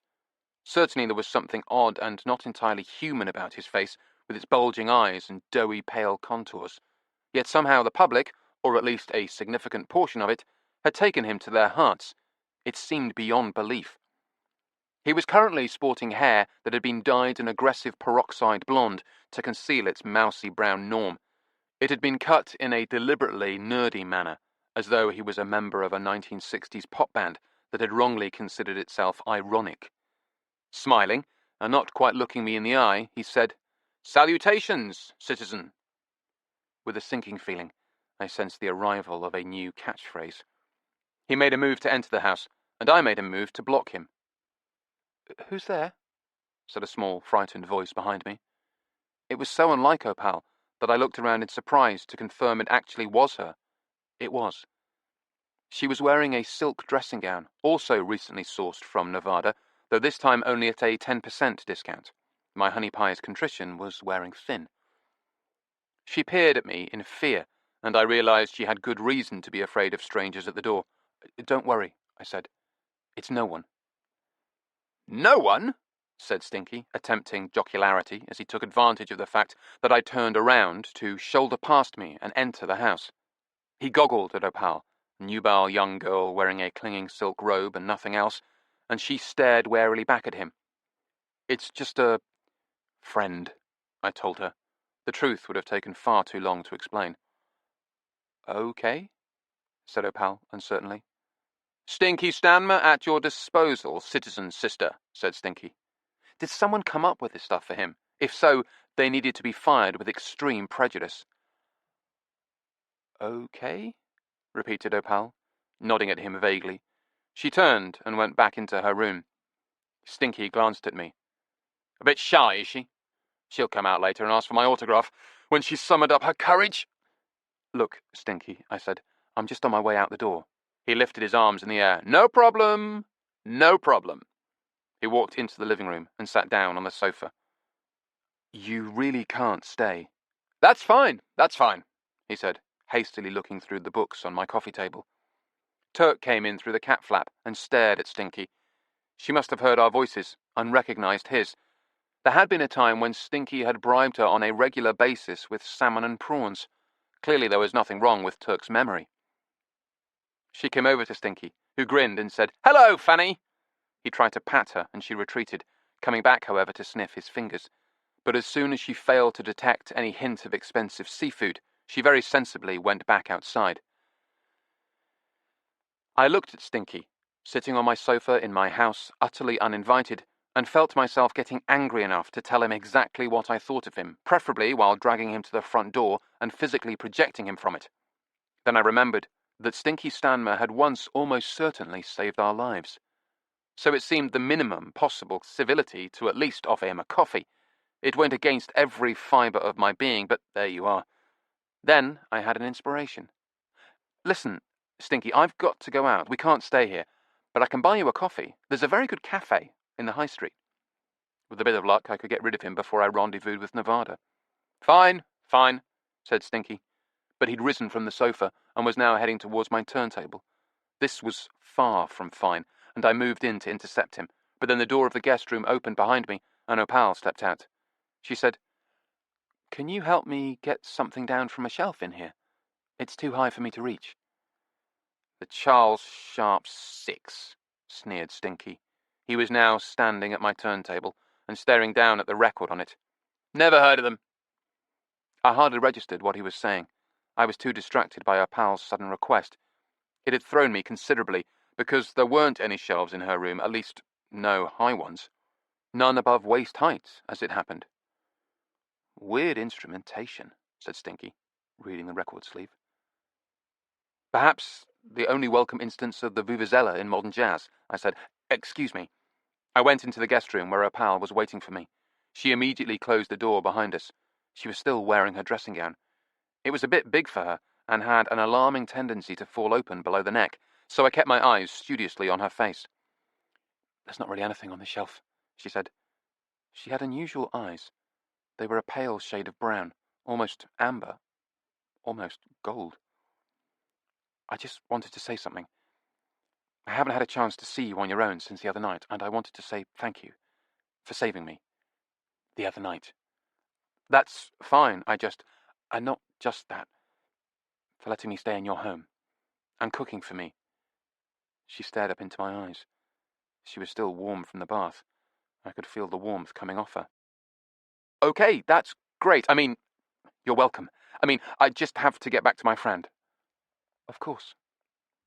I got out of there and back with Stinky.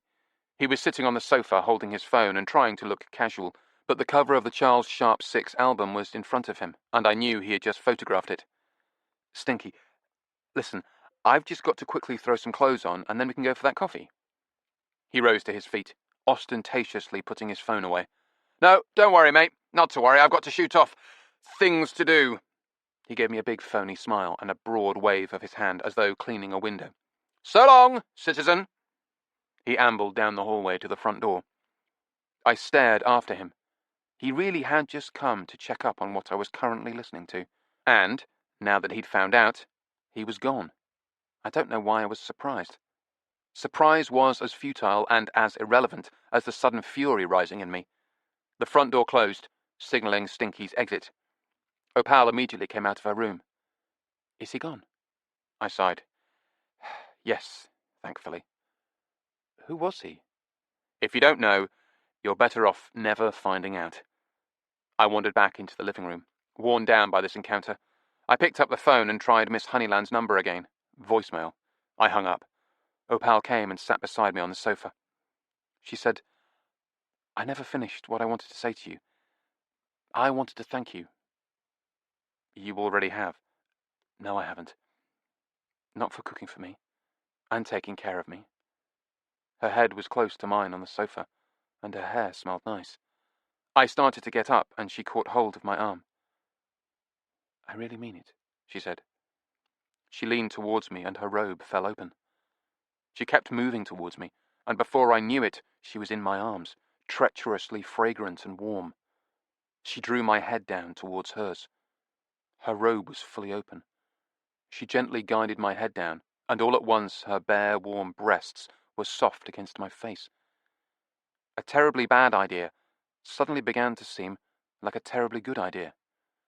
Her nipples brushed across my lips, and they felt like electricity. It was the second most difficult thing I've ever done in my life, not to just open my mouth and begin kissing and gently nibbling at them.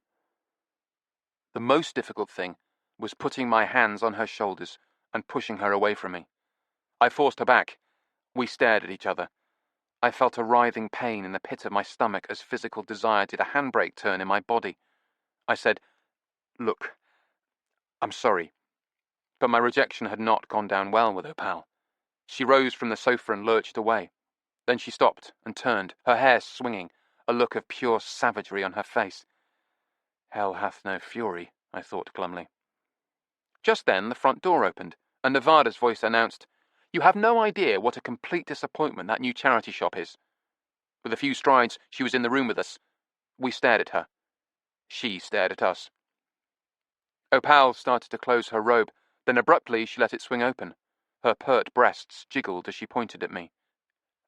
"Nevada," she croaked. "He just screwed me." Nevada stared at us. "Or rather," said Opal, "I just screwed him. I started it because he was too timid to try. He wanted to, oh, so badly, but he was too timid. But then once he got started, once I got him started, he couldn't get enough of me. I'm sorry it happened under your roof." She shrugged and decorously closed her robe, putting her breasts away. "But there's no point trying to hide it from you. Now it has happened." Nevada looked at us both, her expression unreadable. Then she said, "Really?" Her voice was cool. "That's very good of you." "Is it?" said Opal. "Well, good or bad, it is what it is." "He couldn't get enough of you," you said. "Yes. You just had passionate sex with my boyfriend." "Yes." Nevada shrugged dismissively. She sat her bag down on the table. "I don't believe you. Do you know why? Because a silly little schoolgirl like you would have been put off by his tattoos." "I love tattoos. I love his tattoos. I kissed them and licked them." I relaxed. Nevada relaxed. She smiled at the girl. Opal immediately sensed the shift in mood between us. She looked at me bitterly. "He doesn't have any tattoos, does he?" "You'll never find out," said Nevada. Opal fled into her room, slamming the door behind her in classic teenager fashion. We heard the muffled sound of sobbing. Nevada looked at me. "How on earth could you have been foolish enough to allow yourself to be alone in the house with that creature, with neither of you dressed?" Stinky Stanmer. "Enough said." "Why don't you have any tattoos?" said Tinkler. "Is it because you're a total wimp?" "Lucky for him he is," said Nevada. We were back in Albert's gastropub, sitting in our usual booth. She kissed me on the cheek. "Still, well done. 7 out of 10 for resisting. I should have known I could trust you even if a hormonal little honey was waving a hot little fanny in your face." "You paint such an attractive picture," said Tinkler. "Her tits, actually," I said, waving her tits in my face. "Fanny," said Tinker forlornly. "Tits. Why does nobody ever wave anything in my face?" Nevada kissed me on the lips. "Oh, for Christ's sake," moaned Tinkler. Nevada kissed me again. She said, "I'm glad you didn't complicate our lives by doing anything stupid." I said, "Are you sure you don't just think I'm boring?" "I think you're boring," said Tinkler. We finished our drinks, and Nevada went to buy the next round. As soon as she was gone, Tinkler said, "And she's still living with you?" "Opal," I said, "she's not living with us. She's staying with us." "She's still staying with you? After what happened?" "After what nearly happened." "But still, you're letting her stay with you?" "She has nowhere else to go. No parents, no guardian, no aunts or uncles or close friends. Believe me, we've checked." "And so she's living with you for the foreseeable future?" I shrugged. It was true. Tinkler hitched himself closer to me. "Maybe you could have a threesome," he said. "With both of them." "Yes, that's what a threesome usually means." "When you say yes," said Tinkler excitedly. From the bar, Nevada called, "Hello, Tinkler, I can hear every word you're saying." "Well, somebody should," said Tinkler. "Otherwise, a great opportunity is going to waste." "You've got threesomes on the brain," said Nevada, returning with our drinks. "It's too much internet. That's what it is." There was a sudden burst of music from behind the bar. I looked over to see Albert standing there with his hand on the radio and a foolishly beatific expression on his face. The music blared out. It was a familiar piece, and normally I would have enjoyed it. But not now. Not by a long stretch of the imagination. "What happened to the no music policy?" said one of the drinkers at the bar. A question I would have happily seconded.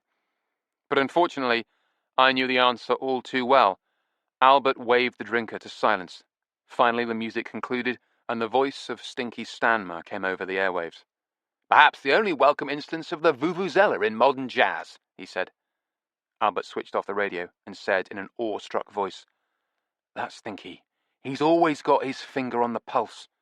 Just then the door opened, let in a gust of wind and rain, and Opal came in. She walked across the pub, coming straight to us. Tinkler said, "Is that—" "Yes."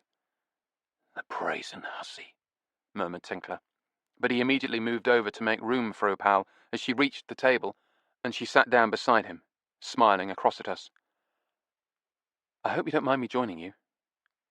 "Why would we mind?" said Nevada blandly. "I just had to get out of the house. I put some biscuits out for the cats so they wouldn't follow me across the main road." I could see this sincere concern for the well-being of our cats really getting Nevada riled, but luckily, at this point, Tinkler changed the subject. "My name is Jordan Tinkler." "Hello, Jordan." They shook hands. Tinkler waved a magnanimous hand at us. "My friends here have been telling me all about your dissertation. It sounds fascinating." "It is," said Opal. "It's going to be dynamite." "Oh, really?" said Nevada. "It must be, fascinating," said Tinkler, "to, research it. It must be really hard work, doing all that research." Opal nodded. "Oh, it is. I've been driving all over the country, but it's been worth it." "You made a lot of fascinating discoveries, I imagine," said Tinkler. He seemed stuck on the word fascinating. "Oh, yes," said Opal. "For instance, I found the barmaid." For the moment, I wasn't sure I'd heard her correctly. "The barmaid?" I said. "Yes, from the Feathers. You know, the pub in Kingsdown, where my great-grandmother was murdered. The barmaid who was working there that night." "You found her?" I said. "The witness?" "Yes." "The missing witness?" "Yes," said Opal. "She told me all about it." Chapter 24. The Barmaid. I said, "This is the barmaid who was supposed to have turned up at the trial but didn't. The crucial missing witness for the defense." Opal sighed theatrically. "Yes." "She was the one who put the bottle of whiskey in the room," said Nevada. "Yes." "What whiskey?" said Tinkler. I said, "Johnny Thomas claimed that they'd been given a bottle of drugged whiskey. It knocked both of them out, and when he woke up, the girl was dead. It occurred to me that the girl, in fact, was Opal's great-grandmother. It was a strange and somewhat unsettling thought. I looked at Opal. It was the first time I'd looked at her so squarely since our close encounter. She met my eyes with a level gaze. I was completely thrown. I'd lost my thread. I said. "So, while they were unconscious, someone entered the room and killed her," supplied Nevada. This was the cornerstone of Johnny's defense. "Such as it was," I said. "Such as it was." "So where did the barmaid get the drugged whiskey?" said Tinkler. "She claimed it was a present from a mysterious stranger."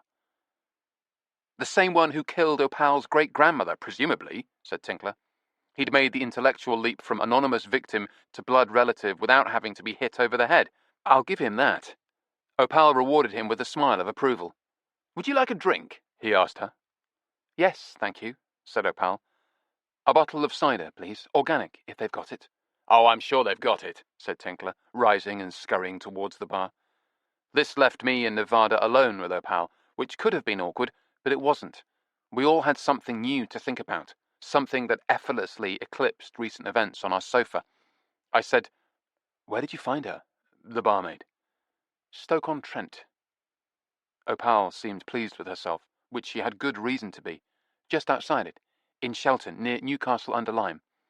I met her there, and we went out for a walk, and I recorded her." "You've got a recording?" said Nevada. "Yes. I'll make a copy for you if you like. We talked for hours. We walked through the cemetery there, which is huge. Hanley Cemetery. We walked along Cemetery Road while she told me all about it, which I suppose is appropriate. Cemetery Road. I thought that indeed it was, rather spookily so. Anyway, it's nice and green in there. Lots of trees." Tinkler came back with drinks for himself and Opal. I noticed he hadn't got anything for us, but perhaps it had genuinely not occurred to him. The Tinkler in Rut is a single-minded creature. "So what happened exactly?" I said. "Well, this man gave her the bottle of whiskey." "What did he look like?" said Nevada. "She said she never got a good look at him. And even if she had, after all these years, Nevada snorted, never got a good look at him. That's very convenient. Opal seemed to take this personally. Esmeralda was telling the truth. Esmeralda. Esmeralda Paynton. It was the name she assumed after she dropped out of sight and started again. Great choice. It was easy to start again like that, said Opal, during the war. In all the confusion. She said she'd lost all her papers when her house was bombed out and got new ones, under a new name. I said, she claims she never got a good look at this guy, the one who gave her the whiskey. Yes. She was defensive again. Why does everyone find that so hard to believe? Because he must have been near enough to her to give her the whiskey, and hence near enough to get a pretty good look at. Opal's face took on a stubborn set. She said it was night time. There was a blackout. Of course.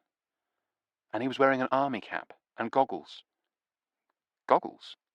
Like they used to wear when they were driving one of those old-fashioned cars with the open tops. Apparently, they also used to wear them when they were driving jeeps and other military vehicles of the period. I repeat, said Nevada, very convenient. What about his voice? I said. Opal looked at me, suddenly unsure of herself for the first time since she'd strode into the pub and joined us. His voice? Yes. She didn't get a good look at him, because he took great pains to make sure she didn't, but she must have heard his voice. I didn't think to ask her that, said Opal. She took out her phone. For a moment I thought she was about to call Esmeralda, but instead she typed in some text.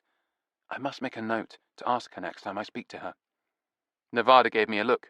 I said, You're still in touch with the barmaid? Yes, said Opal.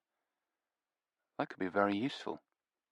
I made a mental note of my own to draw up a list of questions for Esmeralda Paynton. Opal put her phone away. I said, Did anyone else have access to the whiskey after she accepted the bottle from the mystery man? In goggles, added Tinkler. After she accepted the bottle from the mystery man in goggles, I said patiently, and before she left it in the room as a present for Johnny and your great-grandmother. No. No one else could have tampered with the bottle. You're sure of that? Opal nodded vigorously. As soon as he gave it to her, she took it down to the cellar. And when she was sure no one could see her, she decanted half the bottle. She did what? Said Nevada. Decanted it. It means to transfer it from one bottle to... I know what it means. Why did she do that? To keep it for herself, I said. Opal nodded again. It was very good whiskey, and very scarce in wartime. She wanted to keep some for herself. It was understandable. It was theft, said Nevada. Opal immediately flew to the defense of her friend. They must have really bonded during that cemetery walk. It was totally understandable. It was wartime, a time of scarcity and shortages. She felt she was entitled to something nice when it came her way.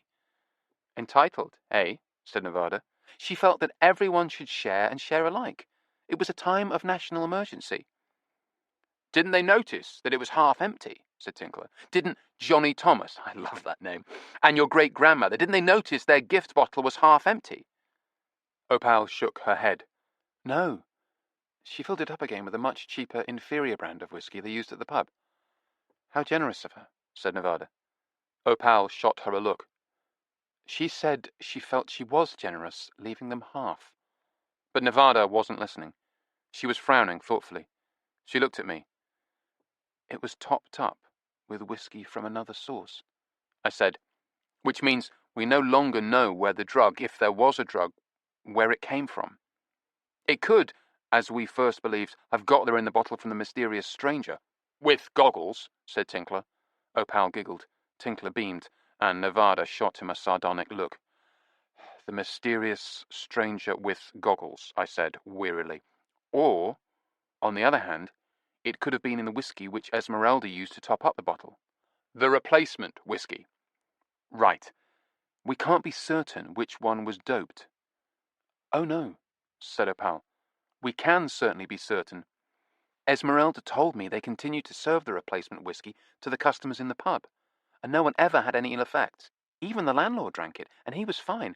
And besides... Besides what? She tried some of the good stuff.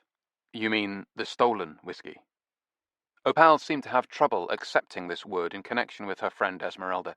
It was a little odd that she'd conceived such a strong attachment to someone who, after all, had been complicit, however unknowingly, in the murder of her great-grandmother, but she nodded.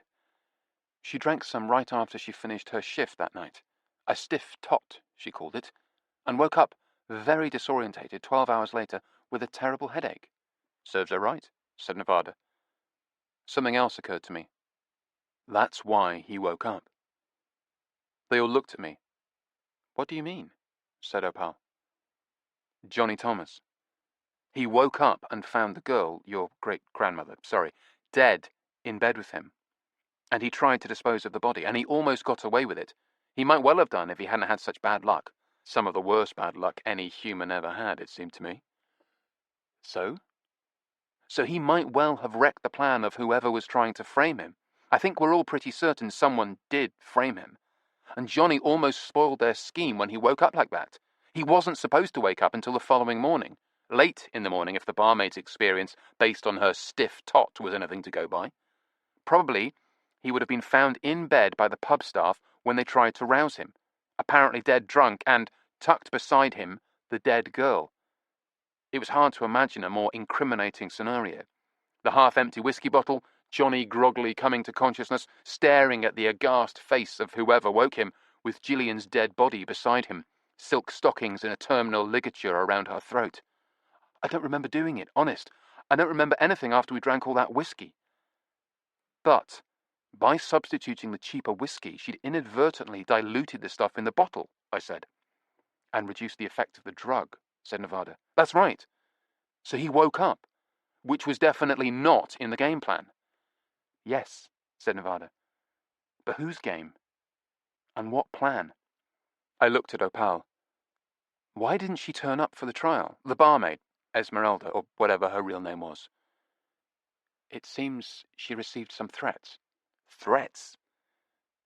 Yes, said Opal. I suppose it was only natural. Really? Said Nevada. And what was natural about it?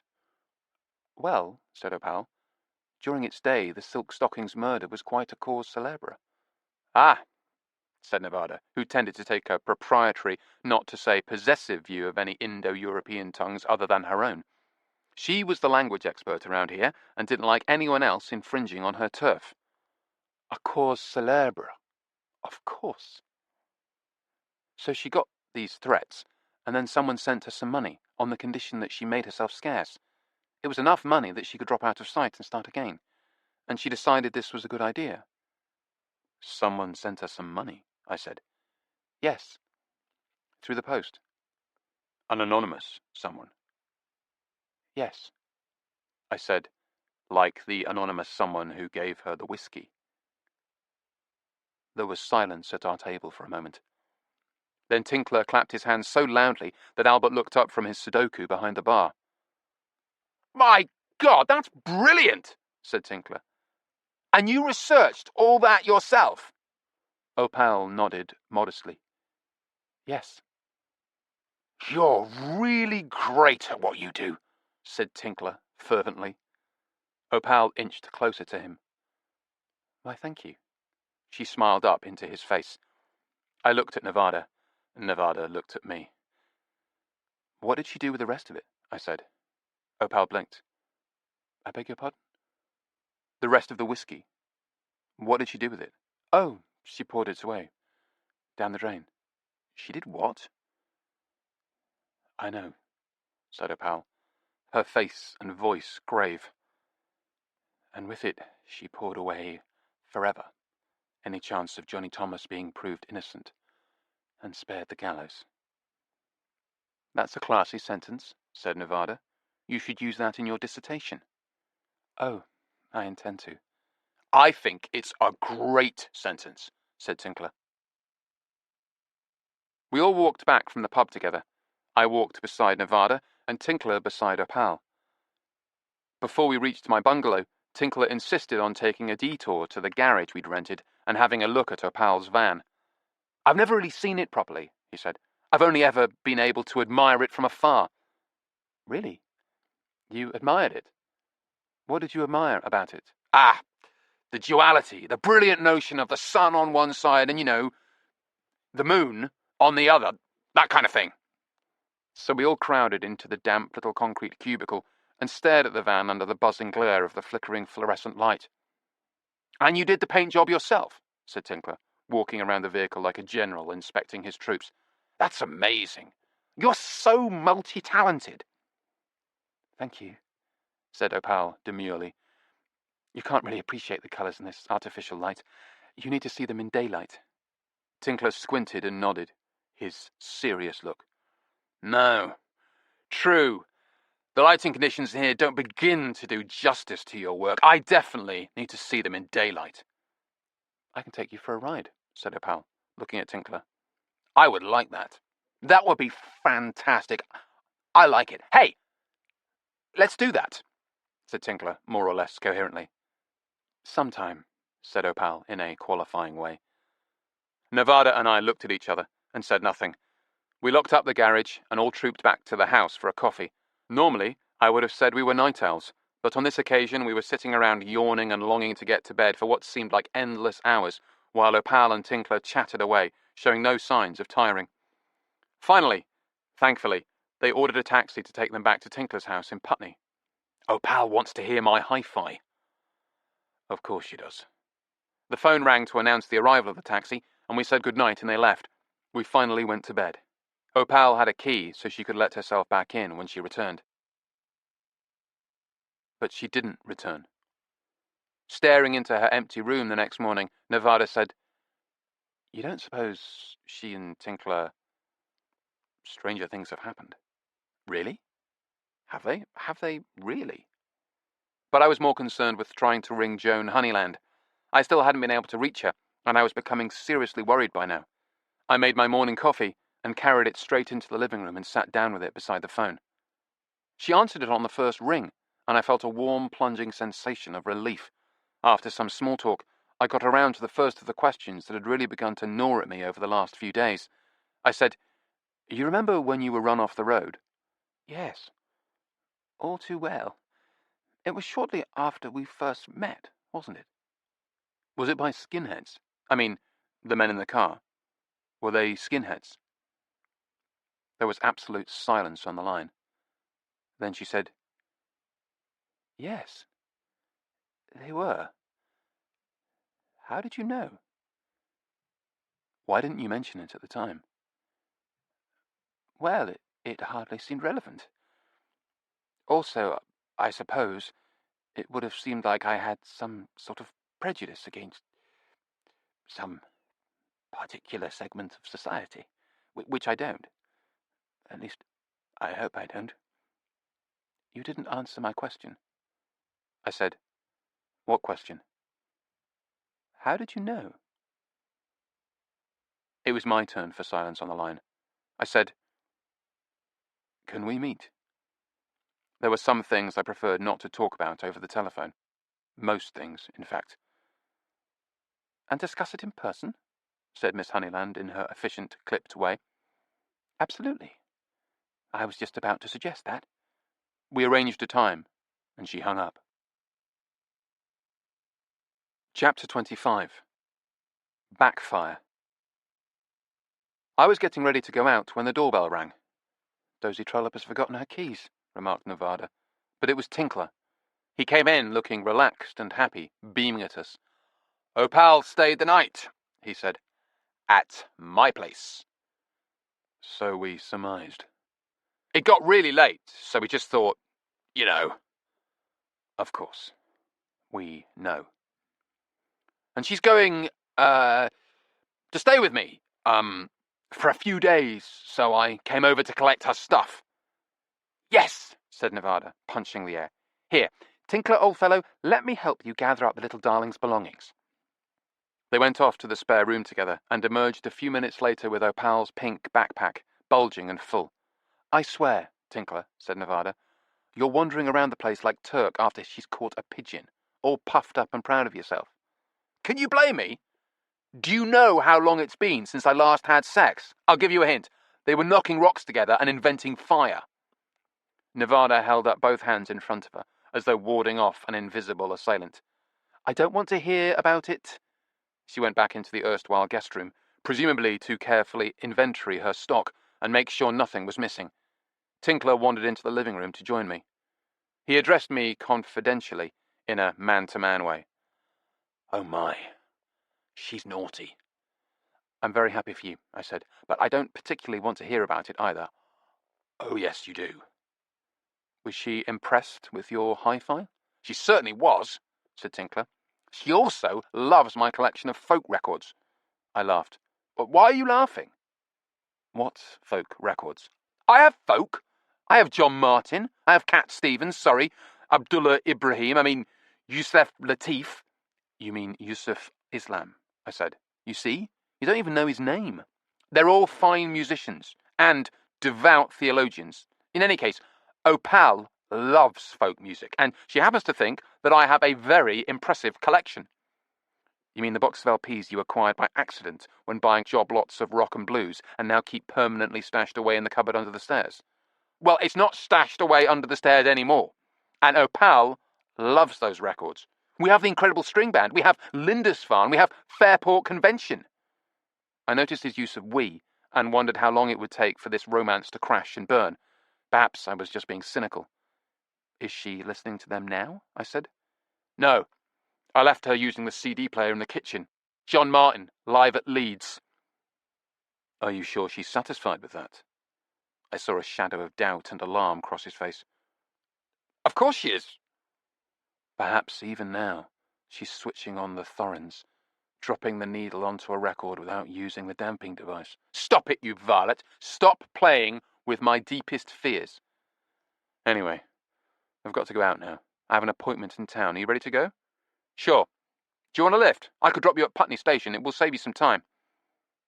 It will save me some time if we don't hit traffic. And it will give us a chance to talk, said Tinkler. All right, but no sexual boasting.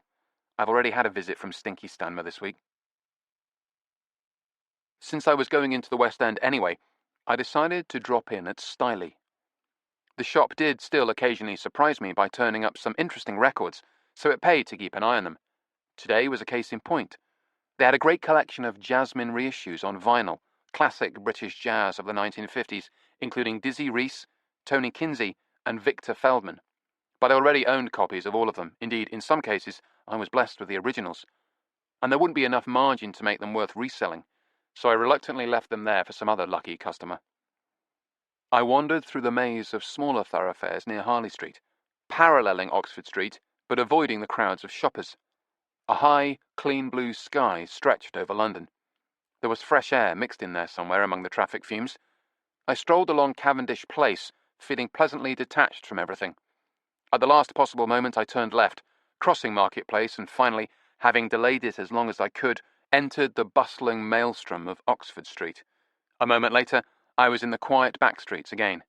I walked towards Soho, heading for Miss Honeyland's mews. I was crossing Great Marlborough Street when I saw him. To my eyes, he instantly stood out from the passing crowd, with his look of someone up from the country and out of place in the big city. He was wearing his green waxed cotton jacket again, his familiar face peering out over it with a kind of goggle-eyed bafflement. E.T. with a beard, I thought. It was our ferret-faced local historian, Jasper McClue. He saw me and immediately turned and started walking briskly the other way. I hurried after him. I called his name. He ignored me and increased his pace. I increased mine. We hurried across Poland Street, into Knoll Street, and turned right onto Berwick Street Market, where I finally caught up with him outside a tattoo parlour and touched him on his elbow. Hey, I said. He turned around and stared at me, eyes blinking, feigning mild surprise. Oh, hello there. I was calling you. Were you? I didn't hear you. Sorry. He started walking again, and I fell in step beside him. I tried to maintain our conversation on the move, although he seemed far from anxious to talk to me. Why did you hurry away when you saw me? I didn't hurry away. I didn't see you. This is the second time I've bumped into you around here. We had turned off Berwick Street, and were now very close indeed to the mews where Miss Honeyland lived. Coincidentally, my destination. Or perhaps not so coincidentally. No, it isn't. I mean, it couldn't be. I mean, you must be mistaken. I said, No, it was you, all right. I don't think so. Are you saying you weren't here a few weeks ago, hanging around? We were now standing beside a trendly, funky diner on the corner of the street that led into Miss Honeyland's mews. I'm saying it's highly unlikely. I laughed. What the hell does that mean? He seemed a little stung by my laughter. It means, he said, even in the unlikely event that I was here, if you did happen to see me here, I didn't see you. I wouldn't have. Why not? He lifted his hand to his glasses. I wouldn't have recognized you if I wasn't wearing my glasses. I said, But you were wearing your glasses. Was I? And you had a camera. Did I? I don't recall. Well, it's been nice running into you. He started to walk off again. I followed him, easily keeping pace now that he no longer had a head start. Are you saying you've never been around here before? I said. He stopped and looked at me. I will concede that I have been here in this neighbourhood previously, in the past, on more than one occasion. A dispatched rider thundered past us on a powerful motorcycle, his visor gleaming in the sunlight, rendering his face invisible. A common enough sight here in Soho, where people constantly felt the need to urgently dispatch something important to someone else, even in this age of email. I looked at Jasper. Doing what? I said. I'm not just a local historian, you know. He puffed up inside his waxed cotton jacket. I am working on other things. I do have other projects. Certain, specific other projects. I sensed a disclosure in the offing. Perhaps we were finally getting somewhere. For example? He peered at me craftily. For instance, a biography of Millicent Caverman. He apparently expected this to be a major revelation, but the name meant nothing to me. I shrugged. And who is that? He looked crestfallen. Millicent Caverman, née Honeyland, family nickname Taffy because of her fondness for that sweet snack, a chewable boiled sugar confection, what is known in our country as toffee. She acquired a taste for it when her family was living in America. Her father was a diplomat who was stationed over there for a period between the wars. I waited for him to stop talking long enough for me to say something. Did you say Millicent Honeyland? Yes. The sister of Lucky Honeyland? Yes. Joan Honeyland's aunt? Obviously. Some of Jasper's natural confidence and general snottiness had returned. She was the Nazi enthusiast, I said. A notorious anti-Semite, yes. Mitford in a minor key. Have you heard that appellation? As a matter of fact, I have. Did you know it was I who originated that phrase? In an article published some 3 years ago. Since then, many others have falsely laid claim to it. It's now become an internet meme. It's enormously frustrating to have created such a memorable and euphonious phrase, and to have others repeat it ad infinitum with no mention of its creator. No credit where credit is so manifestly due, as if it were some workaday form of words worn smooth by commonplace usage. I was about to insincerely offer my condolences, but that was when we heard the gunshot. I left Jasper McClue standing where he was, and ran down the street, past a man who was confidently assuring his girlfriend it was a car backfiring. As they disappeared behind us, I heard him add, I know the difference between a car backfiring and a gunshot. So did I, and, unfortunately, I'd formulated quite the opposite conclusion. The sound had seemed to come from Joan Honeyland's mews. I ran out of the bright sunlight into the cold shadow of the arched entranceway, the sound of my footsteps ringing urgently off the flagstones. The Mercedes was parked there, pristine, lustrous and glowing. I went through the door, which was open, and suddenly came to a lurching halt. What was I doing? I was running towards a place where I thought a firearm had been discharged. Running towards it. I was standing just inside the dim, musty entrance hall, where a narrow staircase led up to Miss Honeyland's flat. There was a movement in the shadow at the top of the stairs. I jerked back instinctively. As I did so, I caught a glimpse of a man's face peering down at me. It was Albert, the chauffeur. He looked more scared than I was. Something glinted in the air above his head, a small, smooth, distorted blob of metal. It bobbed erratically, catching the light, and I realized it was the head of a golf club. He was holding a golf club, ready to use it as an offensive weapon, or, perhaps, a defensive one. I called up the stairs. "It's me!" His voice was unsteady. "What are you doing here?" "I have an appointment." Then I heard a shot, and I came running. There was a moment of silence at the top of the stairs, and then he said, "All right, come on up." He waited at the top of the stairs as I came up, feeling a little apprehensive about the golf club, which he was still clutching tightly. But I wondered if he'd had room to swing it in this confined space. My nerves being on edge, I tensed up in readiness, but he stood aside to let me by and slowly lowered the club. "Did I hear a shot?" I said. "I mean, was it a shot?" "Yes." "Someone was shooting at you?" "Yes. Someone was shooting at us." We walked into the tiny sitting room. Miss Honeyland was standing there, composed and calm, and opening a bottle of champagne, of all things. I didn't think this was a woman who had just been shot at, but then she turned to look at me, and her face was white as milk, and she looked spectacularly aged, every flaw and wrinkle cruelly deep-etched. And then there was the bullet hole in the window. It was a neat, perfectly circular hole punched in the lower pane of the window overlooking the courtyard. There was an odd frosting of the glass around the perfect hole, which I suspected on closer inspection might prove to be an aura of microscopic cracks radiating outwards. But somehow I wasn't tempted to make that closer inspection. I wasn't sticking my head anywhere near that window. In fact, I skirted the whole area carefully as I entered the room. "That's all right," said Miss Honeyland calmly. "They're gone now, whoever they were." "You didn't see them?" "No, just heard them. First the gunshot, of course, and then the sound of someone running across the cobbles from the courtyard, out onto the street.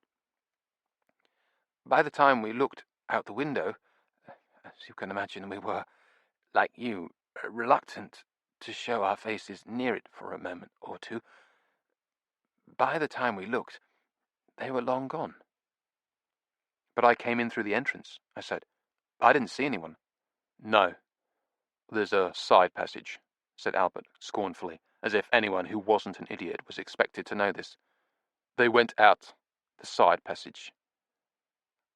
"Ah," said Miss Honeyland in an odd voice.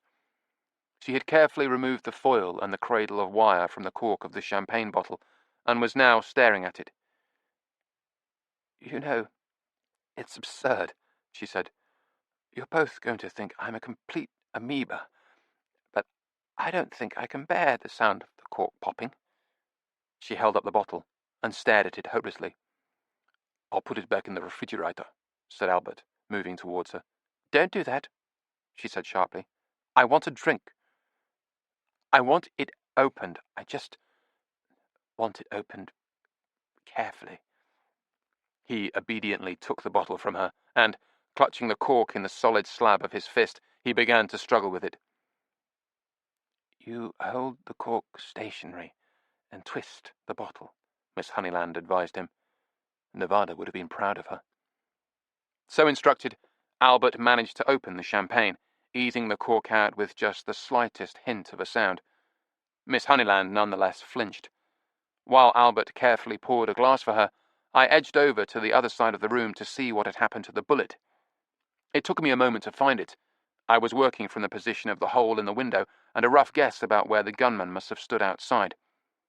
They had fired upwards, and so the hole on the wall had to be higher than the one in the window, a rising trajectory. I finally found it, right on the dartboard with the pictures of famous children's book characters pinned to it. The bullet had left a deep gouge, furrowing through the yellow-painted wood of the board and into the wall behind it. It had decapitated Peter Rabbit and narrowly missed Winnie the Pooh. I felt a cold tingling in the muscles of my back as I looked at it. It was either a wild fluke or a terrifyingly accurate shot. Miss Honeyland looked at the glass of champagne in her hand, then at me. "You probably think I'm mad, drinking champagne now, in a situation like this." I tried to protest politely, but she rattled on too quickly for me to interject anything, her voice wavering with a kind of frenetic gaiety. "But it's sort of a family tradition, you see, be they happy occasions or sad, light-hearted or solemn. We always mark them with a glass of bubbly. Some think it's a bit macabre, but it made perfect sense to us. We even opened a bottle in memory of my father when we got word that he died." Suddenly there were tears flowing down her raddled cheeks. Albert moved towards her, but she immediately said, "I'm fine." He moved back again, watching her carefully. She looked at me, her eyes sparkling with tears. "And anyway, what better excuse for a celebration than the fact that we're alive? We're still alive." Miss Honeyland said they were going to ring the police, of course, but perhaps I didn't want to hang around for that. I didn't. They poured a glass of champagne for me before I left, though. I took a polite sip, but it tasted like battery acid to me. There was nothing wrong with the vintage. It was the after effects of fear. It was just hitting me now. My legs were like jelly going back down the stairs, jolting me jauntily from side to side in the narrow, shadowed space. I staggered out into the daylight and across the cobbled courtyard like a drunk. I paused to look back at the window, with the bullet hole in it, just about visible from where I was standing. I realized that this must have been where the gunman had stood. For some reason, with this thought, my legs began to steady, and I was able to walk quite normally back into the street. Jasper McClue was gone, of course. I didn't blame him. I wouldn't have hung around either. But I still wished I could have talked to him. There were suddenly a lot of things I wanted to ask him. I turned south and headed towards Piccadilly Circus. I'd get the tube to Waterloo and then a train home. I was feeling a sudden powerful yearning to return safely to my home place and just sit there. Any sudden noise, a motorcycle accelerating, a blast of music from an upstairs window, set my heart racing. I crossed the streets with great care, watching carefully for traffic. Recent events had given me a bruised awareness of mortality and made this seem like a particularly stupid time to get run over. So I paused carefully at the edge of the pavement, waiting for every van, car and bike to go past before I crossed the road. Which is why I was standing outside the sushi bar in Brewer Street, waiting for a truck to rumble by, and I happened to glance inside, and I saw him. Jasper McClue. He was sitting with someone at a table just inside the window. His companion was an elderly woman. She was small, sharply dressed in a vivid bohemian style, and wearing a beret like the artist that she was. Toba Posner. Jasper was leaning across the table towards her. They were deep in animated conversation. Chapter 26. Bovine TB. "So what did they say when you just walked into the sushi bar and joined them?" Well, Jasper didn't say anything. He just stared at me, very upset. He clearly thought I'd painstakingly shadowed him to his secret rendezvous, and he was plenty pissed off about it. After all, he'd last seen me running in the opposite direction, and as soon as he was sure I was gone, he'd promptly scarpered. He vamooshed. Correct. So now he couldn't figure out how I'd managed to find him. Nevada passed me the colander. Small yellow shells of pasta lay in it, soft and warm. Steam was rising from the sink. She said, "Did you tell him it was sheer chance?" I added the pasta to the mixing bowl. It was a big white mixing bowl, which nicely set off its contents: bright green shards of herbs and red slivers of Alaskan smoked salmon, all swimming in a layer of golden olive oil. No, I let him think I was a master sleuth, which pissed him off even more. "So he wasn't pleased to see you?" "No, but Toba Posner was. She seemed perfectly pleased to see me, relaxed and convivial." "Yes, exactly. She was all sort of sit down and have some sushi with us." I spooned some fromage frais into the mixing bowl and stirred it in. I picked up another spoon and tasted a sample. It was too salty. The smoked salmon was still too dominant, but that was what the fromage frais was for. Did you have any sushi? No. Did they explain why they were meeting? She said Jasper was interviewing her. For his book about the sister, the fascist sister. I added a bit more of the fromage frais. Yes, Millicent Honeyland, also known as Taffy. And did she know the sister? No. She only knew the brother, our friend, Lucky Honeyland, and she only knew him briefly, in the days when she was an impoverished art student, and he was visiting her cold water studio and bullying her about the illustrations for his book. Farmer Henry and the frigging locusts, said Nevada. You know, I loved that book when I was a kid. Did you ask Tober about doing a portrait for us? A portrait, I said. I tasted another sample from the mixing bowl. It was delicious. Perhaps still a shade too salty. A bit more fromage frais was called for. Of the cats? No, as a matter of fact, I didn't, I said. I merely established that she was there talking to Jasper, E.T. with a beard, the ferret-faced local historian. Right. She was talking to him about Lucky Honeyland, for background material, for his tome about the sister. And you don't think he was the shooter? Wait a minute. He couldn't have been, could he? He was talking to you when you heard the gunshot. That's right. I like the way she used the word shooter.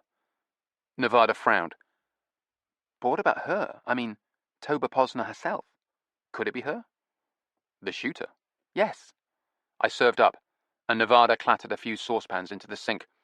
We carried our plates out of the kitchen and sat at the dining table. I was thinking. Yes, I said finally. It could possibly have been her. She was in about the right place at about the right time. You really think she could have done it? Well, she certainly has a reason to want to put a bullet in our client. For swindling her out of the revenue from her own artwork. Yes, I must commission that painting from her. I said, you still want it, even if she's a potential assassin. In fact, I'm all the more eager. We need to get it from her before she's slung into prison. Assuming she's guilty. Always assuming that. Anyway, I said, I have a feeling that was just a warning shot. Why? Because they didn't hit anyone. Nevada shook her head. That doesn't necessarily follow. I tasted my dinner. I'd added too much of the fromage frais. I cursed myself. Now there remained only a tantalizing hint, a delicious ghost, of the taste it had possessed a few short seconds ago. What are you sulking about? Too much fromage frais. Nevada tasted her meal.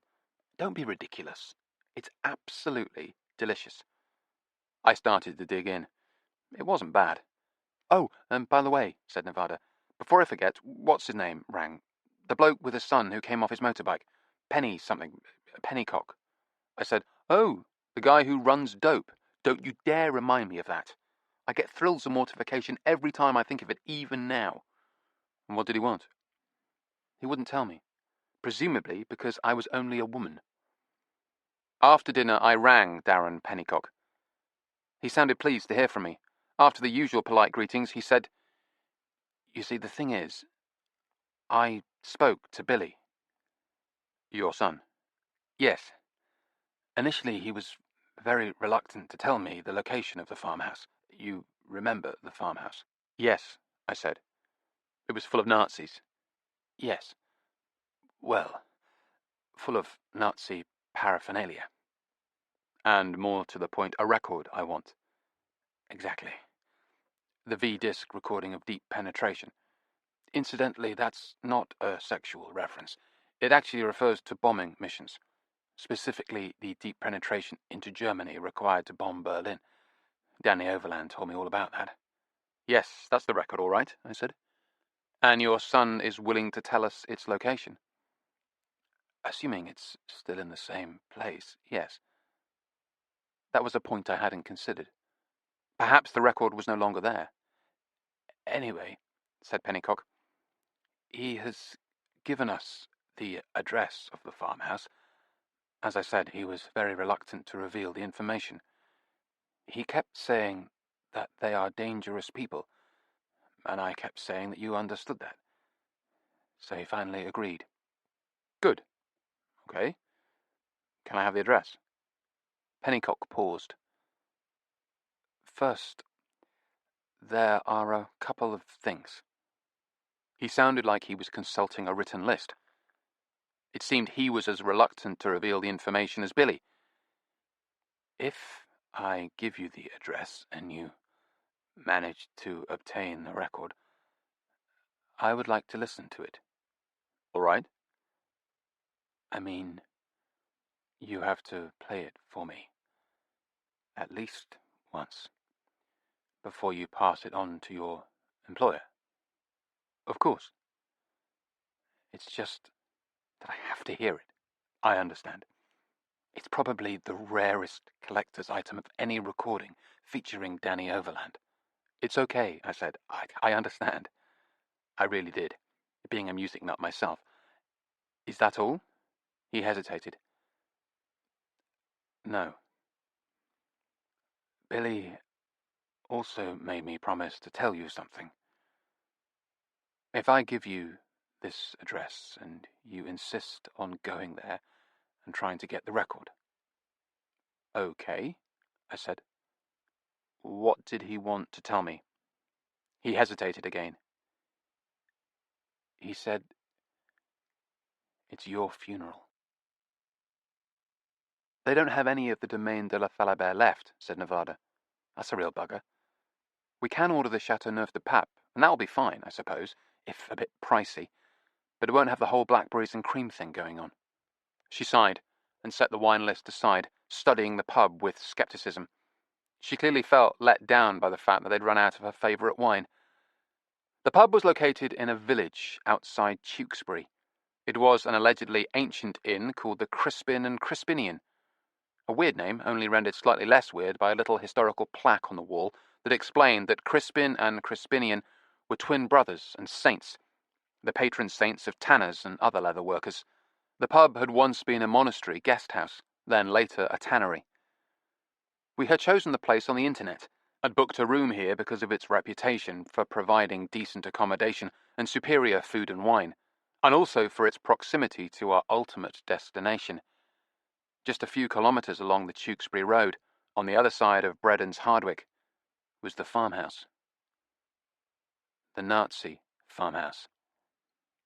Nevada continued to study the wine list with disapproval. We were sitting on a padded bench in the corner of the saloon bar nearest to the fireplace, which luckily wasn't currently in use. It was a warm, humid night, and the place was relatively empty with most of the other customers outside in the beer garden. Besides ourselves, there was a middle-aged couple with two Scots terriers who had brought their own water bowl for the dogs and set it down under their table. They must have been regulars, because no one had batted an eye. Other than the well-hydrated dogs' owners, there were half a dozen teenagers who looked barely old enough to be drinking, a young but clinically obese couple who were rather embarrassingly in love and all over each other, and a pair of unreconstructed hippies in the traditional uniform of jeans and army surplus jackets, with hair down to their shoulders, hunched quietly over pints of real ale. It was a peaceful, relaxed place, and it would have felt good to get out of London and come here if it wasn't for the tight feeling in the pit of my stomach. I couldn't get our mission out of our mind, even if we weren't going to make any kind of start on it until tomorrow, when Tinkler and Cleanhead would join us. I found this thought reassuring. Cleanhead was enormously reliable and competent, and even Tinkler, surprisingly, had proved himself cool-headed and resourceful in a crisis. Once, in Canterbury, in a very perilous situation, he'd saved us all. So there was no question of Nevada and I doing anything until these reinforcements arrived. We had driven up that afternoon in Tinkler's Volvo. He would be following with Cleanhead in one of the many cars she had access to. Opal would not be accompanying either of them. Ostensibly, this was because her van was far too conspicuous. The truth was that we didn't want her along because none of us trusted her. Well, none of us with the possible exception of Tinkler, but then, as Nevada said, he was love-struck. Although, instead of love, she had used a blunt Old English noun for a portion of the female anatomy. So Tinkler had been left to make up a story for Opal about why he had to leave London for a day or two and why she couldn't join him. He had been on the phone to me immediately, partly to expiate his guilt about having lied to his honey pie and partly to tell me about Cleanhead. Apparently, she had called at his home to discuss our strategy for the whole Nazi farmhouse operation. She just dropped by without phoning first, he said. She never does that. Come to think of it, she never drops by, And it was incredibly embarrassing because Opal and I were having a little nap. You're becoming strangely circumspect. No, seriously, that's what she calls it. Napping. We've been napping so much lately, I can hardly walk. Anyway, there we are in bed with Cleanhead knocking at the door. And she just kept knocking. She wouldn't go away, so I had to answer it. So there's Opal and me, undressed, just out of bed, and Cleanhead is there. And it's totally obvious that she's just interrupted us, and it's all terribly uncomfortable. Don't you think it's weird? What? That Cleanhead just happens to turn up, drop in on me for the first time ever when I happen to be in bed with someone. You know, I think women have a sixth sense about these things. Or Nevada phoned her, I suggested. He clearly hadn't thought of that. So anyway, what do I do? About what? About Cleanhead and Opal. I sighed. It isn't as though you've been unfaithful to her. All the same, she seemed pretty upset. Cleanhead, I mean. I doubt if she's that upset. She certainly seemed it, when we were all standing there awkwardly in the kitchen. I said, You didn't suggest a threesome then? There was a pause on the other end of the line. Do you think I should have? I suspect not. I'd hate to think I missed an opportunity. I suspect you didn't. Well, anyway, I was wondering if you could try and get some sense from Nevada about how Cleanhead feels, about the whole situation, about me and Opal, the next time they speak. They've already spoken, I said. So what did she say? What did Cleanhead say? She said, At least it proves he has one. I have one, said Tinker proudly. At least I have one. That's great! She means a penis, right? So the upshot was that Opal would be staying in Tinkler's house, hopefully not destroying any rare vinyl or expensive and delicate hi-fi equipment, while Tinkler and Cleanhead came north to join us here for however long it took. We had already booked rooms for them. 2 separate rooms, naturally. They were bringing with them an assortment of useful equipment. Some of this we had stored at my house in what was now, once again, the spare room. Other items had been newly purchased by Nevada and would be charged to Joan Honeyland as part of the cost of retrieving the V-disc. Nevada had downloaded instruction manuals for some of this newly purchased kit and printed them out to bring with us. She was studying these now, while we waited for the landlord to serve our wine. I said, How many of those tasers did you buy? 4 of them. 4? Yes, she said, a little defensively. 3 of them aren't really tasers at all. They're purely handheld, short-range electroshock weapons. With these, you need to make physical contact, deployed by hand to stun the subject. She'd clearly been busy with those instruction manuals. Whereas, a proper taser fires 2 electro darts, so I'll be the one using that, because I'm the only one of us who can shoot worth a damn. I couldn't argue with this. I said, So there's 1 that shoots, and 3 handheld. Actually, to be perfectly honest, there's 1 that shoots and 4 handheld. She smiled demurely. Because I wanted both kinds for me. And Cleanhead is bringing all these up? Yes. Did we bring anything up ourselves? We certainly had come with enough bags. Of course we did, said Nevada in exasperation. We brought the night vision binoculars and our new wide-range electronic countermeasures detector, which I purchased at the spook store. Jesus, I thought we had all the electronic countermeasure detectors anyone could ever need. Not a wide-range one. And what do we need that for? I said. The farmhouse, of course. We want to sneak up and keep it under surveillance from a considerable distance. But if they're clever and well equipped, they might just have some kind of detection and alarm system that will alert them to intruders even at just such a considerable distance. Out among the fields and woods. And this device will enable us to find out if they have anything like that. It will enable us to detect their detector. Yes. What if they have a dog? Nevada looked at me with approval. I didn't think of that. It seems the sort of thing you might find at a farmhouse. It does indeed. I'll phone Cleanhead and tell her to pick up some pepper spray too. I said, so the idea is we just hang around and watch the place. The idea is to establish a well-concealed vantage point and surveil the place. Is that even a word, surveil? I suppose it's rapidly becoming one. And then we watch their comings and goings, and wait for a moment when everyone is out of the farmhouse, and then we go in and get our record. I'd already started thinking of it as our record. Perhaps I just had larceny in my heart, at least where vinyl was concerned. Exactly, although hopefully we'll have more than a moment. Nevada set aside her taser manual and picked up the pub menu. I said, "You know what the problem with that is?" She nodded, flipping through the menu, which was lengthy. "Yes. The problem is making sure that we know exactly how many people are in the farmhouse so we can make absolutely certain they're all out when we go in." Billy Pennycock seemed pretty certain that it was just the bloke and his brother who lived there full time. Big skinhead and little skinhead, yes. The relevant phrase is full time. We have to make damn sure that the brothers and also any potential house guests who might be visiting to practice Heil Hitler salutes or something are all out of the place when we go in. We stopped talking while the landlord brought us our glasses of wine and asked if we were ready to order supper yet. We said we were still looking at the menu. I waited until he was out of earshot before I said, "And what if we can't get everybody out of the farmhouse at the same time?" "We will create a little diversion to draw them out." I couldn't help noticing, good old Google Maps, that there's a large propane tank attached to the farmhouse. Any kind of fire in the vicinity would be likely to draw their immediate and full attention. One doesn't want a fire near a propane tank. "A bit dangerous," I said. "Don't you think?" "You mean, if we got it wrong, it could result in blowing up lots of Nazi regalia and one extremely rare record? Not to mention potential injury or even loss of life." "Well, it's only a last resort," said Nevada defensively. "Shall we order supper? Even they shouldn't be able to screw up roast beef. Or we could just order bread and cheese. That should be pretty comprehensively foolproof." She really hadn't forgiven them for not having her favourite wine. We went out to the beer garden to wait while they prepared our meal.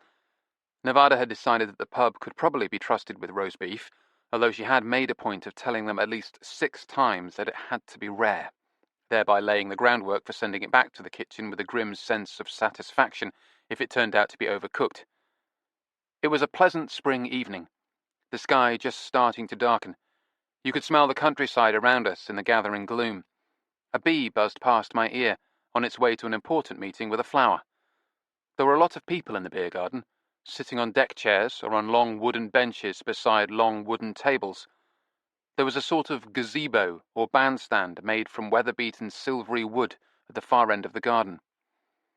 A rotund, hairy man, in a bright green tweed jacket and red corduroy trousers, was standing on the bandstand holding a microphone. Behind him hung a banner that read, "Save the Badgers." It featured a cartoon of a smiling badger on either side of the slogan. They looked very cute, with their black masks and their white snouts. Most of the deck chairs in the garden were clustered around the bandstand, as though they were waiting to hear the badger man.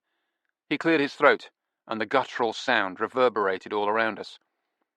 I realized that there were large outdoor speakers mounted in the trees at all 4 corners of the garden. Whatever he had to say, I'd concluded by the lack of backing musicians and his general demeanour that he wasn't going to sing us a song. There would be no escaping it. "Shall we go back inside?" I said, rising from the table where we sat. "Wait a minute," said Nevada. "I want to hear this." I sat back down. The man cleared his throat again, thunderously, then started talking. "In the 18th century," he said, "hedgehogs were slaughtered here in England en masse. They were deliberately, cruelly massacred by country folk wherever they could be found. They died in their millions." There was a murmur of subdued horror from the seated audience, and I saw Nevada wince. The poor little hedgehogs. "Why did they do this?" said the man. "Because it was believed at the time, in the 18th century, that hedgehogs suckled on sleeping cattle." There was incredulous laughter from the audience. "That's right," said the man.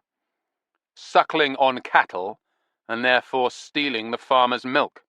And you do well to laugh at the foolish fantasies and hysteria of an earlier age. But now, once again, in our own century, farmers' paranoid fears for their precious cattle are prompting them to slaughter innocent wild creatures. And I use the word innocent advisedly. The argument for culling badgers to prevent bovine tuberculosis has an equally sound scientific basis as the quaint 18th century annihilation of our nation's hedgehogs. He reached down and picked up something from the floor of the bandstand. It was a fat document. He held it in his hands and shook it at us as he spoke, like a priest sprinkling holy water.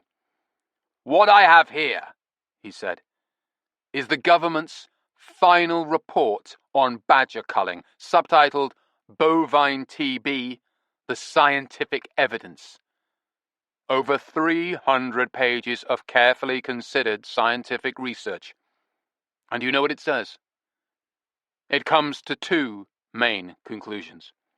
He thumped the report in his hand. "It states that although badgers are indeed a potential source of cattle TB, culling them, by which of course they mean killing them, does absolutely nothing to control TB in cattle." He flipped through the document. The exact wording is, "can make no meaningful contribution. In fact, culling badgers is likely to make the situation worse."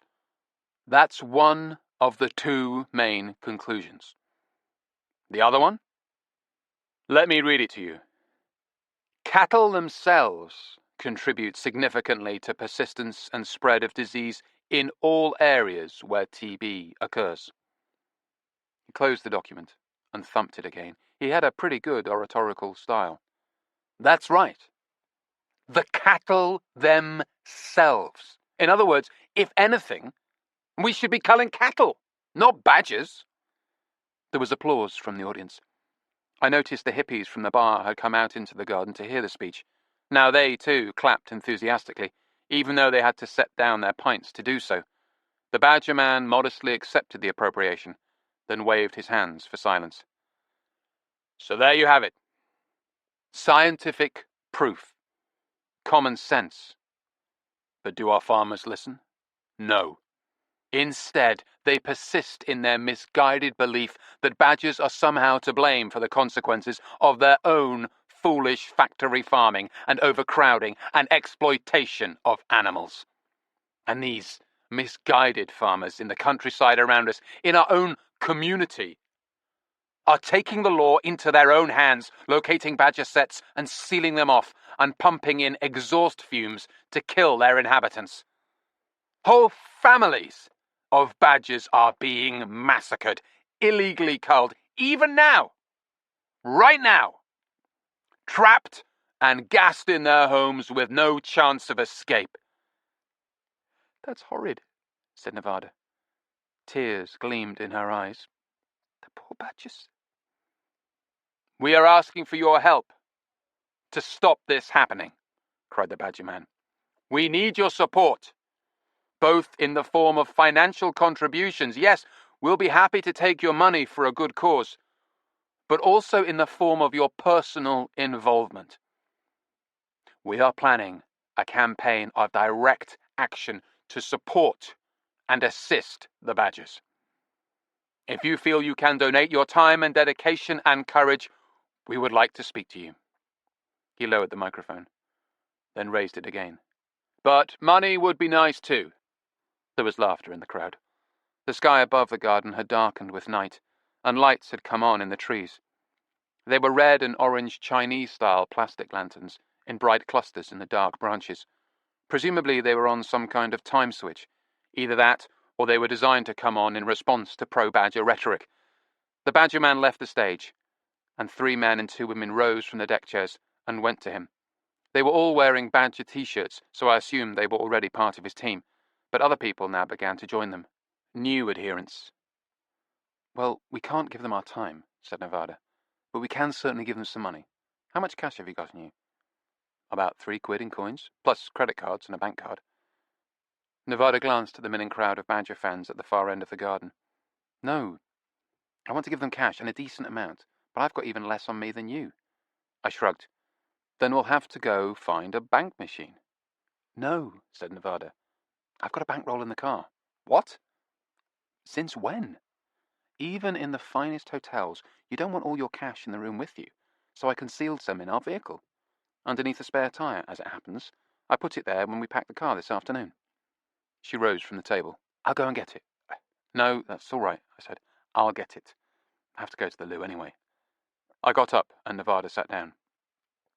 You are a darling, she said. Aren't I just? And perhaps, when you go in, you could remind them one more time about making sure the roast beef is rare. I could, I said, but I suspect I'd end up with a serving fork through my throat. I went into the pub, visited the toilet, then went out to the car park. This was located across a narrow, winding road beside some kind of municipal building, which backed onto a wide open field. Absurdly, there was a large tree in the middle of the concrete car park. I suppose it was admirable of them not to have simply chopped it down and paved it over, but it had called for some nimble manoeuvring when we'd arrived. The car park had been almost full and very busy. Now there was no one else around, although it was still cluttered with vehicles. A narrow access lane ran from the road past the municipal building on one side and some houses on the other, before broadening out into the car park. I walked down the lane. As I passed the tree, someone approached from the other side of the shadowy car park, one of the hippies from the pub. He was clutching a wad of pamphlets with pictures of badges on them. When he saw me, he came towards me, holding out the pamphlets. I reached out to accept one. Nevada would probably want to peruse it at length, when he threw the whole pile of them in my face. I was too startled to react for an instant, and by then he was on me, grabbing for me. I wrestled with him desperately, driving an elbow into his chest and tearing free. As I hit him, the top of his head slipped off. His entire scalp sloughed off horribly in a single piece. But it wasn't his scalp.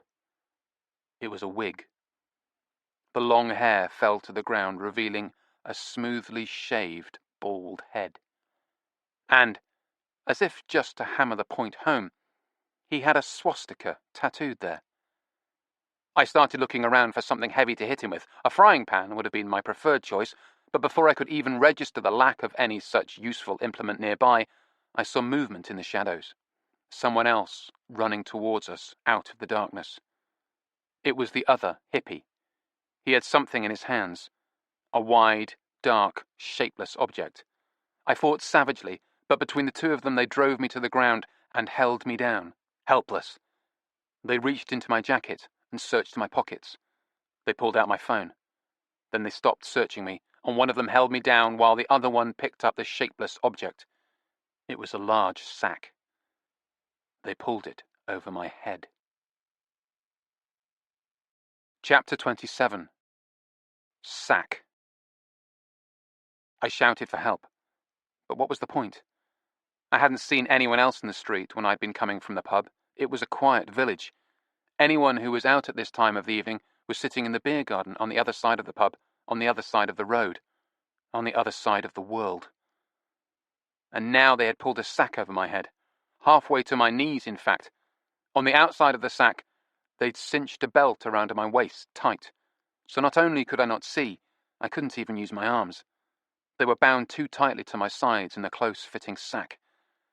The sack itself was made of some kind of heavy, rough cloth that would have muffled the sound. So now I stopped shouting and saved my breath and waited for an opportunity. They were moving close beside me, one on either side, shoving me roughly along, blind and stumbling. I waited for my chance to escape, but it didn't come. We abruptly stopped, and one of them punched me in the stomach, and while I was doubled over in agony, they pushed me over. I hit something, hard, metal, with the back of my legs, and fell, and kept falling, to slam down on my back. I was in a small metal space. They shoved my legs in after me, and something heavy and metallic slammed down above me. I smelled oil. I was in the boot of a car. Helpless. Tied up in a sack. In the boot of a car. I heard the engine start, and the exhaust pipe throbbed under me through the metal bed of the vehicle. We drove off. I started working my arms, pushing out at the sack so that it was dragged up past the belt. If I could get the bottom of the sack past it, I could pull it off over my head.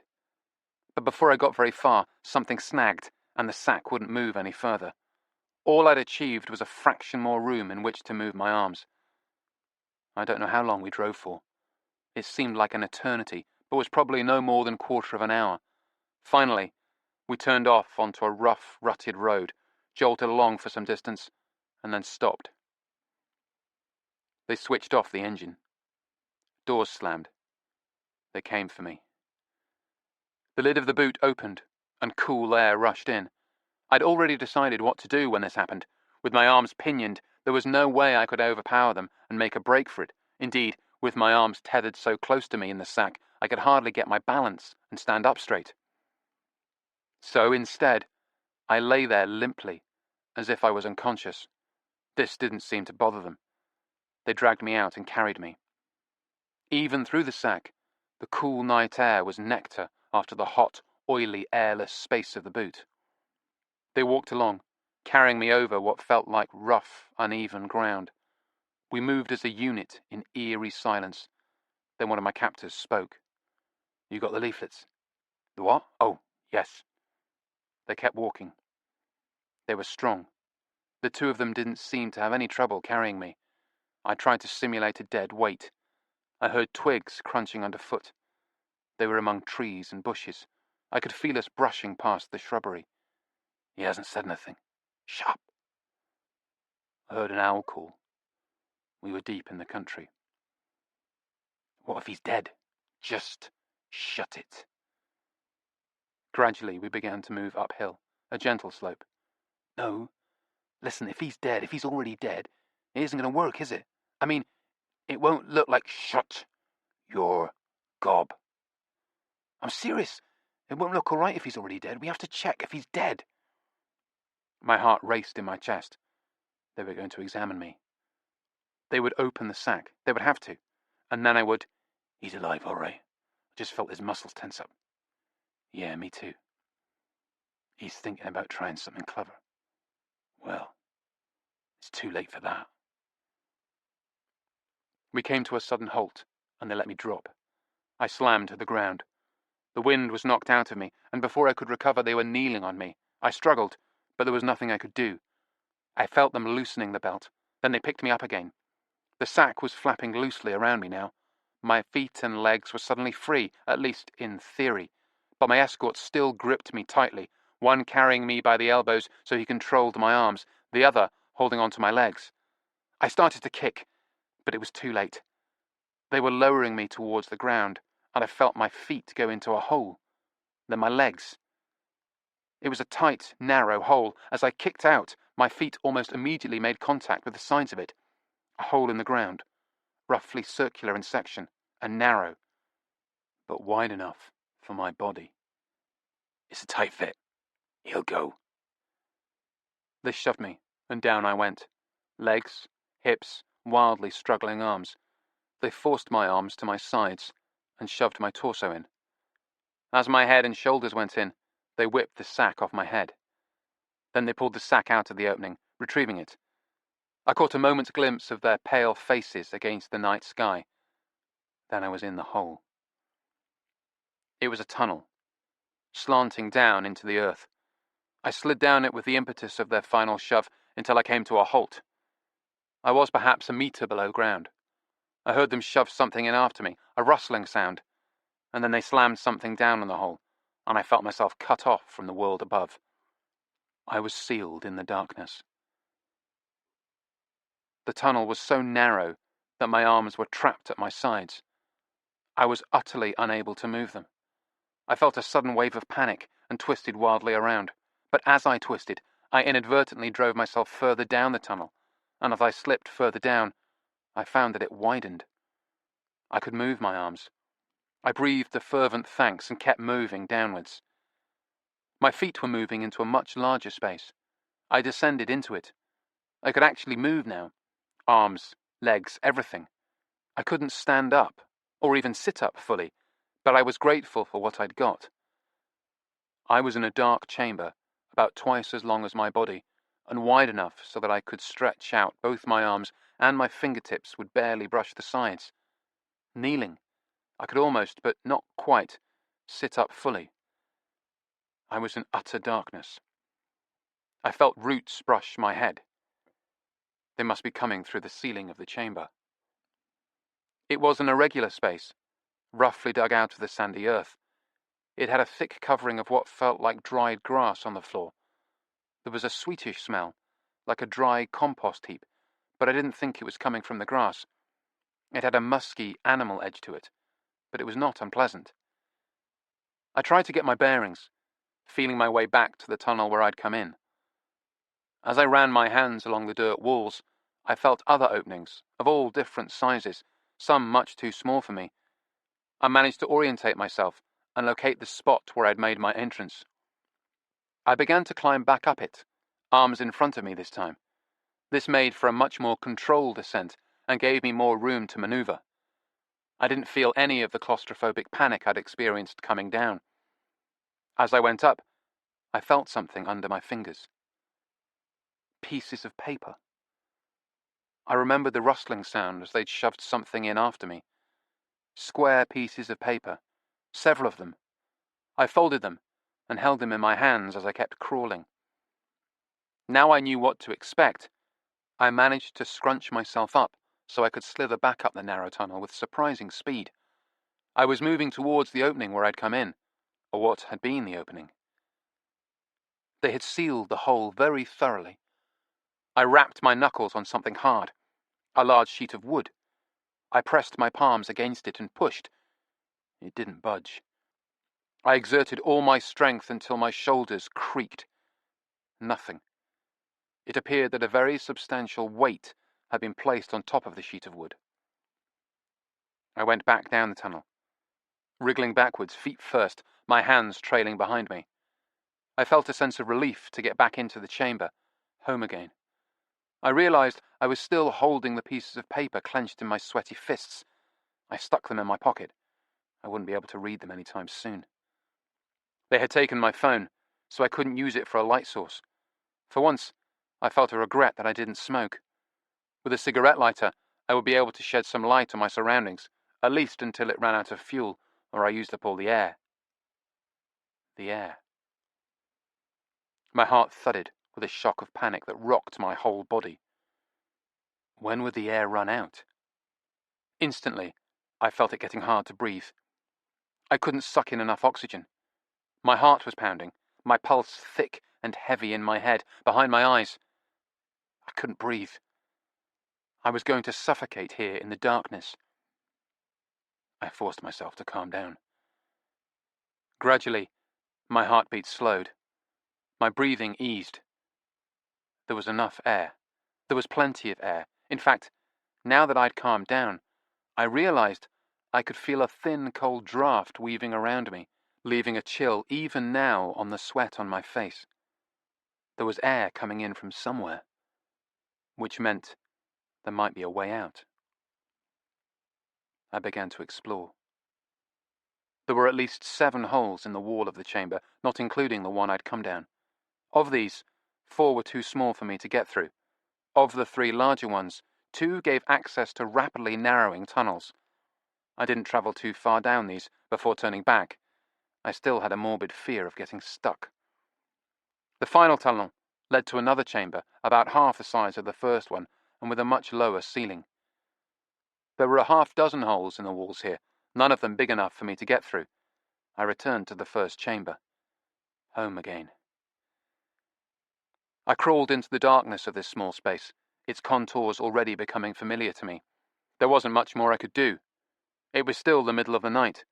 I would have to wait until morning before I could do anything else. As soon as the sun was up, I'd go looking for any hint of light. Somewhere above me there were, thankfully, holes letting in air. They would also let in light. If I could see them, I could move towards them, even if it meant enlarging the diameter of one of the narrower tunnels. Somehow, I would dig myself out of here. Could I dig with my hands? Maybe I could snap off one of these roots from the ceiling, use it as a shovel. My mind whirled with possibilities.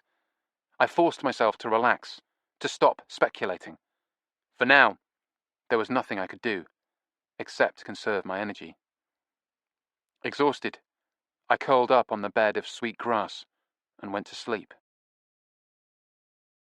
I had no way of estimating how long I slept, but I was awakened by the muffled thudding of an engine somewhere on the surface above me. My heart surged with hope. I listened to see if the vehicle would come nearer. Perhaps I could signal somehow, hammer on the wooden lid that sealed the entrance. But the engine didn't come any nearer. As far as I could tell, it didn't move in any direction. It wasn't a passing car, because it would have passed by now. And it wasn't a tractor working back and forth across a field, because it didn't seem to move at all. It just stayed in one place. Perhaps it was a generator, running a pump or something. I lay down again. In my excitement, I'd risen to my knees. As I lowered my face to the dried grass, I smelled something odd. The sweetish fragrance was gone. Something else was there. I sniffed. Suddenly, the air in the chamber was smelling insidiously less fresh. I sat up immediately. Higher up, the air wasn't so bad, but something was still clearly wrong. Had the breathing holes been sealed? But I could still feel the draft circulating around me. If anything, it was a little stronger, warm and insistent. Warm.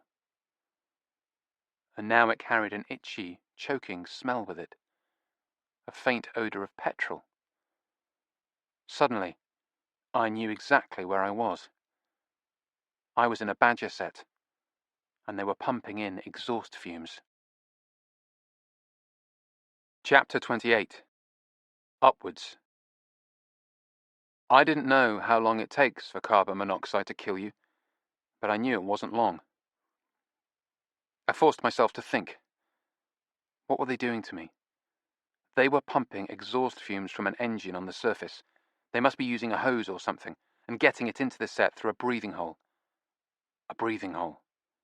Possibly not the only one. Come to think of it, there was bound to be more than one breathing hole, if only to give proper ventilation. This set struck me as a well-engineered structure, fashioned by creatures who knew what they were doing, at least when it came to set building. There was certain to be another breathing hole. Sensible, clever badgers. I scrambled down one of the wide tunnels to the second, smaller chamber. The air in here seemed cleaner.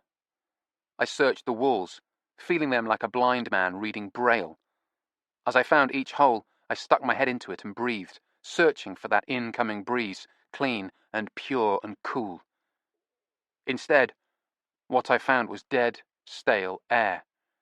I groped from one hole to the next, already certain that I'd visited them all already, but seeking them out again with my hands in the dark, desperate. In the dark. In the absolute, total darkness. There was no tiny hint of light, and the sun must be up by now, so no light meant no openings.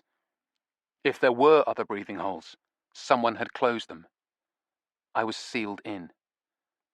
The air in this chamber was starting to become hot and heavy with the smell of exhaust. I crawled back down the tunnel into the larger chamber. The air in here was now very bad. I couldn't just stay here and die. Maybe I could batter my way out through that piece of wood over the main entrance. I hadn't been able to shift it last night, but now I had slept. I was refreshed. I was suffocating. Up the tunnel I went, worming my way towards the opening, the promise of life, and the all-too-solid barrier I knew was waiting for me there. I surged and slithered upwards. I was becoming accustomed to the strange manner of motion required, and I was now moving very quickly. So quickly that I slammed right into the wooden barrier, a painful collision for my urgently questing hands. I crawled up as close to it as I could, my face against the wood. I could smell it, just cheap particle board, but solid enough to seal my fate with whatever weight they'd placed against it. It smelled of formaldehyde, embalming fluid. How appropriate. It took me a moment to identify the crazed laughter as my own, and at that moment I realized just what an easy thing to lose a mind can be. Your sanity blowing away like an unsecured toupee in a high wind. I took a deep breath. The air in the tunnel was still relatively clean. The exhaust would be heavier than oxygen. It would sink most thickly to the deepest part of the set, the big chamber. That was the lowest point. This tunnel I was in was the highest, and I was at the highest point of the tunnel. The air wasn't going to get any better than this. I took a deep breath and braced myself. Then I pressed my bruised hands to the wood and pushed. I pushed for all I was worth. I braced myself again and pushed again. I heard the blood roaring in my ears.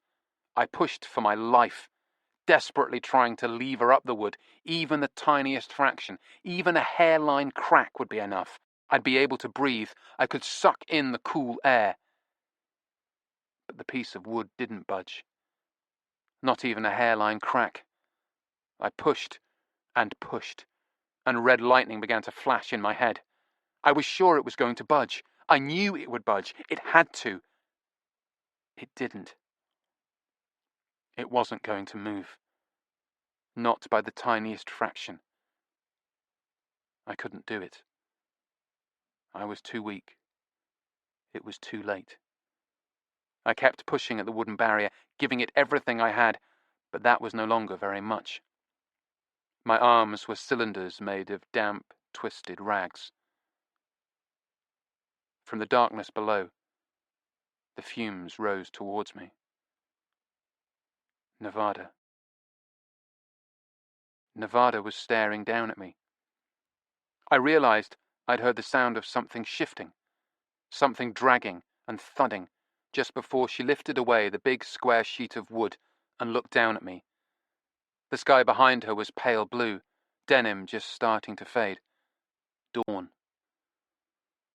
We stared at each other in the early morning light. I realized another sound had stopped. The engine. "Come on out," said Nevada. "Can you move?" "Yes." "You're not too affected by the fumes?" I slithered out of the hole, the cool air embracing me, and then Nevada embracing me. She kissed me. "Poor you. You smell like an exhaust pipe." She helped me to my feet. I said, "You smell wonderful." She did. She smelled like life. Over her shoulder, silhouetted against the rising sun, I saw the big, purposeful shape of a tractor. That was the engine that had been running. It was silent now. I saw a long red hose snaking from it, lying on the ground in coils, running up the gentle hillside slope to wherever the badger had put its breathing hole. I turned back and looked at the entrance hole. A small, dark opening, a squashed circle tucked under some tree roots in the side of the hill. It was so tiny, I couldn't believe I'd fitted in it. Beside it lay the square of plywood and a heap of sandbags that had been piled on the plywood until Nevada had dragged them off. I breathed the sweet air and looked at her, smiling and sweaty from recent exertions, a lock of her raven black hair plastered to her forehead. All I wanted to do was sit there and look at her, but I had to get up. "I need to pee," I said. "I've been holding it in all night. It's funny, but I'm almost more relieved that I didn't wet myself than that I didn't die." "It wouldn't have mattered if you had wet yourself," said Nevada. "I know. I think it's just that I can wrap my head around the humiliation of pissing my pants and wetting the badger's nice clean bed." "Was it nice and clean?" "Relatively speaking. But I can't wrap my head around being dead." "Who can?" said Nevada. She held my hand while I pissed a smoking stream into the cold morning air as the sun came up and the birds began to sing. A pastoral landscape, urinating city dweller and girlfriend. It was a moment of utter peace. At least it was until I turned my head to the left, towards the tractor, and noticed someone lying there. It was a skinhead, the smaller of last night's hippies. "He was operating the tractor when I arrived," said Nevada, following the direction of my gaze. I zipped up and stared at the unmoving figure. He didn't just set it running and leave it. For some reason, this is what I'd imagined they'd done. No, he was keeping a close personal eye on things. Maybe because he wanted to make sure he did a good job. Anyway, I had to deal with him. I took a few steps towards the tractor, then stopped. He was lying there on the ground with his face in the dirt, mouth opened and eyes shut. He looked very young, as people sometimes do when they're sleeping. Or when they're... I said, "Are you sure he's all right?" "No." "Did you hit him hard?" "Yes." To me, He looked terribly, terminally inert. I averted my gaze. What did you hit him with? Nevada nodded. There's a toolbox on the other side of the tractor, full of all sorts of useful implements. I think this was something for removing tires. It was big, and it was made of metal. That was the main thing. I said, choosing my words carefully, Do you think you hit him too hard? You know what? I don't really care. I turned away from the tractor. The sun was coming up over the fields, the light watery and orange. I stared into it, feeling its warmth on my face. I said, How did you find me? They got hold of your phone. Yes, they took it from me. Well, they sent a text message pretending to be you. It said you had found something vitally important and you needed to meet me. In the middle of the night, in the middle of nowhere. It was obviously a trap, but I played along and arranged a rendezvous. Then, when they got there, I was already in place, in hiding, watching them. Then I texted to say that I couldn't make it, that I was going to be a few hours late, so they went back to wherever they'd come from. And you followed them? Yes.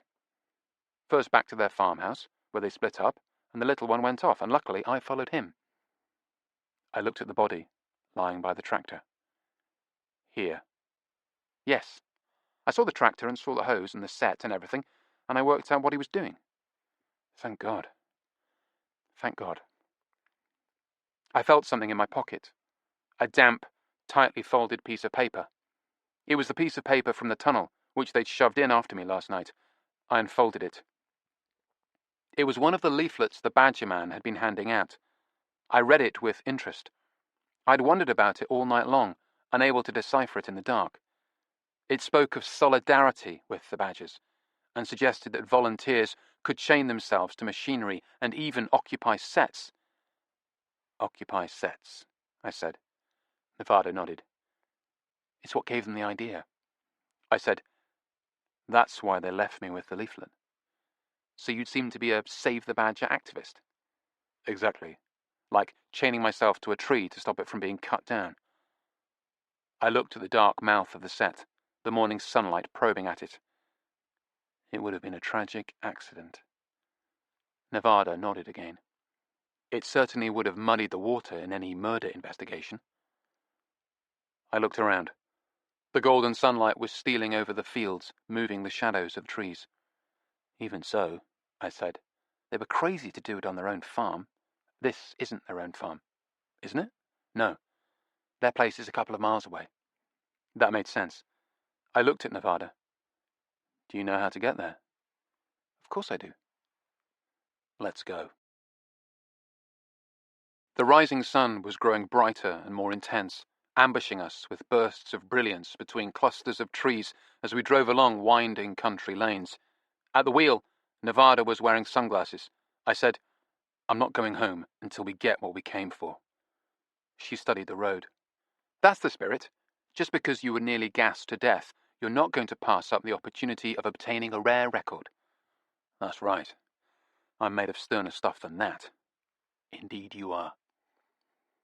We parked the car half a mile from the Nazi farmhouse, down a narrow side road. From there we walked over fields.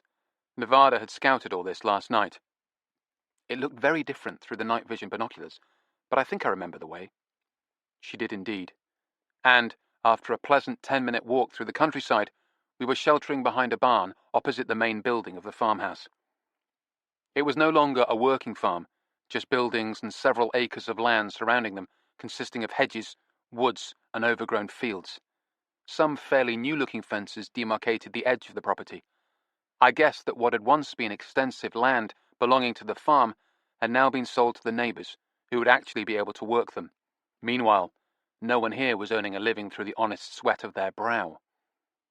Judging by last night, it's just the two of them, said Nevada. And no dog. And, thankfully, no dog. I peered around the edge of the barn at the farmhouse. It was rather a pretty building, made of irregularly shaped grey bricks. A motorcycle was leaning up against the wall, and a white Hyundai van and a blue Range Rover were parked outside. I said, Do we just wait for him to leave? Of course not, said Nevada. She took out a phone. What's that? his brother's phone. I took it from him when I knocked him out, just like they took yours from you. I thought, two can play at that game. Good thinking. I watched while she composed a text. Come quick. To be more precise, the message read, come quick. That's the way they actually spell, said Nevada. I made a point of studying the style of their messages, something they weren't bright enough to do when they stole your phone and pretended to be you. She was about to press send when the phone suddenly came to life in her hand, vibrating and flashing and playing a jaunty tune. We both nearly jumped out of our bodies. The ringtone was I Get Around by the Beach Boys, of all things. A message flashed on the screen, Kaz calling. Nevada stared at me, waving the phone in the air as if it had suddenly grown red hot. What do I do? For God's sake, don't press answer. She peered at the phone. No, it's all right. It's going to voicemail. We let it go to voicemail, and then we dialed the voicemail number and listened. An angry male voice rattled from the phone with just the trace of a country accent. I thought I recognized it from last night, but then I'd been listening through a sack, so I couldn't swear to it. It said, You should be done by now. Answer the bloody phone. There was an angry, strained sigh before it cut off. Just then, there was the sound of a door slamming. We looked around the edge of the barn and saw the bigger of the two skinheads, the hippie who'd lost his wig in the car park. He came out of the farmhouse and climbed into the blue Range Rover and started the engine. He pulled away. As soon as he was gone, we went in. Chapter 29. Nazi Farm. The door wasn't even locked, much to Nevada's disappointment. She had purchased some kind of new electronic lock-picking device she wanted to try out. We stepped inside the farmhouse. Outside it was warm, and the sun was rising fast. In here, it was all cold, dank shadows. There was a smell of damp in the narrow hallway that ran the width of the house. To one side of us was a washing machine, apparently no longer in service, just abandoned there in the hallway. There was a pile of cardboard boxes on top of it, containing ill-sorted, muddy rubber boots. These guys knew how to live. Further down the shadowy hall to our right were 5 really big cardboard boxes, each about the size of the washing machine. We went to look at them. The first 4 were full of Golden Eagle cigarettes, cartons and cartons of them. They were apparently manufactured in Vietnam. I wonder if the full and correct import duty has been paid on all of these, I said. They're obviously selling them on the black market, said Nevada. I estimated the number of cartons sitting in this hallway and did a quick calculation. And making a lot of money from it. To spend on what? Said Nevada, looking at me. We went and looked in the 5th box. It was full of guns. Question answered, said Nevada. I left her looking through the firearms while I went in search of the record. I turned left down the hallway. There was more light here from the windows at the front of the house. I could see that the floor was covered with what had once been handsome green and white tiles, now layered with overlapping muddy footprints. I followed the heaviest flow of footsteps, and they led me to a large room at the far end. This room was long and dark and ran the length of the farmhouse. There were several sets of windows in the wall to my left, but they were all heavily sealed with brown drapes. I had been expecting Nazi flags, but the denizens of the house had gone one better. The entire room was painted red, with fierce, crude brushstrokes, except for one perfectly executed circle of white at the far end, containing a precisely incised black swastika. The circle and swastika had clearly absorbed all the decorators' energies and all their concentration. After they'd done it, they'd obviously got bored doing the rest of the job. All that fucking red paint. And, now that I noticed it, they'd actually missed a corner of the ceiling, up above the door and to the right, at a difficult-to-reach angle, which showed the previous lime-green floral wallpaper underneath. It rather spoiled the dramatic effect. But I was far more interested in the record player. It was tucked in beside the fireplace, not an ideal position from a temperature point of view, but it provided a handy alcove. Beside it was a long wooden sideboard, displaying carefully placed, if dusty, artifacts. Included among these was a German army helmet, a rather phony-looking dagger with SS on the handle, A book, Mein Kampf, of course, and a rack of records. I quickly looked through the records. They were mostly the speeches of Hitler and other luminaries, but there were also some recordings of Wagner, old Decca mono pressings, which deserved a better home. The record player was some kind of German make, appropriately enough, with 78, 45 and 33 RPM speed settings. And there it was, on the turntable. The 12-inch vinyl victory disc of Deep Penetration by the Flare Path Orchestra, composed by Danny Overland. It looked like it hadn't been touched since Billy had taken that picture with his phone all those months ago. They didn't use the record player much. It was basically just for display. The record was thick with dust. That didn't matter. A quick cleaning would sort it out. I lifted it off. The other side, the underside, was perfectly clean. It featured another Danny Overland composition entitled Wananui. I needed something to wrap the record in, to protect it. I looked around the room. It was a strangely empty space. The concrete floor wasn't carpeted, but there were several large frayed rugs spread across it. These were Indian, and I assumed they had been chosen because they had some patterns resembling swastika motifs. These guys never let go of a theme. Standing clustered on the rugs were several ill-assorted old leather armchairs. These were perhaps chosen to give the atmosphere of an exclusive gentleman's club. If so, it was an atmosphere rather undermined by the large tottering stack of colourful and pornographic wank magazines stacked to elbow height in easy reach of one of the armchairs. In another armchair, someone had left a tattered beige sweater. I put the record in the sweater, folded it carefully, and turned towards the door. As I turned, I saw a phone on the sideboard, plugged into a charger. It looked like my phone. I went and picked it up. It was my phone. I tugged it free of the charger and stuck it in my pocket, feeling disproportionately happy. It was good to know that such a personal possession was no longer in the hands of the enemy. As I pocketed it, something caught my eye. It was the copy of Mein Kampf. What I had thought was a bookmark sticking out of it was actually a pamphlet, and something about the colour of the pamphlet's cover was familiar. I pulled it out of the book. I'd lost their place now. It was entitled The Crucial Racial Question, and featured a crude cartoon of an insect with semi-human features. I stuck it in with the record and got out of there. Nevada met me in the hallway. "Did you get it?" "Yes, it's here," I said. "What did you glean?" "They've got a lot of cigarettes and a lot of guns." "Everything that's bad for your health," I said. "Let's get out of here and go home." "Agreed." We were just making our way to the front door when the blue Range Rover came back. It pulled up in the driveway and stopped right outside. We stepped back from the door, moving away from the window. Nevada looked at me. We edged back down the hall and paused by another window, peering out through the mildewed curtains to check on the situation again.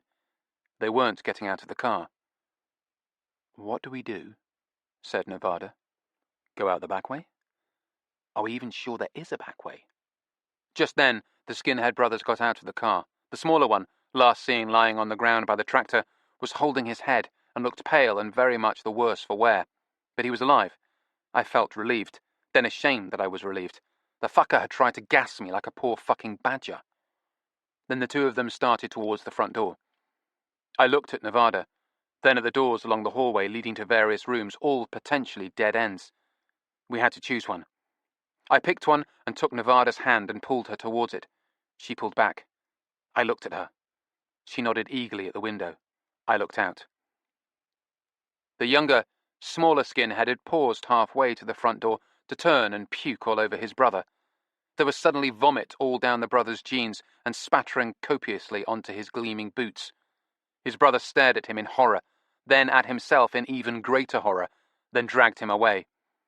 We heard the distant tortured screech of a rusty tap being wrenched open, then the sluggish juddering of water pipes in the wall. They had gone around the corner of the house and were using a hose to wash themselves down. We heard them splashing as we crept out the front door, a sound weirdly reminiscent of children's summer parties and inflatable paddling pools, though those would be without the steady stream of frenzied cursing. We hurried across the driveway and took shelter safely behind the barn. While they were occupied cleaning up, we got out of there. We walked through the fields back to where we'd left the car. The sun was high now, and the birds were singing. "By the way," said Nevada, "I was being unfair to the hotel. Their roast beef was really good, or at least it looked really good. I couldn't eat a bite because you disappeared and I was too worried about you." We stopped walking and kissed. "Thank you," I said, "for saving my life." "Always a pleasure. I had them put the roast beef in a doggy bag for us, plus the vegetables. All the trimmings." Back at the hotel, we discovered that Tinkler and Cleanhead had arrived. When I'd gone missing, Nevada had asked them to join us as soon as possible, and they'd got here a couple of hours ago and had been waiting tensely in the hotel for us to return ever since. Nevada had already phoned them with an account of what had happened, and Cleanhead and Tinkler looked at me like a man who had risen from the grave, which in a way, I suppose I was. It only took a few seconds, though, for Tinkler to return to form. "I hope you don't mind," he said. "You know they put that roast beef dinner in a doggy bag for you last night when you couldn't eat it? Well, I have a confession to make." "He's eaten it," said Cleanhead succinctly. "It was delicious," said Tinkler. "That's really not on, Tinkler," said Nevada crossly, "because both of us are ravenous, and we were looking forward to that fucking roast beef dinner, and my beloved here nearly died." "I'll make it up to him. I'll make it up to you. I'll buy you breakfast." "Breakfast is not the same." "I'll pour syrup on things for you. The bacon will be crispy. My God, now I'm making myself hungry." "Not again," said Cleanhead. "Not already." "Must be all this sex I've been having," said Tinkler. "Oh, please," said Cleanhead. "No need for details." Tinkler beamed at me, looking a little manic. "And just think," he said, "now you can go on having sex too, because you're not dead." "There is that," I said. "That's the crucial thing. Not being dead." Profound words. Tinkler looked at Nevada. "By the way, what if he hadn't been in the set? I mean, you cold-cocked the guy on the tractor and everything." "Cold-cocked him?" "Knocked him unconscious. What if you'd looked in the hole and found he wasn't in there?" Tinkler glanced at me. "What if it was just badgers?" "Then at least I would have saved some poor badgers," said Nevada. We ate breakfast in the beer garden and then drove back to London. "They were setting you up," said Tinkler in the back seat. "Did you get it? Setting you up." "Shut up, Tinkler." "All right." He was silent for a moment, then leaned forward again. "If Nevada hadn't got there in time, it would have been game, set, and match." Tinkler, shut the fuck up. Chapter 30. National News. To Nevada's delight, the story made the national news. We heard it on the car radio driving back to London. Responding to a telephone tip-off, police in Gloucestershire have today raided a farmhouse, seizing a large cache of illegal firearms. A substantial quantity of contraband cigarettes were also found. Police sources say they believe the weapons may have been used in a number of recent high-profile crimes. 2 men have been arrested. "Amazing what you can do with one little anonymous call," said Nevada, happily. I was equally pleased at the thought of those 2 jokers cooling their heels in a police cell somewhere. The report went on to identify the men as brothers and name them as Carol and Vivian Weston. I noted the girly names and wondered if they had spent a lifetime being mercilessly teased about them. Was it a reaction against that had put them on the path to fascist thuggery? Tinkler dropped us off at our house and then drove home to Putney, presumably to an emotional reunion with Opal. We went inside, and as soon as I was through the door, I had an emotional reunion of my own. The cats were all over me. I managed to sit down on the sofa with them both struggling to climb into my lap, sniffing at me eagerly. Nevada stared at us. "They're behaving so strangely towards you. Isn't it extraordinary? It's as if they know what happened. They must be able to sense that something terrible almost happened to you." I said, "Either that or they can smell the badgers." Eventually, I managed to detach myself from the worshipful cats and went and took a shower. I stood under the hot cleansing spray and just let it wash everything away. I stood there for so long that Nevada knocked on the door to see if I was all right. I said I was. Finally, I turned off the shower, toweled myself dry, and put on a bathrobe. I sat in the living room while Nevada made coffee, and I tried to summon the energy to ring Joan Honeyland and report on recent events. It was going to be a long report. At length, I sighed and reached for the phone, and as I did so, it started to ring. I picked it up. It was Tinkler. He said, "Opal said to tell you she spoke to the barmaid." "What barmaid?" "Did those badgers destroy your brain? Do you remember the silk stockings murder? Opal's great-grandmother dead in a beer barrel? The mystery man and the bottle of drugged whiskey?" I did remember. "And she spoke to the barmaid again?" "Yes. She asked that question that you asked her to ask." This I didn't remember. "What question was that?" "I really do think those badgers did something to you." "There weren't actually any badgers in the set with me. They had very sensibly vacated it for the evening." "Well, we've been reading about badgers, Opal and I. She's fascinated. Because of your recent experience, we are thinking of painting one on the van." "We?" "That's right," said Tinkler. "Opal and I are thinking of painting a badger on the van. Maybe 2 badgers. One by day and one by night. Anyway, we've been researching them, and apparently they even have toilets, special badger toilets, among the chambers in the set. Did you find the badger toilet?" I sighed. "No, Tinkler, I didn't find the badger toilet." "And apparently they take their bedding, which is made of hay, straw, bracken and grass, up onto the surface to air out and be cleaned by the sunlight." "Yes, it was pretty clean. It smelled all right." "So you don't think you've lost your memory because of exposure to toxic badger poo?" "I think it's still a strong possibility." "Tinkler, remind me why you rang?" "You see what I mean?" I sighed. "What did the barmaid tell Opal?" "Well, you remember, or perhaps you don't, that the barmaid never got a good look at the mystery man's face, but you said she must have heard his voice, and Opal said she'd ask about that." I remembered now. I was all ears. "And what did she say?" "She said he sounded posh." "Posh?" "Yes." After Tinkler had hung up, I sat there, staring at the phone. I didn't ring Miss Honeyland. Instead, I went and looked through the pile of clothes I'd taken off, which were in a plastic basket in the spare room waiting to be washed. I dug through my pockets and took out the pamphlet, the one that had been used as a bookmark in Mein Kampf. The crucial racial question. I studied the cover with the crude cartoon of an insect depicted on it. The insect was, of course, a locust.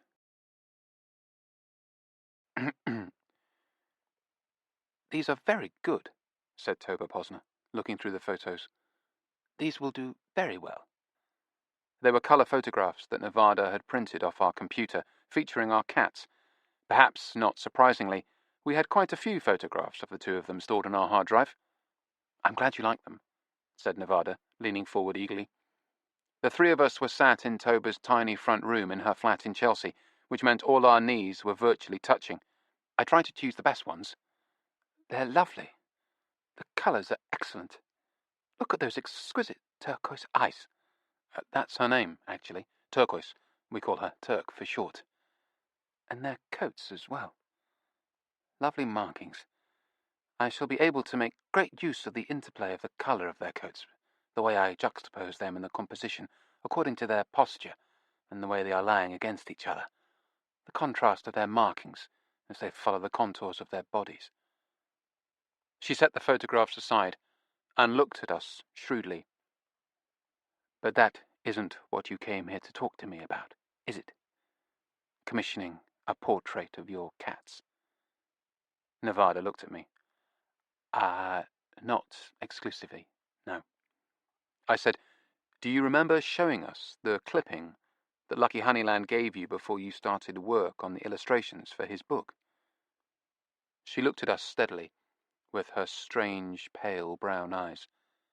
"Yes, of course. The one he gave me as a guide. Do you want to see it again? Yes, please. She went to the filing cabinet and took out the manila folder, extracting the fragment of coloured paper from it. She handed it to me. I was already holding the pamphlet I'd stolen from the farmhouse. I took the fragment and placed it on the cover. It seemed to vanish, blending in with the background. A perfect match. I turned the fragment over and opened the pamphlet and repeated the process with the inside front cover, but it was already a foregone conclusion. Another perfect match. So you found where that clipping came from, said Toba. That was clever of you. I've always wondered where Mr. Honeyland got that image. I'd been wondering about it on and off, now and then, for the better part of my life. May I look? I hesitated. Of course you can, I said, but I'd better warn you that it's the most virulently anti-Semitic propaganda you can imagine. She smiled at me. You wouldn't believe what I can imagine. Basically, it depicts the Jews as a scourge sweeping through Europe, sweeping across the world like a plague of locusts. I nodded. Exactly. Yes. I looked at the cartoon on the cover, the grotesque locust head with the semi-human features, the jutting, hooked, hairy nose that I'd thought was supposed to be Roman, but was now clearly a cliched caricature of a Semitic stereotype. I handed her the pamphlet. She leafed through the pages, not bothering to read the text, just glancing through it. And does it propose a solution to this plague of locusts? It makes it pretty clear that the best thing to do with locusts is exterminate them. Naturally, she said. She set the pamphlet carefully aside and went to a bookshelf, where she pulled down a copy of Farmer Henry versus the Locusts. She returned to her seat and flipped through its brightly coloured pages, beloved of generations of children, depicting the evil locusts being crushed, impaled, spattered, and, of course, baked in ovens. Crunch, crunch, crunch. She handed the book to me. I opened it to the title page, which had a dedication printed opposite, for Taffy, who hates the locusts as much as I do. Do you know who was responsible for this pamphlet? Said Toba. I nodded. I'd done some research online. There weren't any images of the pamphlet's cover art, but its title cropped up in places, with appropriate historical and political commentary. It was financed by something called the Caverman Foundation. Herman Caverman was an American, a wealthy right-wing nutcase who lived in London, where he met and married Millicent Taffy Honeyland. Lucky Honeyland's sister. That's right, I said. They lived here until the war came, her and her rich American fascist, and then they fled to Argentina. But you don't know who actually wrote it. She picked up the pamphlet by one corner, as if it was contaminated. I was hoping she didn't plan to do anything dramatic, like tearing it to shreds, because I needed it. I have my suspicions, I said. She gave me a piercing look. Would you care to share them with me? Well, Lucky Honeyland wrote a lot of highly dramatic propaganda for Bomber Command during the war. I shrugged. Maybe he had some practice before that. Toba Posner was silent for a long moment. Finally, she spoke. When I finished doing the illustrations for his book, Mr. Honeyland was very pleased with them. He gave me a bottle of wine as a present. It was obviously a very good and very expensive bottle of wine. I remember at the time wishing it was money instead, because I needed money, and I didn't need wine. He was in a very good mood, I remember. High spirits. I believe he had already drunk some wine himself. He kept referring to me as a daughter of Abraham, by which he meant Jew. That was his way of being tactful. He said he was delighted with the pictures I had done for him, And he was especially delighted because I was a daughter of Abraham. Because I was a Jew. She picked up the copy of Farmer Henry versus the Locusts and peered at the cover, or rather into it, as if it was a looking glass. It turned out I was a good Jew, she said. A clever, resourceful one, shrewd at business. Because after making some inquiries, I sold that bottle of wine he gave me. I sold it for a considerable sum.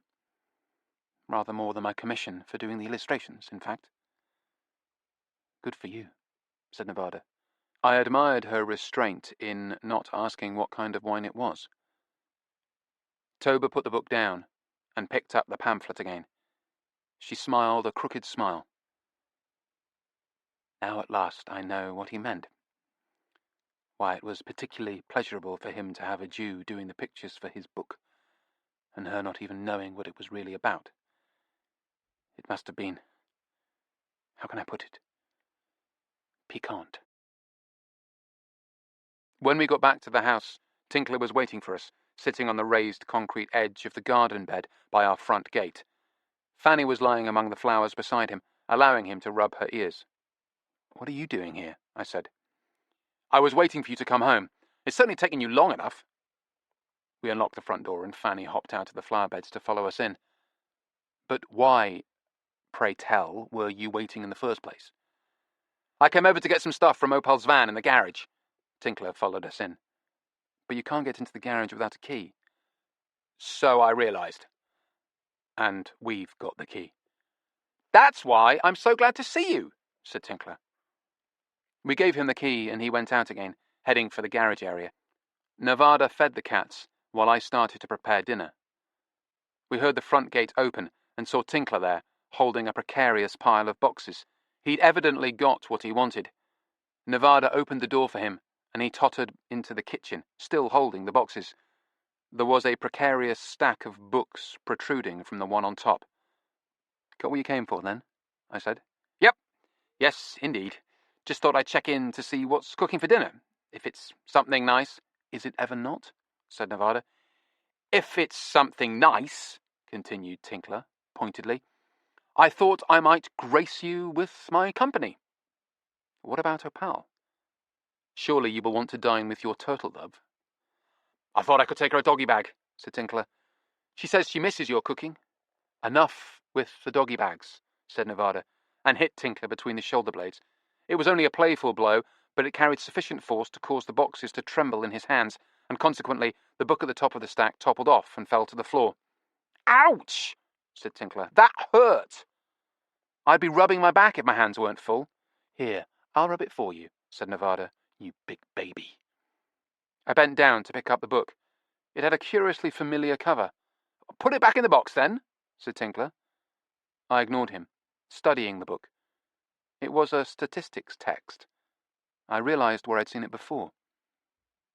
In the recording studio in Camberwell Green. The one that had belonged to the guy who'd been shot down outside. I reached for the box of books and carefully lifted it off the stack Tinkler was holding. Hey, what are you doing? He said. Put that back. I may never get this stuff stable again. I looked through the books. These are Opal's. Yes, said Tinkler. I didn't recognise any of them. I certainly didn't remember any of them being on the shelf in the recording studio. But they were all books about mathematics or statistics. I looked at Tinkler. She asked me to pick them up because she needs them for research, he said.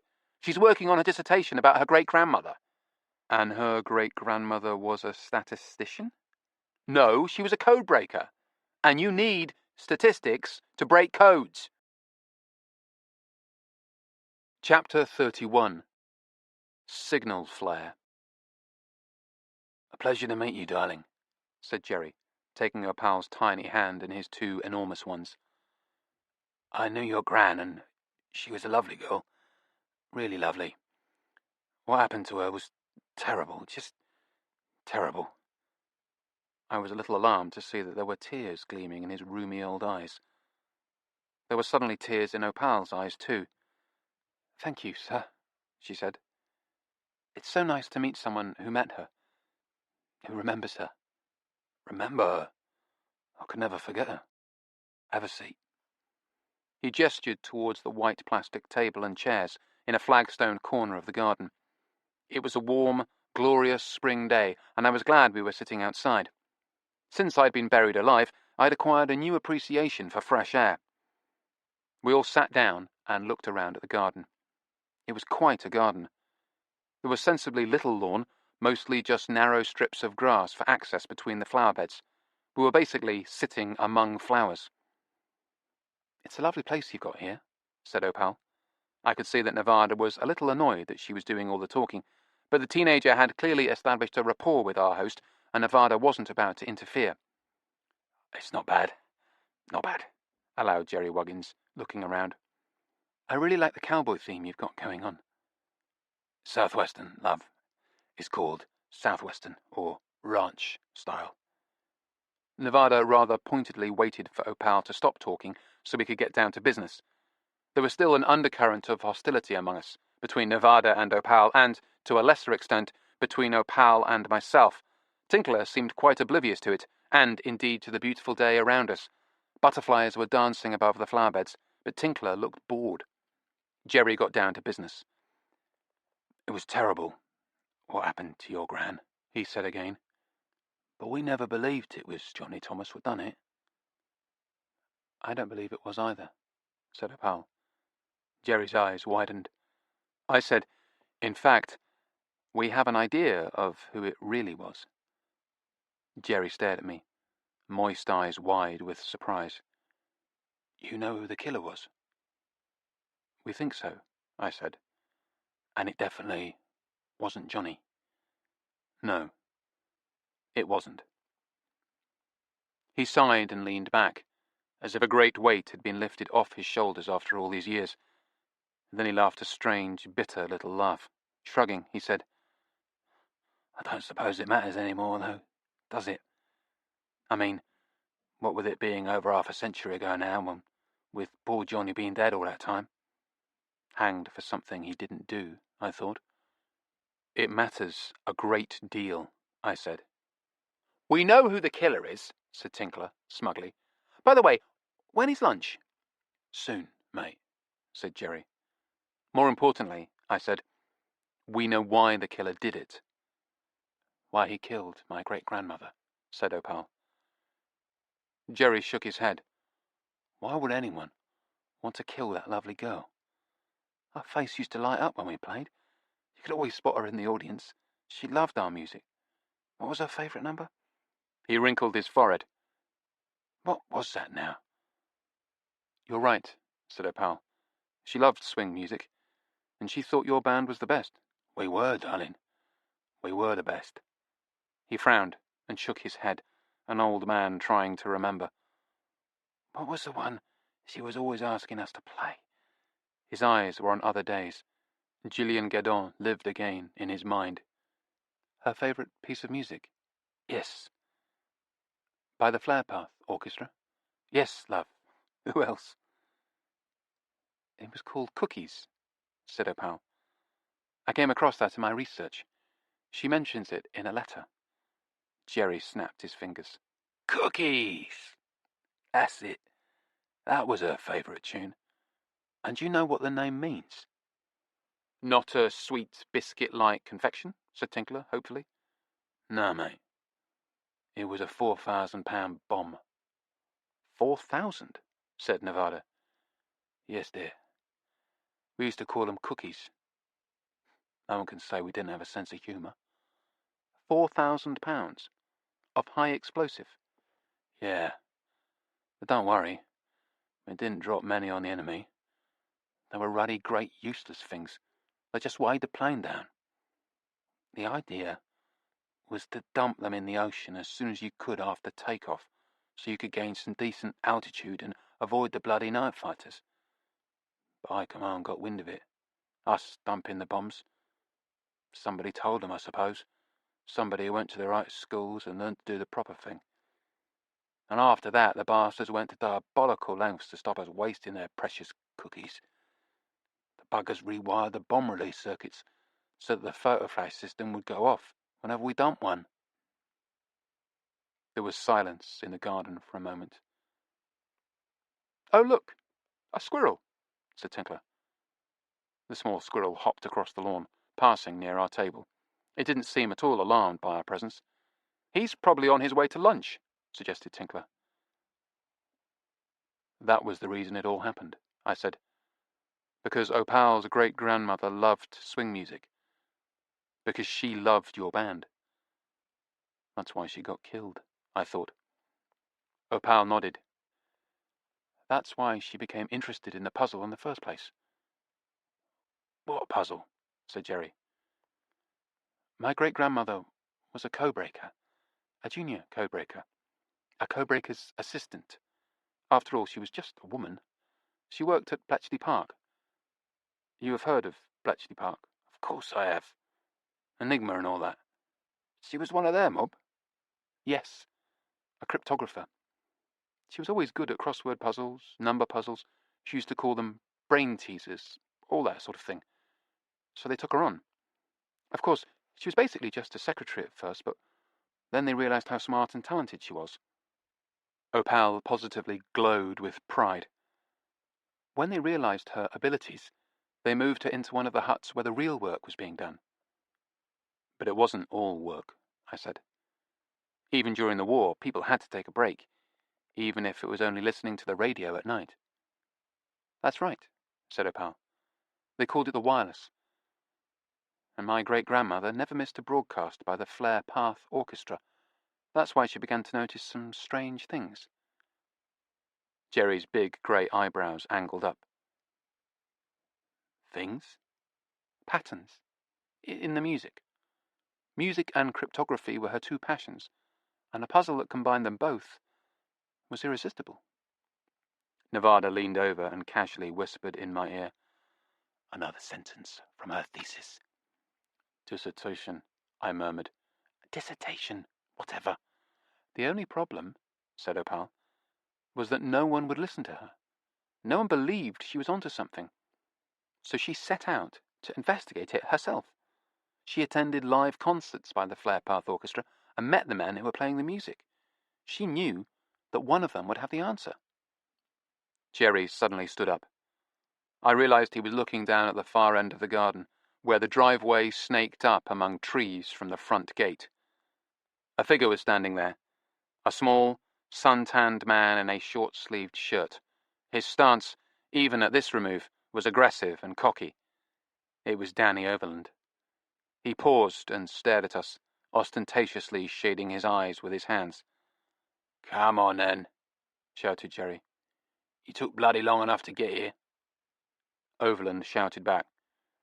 You shouldn't live so far out in the fucking sticks, should you? He ambled from the drive among the flower beds to join us. I stood up and shook hands with him. I'm glad you could make it. He pumped my hand energetically. Sorry I'm so late. I got lost. That happens when you leave the city and venture into the outback. Then he turned to Jerry, and the two old men embraced and grinned at each other. Overland looked around at the extensive gardens, the rambling ranch-style house. You done her off yourself, him and Waggins. Jerry sighed contentedly, surveying his domain. Not too shabby. Not too shabby at all. He pushed out a chair, and Danny Overland sat down at the table with us. You drove down on your own? Said Nevada. Overland nodded. Jenny's out of action. Sick. We all made sympathetic noises, even Tinkler, who'd never met her. I'm sorry to hear that. Yeah, no. Very sick. Food poisoning. Really serious. I say she's only still alive because she's young and strong. Overland grimaced. If it had been me, I'd be dead. And it could have been me. Don't be such a miserable old bugger, said Jerry. Can I get you a beer? Overland looked painfully conflicted for a moment, but finally shook his head. Best not. Jerry nodded, full of understanding. Because you're driving? Not just driving. Conducting. You won't have forgotten it's my concert tonight. He nodded at us. I know they've got tickets. You gave them yours. Well, said Jerry Waggins. You see, me and the missus, never mind explaining. We gave them your fucking tickets. Gave them away. Didn't even sell them. Well, here are 2 more. Overland slapped them on the table. Now, I expect you to be there tonight, with the missus, no excuses. And here's 2 for you. He took out 2 more, and gave them to Opal and Tinkler. Ticket sales obviously weren't too brisk. Thank you, said Opal, taking them. I can't stay long, said Overland. But he leaned back in the chair and smiled up at the sky, the sun on his face, like a man settling in for an extended stay. I've got to get back early. It's total chaos. Like I said, Jenny's out of action. I'll have to leave soon. If that was the case, I thought I'd better move things along. Opal was just telling us about her great-grandmother at Bletchley Park, discovering that there was some kind of code being sent out in the broadcasts with the band. Broadcasts with the band? Radio broadcasts? Yes. Overland looked at me. His eyes gave nothing away. The Flare Path Orchestra. Some kind of code. Jerry chuckled. Yeah. I think we were sending messages to the enemy. Not knowingly, I said. Only 1 person knew about it. 2, if you count my great-grandmother, said Opal. It's ridiculous, though, isn't it? Said Jerry. Actually embedded in the music, said Danny Overland. The message actually in the music. Yes. In existing tunes, said Overland, giving me a hard stare, including well-known tunes. Yes. You're not taking this seriously, are you? Said Jerry. Overland looked at me. The Flare Path Orchestra was like Glenn Miller's outfit. It was an arranger's band. If you wanted to plant codes in the music, you'd have to do it through the arrangers. Exactly, I said.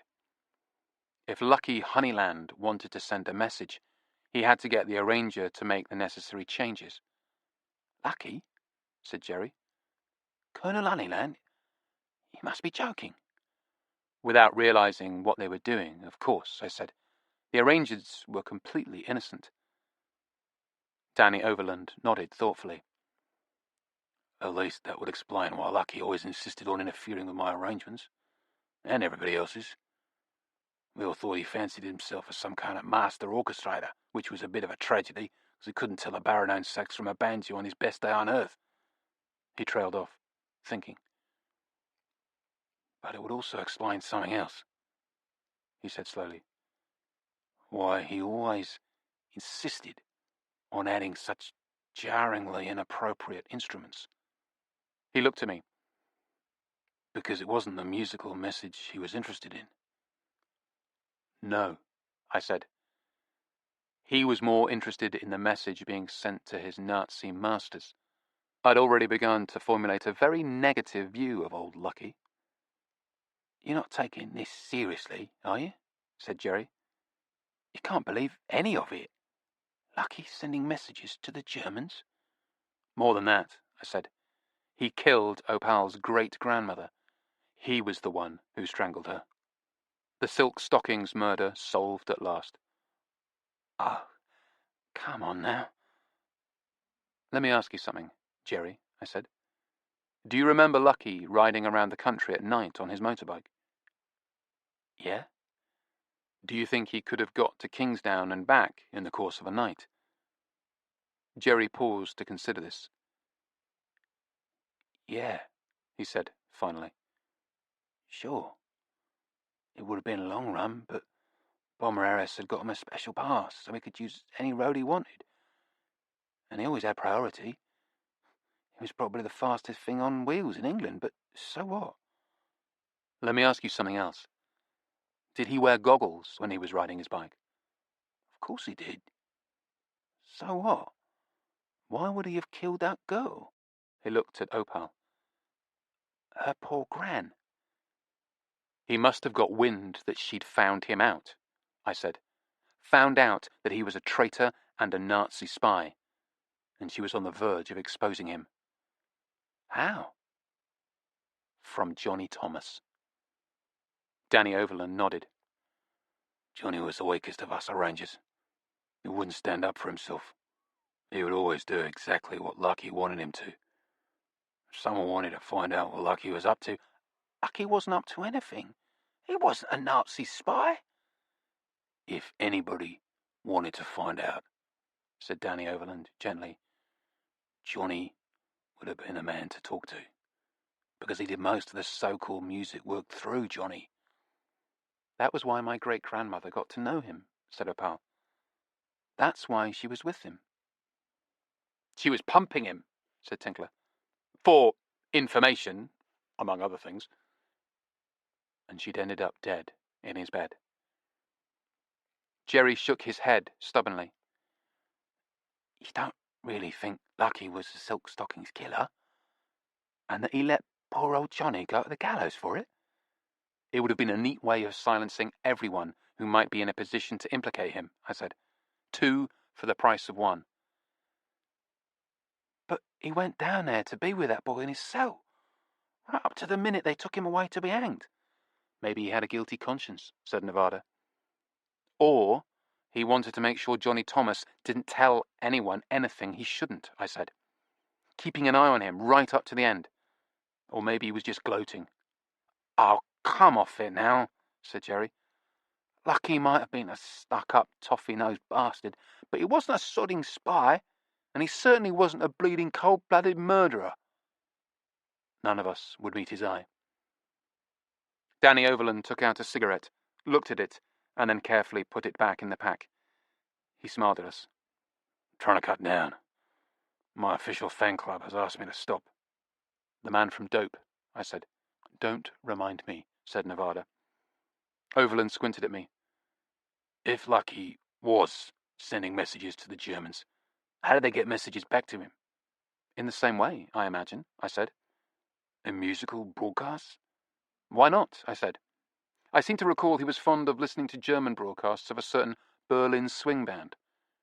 Jerry Wuggan stared at me. That's right. He did. Overland was nodding too. He got a bollocking when someone found out, but the big man himself, Bomber Harris, intervened on his behalf. And so Lucky was allowed to go on listening to the German broadcasts, I said. Danny Overland and Jerry looked at each other. Yeah, said Jerry. As it happens, he was. Overland shifted his chair closer to his old friend. Jerry, he said, do you remember when Lucky went after those records? By the Berlin band? Yeah, I remember. We all had a good laugh about it at the time. He went all the way to Germany to get 'em, didn't he? Some rare records by some Huns. We just thought he was a jazz nut. I know one of those, said Nevada, looking at me. It's right, said Overland. Our boys were sweeping into Bergstengaden, ransacking Goering's house, taking all the plunder he'd accumulated during the war, looting Nazi loot. Relooting, said Tinkler. It's like regifting. People were taking silverware, fine wine, paintings, tapestries, and all good old Lucky wanted was those records by the Berlin jazzmen. These would have been transcription discs, I said, of radio broadcasts. That's right. So they would have been unique. They would have been the only copies. Right again. I wonder what happened to them, I said. Danny Overland looked at Jerry. We know what happened to them, don't we? Jerry nodded. Some poor bastard dropped them and broke them, delivering them to our airfield. Saw he didn't know what happened to them. Said he'd been ever so careful, our boys almost beat him up. He looked at me. Because poor old Lucky had lost his beloved records. I remembered the story Gresford Jones had told us. I said, curiously enough, the same thing happened to the transcription recordings of the Flare Path Orchestra that had been stored at High Wycombe. It seems Lucky wasn't very lucky where his records were concerned. It's all very convenient, said Nevada. All of the evidence getting destroyed like that. But he flew with us, said Jerry. I doubt he was taking any chances, I said. I've checked the dates of the missions he flew. They were all on our RAF Memorial website, and I correlated them with the dates of broadcasts by the Flare Path Orchestra. Actually, I correlated them for him, said Tinkler. It was a fascinating database merge. I can tell you all about it over lunch. Danny Overland was looking at me. And he always flew a mission the night after a broadcast. So what? Said Jerry. Very unlikely, statistically speaking, said Tinkler. We were always broadcasting, and always flying bloody bombing missions. Not Colonel Honeyland, I said. He flew very few missions, and always the night after he'd made a broadcast with the band. You think he was sending a message? Said Overland. I nodded. What message? Said Jerry. I'm coming tomorrow. Don't shoot me down. I looked at Jerry. You said yourself he was like your good luck charm. When he flew a mission with you, you knew you'd all come back safely. But not that one time, Jerry said. Not the time it got shot to pieces by the Junkers. No, not that one time, I said. Of course, I checked that date too. I looked at Danny Overland. It was the night after a broadcast, of course, and it's a broadcast you might remember. Overland began nodding vigorously. He was way ahead of me. The night I refused to make Lucky's changes, he said. That's right, I said. When you performed the tune called Whitebait, you told us Lucky was called away to High Wycombe during the session. That's right. Summoned to see Bomber Harris. So he wasn't there to supervise the broadcast. Danny Overland nodded thoughtfully. While the cat was away, the mice did play. I was able to change the orchestration and remove that steaming heap of shit he'd added. And when you did that, said Nevada, you removed his message. I studied Overland. I guess he was upset when he heard it. I said, Yeah. He hit the fucking roof. I remember now. He was at Springfield House with Bomber Harris, receiving the benefit of the commander's wisdom. And of course they knew what time the band was being broadcast, so they switched on the radio and had a listen. Overland grinned savagely. It was a ritual. Apparently Harris always listened, presumably smoking a pipe and tapping his toes in a restrained, manly manner. He took out a cigarette. And all the while in the music were the coded messages Lucky was transmitting to the enemy. He lit the cigarette. But not that time, I said. Danny Overland breathed smoke. No. Not that time. And when he found out, he went fucking spare, because he committed to flying a mission the following night. He couldn't back down. And now he had to face the same risks as the rest of you. Jerry was looking very pale. Oh my God, he said. What's the matter? The first time you came here. The night of the wedding, remember? I told you all about that mission, us getting shot to bits by the night fighter. Lucky flying home on one engine, how we won the DFC. But there was something I didn't tell you. Jerry sighed and shifted uneasily in his chair, as though it had suddenly grown uncomfortably constraining. I stopped myself telling you, because it was top secret. Seems a bit silly, doesn't it? Worrying about something being a secret all these years later. But I'd never told nobody. And I suppose it was a hard habit to break. Tell us now, I said. Well, like I said, we were being shot to bits by the Ju-88C. It looked like we were done for. Then Lucky opened this satchel he had brought with him and took out this flare. Special emergency flare, he said. We dropped it out of the bomb doors. Jerry paused, staring out not at the sunny garden around him, but some unimaginable inner landscape, a night of terror in the skies over Germany more than half a century ago. And the flare went off. It was the strangest colour, sort of a pale purple, like lilac or lavender. I'd never seen one like it before. And as soon as the flare lit up, the Junker broke off the attack. He came back from that night over war-torn Europe and was looking at us again. Lucky told us the flare was some special new device that was being developed. Something that interfered with the instruments of the enemy planes. It was a prototype. Top secret, he sighed. That's what he said it was. He looked at me, blinking sadly. But there never was a top-secret device like that, was there? No, I said. It was a signal flare to tell the German fighters that they were attacking one of their own, and to desist immediately. Jerry sighed again. I always wondered why we weren't all issued those purple flares. He shook his head. I also wondered if it interfered with the Germans' instruments, why it didn't also interfere with ours. Danny Overland puffed fiercely on his cigarette, then exhaled smoke. And all because I monkeyed with that broadcast. He glanced at Jerry. Sorry, mate. And I don't think he was just telling them when he was flying a mission, I said. There were far too many messages for that. I also believe he was providing vital information to try and help his masters win the war. Jerry looked at me. Like what? Like warning them of missions being sent to bomb important targets. I suspect he was busy at Bomber Command, too, using his influence to make sure that most of the targets chosen were as unimportant as possible. Encouraging Harris to bomb civilians, said Overland. Exactly. Doing everything he could to try and help Germany win the war.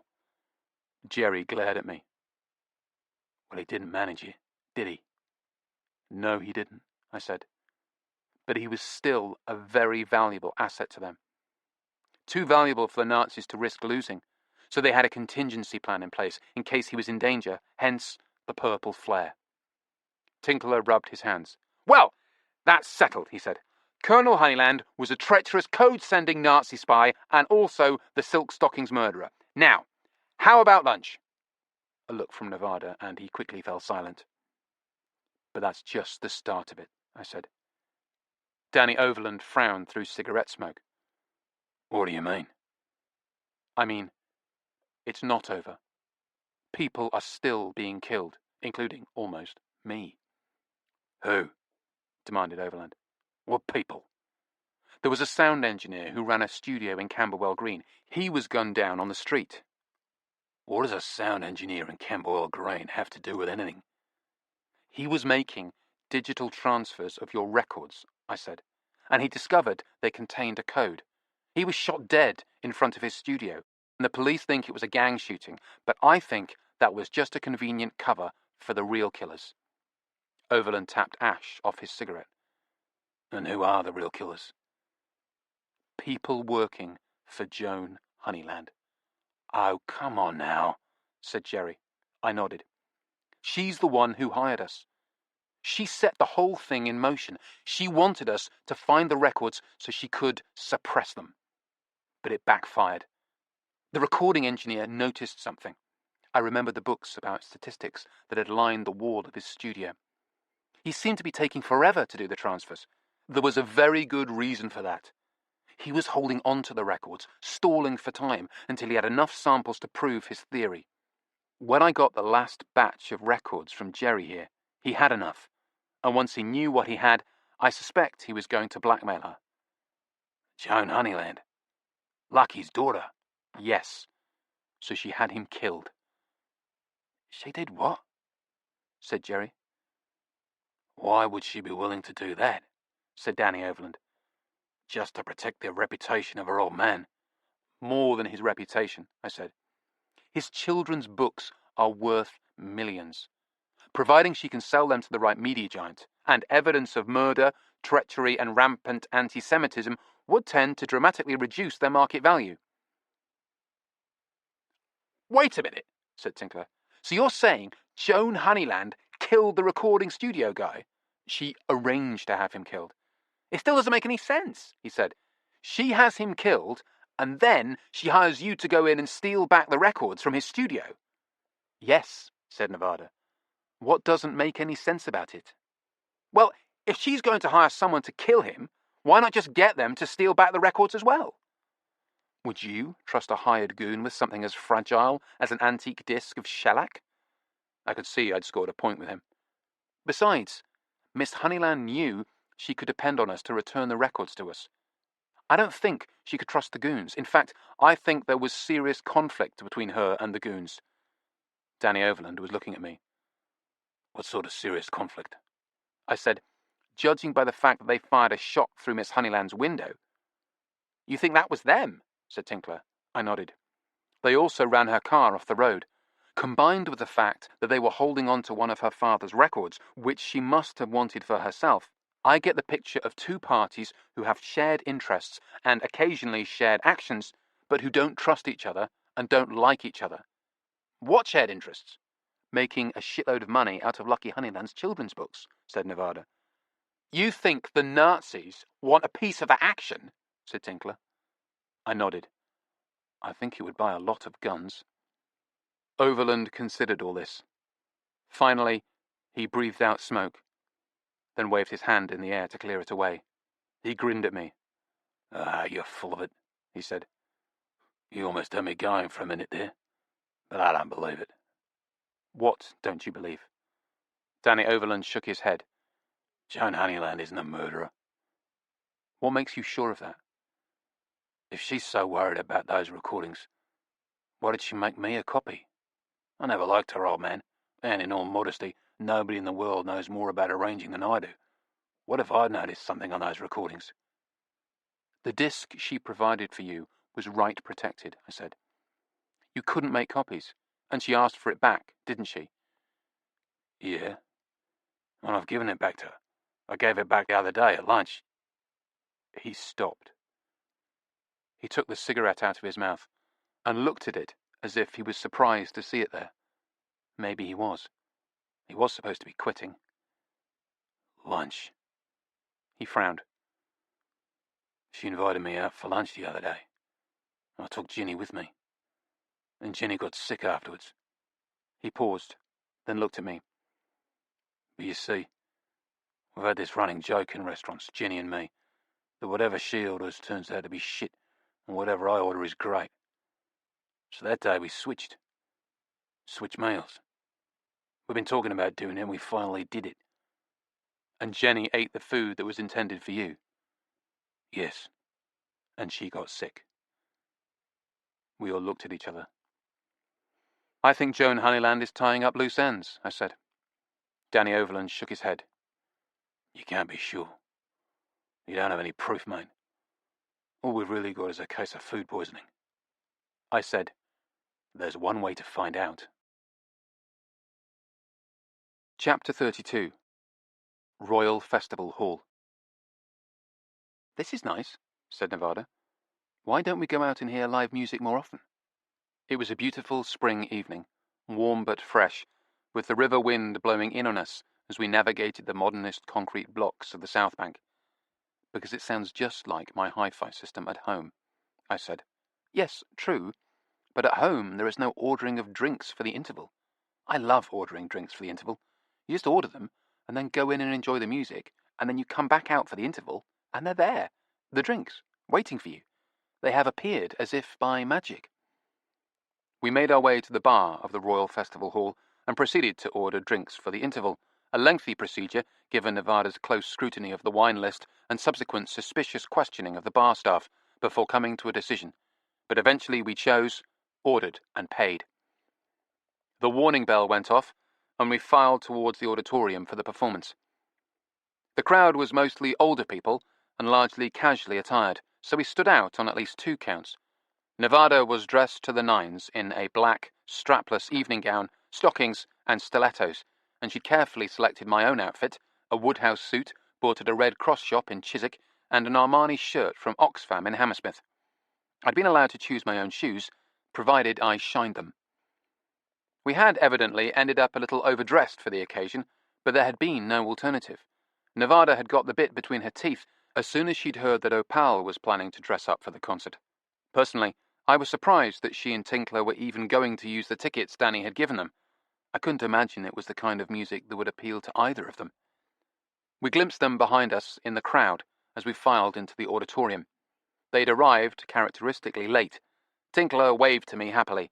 Opal was on his arm, and a fair man would have to admit she did look quite ravishing. She was wearing some kind of jade-green tie-dyed silk creation that appeared to be wrapped around her body in somewhat the manner of an Indian sari. There was no evidence of anything holding it together, except for a few strategic folds, and also, even at this distance, No evidence of any underwear lurking beneath it. She was causing quite a stir, and Tinkler looked uxoriously proud. "Just look at the gaudy little fox," said Nevada. "Doesn't she look ridiculous?" What do I know about women's fashions? A transparent evasion. That's not all that's transparent, I said. You're going to pay for that, chum. No drinks in the interval for you. It was cool inside the auditorium, with the happy buzz of conversation you get when people are finding their seats before a concert. I liked the Royal Festival Hall. I liked its wide, open spaces and its natural wood. It had a tradition of jazz going right back to when the South Bank had been created. Over the years, I'd heard Nina Simone, Dewey Redman, and Lalo Schifrin here. It wasn't jazz tonight, though, at least not immediately. The first half of the concert consisted of Danny Overland's acclaimed light orchestral music, written in the 1940s and 1950s.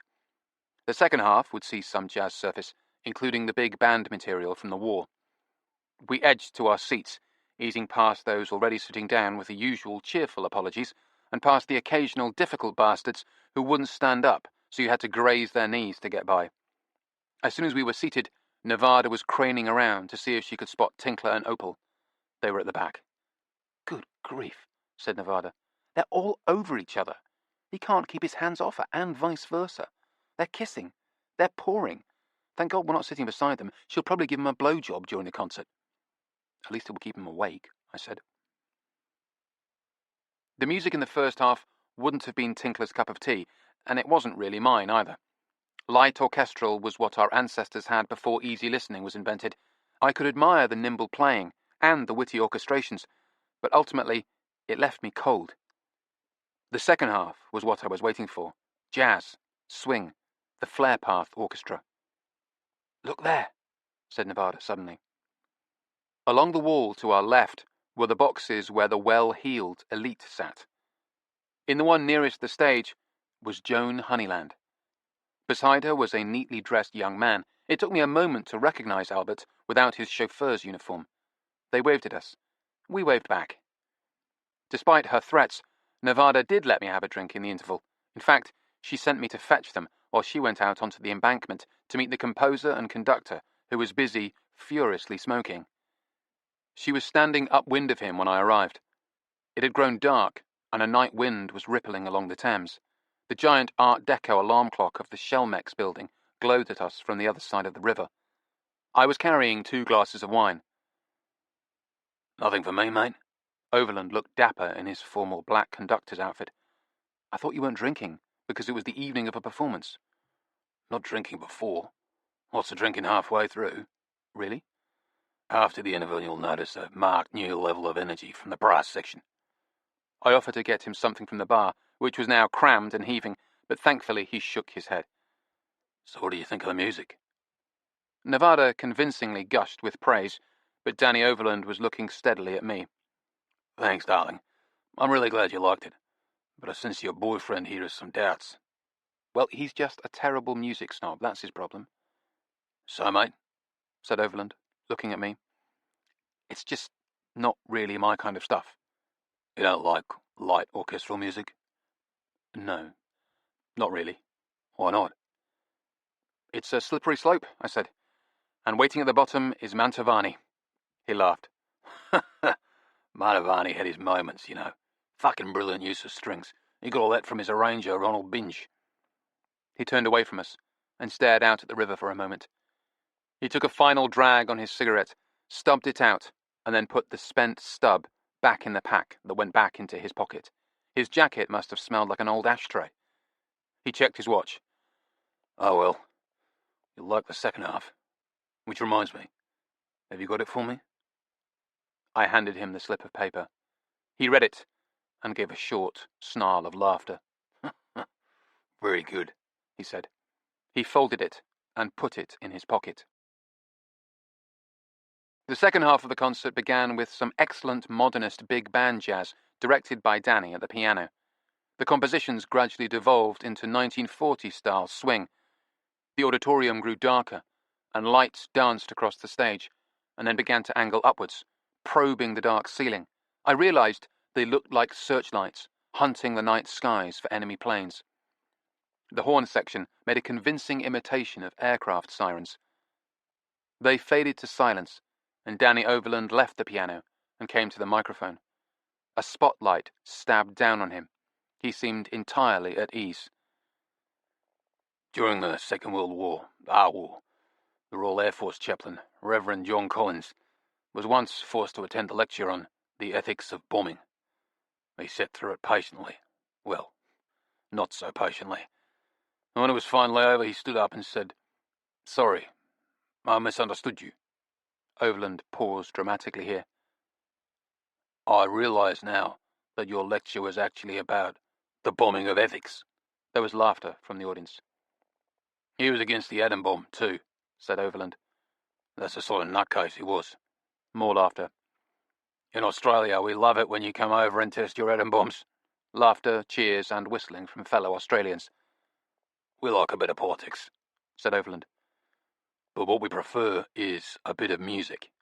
In this case, the sort of dance music we used to play with a little outfit called the Flare Path Orchestra."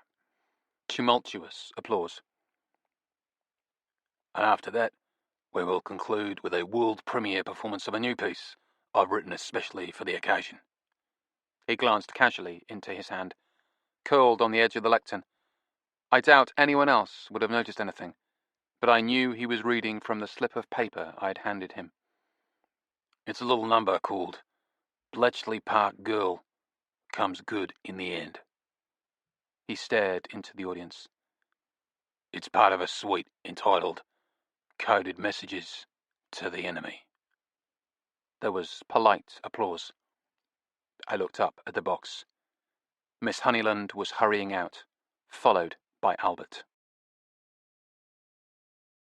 Chapter 33. Champagne. We had just arrived home from the concert and were unlocking the front door when my phone rang.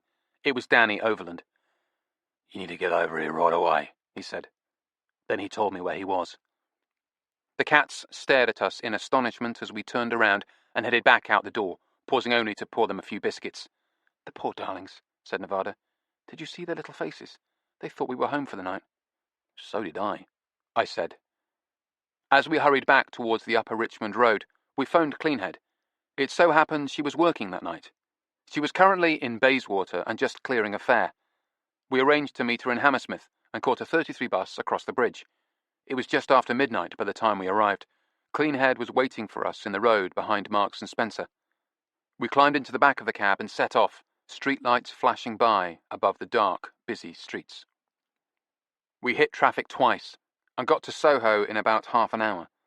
Cleanhead dropped us off in Berwick Street. "I'll be driving around in a circle," she said. "Thanks. I've got your back." "We know." "Thanks." She drove off, her engine chugging in the night. The streets were full of people, many in a party mood, most a little drunk. Friday night in the centre of London. It was as busy as high noon. Around the corner, Danny Overland was waiting for us, in the entrance to Joan Honeyland's Mews. "You took your time," he said. "We could have got here quicker on the tube," I said, "but we preferred to get a friend to drive us." "She's a very reliable friend," said Nevada. "Never mind. Anyway, you're here now. Come on." He turned towards the dark entrance of the Mews. "Wait a minute," I said. "You haven't told me what you're doing here."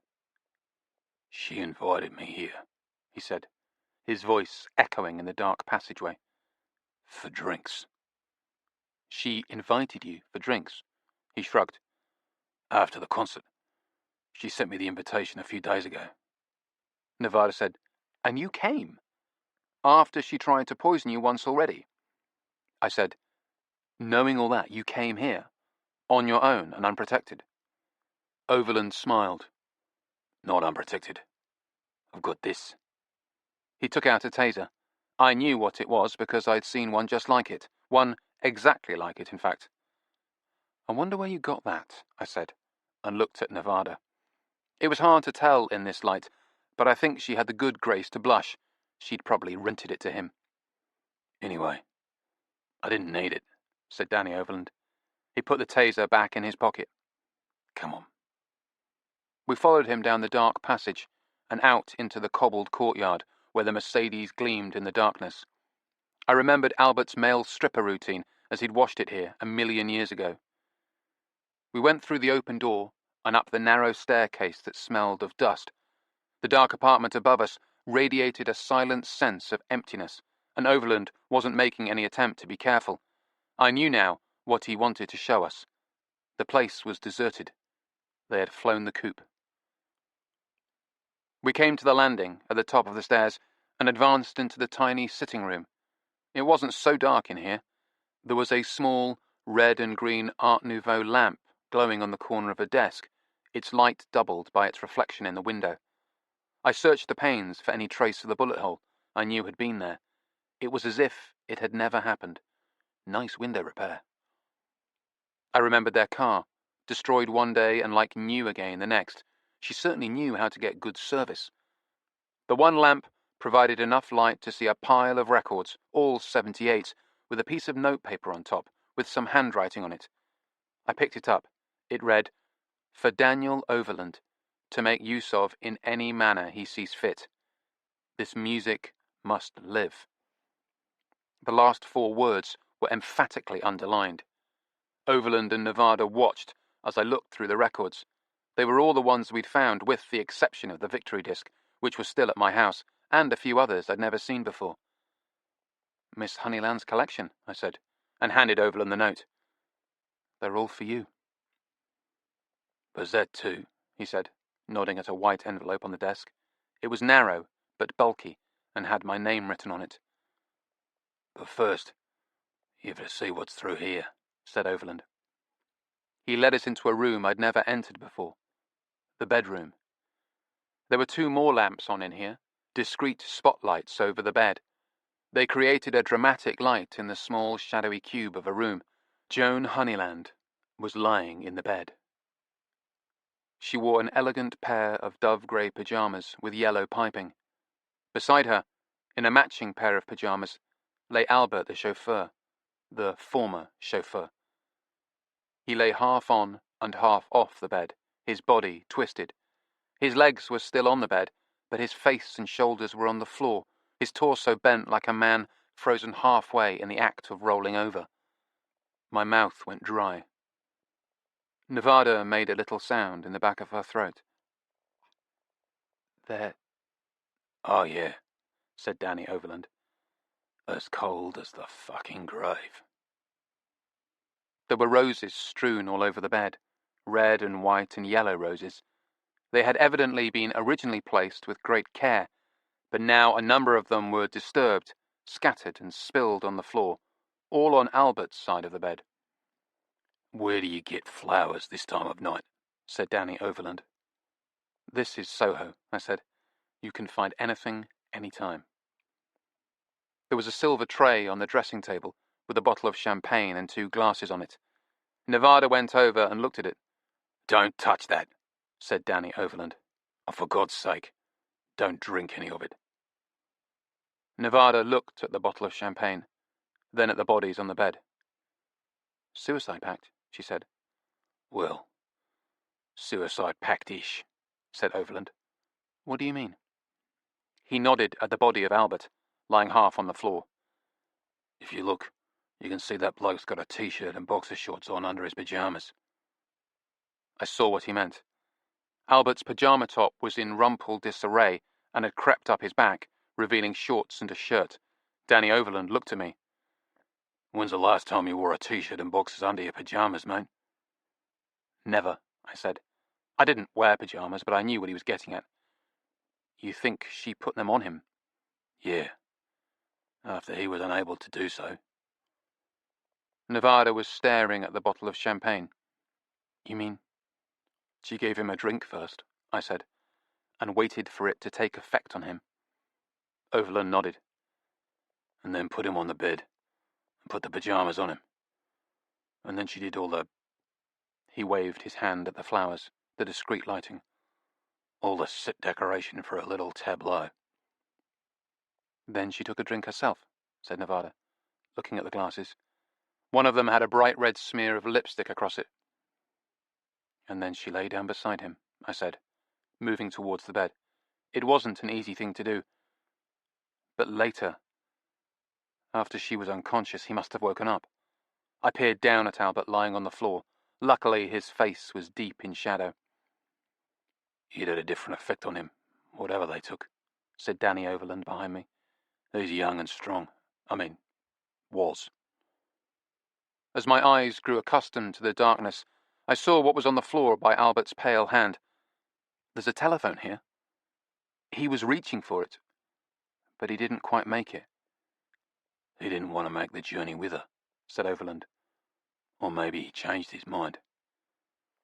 Poor bastard, said Nevada. She went back into the sitting room, and I followed her. She had picked up the envelope with my name on it. She gave me a questioning look. Open it, I said. It contained a wad of banknotes. Nevada counted them. She looked at me. It's our bonus, for the successful completion of our task. There was also a note. Chapter 34. Note. The note was written on several sheets of Joan Honeyland's monogrammed notepaper, neatly numbered. Can you imagine what it's like to work your whole life towards a purpose, and to see your goal finally within your grasp, and then to watch it being snatched from you? Well, I can't, and I have no intention of finding out. However, I mustn't go without thanking you for all your efforts on my behalf. You and Nevada were extremely industrious and dedicated to your work, and I can't begin to tell you what rare qualities those are in young people in this day and age. You were also courteous and efficient, and showed loyalty to your employer. If only Roberts, the recording engineer, could have displayed similar merit. Instead, he tried to extort money from us and had to be dealt with. Unfortunately, this involved us getting more deeply involved with people I had been trying to distance myself from for some time. I make no apologies for my father's beliefs and loyalties. They didn't lie in the same direction as the prevailing beliefs and loyalties of his day, but that is a tragedy, and I believe an error of history, and one that I sincerely hope will be rectified one day in this great nation.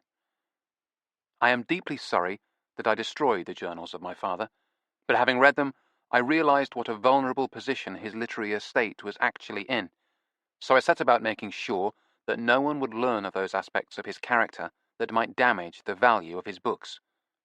Our books.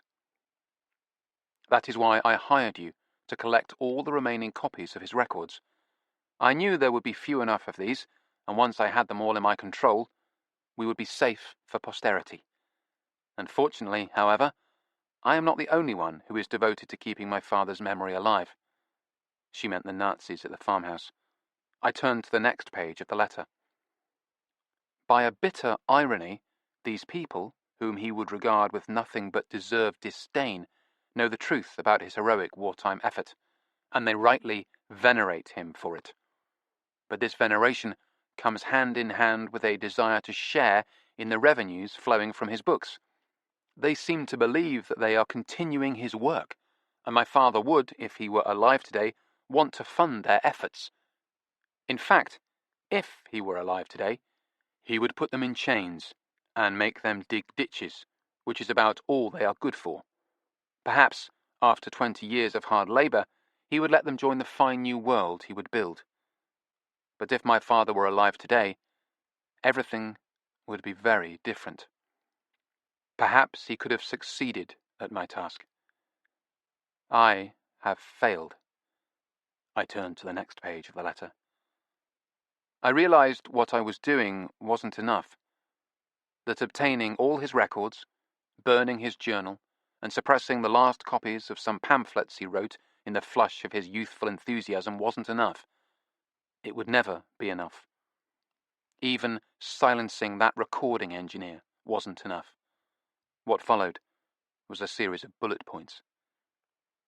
There was Daniel Overland, with his contempt for my father, and who knew what dangerous memories of the war lurking behind those low brows of his. Then there was that illustrator trying, like so many others, to chisel a share of my father's rightful earnings.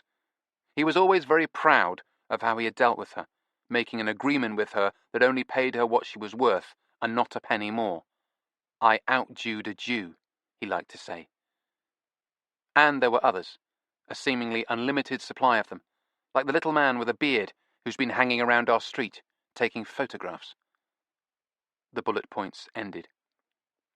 They all needed dealing with, and I began to suspect that it would never end. And then the announcement tonight at the concert, telling me that the Australian music maker did indeed know exactly what transpired during the war. That was the final straw. I reached the last page of the letter. And so we take our leave of you. The champagne has been poured, and now I have penned this note. Before closing, I find myself wondering if I should give you the details of our associates. You could pass them on to the relevant authorities. But I see they've managed to get themselves arrested on firearms charges, and I think I can trust to their incompetence and the efficiency of the police to see that they get what they deserve. Farewell. I don't regret anything we've done. I do regret, keenly, that we didn't succeed. Joan Honeyland. Epilogue. Danny Overland kept the records, including the victory disc, which I gave to him. I'd almost died getting hold of it, but I'm not really into playing 78s. And he made good use of it, and all the others. He had them properly remastered, and released an excellent Flare Path Orchestra CD with an authoritative booklet. He gave Jenny a co-producer credit on the project. She had recovered from her food poisoning, which, come to think of it, really had been food poisoning, but I think he still felt guilty. He sent me a copy, and Nevada and I enjoy listening to it on those rare occasions when we listen to CDs. It probably would have earned respectable sales among vintage jazz and swing enthusiasts. But by the time it was released, the story had broken. It was all over the media and caused sales of the CD to go through the roof. Of course, this was mostly motivated by ghoulish interest in the secret Nazi code, as the tabloids dubbed it. Someone even released an unauthorized cash-in single, which cobbled samples of all the alleged coded passages together and connected them with a techno beat and rap vocals. This aberration was attributed to a pseudonym, Nasty Honeyman, and, since the single sank without trace, no one ever tried to claim credit for it. However, I suspect the involvement of one Stinky Stanmer. Joan Honeyland's lethal passion pact, the tabloids again, attracted quite a lot of attention on its own merits, complete as it was with a May to December romance and a possible whiff of murder. But when the truth about her father was made public, it became a complete sensation. Jasper McClue, the ferret-faced local historian, broke the story. Or at least, he tried to. In his research, he had pieced many of the facts together, and, crucially, he had photographs of Joan Honeyland talking with some known neo-Nazis. He'd planned to write a book about the Honeylands, but events moved too fast for him to complete it. Instead, he came to a deal with a television company to make a documentary about the subject. But then the TV people discovered Opal, and Jasper found himself completely marginalized. No one was interested in taking shots of E.T. with a beard when they could instead film a pretty young girl who had pluckily travelled around the country trying to track down her great-grandmother's killer, and her hippie van made for great visuals. We watched the documentary with a disconsolate tinkler. The van did indeed look pretty distinctive. In addition to the sun and moon, it now featured badgers. "I painted that badger," said Tinkler. "Well, I painted the tail, and the whiskers. Most of the whiskers."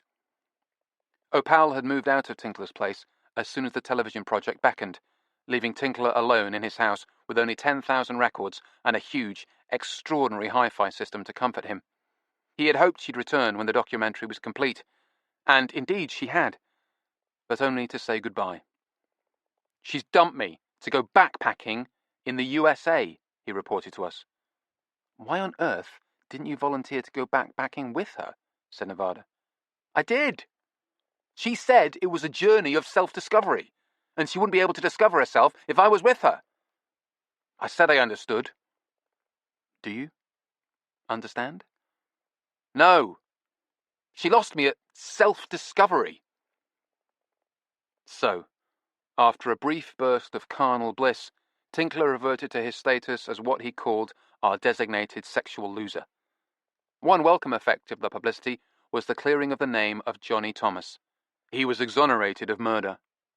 Much good it did him, in his grave all these years, neck broken by a hangman's knot. A happier beneficiary was Toba Posner. The story made her a hero, and she was emphatically rediscovered by the public and the art world. She was much in demand for articles and programs about art and morality, and her paintings began to sell. The price of her work skyrocketed, and she bought a large house in Crouch End. Luckily, Nevada had already commissioned and paid her for our portrait. "We got in just under the wire on that one," said Nevada. "So we no longer have any of the money Joan Honeyland gave us, but we do have a very nice painting of our 2 cats. Miss Honeyland's faith in the efficiency of the police proved justified. They discovered that one of the guns taken from the Nazi farmhouse had been used to kill Derek Roberts outside his studio in Camberwell. Other weapons were linked to other serious crimes. Consequently, Vivian and Carol Weston were sent to prison for a very long time. I trusted that their girly names would serve them in good stead in the penal system. It didn't take long for some intrepid journalist to make the connection between Farmer Henry versus the Locusts and a certain rancid anti-Semitic pamphlet. Consequently, Lucky's work began to vanish off the kids' shelves of bookshops and libraries, and thankfully, not in a suddenly in-demand way. As far as racism in vintage children's literature goes, it definitely made Enid Blyton's Golliwogs seem mild by comparison.